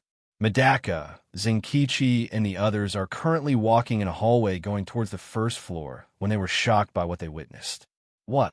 Centuredo, the student council's secretary, said. What in the world is this? What on earth could have happened for things to turn out like this? Zenkichi asked in disbelief. This couldn't be a double knockout, could it? He added, while thinking of possibilities. No, a double knockout wouldn't look like this. A voice suddenly rang from somewhere. All 13 people here are attacked in the exact same way with the same weapon. No matter what kind of special ability you have, there is no way you could turn the weapon on yourself. This is definitely the work of a third party. Centuredo, the voice, still continued to ring as Zenkichi and Medaka began sweating. This isn't my fault. The man finally revealed his existence. He was a man with black hair while wearing a battle-worn Gakurin. Kamagawa, Misogi. Medaka shouted in shock. No, that is not right. I am not Kamagawa, Misogide man said. I am his younger twin brother. Kamagawa Yuki. Cookie and Meguro shiver by that words. There is someone that is the same wavelength as that man. Nope. Elite. Gotcha, didn't I? Correct, you got it absolutely right. Anyway, I am Kamagawa Misogi. Not. The man talked messily. You become such a liar. Medaka exclaimed while glaring at the man called Kamagawa. Hey, Hideyoshi. Who is that guy? If he's a friend from a while back, why did he need to intro dash? Nezuka was about to ask when she saw the expression on Zenkichi's face. He was shaking so hard with sweat overflowing from his face. What is this? It's because I'm in front of Kamagawa. Why is my body shaking? Zenkichi thought. Just meeting him already made him shake. How could he protect Medaka like this? That was what on Zenkichi's head before a hand was placed on his shoulder. And Nezuka is Kurakami Kajira, who lost her memories. She made a new identity. That's our senpai from middle school, Wani-sama. He used to be on the student council. His approval rating in the council has dropped to 0%. However, he was able to bring it up after a few months. Medaka explained while still being wary about this guy. Approval rate, 0. Kakajima Morgana, the student council treasurer muttered. Not only Haido Yoshikoen, Kurakami even. Could they have been wrong? What is this? What kind of history do Kurakami's group and this person have, Kakajima thought. The show continued as Kamagawa made every person on that place shiver in fright. They saw him healing Kakajima and Meguro just by looking at their wounds. Why did you come here, Kamagawa? Medaka asked. Yeah, right. Listen up, Medaka-chan. I am very troubled. Help me, Kamagawa said as Medaka listened carefully. As a matter of fact, I just transferred to Hakanawa Academy. So I had to go greet the board chairman, but I got lost. By any chance, could you tell me where I can find his room? Kamagawa asked as Zenkichi was shocked by his words. Transferred? Zenkichi thought. If I tell you where it is, then you have to get out here, immediately, Medaka said, while looking at Kamagawa, who just smiled. Of course, you know these kinds of things are useless, Kamagawa said. Is that so? Medaka muttered, still wary about the guy. You are so insistent. Just trust me, Kamagawa said, as Medaka closed her eyes. Oi, don't jump into conclusions, Kurakami. I don't care if you want to have a reunion as old friends, but showing this kind or attitude in front of this king, Maya Nakaju said, glaring at Kamagawa, who just smiled. You can't expect us to not have any revenge thoughts while showing this to us, right? Maya Nakaju said. However, I didn't do anything, Kamagawa said, but I suppose I could try to understand your feelings, though might I have any? Kamagawa slowly picked a large screw that was on the ground. Here, let me show you, he said before turning away. Maya Nakaju was disturbed by the strange scene. I guess I have to find the chairman's room by myself. Kamagawa paused, as if he had remembered something. By the way, Medaka-chan, are you the student council president? You're just like I was, Kamagawa said, smiling at Medaka. Yes, and I'll be sure to learn from your mistakes, Medaka said while sweat drenched her face. Oomph. Well, I'm cheering for you. Good luck. I'll see you tomorrow. Bye, Kamagawa said his last part before vanishing from their sights. Him getting out from their sights made everyone relieved. Just earlier they can feel their breathing became haywire just from being in that man's presence. It was too overwhelming. It's as if the space are churning itself. That guy, he has come to disturb us. Medaka muttered as a grim look appeared on everyone's face. They head back to the surface of this place. And this scene is something to make those who doesn't know Medaka box familiar with the characters. We will start at Kamagawa Incident Arc. Many days have passed since that event. Medaka has been preparing for the time that she and Kamagawa will clash again. She is currently in front of the whole student body opening the start of the holiday. When Kamagawa suddenly appeared and took the mic, Yahoo hello, everyone of Hakanawa Academy. Nice to meet you. Kumagawa Mizugi. Medaka-chan's ex-boyfriend, Kamagawa stated, baffling everyone on the place. Of course that was a joke. Wow, how many fools have just believed me? Kamagawa said, seemingly surprised. Stop with the jokes, Kamagawa. And I was this close to fainting, Medaka said, narrowing her eyes at Kamagawa. Oh, no. I don't intend to interfere or making you faint. I just have something that I need to talk with you, here, Kamagawa said before taking some papers from somewhere. What's that? Signatures? Medaka asked, from the regulations of Hakanawa Academy. Article 45, Clause 3. Student Body President Kurakami Medaka, I asked for your impeachment, Kamagawa said as Medaka was shocked. She then remembered that they still didn't possess a vice president in their council. Kamagawa could destroy their council just by them lacking a member. Now, Medaka-chan, that armband doesn't suit you. Take it off and give it to me, Kamagawa grinned while showing his hands at them. Kamagawa, you're such a minus. Medaka exclaimed as Kamagawa ignored her. Of course, you guys must hand over your armband as well. Unlike the previous useless era, I have already chosen my members, Kamagawa said, before 4 other Barato appeared in front of everyone's view. It was a man with a butler's suit, a woman with a uniform, Shiranui Hanzoed, and a man wearing a mask that has a disturbing air around him. Zenkichi stared at the man as he felt this man is familiar. He looked at Medaka for clues, but was shocked when he saw her dropping her jaw. And Medaka-chan? What's wrong? He asked, worried about her state. She was in so shock that she couldn't utter any words. HM? What's that? You know one of our members, Medaka-chan? Kamagawa noticed her reaction as he asked. That's impossible, right? There's no way a plus like yourself could know this group of minuses. Kamagawa smiled innocently at Medaka, who ignored him. Medaka snapped at her state before asking carefully. You, with the mask. Take it off, Medaka said, while pointing at the man who just tilted his head. This reaction also brought a nostalgic feeling from Zenkichi as he couldn't grasp what is happening. Yo, senpai, she wanted me to take it off. Should I let them see my hideous face? The man asked Kamagawa, who just smiled. As long as you have a smile on your face, then it's fine. Kamagawa gave permission to the man, who just nodded his head. Certainly, minuses always smile at everything. After all, the man said before slowly taking his mask off. Upon witnessing his face, the people around was baffled. Instead of the hideous thing that he mentioned, it was the exact opposite. He was too handsome. Everything about the man seemed perfect. Even his actions and gestures were too perfect. On another thought, I hate your face. Please place your mask back, Kamagawa said, smiling. The man was about to place it back when Medaka shouted, Wait, you, are Xander right? Medaka asked while Zenkichi, Meguro, and Naze was just shocked by the turn of events.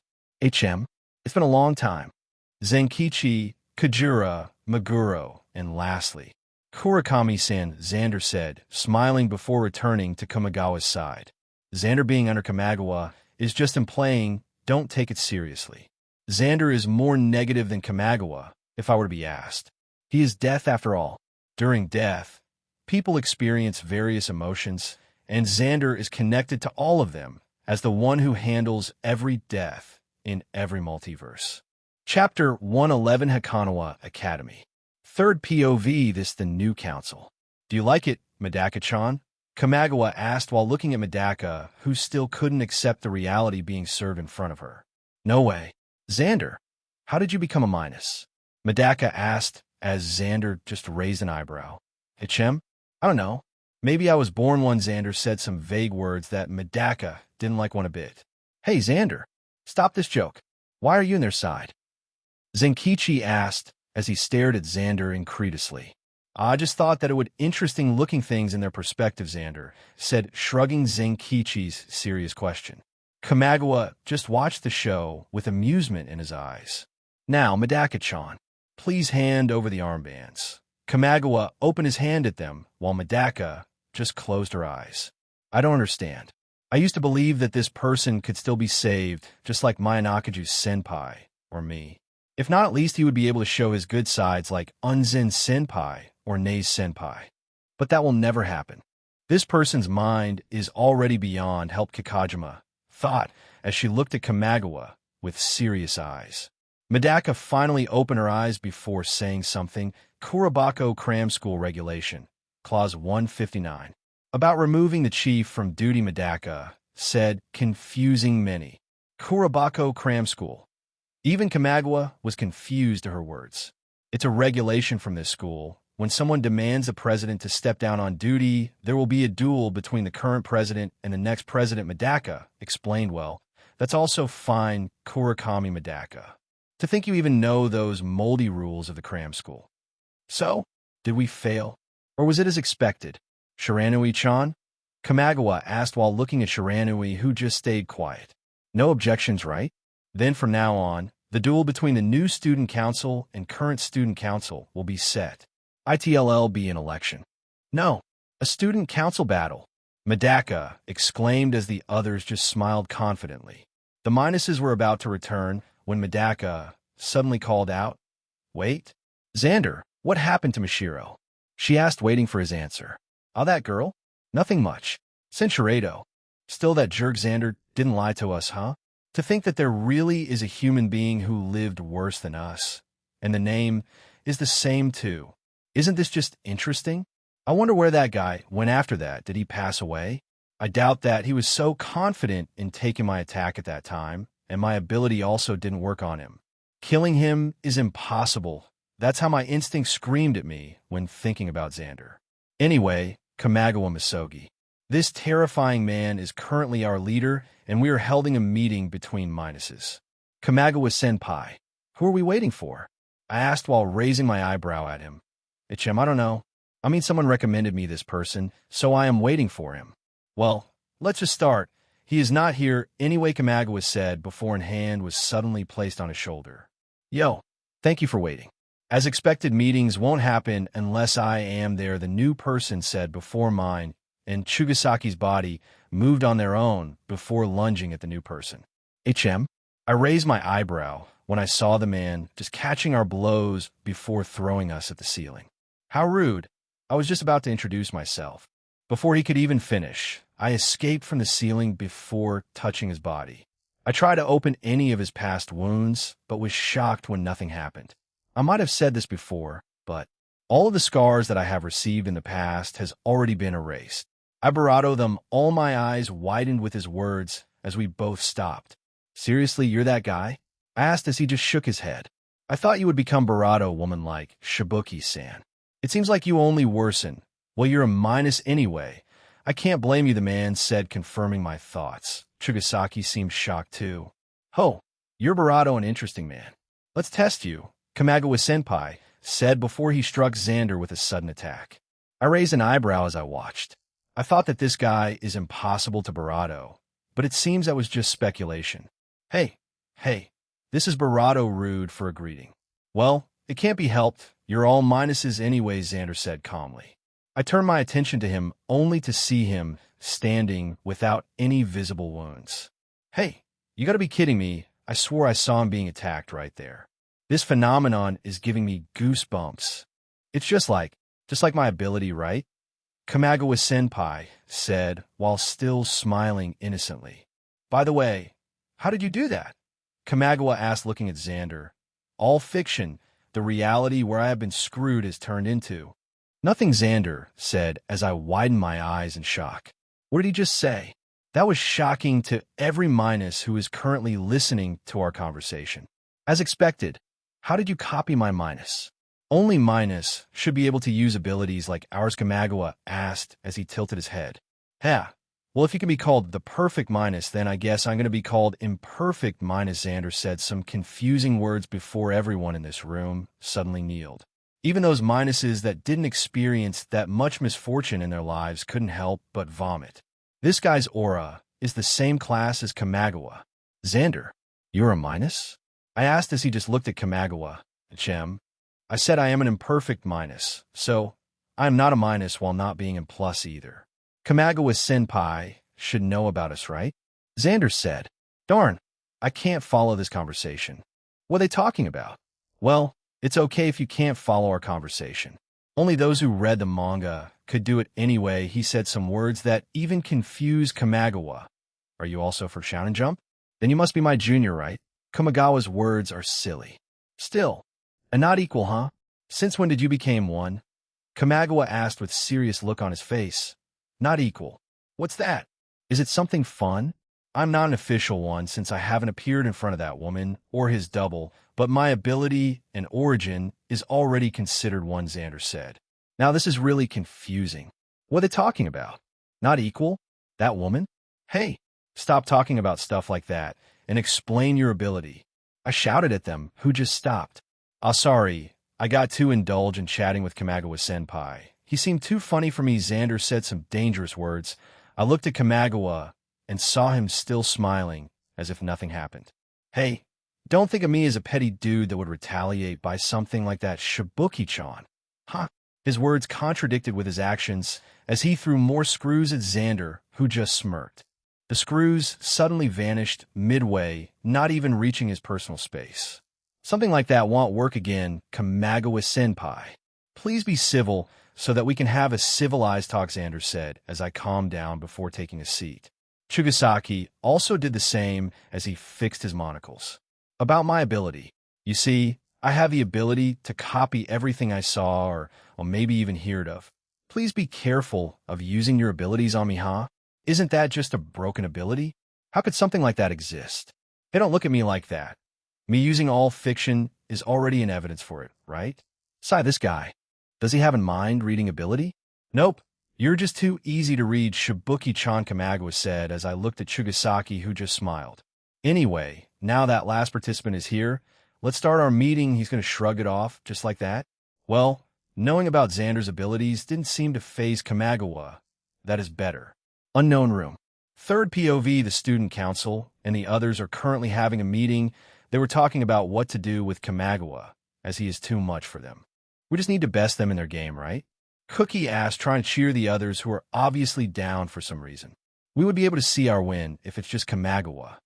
But since Xander is in their sides. I don't know anymore, Meguro said, shaking his head. Cookie, Kakajima, and the others who are not familiar with Xander was confused with this. Is that guy really that of a big deal? Surely, he is someone that can be defeated, right? Kamagawa has a worse atmosphere than him, after all, Kakajima said. The others shook their heads at her words. Xander Ranvil is not like that. I am even baffled right now that he is under Kamagawa when I know that he is more stronger and intelligent than that guy, Nay said with her usual weird looks. How so? Can he beat Madaka-cha? Ah, that's a stupid question. Even Kamagawa was beaten by Hidash. Yes, he could. Easily, even before Cookie could finish his words, he was cut off by Zenkichi. Yes. It's not that I doubt his ability, but the scene where Madaka-chan lose is somewhat impossible for me, Cookie said, while Kakajima just nodded her head. If Madaka-chan is a beast, then Xander is a monster.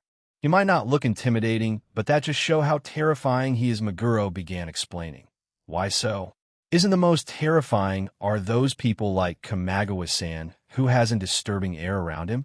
Kakajima asked while tilting her head. It's because he controls himself. That man understood everything he is doing and is constantly state of controlling himself. The most special thing that a man could do in life is not conquering a nation. It is conquering his own self.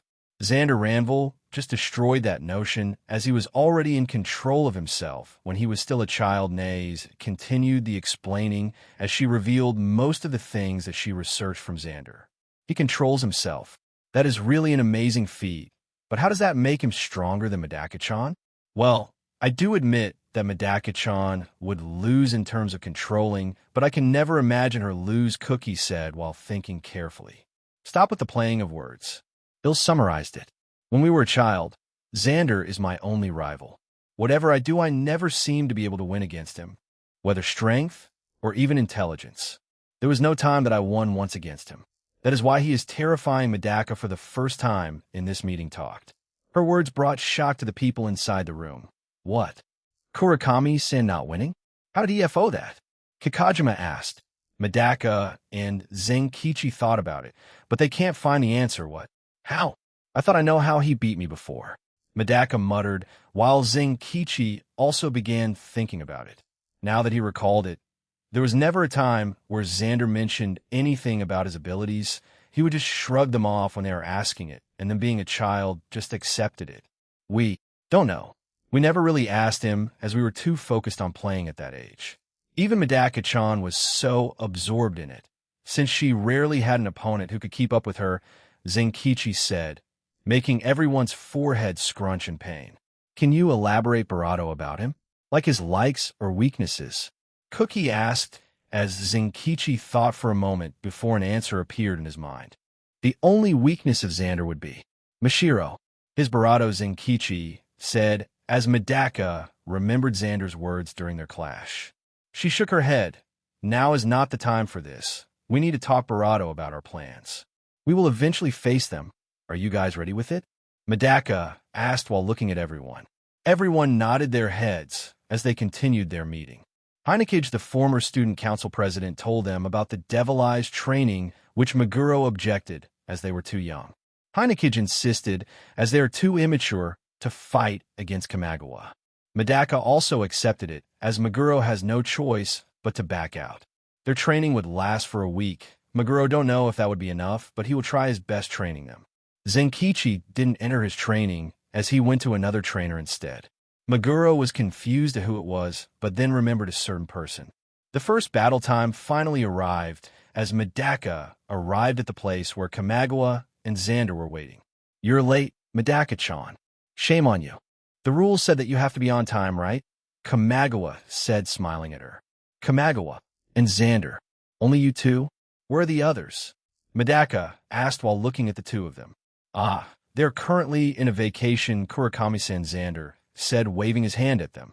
Medaka has complicated feelings at that. She wanted to respond, but them being enemies held her. "Kamigawa, who among you two will fight in the manager of general affairs?" She asked this question seriously. She seriously can't see how Zenkichi would win against this too when she just barely won against Kamigawa during their middle school time. "I have dreamed of becoming the manager of general affairs for a long time. So today, I'm in your care, Zenkichi-chan. Let's have a serious and fair battle," Kamigawa said innocently as Medaka seized his collar. "Someone like you. How could someone like you turn like this?" Medaka said through clenched jaw. "Ding. What a great question. Let me answer it for you, Kamigawa-senpai." All right, there is that example," Xander thought for a moment before remembering something. "Someone once said that one's life is plus, minus, and zero. Saying even elite feels sadness and happiness. Or saying that a happy human also has to go through a certain amount of hardship is essentially the same thing. So I presume that he wants to say that everybody is equal," Xander said, as they listened carefully. Kamigawa just smiled as he knew what Xander is talking about. "But the one who said that one's life is plus, minus, and zero must be a plus," Xander stated, making them pause. It was because he was happy that he could say such philosophical words. At least the minuses couldn't think that way, because if there were good things, all the bad things would turn into nothingness. Kamigawa-senpai probably wanted all happy and plus people to have a taste of what they felt. "Aren't I right, Kamigawa-senpai?" Xander finished his explanations. "Spot on, Xander-kun. You really know us minuses," Kamigawa said, while smiling. "That must be also a lie, right? You just want to cling on that lie," Medaka exclaimed. "Right, it must be so. I won't fight you, Medaka-chan, because I hate you. Instead, I will let Xander do it for me," Kamigawa said. Before Medaka could even punch Kamigawa, the referee finally arrived. It was a person named Chujibaru Tokamichi. Cinchuredo instead, there would be a box railing placed barato of the existing railing. It was fragile, so performing many moves would cause the railings to drop. Dropping would lead to the climbers being bitten by snakes and perishing in the process. Each snake has venom potent enough to take down 13 humans at once. Both sides were ready. They were looking at each with a smile on their face. Though Zenkichi has a nervous one. "You nervous, Zenkichi-chan? You could just back out and be done with it, you know," Kamigawa said as Zenkichi just sneered. "Cinchuredo Kamigawa." Zenkichi shouted. He was mad that he almost believed his words. "Aha! Why are you so upset?" "Oh no, you just talked big to Medaka-chan before." Kamigawa sneered. "I will warn you. If you think of me like that, you won't be able to stop me even for hundreds of years," Kamigawa continued. "Cinchuredo, Kamigawa-sama's condition for winning is taking Hideyoshi-sama's armband. And for Hideyoshi-sama, it is to make Kamigawa-sama give up," Chujibaru said, as both parties agreed. Even though Medaka thought it was unfair since Kamigawa has an upper hand. "Then let's begin the manager of general affairs battle, shall we? Although just taking the armband is no fun. I guess he'll play with Zenkichi-chan a little first," Kamigawa said before lunging at Zenkichi with large screws on his hand. Before he could even do any damage, his barato was hit by a drop kick from Zenkichi. Everyone was surprised that he managed to hit Kamigawa. "Hey, what? Hideyoshi-kun is fighting normally, isn't he?" Koga Itami asked while tilting her head. "Oh, that hurts. Whoa, my right arm isn't moving. Breathing is somehow becoming painful." Kamigawa grunted. Kamigawa stood up while stretching awkwardly. "I wonder if my collarbone is fractured. This might cause lingering effects for the rest of my life," Kamigawa said, while making strange gestures that unsettled everyone. Oh, the pain is fading now. Maybe it is healing? Or fading away? Well, either way it will end the sand before Kamagawa could finish his words. Zenkichi's barato appeared in front of his face. Zenkichi chose to fight while closing his eyes to block his vision of Kamagawa. Just looking at him would weaken him beyond words. Do you think Zenkichi would be able to win this fight? Koga Itami asked, looking at others. A voice entered their conversation as they turned their attention to Xander, who just smiled. Xander. Medaka still has complicated feelings. She just can't get cheesy with Xander, as he is still their enemies. Care to explain? Xander Ranvil? Nae said, narrowing her eyes at Xander. She doesn't possess any memories with this guy, but her research already deemed him a greater threat than Kamagawa. Well, Kamagawa might be strong and smart. There is something that everyone must know. That guy doesn't win. He was a born loser, so he would always lose every time there is a challenge, Xander said, confusing them. Born loser? Koga tilted her head, right? You might not understand. So he'll just let you watch. Xander shook his head and was about to return on his place when Medaka suddenly clenched his shoulder. Hey, what happened to you? Did Kamagawa influence you? You were just a fine man before. How could you go on their sides? Medaka asked with painful expression on her face. Influence? Certainly not. There is no way I would be influenced, especially when I am more unique than him, Xander said before releasing a dreadful aura that even stopped the fight between Zenkichi and Kamagawa. Medaka's face crumpled in disbelief. This is heavier than Kamagawa. Naze muttered. Cinchuredo, don't take it seriously, Xander said before his dreadful aura turned into a peaceful one that warmed everyone's heart. What is this? Maguro muttered. This beyond their logics anymore. How could someone so negative just show a positive aura like this? This is just creepy for them. Enas-chan. I'm getting creeps from that guy. I can't understand him, Koga said while clinging at Naze, who just sweated. Xander saw their reactions and just patted Medaka in the head. Good luck, Kurakami-san. He said that before walking away. Medaka could only stay in daze for a few seconds before she heard Kamagawa say something. Well, it's my lose. You've become stronger, Zenkichi-chan. Kamagawa said, surprising everyone in the field. What is he talking about? Why did he just give up? Koga asked a question that couldn't be answered. Just like Xander, they also could not understand how Kamagawa's mind works. You already surpassed me. I guess I need to tell you the reason why I came to this school. Kamagawa muttered as Zenkichi opened his eyes in surprise. Zenkichi, you idiot. It's Kamagawa. When he starts talking nice is when he gets serious. Medaka shouted, but it was already too late. Zenkichi's body was suddenly pinned by large screws. Guh! He grunted in pain. Don't let your guard down just because I surrendered. You plan to play sports with me, even knowing what I am? Kamagawa looked at Zenkichi amused. Second year, Chujibaru. He attacked Zenkichi even after surrendering. Isn't that against the rules?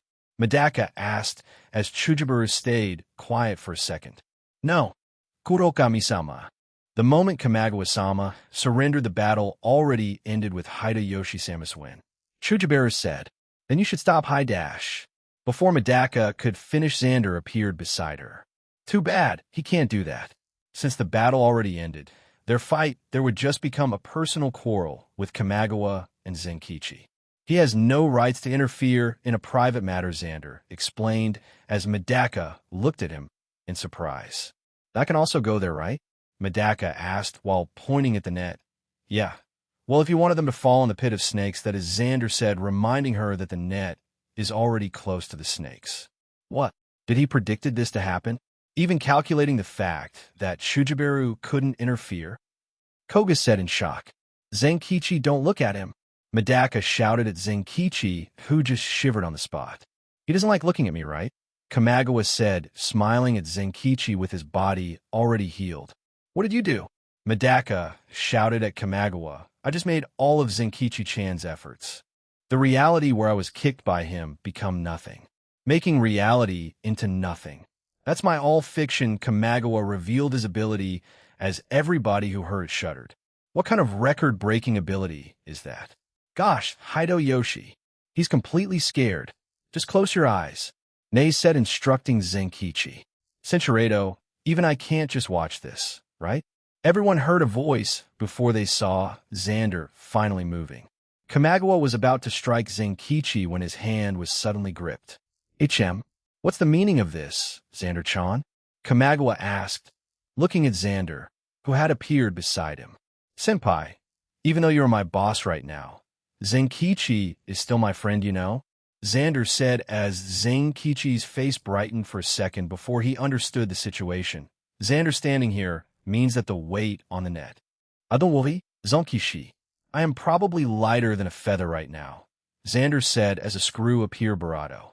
Your friend? Then you can go to Barato along with him, Kamagawa said as he hurled his screws at Xander at supersonic speed. Everybody watched with serious eyes the moment they blinked. Kamagawa's body was already broken beyond words. Everyone was shocked by what happened. What just happened? Koga asked as she looked for answers to everyone around. But the answer she got was the same shocked look that she experienced a while ago. Everybody turned to Medaka, who was the most supernatural among them. They were surprised when tears were falling from her eyes. What's wrong, Medaka-chan? Hitomi immediately asked. No, I'm just happy that Xander didn't change. Even though he turned into minus, he still didn't change his personality, Medaka said. Everyone's curiosity about the man named Xander Ranvil reached its peak because of that. Medaka-chan, did you see what just happened? Hitomi-sensei asked as she looked at Medaka seriously. Yeah. I only saw Xander doing one thing, Medaka said. As they got impatient by the suspense, what did he do? Hitomi asked curiously. She wondered what Xander did to destroy Kamagawa, just like that. He blinked, Medaka said, before hesitating. Even she is thinking that it was too absurd. Huh? Are you saying that he broke Kamagawa just by blinking? Kurakami? Naze asked as it was too unbelievable to accept. Beating a person just by blinking? You might find it hard to believe, but that is the only thing I saw. The moment he blinked, there was a shockwave that knocked Kamagawa back hard. Medaka explained in Barato detail this time. Hideyoshi-sensei, you probably encountered Xander Ranvil when he was a child. What was his ability? Naze asked the person who has the most knowledge about abnormals. That, I can't tell, Hitomi said, shaking her head. Is it confidential?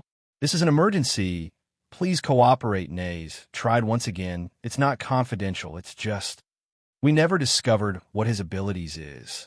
He is always destroying our attempts to look more about his abilities. That is why we have no result, Hitomi explained. Now, this is terrifying. He destroyed the person that traumatized Kurakami the most. We don't even know what his ability is, Koga said while staring at Xander. The others also did the same as they wanted to know more about this mysterious childhood friend of Medaka and Zenkichi. Group A, take Hideyoshi-sama. Group B, take Kamagawa-sama. Make sure they are safe. Shujibiru ordered his teammates, who just moved in action. Zenkichi already collapsed in exhaustion. His mind couldn't take it anymore, being influenced by Kamagawa's aura, that is. The Election Management Division took Kamagawa's Barato and inspected it. What? All of his bones are broken? His cells are no longer functioning? His Barato is failing. Kamagawa-sama is Barato, Chujibiru announced as the place was descended by a heavy silence. They looked at Xander with horrified eyes only to see him smiling at Kamagawa. Xander, how could you do that? Kamagawa is still a human. Medaka shouted before grabbing Xander's clothes. Heh, as if a guy like that could die easily. He is probably meeting his girlfriend right now, Xander said, sneering at Kamagawa. What are you talking about? Medaka asked, narrowing her eyes at him. Before she could even ask further, Kamagawa stood up while cracking his neck. The wounds from Xander's attack was already erased. Oh, did you have a nice chat with that woman, senpai? Xander asked while pushing Medaka away. He looked at Kamagawa, who just returned to his usual smile. That was mean, Xander-chan. She seemed Barato amused by how I lost this time. Kamagawa said, shaking his head. Well, of course she would be. I mean, who wouldn't be amused by a broken mess like that? Xander said, chuckling at that. Anyway, our loss has been delivered. We need to go now, Kamagawa-senpai. Xander said before walking away with Kamagawa. You ruined my fun, Xander-chan. I still wanted to spend Barato time Barato, Zenkichi-chan. Kamagawa said. Ha ha, don't be such a loser. Oh, you're a loser. I almost forgot about that, seeing how heroic you were there, ha ha ha. Xander laughed as Kamagawa suddenly struck Xander's head with a screw. Xander didn't try to block it, and the impact left him with a painful wound. Your sense of heroic is Barado skewed. Xander-chan. Well, that's what makes you special from those normal minuses, though, Kamagawa said, smiling. Xander's form glitched before the screw was erased, and he was returned to what he was. Ha ha! Thanks for the compliment, senpai. Xander laughed while playfully patting Kamagawa's Barado. Kamagawa didn't even flinch before his body returned to his usual one. Everyone could only gawk at this scene, as it was too mind-boggling for them. They just saw Kamagawa rise from death. They concluded that he can also deny his death, making it more complicated. Though Xander is what scared them the most, as he seemed to understand Kamagawa too well, he can even get along with him, which they thought is impossible for anyone.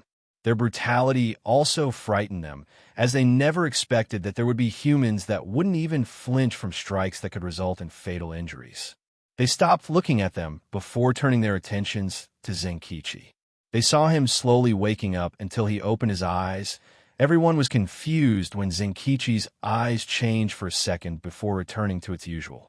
Zenkichi! Madaka immediately dived towards him and hugged the boy. I can see. What? I can see. Zenkichi exclaimed as he inspected his eyes. What happened, Zenkichi? Madaka asked as she noticed the baffled look on his face. Kamagawa mentioned something about anything that he erased wouldn't return. I wonder what happened, Zenkichi muttered, as everyone ignored it since they are still processing all the information that they gained today.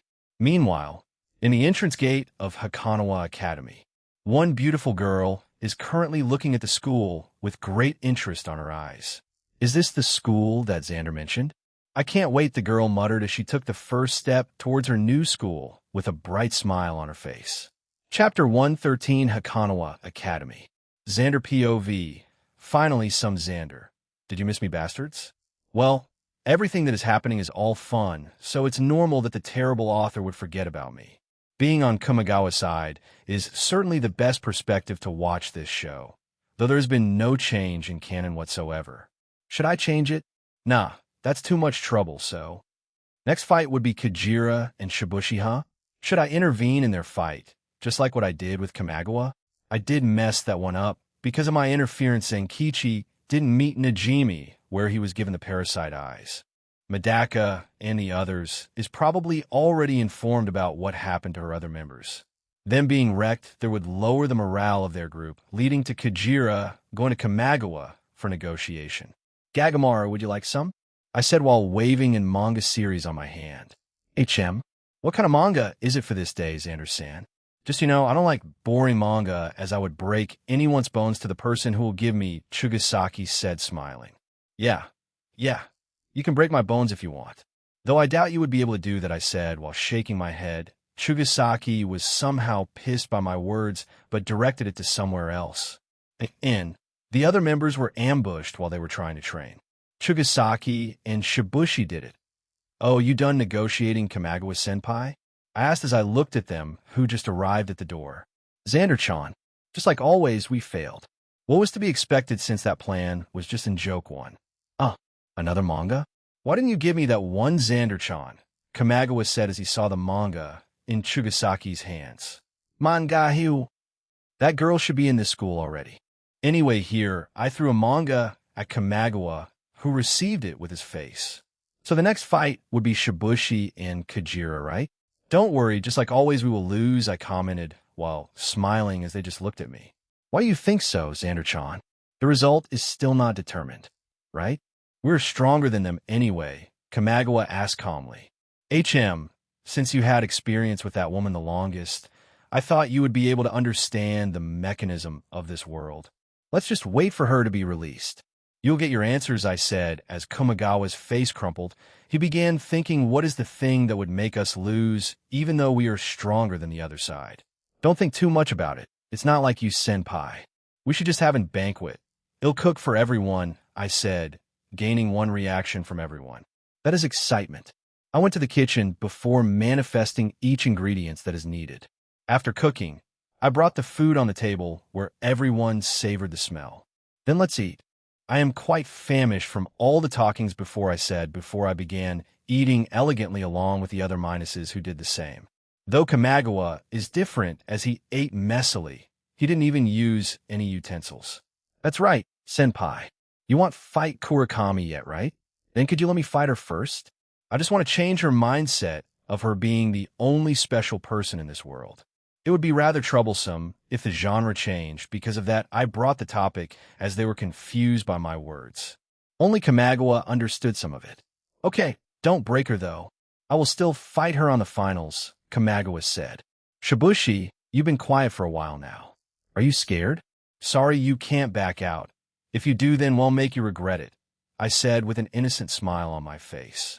Chugasaki and Kamagawa just nodded their heads as if my words were just, "Shut up, Xander. I'm just thinking that based on your words, something bad will happen," Shibushi said. Why are you worried about that? We already experienced the worsts as a minus. Worrying about something that would eventually become bad to us is not good for your mind. You should just let your thoughts free, Chugasaki said before reflecting Shibushi's stress toward the tree outside, which immediately broke. Ah, that felt much better, Shibushi said, smiling. Uh-huh, I see. I now understand how that woman think. Kamagawa suddenly said out of nowhere, "Ichem, did you really understood my words, senpai?" I asked, looking at him, who just smiled. I shook my head before thinking about the surprise that I gave to Medaka and the others. I wonder how Mashiro is doing right now. We haven't seen each other for 2 weeks now, I thought as I slowly gave the right to change perspective to the impatient author. Third POV after Medaka and the others returned from the battle with Kamagawa, they were informed that the other members were attacked, so they immediately went there only to see that the minuses already left. The only one left is their members who are injured worse than Zenkichi has. They managed to take them to Naze for lab, and then sent them all to the hospital. If Heinekage and Meguro are absent, then Medaka's training will be halted. They also had no choice but to withdraw Cookie and Kakaijima from the election battle as well. They're currently in a room with a heavy atmosphere circling around it. Even though we won, I don't feel happy at all. Kamagawa is too sick. I can't comprehend him at all, Zenkichi said, his voice sharp with frustration. Medaka closed her eyes before arriving at a decision. "Naisama, can you fight for the next round?" Medaka asked while looking at Naze, who just raised an eyebrow. "What makes you think that I will accept your proposal? You know that I hate troubles, right?" "I would rather research than a fight," Naze said as Medaka smiled. "I am confident since you're my sister after all. Even though my sister might be stiff and always hiding her emotions, she's always looking at others carefully. She's all dash, stop Kurakami. It can't be helped. I had no choice but to accept it. I guess you people really couldn't do anything without me, huh?" Naze said. "Then it's decided. Are you ready for your fight?" "Naze Shama. This might be a hard one, since even Heinekage Senpai couldn't handle the Medaka," asked Naze, who just crossed her arms. "Who do you think I am? There is no way I could lose to bunch of imperfect trash," Naze sneered while thinking about Kamagawa and his group. "I know you have confidence, but please lessen it. We don't want you to lose because of your arrogance," Koga reprimanded Naze, who just sulked. Yeah, all right. They'll be humble," Naze said as Koga smiled at her. The door to the room was knocked as Medaka raised an eyebrow. "Come in," she instructed as the door was opened. "Sorry for intruding, but Kurakami-san, there's a new transfer student that wanted to meet you." Some random girl enter as she informed Medaka. "Please tell her that we are quite busy. I will meet with her later after we finish our meeting," Medaka said as the girl gained a complicated look on her face. "Actually, she handed me something. She said that if I show it to you, you will accept it," the girl said before taking something from her pocket. Zenkichi and Medaka widened their eyes at the thing as they immediately stood up. "Where's she?" Medaka asked. "Uga. Please wait for a second. He'll get her." The girl excused herself before running out of the door. Medaka and Zenkichi looked at each other before smiling. "Ichem, what's gotten you two so happy?" Naze asked while raising an eyebrow at them. The two just stayed quiet before the door was open again. This time it's not just the random girl earlier. There's a beautiful girl by her side this time. "Whoa, She's beautiful, Koga said, admiring the scene in front of her. Her admiration turned into surprise when Zenkichi and Medaka turned blur before they arrived at the girl's side. Mashiro, Medaka shouted before embracing the girl. It's been a long time, Medaka, Zenkichi Mashiro said while smiling at them. Yeah. It's really been a long time, Zenkichi returned the greeting with a nostalgic smile on his face. Mashiro, where have been all this time? I looked for you and Xander, but I couldn't find you anywhere. Medaka asked as she looked at Mashiro, who shook her head. It's normal that you couldn't find us. Especially when it's us, your father, that is hiding our information from your eyes, Mashiro said, as Medaka turned shocked. Father? That old man really dared to hide you from me. Medaka grumbled while tapping her feet on the floor. Wait, Cinchuredo, I am just relieved that I could still meet you like this, Medaka said before smiling. She placed her hand on the table while Mashiro did the same. They clenched their hands before they started hand wrestling. The power of their arms was too strong that shockwave emitted from their clash. Medaka's hands are already bulging trying to push Mashiro's hand, but it was useless as Mashiro still looked composed, as if she isn't even trying at all. They'll take my win, Mashiro said, before pushing Medaka's hand toward her side. Boom! The push was too strong that it broke the table to pieces. Medaka shook her numb hand while a smile was still embedded on her face. Oi, this is too absurd. Kurakami lost in a battle of strength? Who is that girl? Nae said as she inspected Mashiro. Mashiro detected her inspecting gaze as she smiled at Nae's. Well, it's normal. This is what always happens when those two compete. Somehow Medaka-chan couldn't win against Mashiro in terms of strength. They competed many times, but she never gained an W even once. Though Medaka-chan could always wreck Mashiro in terms of intellect, as that girl is somehow numb to emotions. Zenkichi explained, I see that you didn't lost your ability to destroy me in games like this. Still, I had a lot of questions, Mashiro. Can you answer them? Medaka asked while looking at Mashiro hopefully. If it's not too much, then it's fine. I want to get back to Xander for separating with me for 2 weeks, after all, Mashiro said, with an innocent smile on her face that looked nothing like an angel. Really? Then, why did Xander turn into a minus? With you on his side, turning into a minus is impossible, right? Medaka immediately asked that question as she is curious about the state of her childhood friend. Well, Xander is not really a minus. He can be in plus, or he could be in minus. He just joined that side since he thought it was amusing, Mashiro said, baffling Medaka. Huh, he joined just to have fun? Or our suffering doesn't worth much to him? Zenkichi asked incredulously. Probably, Mashiro simply said while shaking her head. She already understood Xander little during the time they were living together. She observed that he considered feelings or such vague, that's why. He doesn't care too much about the others except for them. The more I know about this Xander Ranvil, the more ridiculous it gets. Hey, you girl, can you fight? Naze asked while staring at Mashiro, who smiled. There's only 2 persons stronger than me in this world, except for Xander, Mashiro confidently said. Oh, you were rather confident, Naze said, trying to see if Mashiro would bite this one. I can see your attempt, Kajira. Well, letting everyone see is not a trouble, though. Let's see. All fiction, Mashiro said, making everyone widen their eyes. The table that was in front of them suddenly vanished. Hey, all fiction? This is a joke, right? Zenkichi said in disbelief. That was too much even for them. It's not, though, Mashiro said before doing something. Everyone was surprised again when Zenkichi's wounds was erased.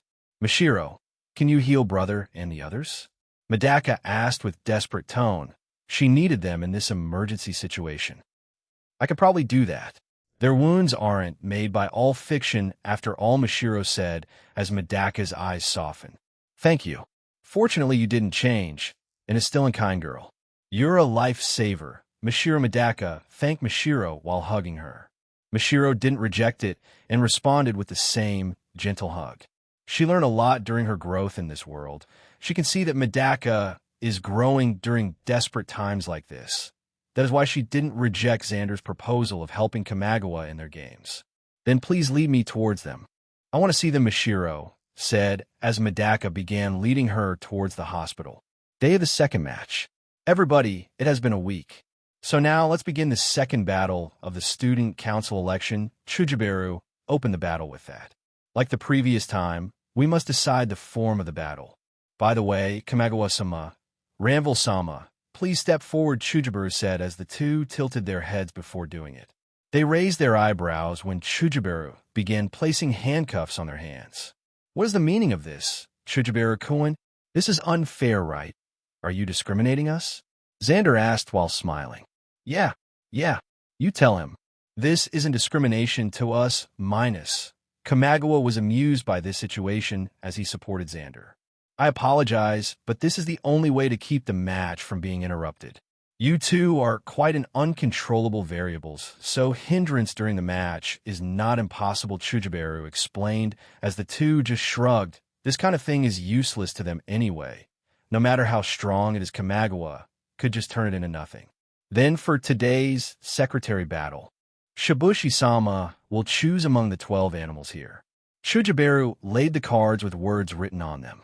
Shibushi didn't hesitate and choose the same one Kamagawa used during the first fight, in Short Snake. Chujibaru lead Naze and Shibushi towards the area where they would fight. Naze normally doesn't need to fight since Cookie was already healed, but she still need to face this girl since she was provoked before. Everyone was watching this fight happen. Your battlefield would be this school canteen freezer. The temperature inside is minus 48 C. It's the same as South Pole's coldest region, Chujibaru said, showing everyone the freezer. The theme of this battle is ectasis and hibernation. The rules are simple. You just need to endure the harsh cold and outlast the other party. Cinchuredo this time, he gave all sorts of advice to her. Naze already knew the ability of Shibushi, as she already made in countermeasure against it. Are you prepared to lose? Second-hand knock-off? Shibushi provoked Naze, who just smirked at her. I bet you are. Out of the date, Deb, she returned the provocation with the same one, gaining a sigh from her team. Even though Kujira is quite intelligent, she is rather childish. Sometimes Meguro commented with a happy smile on his face. He is quite proud of her little sister. What's wrong, Madaka-chan? You haven't said anything. Are you regretting this because strategy is one of your best subjects? Kamagawa asked with an amused bravado. Unlike the likes of you, we bet our lives in this battle. You just don't care about the result. You're just here to harass us, Madaka replied. Maybe, but it's unexpected that you think of us that way. We have our own reason too. Okay then, let's do this. If Shibuki-chan loses to Naze-san in this battle, then me and Xander will withdraw to Hakanawa Academy. Kamagawa suddenly proposed, startling everyone who was listening. Are you sure about this proposal? Senpai? Meeting near the election management division is dangerous, you know? Xander said, clearly amused. Don't worry, Xander. Everything will be barato this way. After all, wait, who is that girl beside you? Kamagawa noticed someone standing close to Xander. It was a girl he hadn't noticed before.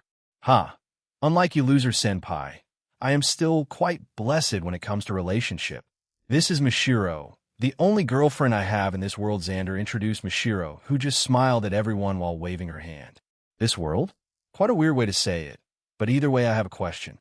Did you already make her try on that silly apron? Kamagawa asked seriously, which is weird considering his personality. You bet I did. I even made her wear some ridiculous outfit with a funny pose. Xander exclaimed some stupid words, gaining a bravado from Mishiro. What? That's unbelievable. You dare to mistreat a girl with your despicable behavior, you lowlife? Kamagawa was flabbergasted by Xander's words as he kneeled on the ground in disbelief. All of his dreams were already achieved by Xander, and he seemed nonchalant about it. Even though you're the most expert when in terms of weakness, you don't understand yours right, senpai. That's why you still don't have a girlfriend. Xander sneered at him, adding additional damage to his fragile heart. Please stop the stupid conversation. The battle will start now, Mishiro said, while shaking her head at Xander. Kamagawa was amused by how docile Xander became when Mishiro began talking. He looked around and was shocked by what he saw. Zenkichi-chan, your sight has returned, he asked while thinking of possibilities. Yeah? Your ability has expired already, Zenkichi just said while tilting his head in confusion. C'est impossible. Even I cannot return what I erased. Is it the work of that woman? No, Zenkichi didn't die, so he should have never met her. Kamagawa was biting his nail in frustration. Ah, stop thinking too hard, senpai. I just returned his eyesight, Xander simply said while yawning. What? How did you do it? Xander-chan. Kamagawa asked curiously. Since you erased the record of Zenkichi's eyes and the cause and effect, then I just returned it. Well, explaining is a hassle, but that is the initial idea, Xander explained, making Kamagawa raise an eyebrow. I see. That is an amazing ability. Something I don't want to have, Kamagawa said, as he thought that Xander's ability might be the solution for his problem. The two ended their conversation as Shibushi entered the freezer. Nei shook her head before doing the same. The moment she stepped inside, old injuries suddenly flared up, making her drop to the floor. Gah! She grunted in pain. Don't be carefree like that. Nei-senpai. The moment you entered this room is the moment the battle starts. Shibushi sneered. Chapter 114. The two ended their conversation as Shibushi entered the freezer. Nei shook her head before doing the same. The moment she stepped on the freezer, she suddenly felt intense pain and dropped to the floor. Gah! She grunted in pain. Don't be carefree like that, Nei-senpai. The moment you entered this room is the moment the battle starts. Shibushi sneered. Nei stopped for a moment before standing up. Too bad you already lost your advantage. For a woman of your attitude. I didn't expect that from you. Nei smirked at Shibushi, who was stunned. Before she could respond, she stumbled back in surprise. Oops, my mistake, Nei said while raising an eyebrow. Let's keep going. Bring that kind of surprise attack to the honest one like Hideyoshi or Medaka. Nei's Yuka, the most frivolous student in Hakanawa Academy, Nei's continued while smiling. I can't forgive you for daring to fool me. This is the first time I've hated a person this much. They'll keep attacking until you're defeated. Shibushi was furious. Shibushi used her favored weapon, razors, to try and cut Nei's, only to be surprised when her razor didn't do anything to Nei's. My razors can't pierce her clothes? She did nothing but block it. Shibushi thought only to get the answer when Nei's began explaining. You should stop using your razors. This bodysuit of mine is made to be able to handle blades, Nei's said, while showing the bodysuit towards Shibushi, who raised an eyebrow. By the way, lady, do you take any shots? Nei's asked as Shibushi's body was riddled with injections that could make any abilities null. Medaka looked at Kamagawa as she narrowed her eyes. Hey Kamagawa, don't forget about your promise. If first year Shibushi lose to Kujine, you will immediately withdraw from this school, Medaka said, as Xander just watched in amusement. Now, there's not the time to think about that matter, right? You guys don't think of anything when you watch this kind of intense battle? Kamagawa suddenly exclaimed, gaining some gaze of annoyance from the viewers, right? This is not performing an election, but bravado each other. Don't just stand there and watch it like that. Xander also supported him, visibly agitated. You tell them, Xander. Fine. It's okay even if we lose. So hurry up and stop them. Kamagawa continued. Well, nobody would believe this kind of talk, even if we cry now. Xander finished it like that, as Vane threatened to pop on Medaka's forehead. Xander, Kamagawa, you bastards. Medaka raised her fist before Meguro stopped her. Medaka-chan, please don't be led by their actions. Xander is probably just having fun, but Kamagawa might be riling you up for a reason, Meguro advised Medaka, who gradually calmed down. That was it. How boring, Xander commented as Medaka transformed into Mars mode and threw a fist at Xander's face. Xander didn't dodge as he just smiled. When Medaka's fist was centimeters away from his face, it was suddenly caught, surprising her. She looked to the side and saw Mashiro pouting. Medaka, please don't do harm to him. And Xander, stop playing around, Mashiro warned Medaka while reprimanding Xander, who just looked away while whistling. You are quite weak, Xander. Even weaker than this loser, Kamagawa sneered loudly at Xander, who raised an eyebrow. Oh ho, is that perhaps a challenge, Kamagawa-san? Then it can't be helped, right? Senshiredo having an internal conflict? Kagamaru shook his head in disapproval. Kamagawa released his screws as it flew towards Xander, who just catched them. Xander grinned before stomping on the floor, cracking things around. Stop. You too. Any more of this would violate your side, and we will force you to lose. Shujibaru immediately stopped the two, who tilted their heads. But we're just playing, though. Are we not allowed to play by ourselves? Xander asked while Kamagawa nodded his head. Why you're playing? Even Chujibaru's righteous mind couldn't comprehend where is the playing in that part. Even so, please don't do something that would damage the area of the battle, Chujibaru warned them, making them sigh. Okay, Xander said, while shaking his head. Back to the fight, Shibushi sneered at Naze for still not being able to discover her minus, while Naze just contemplated about it. You're scared, right? That's why you're keeping your distance away from me. You are scared of the unknown that is my minus that even you couldn't comprehend, Shibushi said, smiling at Naze, who had a grim look on her face. No, I'm not scared of your ability. As for I already sealed it using those injections that I gave you, Naze smiled confidently, thinking that she already won. Let's see. How should I handle this for you? They'll do it the proper way. Naze smiled before she began walking towards Shibushi, only to stop when new injuries appeared again. You don't understand at all, Naze-senpai. Don't talk about this ability like you would use it on something abnormal. My minus won't be sealed, even if you end me, Shibushi said with a defiant look at Naze, who just widened her eyes. Shibushi loved the expression on Naze's face as she smiled. That smile faded when she saw Naze smirking at her. Do you think you're the only one who has a minus? Naze said before all of her body was clad in ice. Naze raised her hand before making an ice bat, which she used to bust the hell out of Shibushi. Guh! Shibushi grunted as she looked at Naze in disbelief. Shibushi tried to use her ability again, only to be surprised when it doesn't work. Seeing that, Naze shook her head. I already know about your ability, opening past wounds, right? Quite terrifying indeed, but it would be deemed useless when my body is frozen.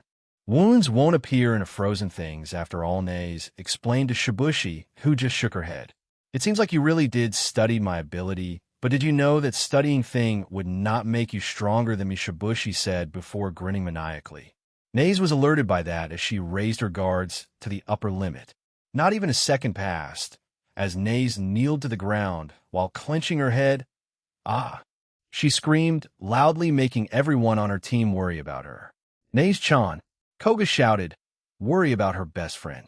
What happened?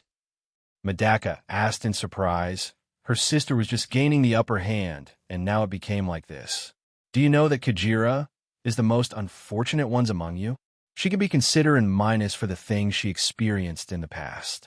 That is why she chose to erase those memories away. Xander suddenly began talking as they listened carefully. What is the connection of that thing to what happening to Kujine, Xander? Madaka asked with serious look on her eyes. What do you think would happen if all of those memories suddenly returned in one instance? All those pain, grief, exhaustion, despair. Don't you think that a person would simply broke? Xander finished his explanation as everyone besides the minuses gasped. Do you mean Naze-chan is currently being bombarded by her past experiences? Isn't this bad? Koga was very worried about her best friend in this time. There is nothing she can do but pray that she would eventually surpass this wall without any problems. Shibushi smirked at Naze before delivering a powerful strike to her face. How is it? Do you love the things you experienced in the past? Savor it carefully. Oh, do know that this is not the full strength of my ability. Yet Shibushi smiled at Naze, who just ignored her as the memories of the past began entering her head. Cinchureto, you really got me there, Naze said while trying to catch her breath, as Shibushi just raised an eyebrow. Quite a commendable fortress of mind you have, but it's useless. What I revealed is just half of my real capability. I will now bring the game above. Shibushi grinned as she got closer to Naze, only for her feet to freeze. Minus are really arrogant. You already know that I have a minus of my own, right? Naze said, sneering at Shibushi, who tried to release herself from being stuck. Shibushi used her ability to open the past mental scars to Naze, who just stumbled for a bit before regaining her balance. What? That's impossible. Shibushi commented upon seeing what just happened. Naze just smirked at her. I already adapted to it. And among my past memories, there are some that I don't really want to forget, but was also erased. I need to thank you for making me remember it, Naze said before thinking about something. Right, I haven't mentioned what my ability is. It's basically controlling temperature. You know what that means, right? Naze smirked as fire emerged from her hands. She used the law of thermodynamics to ignite flame on her hands. Shibushi widened her eyes before she heard some words from the spectators. Shibushi-chan, you should try to level the grounds, you know? At this rate, you will only lose pathetically, Xander informed Shibushi, who raised an eyebrow. Can I do it, Kamagawa-san? She asked Kamagawa-HM. Ah, yeah, you can do it, whatever. Kamagawa shrugged her question as he answered absent-mindedly. Shibushi grinned at those words before the whole canteen freezer began cracking, alarming Naze, who raised her guard. Since you want to play rough with me, then be my guest and taste some of my abilities, she shouted as Naze witnessed the freezer slowly breaking as she tried to hold it using her ice. No use. I know that as a minus I couldn't win, so I'll just bring you with me, Shibushi said. Slowly the freezer began breaking down, as even Naze's ice couldn't hold it anymore. Before Naze could continue, the whole canteen collapsed in a barato. To explain what just happened, buildings are usually damaged, so people tend to just patch the damage. Shibushi just thought of those damages as scars, that's why she can break the whole freezer. Of course, Shibushi was also affected by the barato, as she was pinned by a rubble. She was about to stand up when a sudden blast knocked her down. The last thing she saw was a fierce Naze standing up with barato blazing on her hands. Hence, the second battle ended with Naze's win as her flames overwhelmed Shibushi's defenses. Xander POV, well, there's finally a change in canon. Well, I couldn't really say that, as I already changed a lot of things. Well, another lose. What should we do now? Kagamaru asked while looking at the other minuses. The answer is simple, right? We will honor our promise and leave this school, I said, smiling at them. Yeah, this might be a first-time experience for us, honoring our promises, but it's fun anyway, Kamagawa also said, shaking his head. Wait, Xander can stay in this school, Madaka said, while pointing at me. Hey, Madaka-chan, aren't you being a hypocrite right now? You said that your goal is to make everyone around you happy, right? Are the minuses excluded at that? Is your compassion limited only to those you like? I said a lot of words that alarmed Madaka. Wait, Madaka-chan, don't listen to Xander. He's trying to rile you right now, Maguro said, warning Madaka. That's right, Madaka-chan. Xander is messing with your brain right now. Zenkichi also shouted to Madaka, who just closed her eyes. No, ni-sama, Senkiki. I understand his point, that's why. Kamagawa, we will continue the election battle. Don't you dare to run away from me. I will conform you into a better existence by myself. Madaka shouted at Kamagawa, who just tilted his head while smiling. Mashiro, please convince your boyfriend to stop using Madaka-chan. This is turning bad. Zenkichi tried to ask Mashiro, who just shook her head. You don't understand, Xander, Zenkichi. He won't do something that would be a loss for him, Mashiro said, shaking her head. Are you sure, Madaka-chan? Making this decision without considering others is really selfish. You're not fit to be the president, Madaka-chan, Kamagawa said, smiling at her. No, I'm determined by my decision. This time, I won't let you get away like you did last time, Kamagawa. Madaka glared at Kamagawa, who just smirked. And Xander, stop playing around already. Why are you even doing this? Entertainment alone isn't a good reason to join me, Madaka asked while looking at me. Why is it not? I just said it already, right? I just entered this game for fun. The world has become boring since the others aren't here. I can just clench my thirst of entertainment toward you guys, so looking forward for your performance. I said at them, who narrowed their eyes at me. Then don't blame me for pummeling you in the next match. You're going to enter, right? Madaka asked as I just gave her an innocent smile. Stop that smile of yours.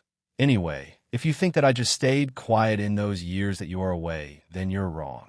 I trained hard until I reached the strength that I deemed enough to beat you, to pulp Xander. Madaka raised her fist in the air while saying that. I gave her a sarcastic clap. You are too young to dream of beating me, Kurakami. I have already defeated many people of your class, and I could take away the woman that Kamagawa holds close to his heart. I mentioned gaining a genuine reaction from Kamagawa. Xander, is that true? He asked, erasing his box-like monologue. What? Are you hoping for me to kill her, senpai? Then I'm sorry. Her personality is quite entertaining for me. So killing her is a big no, I said, shaking my head. Hey, Xander. Stop playing already. You're getting too far. I stiffened when I heard Mishiro's voice as I turned to her. Mishiro. I'm quite hungry. Let's barato. That was too random to mention. I pretended not to see the audience's confused expressions as I got closer to Mishiro. After barato, let's paint together, Mishiro said with a light smile. I grinned. Let's have another duel. Who will have the most beautiful work? I said, making Mishiro raise an eyebrow at my words. No, let's change the theme.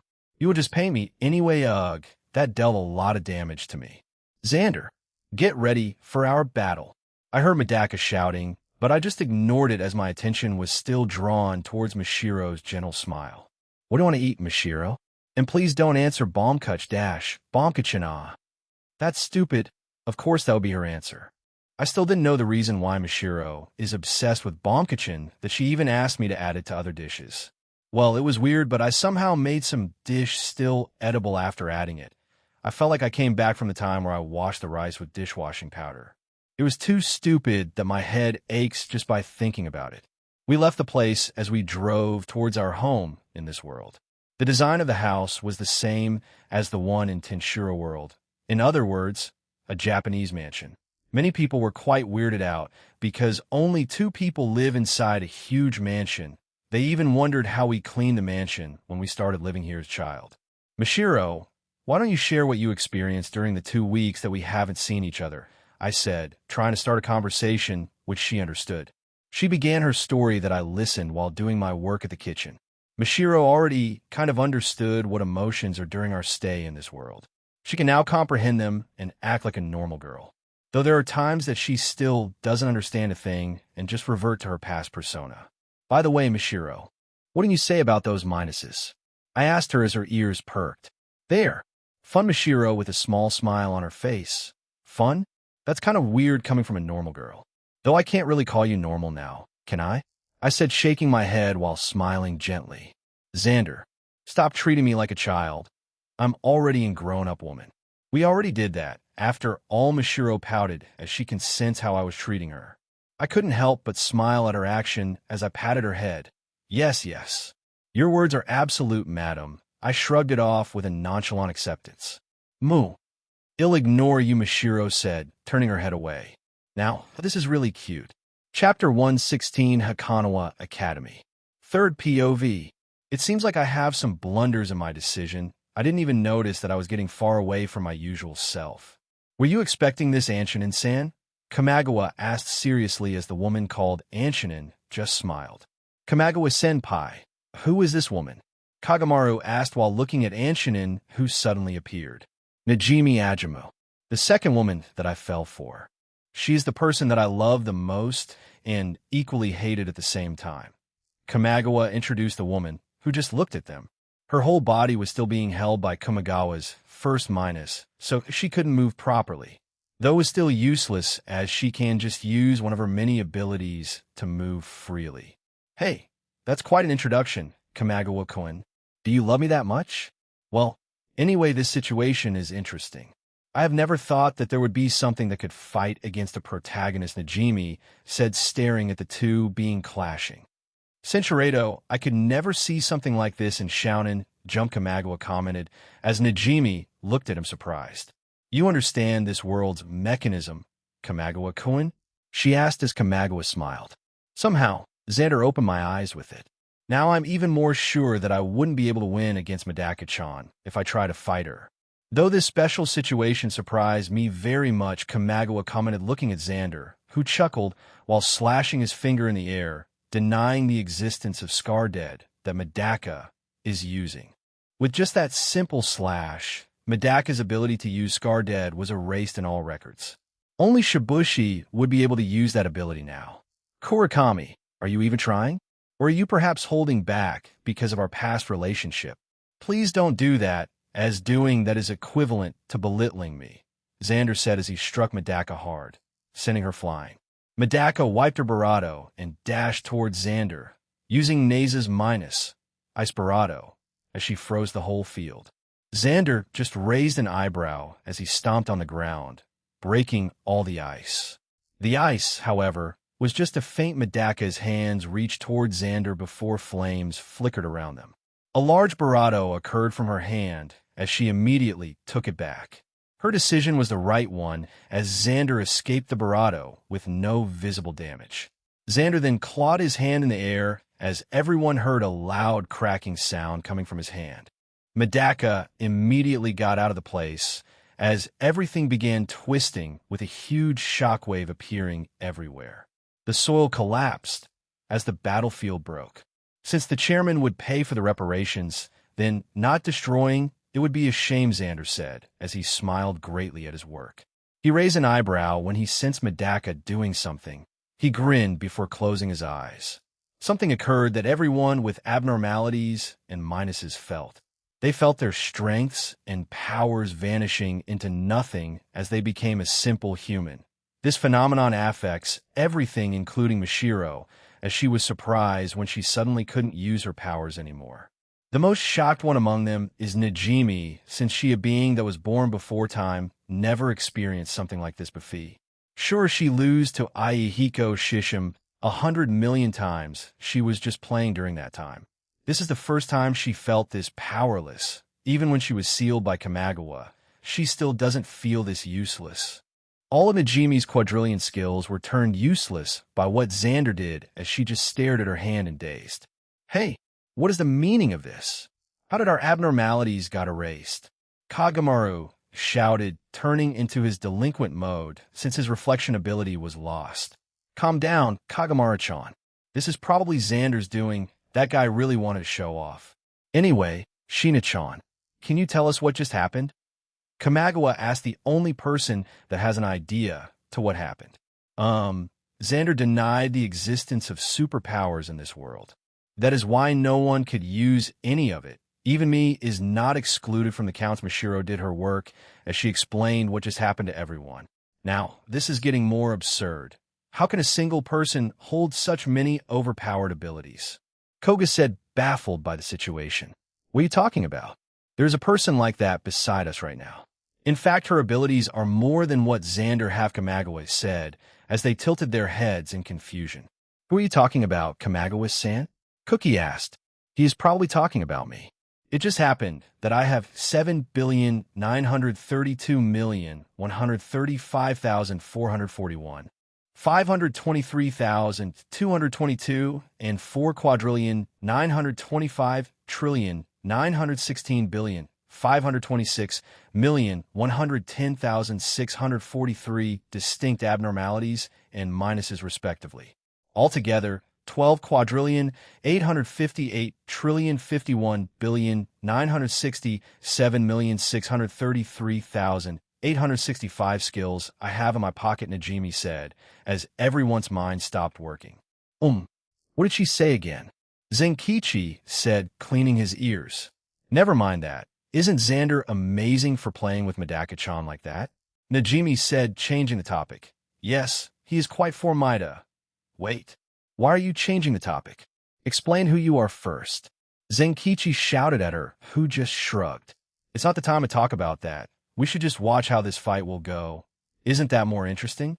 The perfect human Kurakami Medaka versus the formidable unknown guy Xander Ranvil, Najimi said, smiling mysteriously. Back to the fight. Xander dodged an attack that came from the already impatient Medaka. He grabbed her outstretched feet before throwing her 100 meters away. Xander smirked as he gestured Medaka to come, which she immediately did and used Kikijima's ability to use echolation. Her loud voice shattered and broke the ground while Xander just shrugged the thing of. Anything that Xander doesn't recognize as an attack will lose its effect. And if he does recognize something, then he can just use Endless 9 to negate any of its effects. Medaka saw that her attempts was not working, so she used her Mars mode after contemplating for a bit. Xander saw her finally getting serious as he smiled. Finally taking me seriously? Kurakami? Well, Senshiredo, whereas her strength was multiplied many times. Her ability to use other ability has also been enhanced, making her a bona fide strong being. Xander didn't interrupt any of her transformation as he just watched in amusement. Then, please make me at least somehow serious Kurakami. Though I doubt that would ever happen, Xander said, muttering the last part where only Najimi heard it. Najimi nodded her head in understanding since she knew just how much broken this guy is. She is even hesitating in showing herself only to arrive at the decision since she deemed him docile enough for an interdimensional being. Medaka did something that surprised everyone, all fiction. All of my wounds has turned into nothing, she muttered, gaining the attention of everyone. Kamigawa's eyes turned serious as he looked at Najimi, who tilted her head. "Oh, so you can copy Kamigawa's minus. Well, it matters not as that ability is just a simple thing to me. All fiction, Kurakami Medaka's ability to use all fiction has turned into nothing," Xander said, smiling as Medaka widened her eyes. She tried to use all fiction again, only to fail. She couldn't use all fiction anymore. Now, this is a surprise. Xander's authority of all fiction is much higher than Medaka that he erased hers, Najimi commented, smiling. The show that she is currently watching is too entertaining for her, who deemed everyone around her as games. To say she is shocked when she sensed Xander's presence in this world would be an understatement. Because out of all things in this world, his figure is the only thing clear to her. It's not the case where she would place Joker's face on their figure, because she couldn't do it even if she tried to. Even Kamigawa, whom she has taken interest to, has the same Joker thing plastered on his face. This is something that surprised Najimi the most. "How did you do that?" "No, that's silly since it's you. You could probably do something so easy like that," Medaka asked before shaking her head at the question. Xander didn't answer her as he was getting bored of this fight already. She couldn't show any special thing that could make him somehow interested. Her ability to copy things and use it at their 120 was already duplicated by Xander. His menu never really stopped making skills for him. "I am tired, Kurakami. Let's end this," Xander said before taking a stance. Medaka widened her eyes at that, as this would be the first time that Xander took initiative to do something in this fight. All of the hairs on Medaka's body stood up as she watched the air around Xander change, from a negative aura to something that is so neutral that it's almost unnatural. Xander clenched his fist as he took a large breath. White lights circled around his fist before he dashed towards Medaka.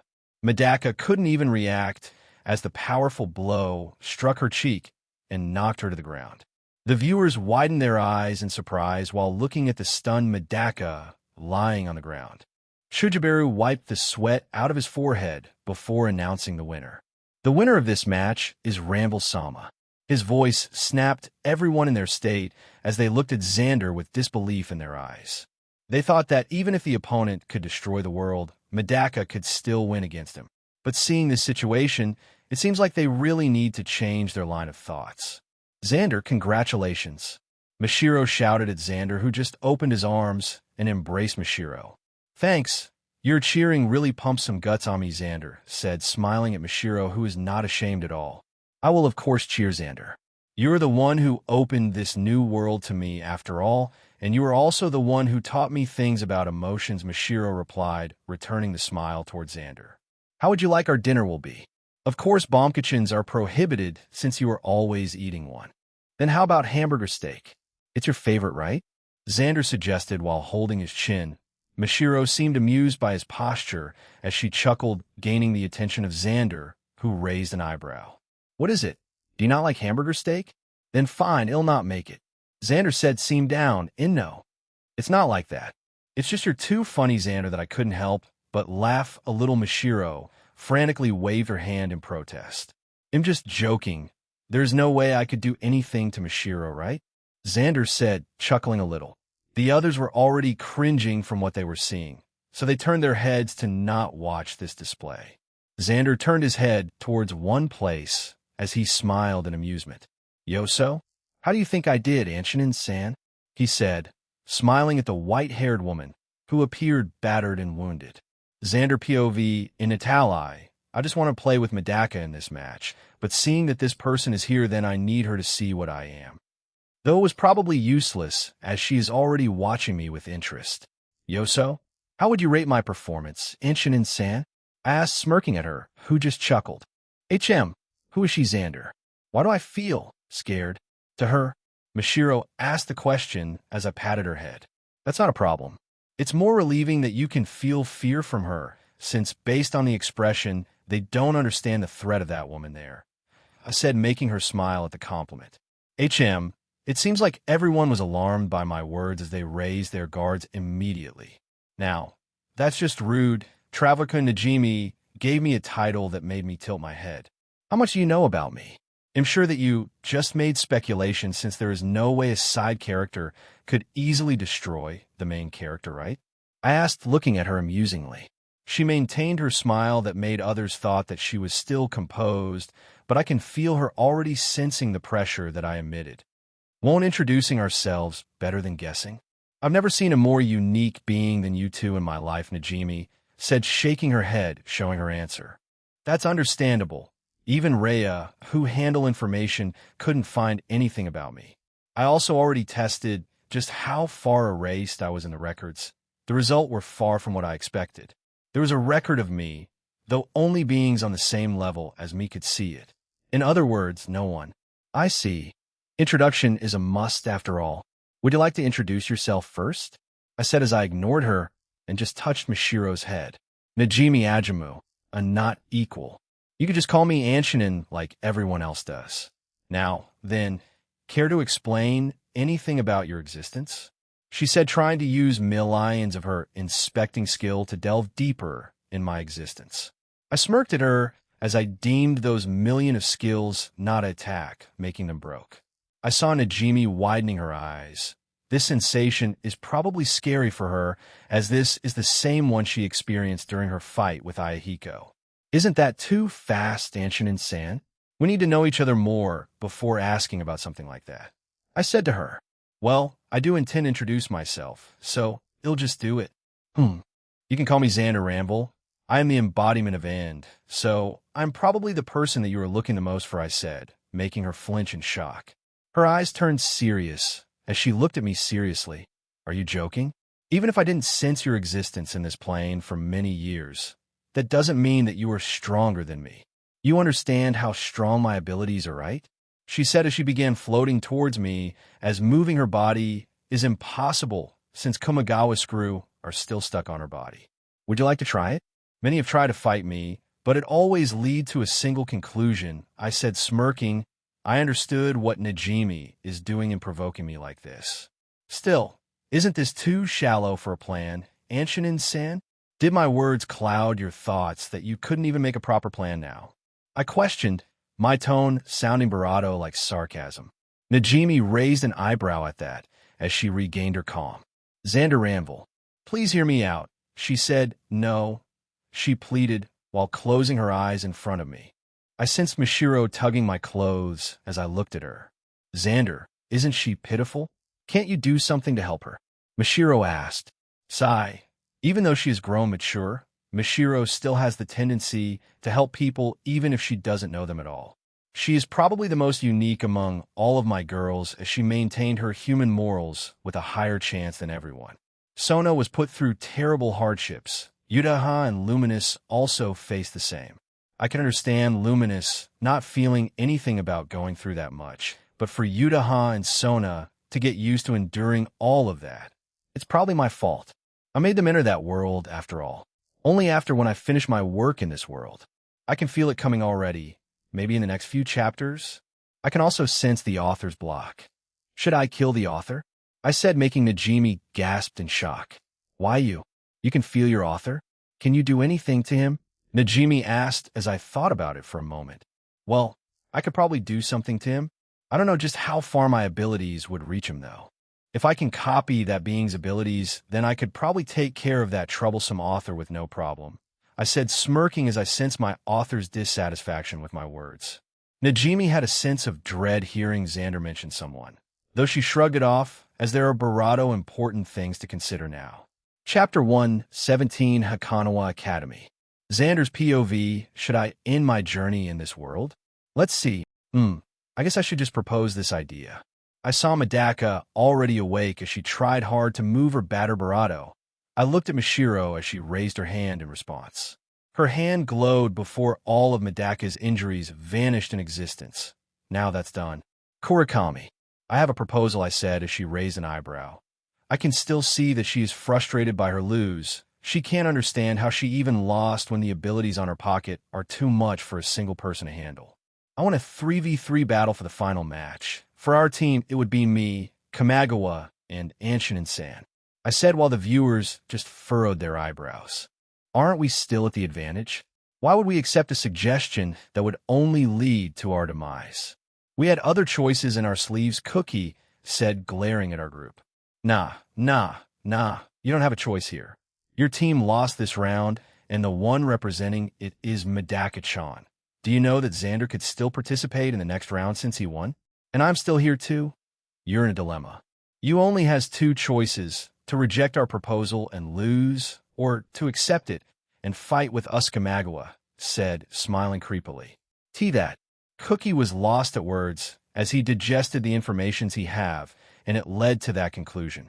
Seeing as they had no choice in this matter, everyone looked at their leader, Kurakami Medaka, who closed her eyes. Let's see what you will choose, Kurakami. I accept the preposition. Second year, Chujibaru. Is it acceptable? Kurakami asked the most impartial man. I wonder how confident Medaka in this battle. She accepted the proposal after only thinking for a few seconds after all. Since the challenger proposed the fight, then, according to the rules, it is indeed acceptable. But are you sure you will choose this type of match, Kurakami Sam Dash? Oh, pardon my rudeness. I overstepped my bound, Chujibaru apologized while bowing his head. It's fine. And since Xander already chose his own team, mates, then I could also choose mine too, right? Then I will pick me, Mashiro, and before Medaka could finish her words, something fast appeared on the field, destroying the ground just by him stomping on it. Fresh. Najimi heard that phrase as sweat began falling on her forehead. She looked at the towering man before looking at Hanton, who is her back. Hanton, why is he still alive? She asked her double, who just closed his eyes. Najimi, it's our goal of the Shiranui family to preserve the ancients. So Aihiko Shishim is included in those, Hanton explained, still closing his eyes. Everybody watched as Shiranui Hanzode, the best friend of Zenkichi, walked towards Aihiko. Hanzode, what's the thing you wanted? He asked, making Shiranui sigh. Aihiko, please help Kurakami Medaka and her team in this fight. I want to help them, Shiranui said, as Aihiko just grinned. For your last wish, he'll accept it. So, who is this Kurakami Medaka? He asked, looking around. He saw many mosquitoes buzzing around. Shiranui pointed at Medaka as Aihiko tilted his head. That mosquito? Are you joking with me? Hanzode? She is not fresh. Ihiko shouted. Yes. Please accept my request, Shiranui said. Well, this situation is getting more interesting. Is the world helping me achieve my goal? Or is it just trying to hasten my leave in this world? I can see Zenkichi gritting his teeth for not understanding any of the situation. Well, I can't blame him. I can feel the readers not understanding too.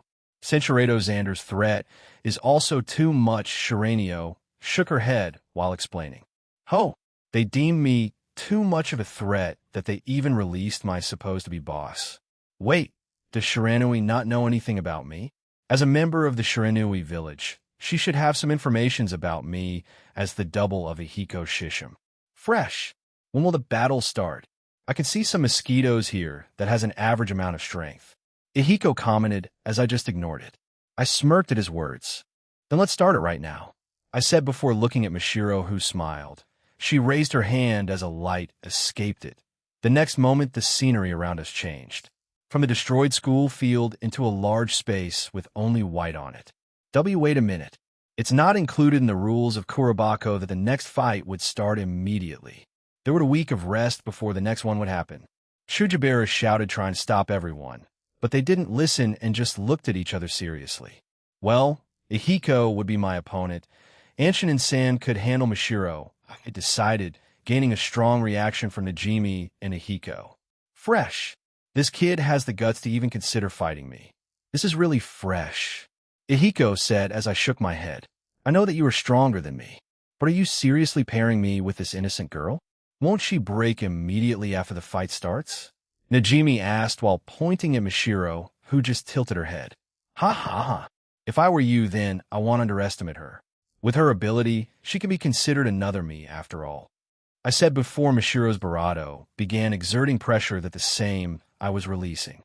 The thing made Najimi raise an eyebrow, but still shrugged it off as she considered the copy not superior to the original. She doesn't deem Mishiro as a threat at all. Well, it would come back to bravado her later. I looked at Medaka and Kamagawa, who are having a staring contest. This time Kamagawa is not acting like his usual, but more serious. Medaka-chan, are you ready to face me? Kamagawa said, not using brackets in his words.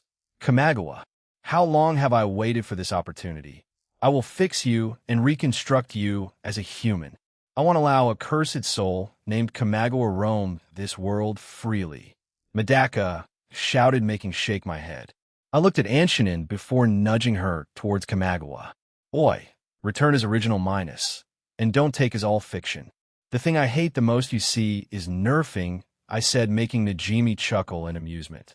Kamagawa seemed shocked by my words, as he looked at Najimi, curiously wondering if this petty woman would really return his original minus.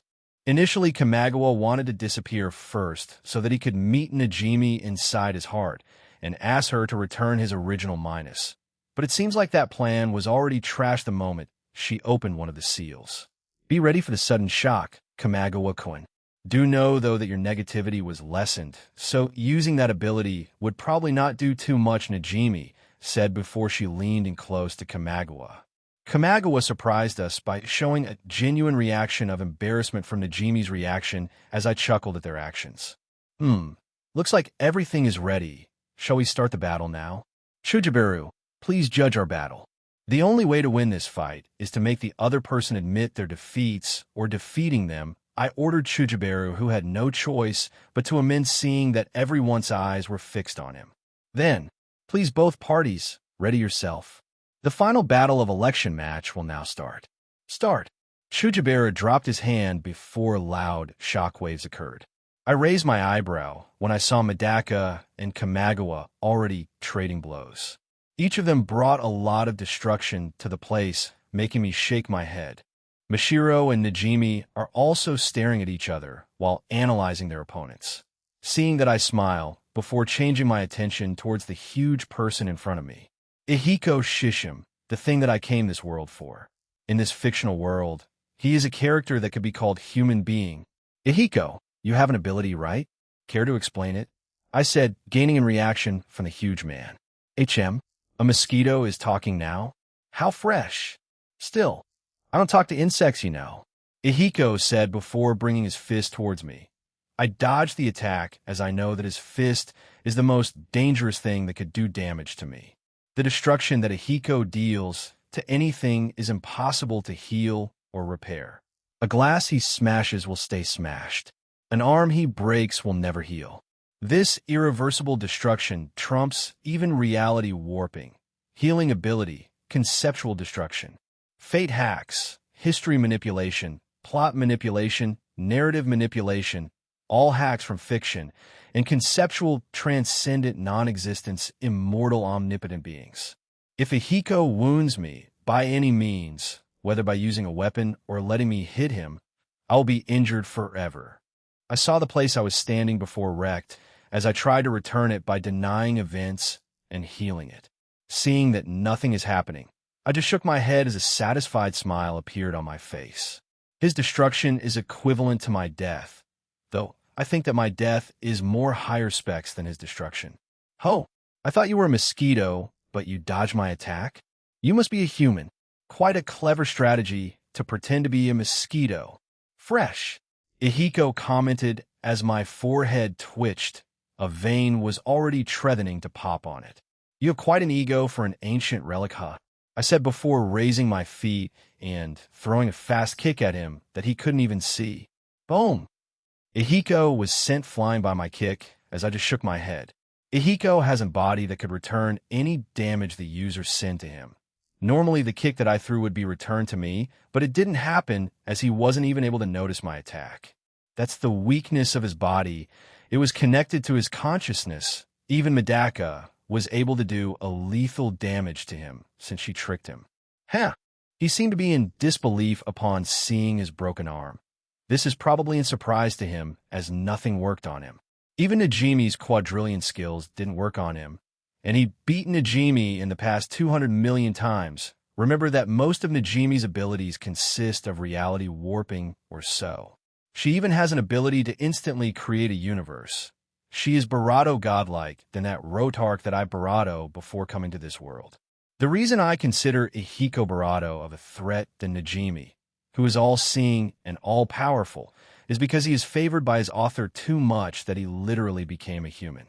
Najimi also mentioned one of her skills that could nullify any skills, so beating Ihiko should be easy for her. She could just seal all of Ihiko's abilities and take him down immediately, but she couldn't do that. With the author on Ihiko's back, there is no way that Najimi could do anything to her creator. She might be able to jump between manga panels and could even interact with her readers. That doesn't mean that she could order her author to do something. She is not Featherine after all. The destruction that Ihiko caused is not within this world. It is from the real world where my author lives.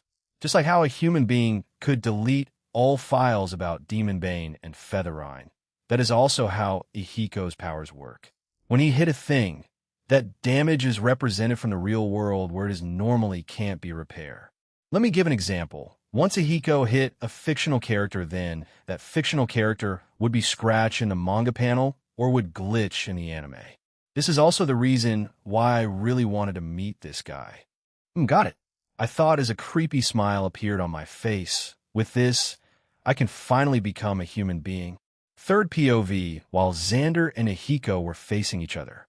Mishiro and Najimi were also having a staring battle that ended when Najimi began the conversation. Let's see, Barato, is it? I know you've been by Xander's side since he came into this world, but are you really that confident you can fight me? Even though only one of the seals has been released, I still have countless techniques at my disposal, you know? Najimi said as Mishiro tilted her head. You're sealed? She asked, making Najimi deadpanned.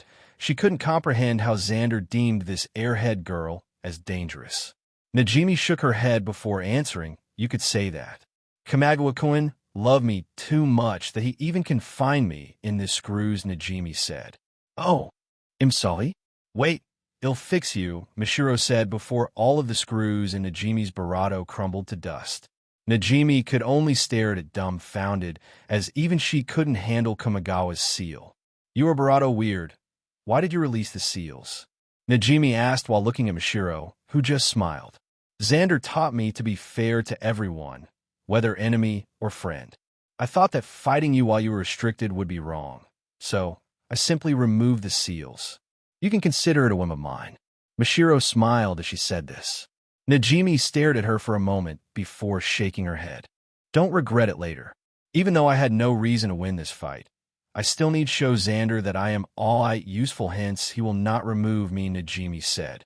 Mishiro raised her guard when she saw Najimi doing something. She imagined in her head that she had the ability same as Xander, the one where he could nullify any ability that he deemed not worthy of his attention. The moment she did that, the million of abilities that Najimi threw at Xander became useless. Najimi widened her eyes in surprise as she got shiver from that sensation. She felt that sensation before. It was when she was fighting Ihiko. Najimi felt cold when thinking of that, as she bombarded Mishiro with skills that would initially destroy the whole world, except that the place they were standing is a higher dimension that Mishiro made. She made it so that concepts and phenomenon won't have any effect on it. Mishiro didn't consider any of Najimi's attack as worthy to hit her, so all of it vanished upon being released. Mishiro then remembered something that Xander used to do when he disliked something.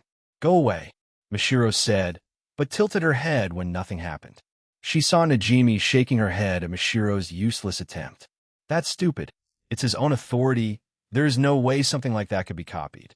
It is something unique to him. Even if you were his girlfriend, there is no way that you would be able to do it just because you thought of it. Najimi said, shaking her head. Mishiro then understood that it is a Xander thing only, so she stopped doing it. She was lucky that she is the woman of Xander. If not, then she could be dead already for even attempting to recreate the miracle of the end. Since her attempt to use death was useless, Mashiro thought of other attacks to use against Najimi, who is still finding some skill that could do any damage towards her. Maybe I could use Yuta's skill? Mashiro said before muttering something. All fiction, the reality where Najimi Ajamu has quadrillion of skills turned into. Nothing, Mashiro said, making Najimi look at her in amusement. That's no good. Even Kamagawa-kun's ability wouldn't be able to do any damage to him. She was shocked when she stopped floating and crumpled to the ground. She began gasping for air as the concept of breathing was placed on her. She began feeling overwhelmed by the strange scene before her, which made her recoil in disgust. Mashiro tilted her head at the situation before healing Najimi, as she worried that she might be hurt. Are you okay? Mashiro asked worriedly as Najimi just stared at her, baffled by the turn of events. How did your all-fiction affect me? It should have been impossible because of my skill that allows me to be an abstract being.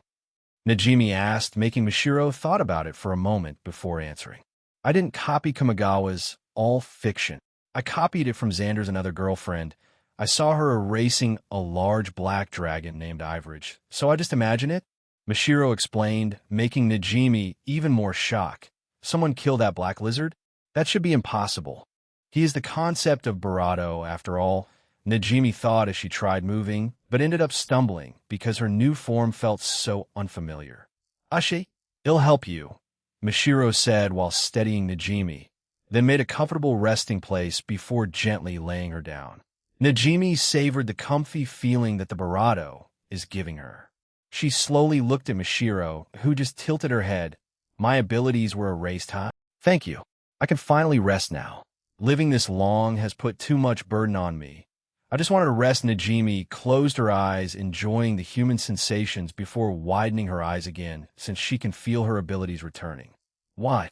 She exclaimed, thinking that she might be cursed, that even the world is not letting her have her peace. Sorry. I thought that you cherish your skills, so I returned them, using non-fiction. Mashiro apologized, while looking at Najimi's face, who lost all hope. Both of them caught a glimpse of Xander and Ehiko trading blows, with Ehiko having a desperate expression on his face that made Najimi stunned. She had never before seen Ehiko having such a hard time against someone, though she wasn't entirely surprised by this turn of events. She understood just how much influence Xander wielded across every world, so this outcome seemed inevitable. Still, non-fictional? I never heard of that before. Is that an upgrade of all fiction? Najimi asked, as Mashiro nodded her head. Xander showed me some videos of Yutahai using it, so I just copied it, Mashiro said, making Najimi shake her head. She stopped thinking since it would only lead to a migraine. She just wanted to watch more of the show, so she raised her hand and surrendered. Najimi Ajima-sama has surrendered. Only 2 teams are left, Chujibaru announced. Chapter 118, closed space. Xander POV, this fight is really amusing. Even though it doesn't have the same flashiness that I saw in Tenma War, it still has an important things flying in the air. Just like how I saw Najimi throwing some fate hacks, black holes, supernova, and even some universe-destructing abilities only to pop like a balloon when coming in contact with Mashiro. Still, messing with Ehiko is really fun. This guy has an ego that even devoured those seraphims in Tenshura. Now that he's being played, the desperation in his face is really interesting to watch. His irreversible destruction is already useless against me, as I already copied it, and even enhanced it by dissolving many of the ultimate skills that I possessed. This ability would become my second main, only below my favorite one-hit KO technique. I know I have no reason to fight Ehiko anymore, as I need to rest before becoming a bona fide human, but just seeing the look Barato amuses me to my core. Hey, is that all you got? I thought that the Destroyer has Barato guts than this. I provoked him, which immediately did its job of irking the guy. Let's see who will fall now, Ehiko said before taking a thick elastic band that was in his hand and trying to fashion it into a weapon. I know that the rubber band is the most powerful thing in the world, as it was the item that defeated Najimi in the manga after all. It has the concept of unstoppable bravado attached to it, after all. The rubber band flew out of Ahiko's hand before coming towards me. I just smirked at the thing before catching it dealing no such damage or so. How? Ahiko shouted in disbelief, seeing me catching his powerful blow. Do you know how to fight against a human being? It's simple. Just become a human yourself. At least in the real world, another human could stop the first human from tearing the fictional character from a manga panel, right? I shouted before plunging my fist that surpassed the speed of time towards Ahiko, who in response got blasted many miles away. Of course, I held back my force, since it would just obliterate the whole of him. Once, I just perhaps use 1% of my real strength. Ahiko is a representation of the reader in the story. Every time he cries out for something fresh, it's the bored reader who cries out for something new. The kanji for fresh and new is the same. His immunity to everything stems from this exact characteristic of being a real entity, or his powers embody real life. A hint given to us by the author himself is when Medaka shows that she would be torn apart if she copied her strength in the same way she did Shatter's notebook, where her own drawing was note the allegory of Ahiko's strength to the strength of a Jump reader who can easily tear up the magazine. Me being able to do something towards a human being is already making me another human. Still, this much of strength is not enough. I want more so that I could do something about that guy. I'll explain more about Ahiko so that you readers would understand just how dangerous he is towards fictional characters and just how broken my newly acquired ability is. Its destruction is irreversible because it is real. It is the strength and actions of a real reader that cannot be undone by any fictional element, be it healing, regeneration, resurrection, temporal rewind, causality reversal, reality warping, history change, plot manipulation, fate manipulation, event denial, conceptual destruction, etc. In fact, all this was tried in the manga, but nothing worked. Ahiko is so unique that even if Yuzuriha mimicked his existence on a conceptual level, she couldn't beat him or even tie with him, said in the manga. And Nizio, who commented that Hanton could create infinite skills and is still inferior to Ajamu, could not defeat him either. All this already said by the author. Besides the fact that he is a hero and the narrative will always be on his side, because in this case the narrative refers to the author himself. Any bravado from Ahiko is based on fictional things that cannot be undone by real-life things. Ahiko is a real human that takes our reality as his power. Since us humans readers can rip feathery nests and ultimate Madoka's drawing, thus eliminating them permanently. We delete Demon Bane's and Azathoth image, thus defeating Demon Bane and Azathoth permanently. Before anyone says that he was hit by a car, it was a deliberate action on his part to possess another character. He let himself be hit just to possess another fictional character because he was nearly defeated by Medaka's attack. Hey, Ahiko, do you want to see something fresh? I said, smirking at him, who got a bad feeling about this. I swirled the rubber band in my hand before doing the same Ahiko did before. Here, take your rubber band back, I said, flicking the rubber band towards him, who immediately dodged since his instinct were screaming at him. How on earth did you do that? He shouted at me as I just smirked at him. Hey, do you think that just because you hold that concept, others won't have it as well? Well, I deem your concept of destruction as more complete than average have, but don't think that it would be sorely yours, I said, looking at the destruction that was made by my simple flick. That should be impossible.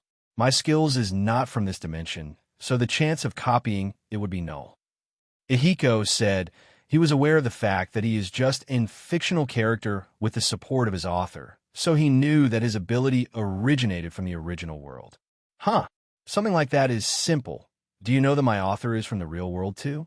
He can just simply copy the ability from any wiki and plunged it to me, making it mine in this FIC.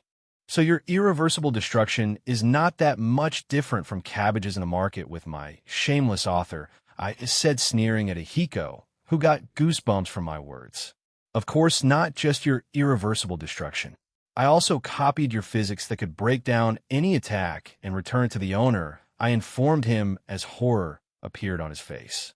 I was about to finish him when I suddenly saw Medaka and Kamagawa dashing past towards us as they flew to the sky using only physical strength. I guess I should return the POV towards the author at this point. Third POV, Kamagawa and Medaka were throwing blows at each other, where Medaka is at disadvantage since Kamagawa would only erase all of his wounds the moment he got hit by Medaka. What's wrong, Medaka-chan? Are you frustrated being on the losing side? Well, it's normal. I am your enemy after all, Kamagawa said, smiling at Medaka, who deflected the screw of Kamagawa while sweat dripped on her face. Kamagawa, don't forget that we are still at the advantage. And did you forget that I just fought Xander before?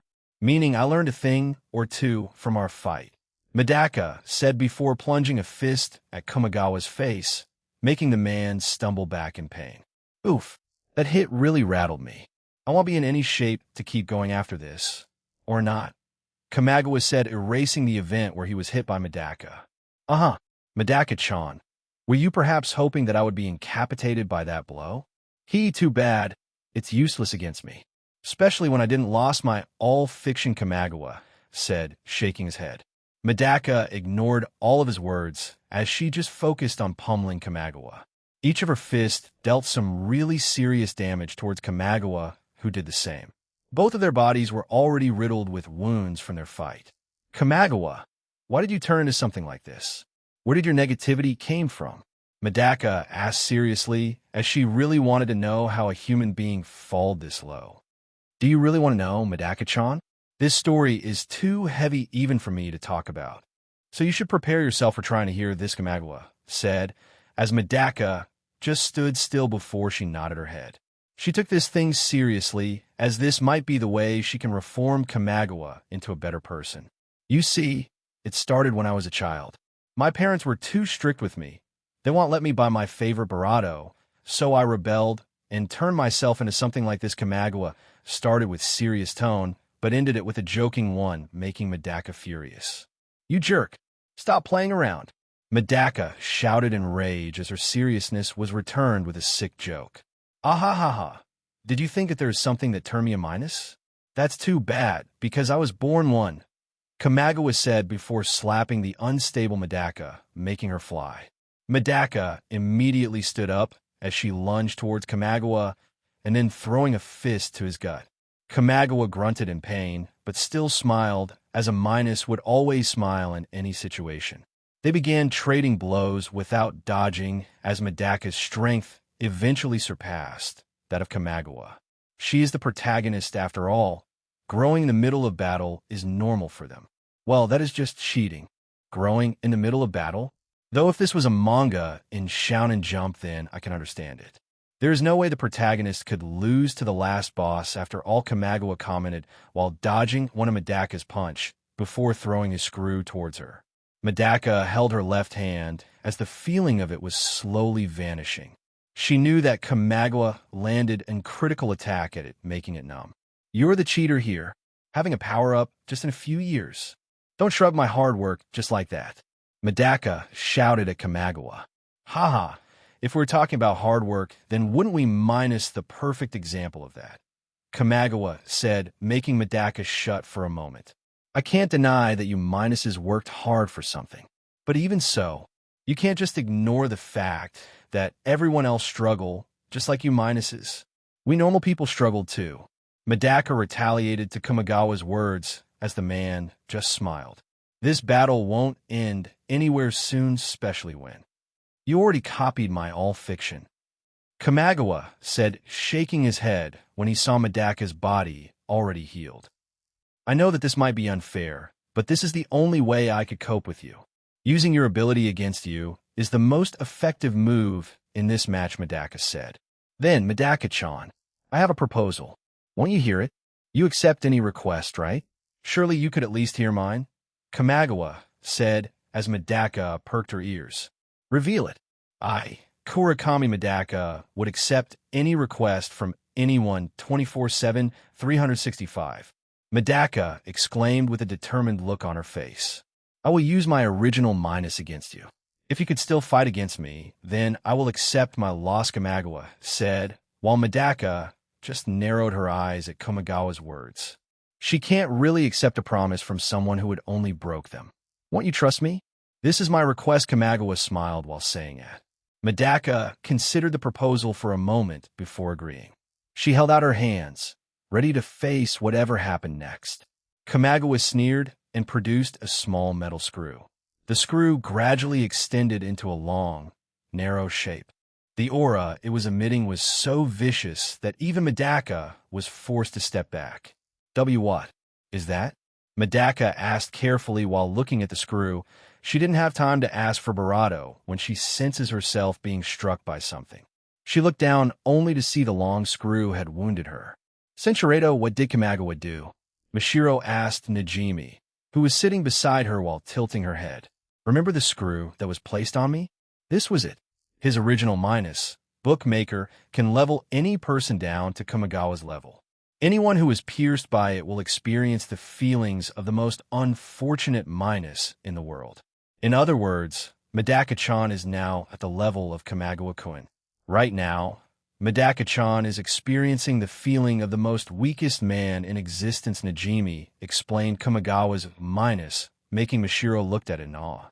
She imagined a screw as it appeared on her hands before putting it in the ground, making Najimi twitched as she literally just copied the thing that sealed her for 3 years. Kamagawa smirked at Medaka's state. How is it, Medaka-chan? Do you love the feeling of being the weakest person in the world? Isn't it thrilling? The thought of fighting me at the same state is very exciting, right? Kamagawa said before looking at Medaka's face, who didn't notice the wide smile on her face. And no, that's not true. I'm not enjoying this at all. How could you turn into something like this? Medaka said, trying to stop her smile. Medaka always loved situations like this where her opponent would challenge her in a fight. Kamagawa was shocked that she could still show an expression like that. He thought that she would immediately fall on the ground because of the unfamiliar weakness. Kamagawa's face contorted to that of wrath as he began walking towards Medaka, who just smiled. There is no way that you would be able to stand in that state. Hey, Chow! Kamagawa shouted while pointing at Medaka.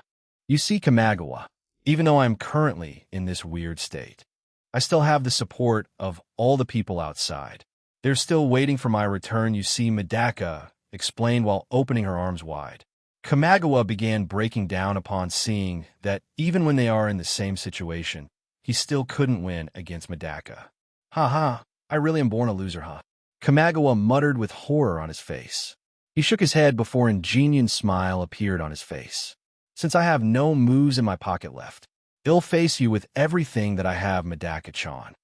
Please do the same, Kamagawa said, making Medaka smirk at him. They walked toward each other before they began trading blows that they didn't dodge. They also didn't deny their injuries to show respect to each other. During their battle, their understanding of each other reached its highest point as they started laughing loudly. Ha ha ha ha ha! They laughed while accepting the fist of the other until only Medaka was left standing.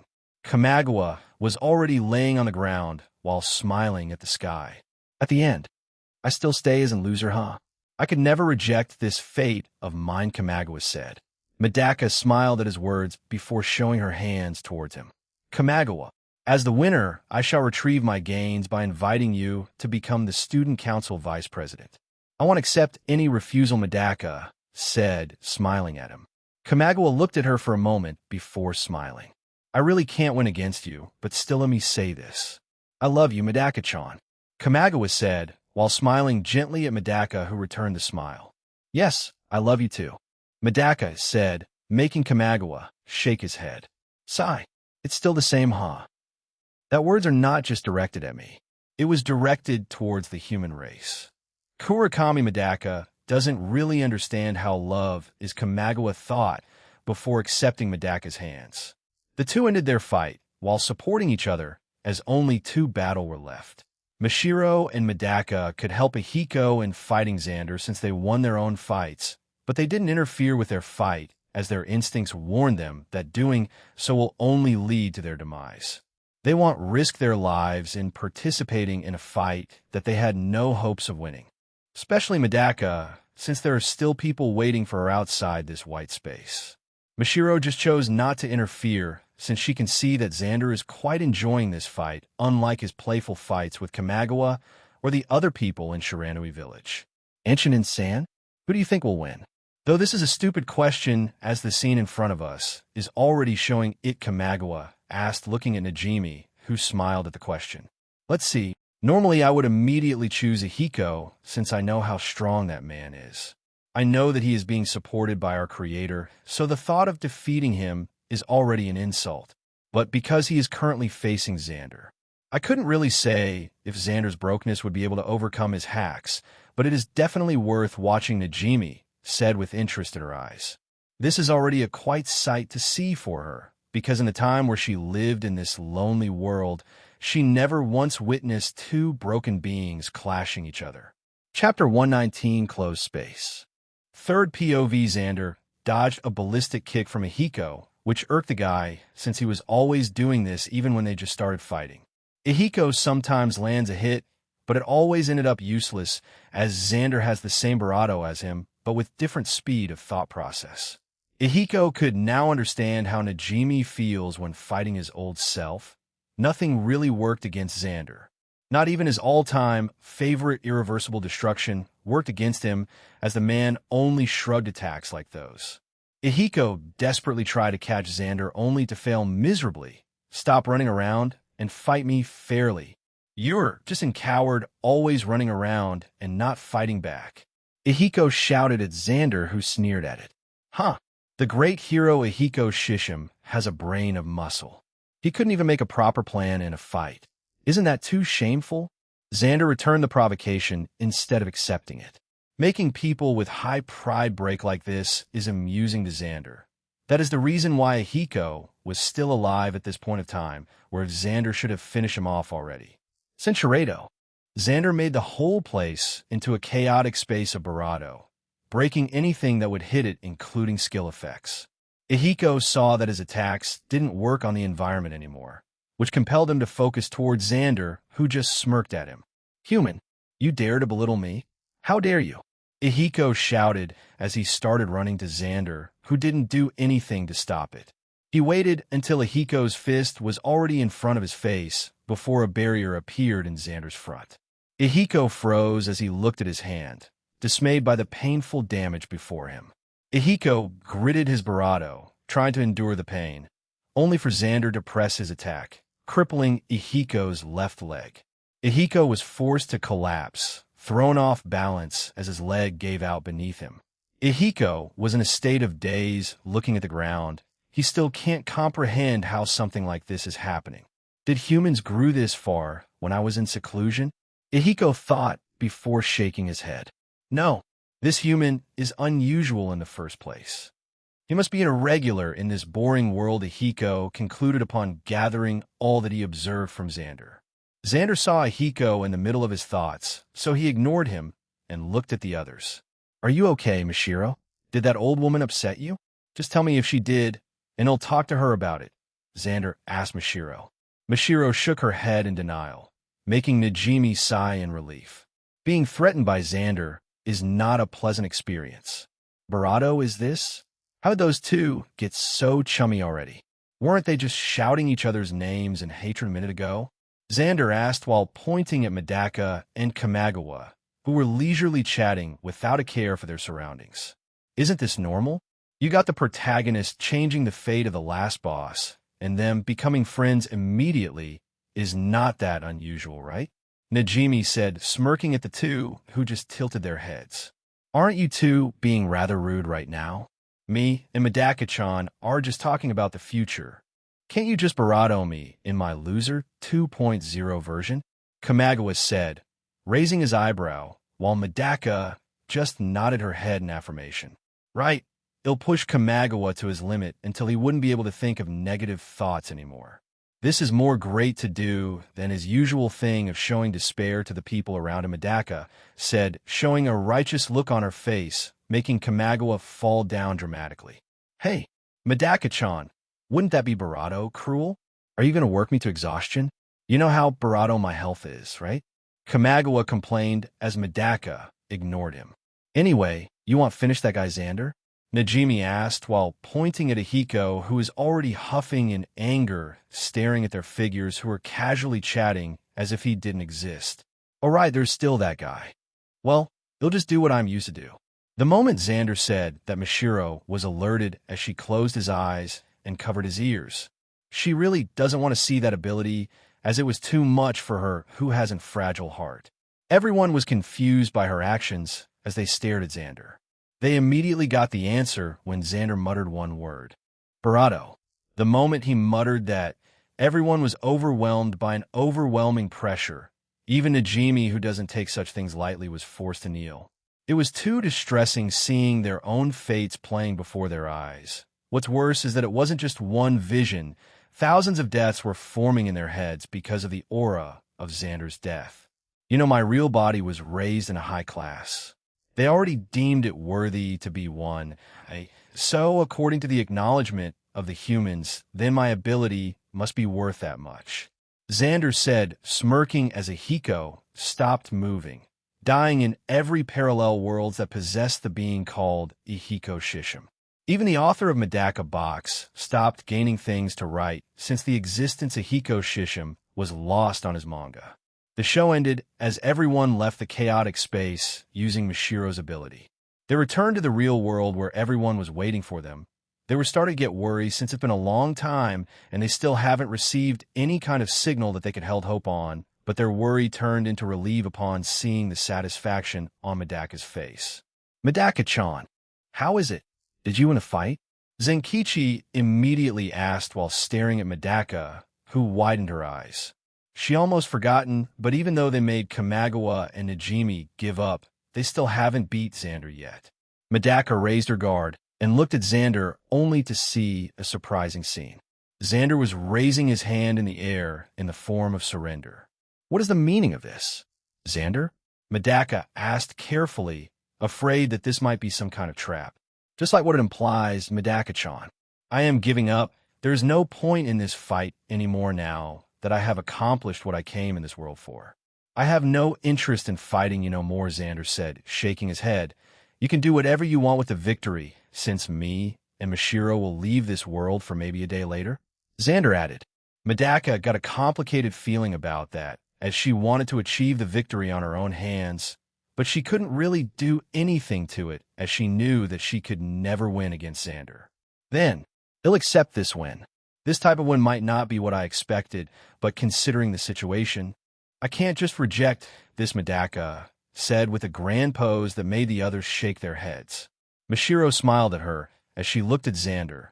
Right now, Mashiro can't see the past Xander anymore. He seems more like a higher being than the previous him. Xander, what happened to you? You changed, didn't you? Mashiro asked while tilting her head. Xander raised an eyebrow at her words before smiling gently. Let's just say I reached a higher existence. I could probably do something to that awful guy right now, Xander said, making Mashiro confused. Who are you talking about, Xander? Is he too strong that the past you wouldn't be able to do damage to him? How about that special finishing move of yours? Could it do anything to him? Mashiro asked. I don't really know. I don't want to try before, but now that I think about it, even though I am a strong being outside of things like fate, events, probability, and so there is still something that could make me move, Xander vaguely said, making Mashiro even more confused. She was wondering what kind of existence could put Xander into this peril of questioning his abilities. She just waited for Xander to continue what she did. I guess it's time to end this farce now. He's been controlling all of my actions since the beginning of this. I wanted people to know more about my strength, but his actions lately has began to bore me, Xander said. Xander looked at one place. He is currently watching a man typing on his phone as all of the man's hair stood up. Still, instead of stopping the man, continue writing just to make the script complete, ignoring Xander's gaze, which amused Xander. Hey, don't ignore me now. We've been together for 2 months already. In that time, I already know Barato about you, Xander said while pointing at. What? Is he pointing towards me? Hey, this is too creepy. Stop disturbing my narration. You jerk. Do you think that just because you made me, you have the right to control everything about me? You think too highly of yourself. You're just a human being, and now that I reach the same status as you, I can do things like this, huh? What in the world is this? Hag Kim Swola Len Jade Kospich Sif Skaksha Hacksquash Jaspinoxid Jays. I am a terrible Titchorst Wade Cadenzens. Stop messing with the script. Huh. Aren't you freaking out right now? This is probably out of your expectations, right? You made me a human being, so accept the consequences of it. Darn. Darn. Darn. This is too much. There is no way he could reach this place. How could he Ogdek Jfias and Solmabitisov actually do something like T? Aduoifi Baxid Bunchsakam you bore me, my unremarkable author. It's time to end this dull story that you made. Oh, thank you for making me as a reward. Will make your end painless. I am the controller of that concept, after all. I could do anything I want with it. That's genuinely scary.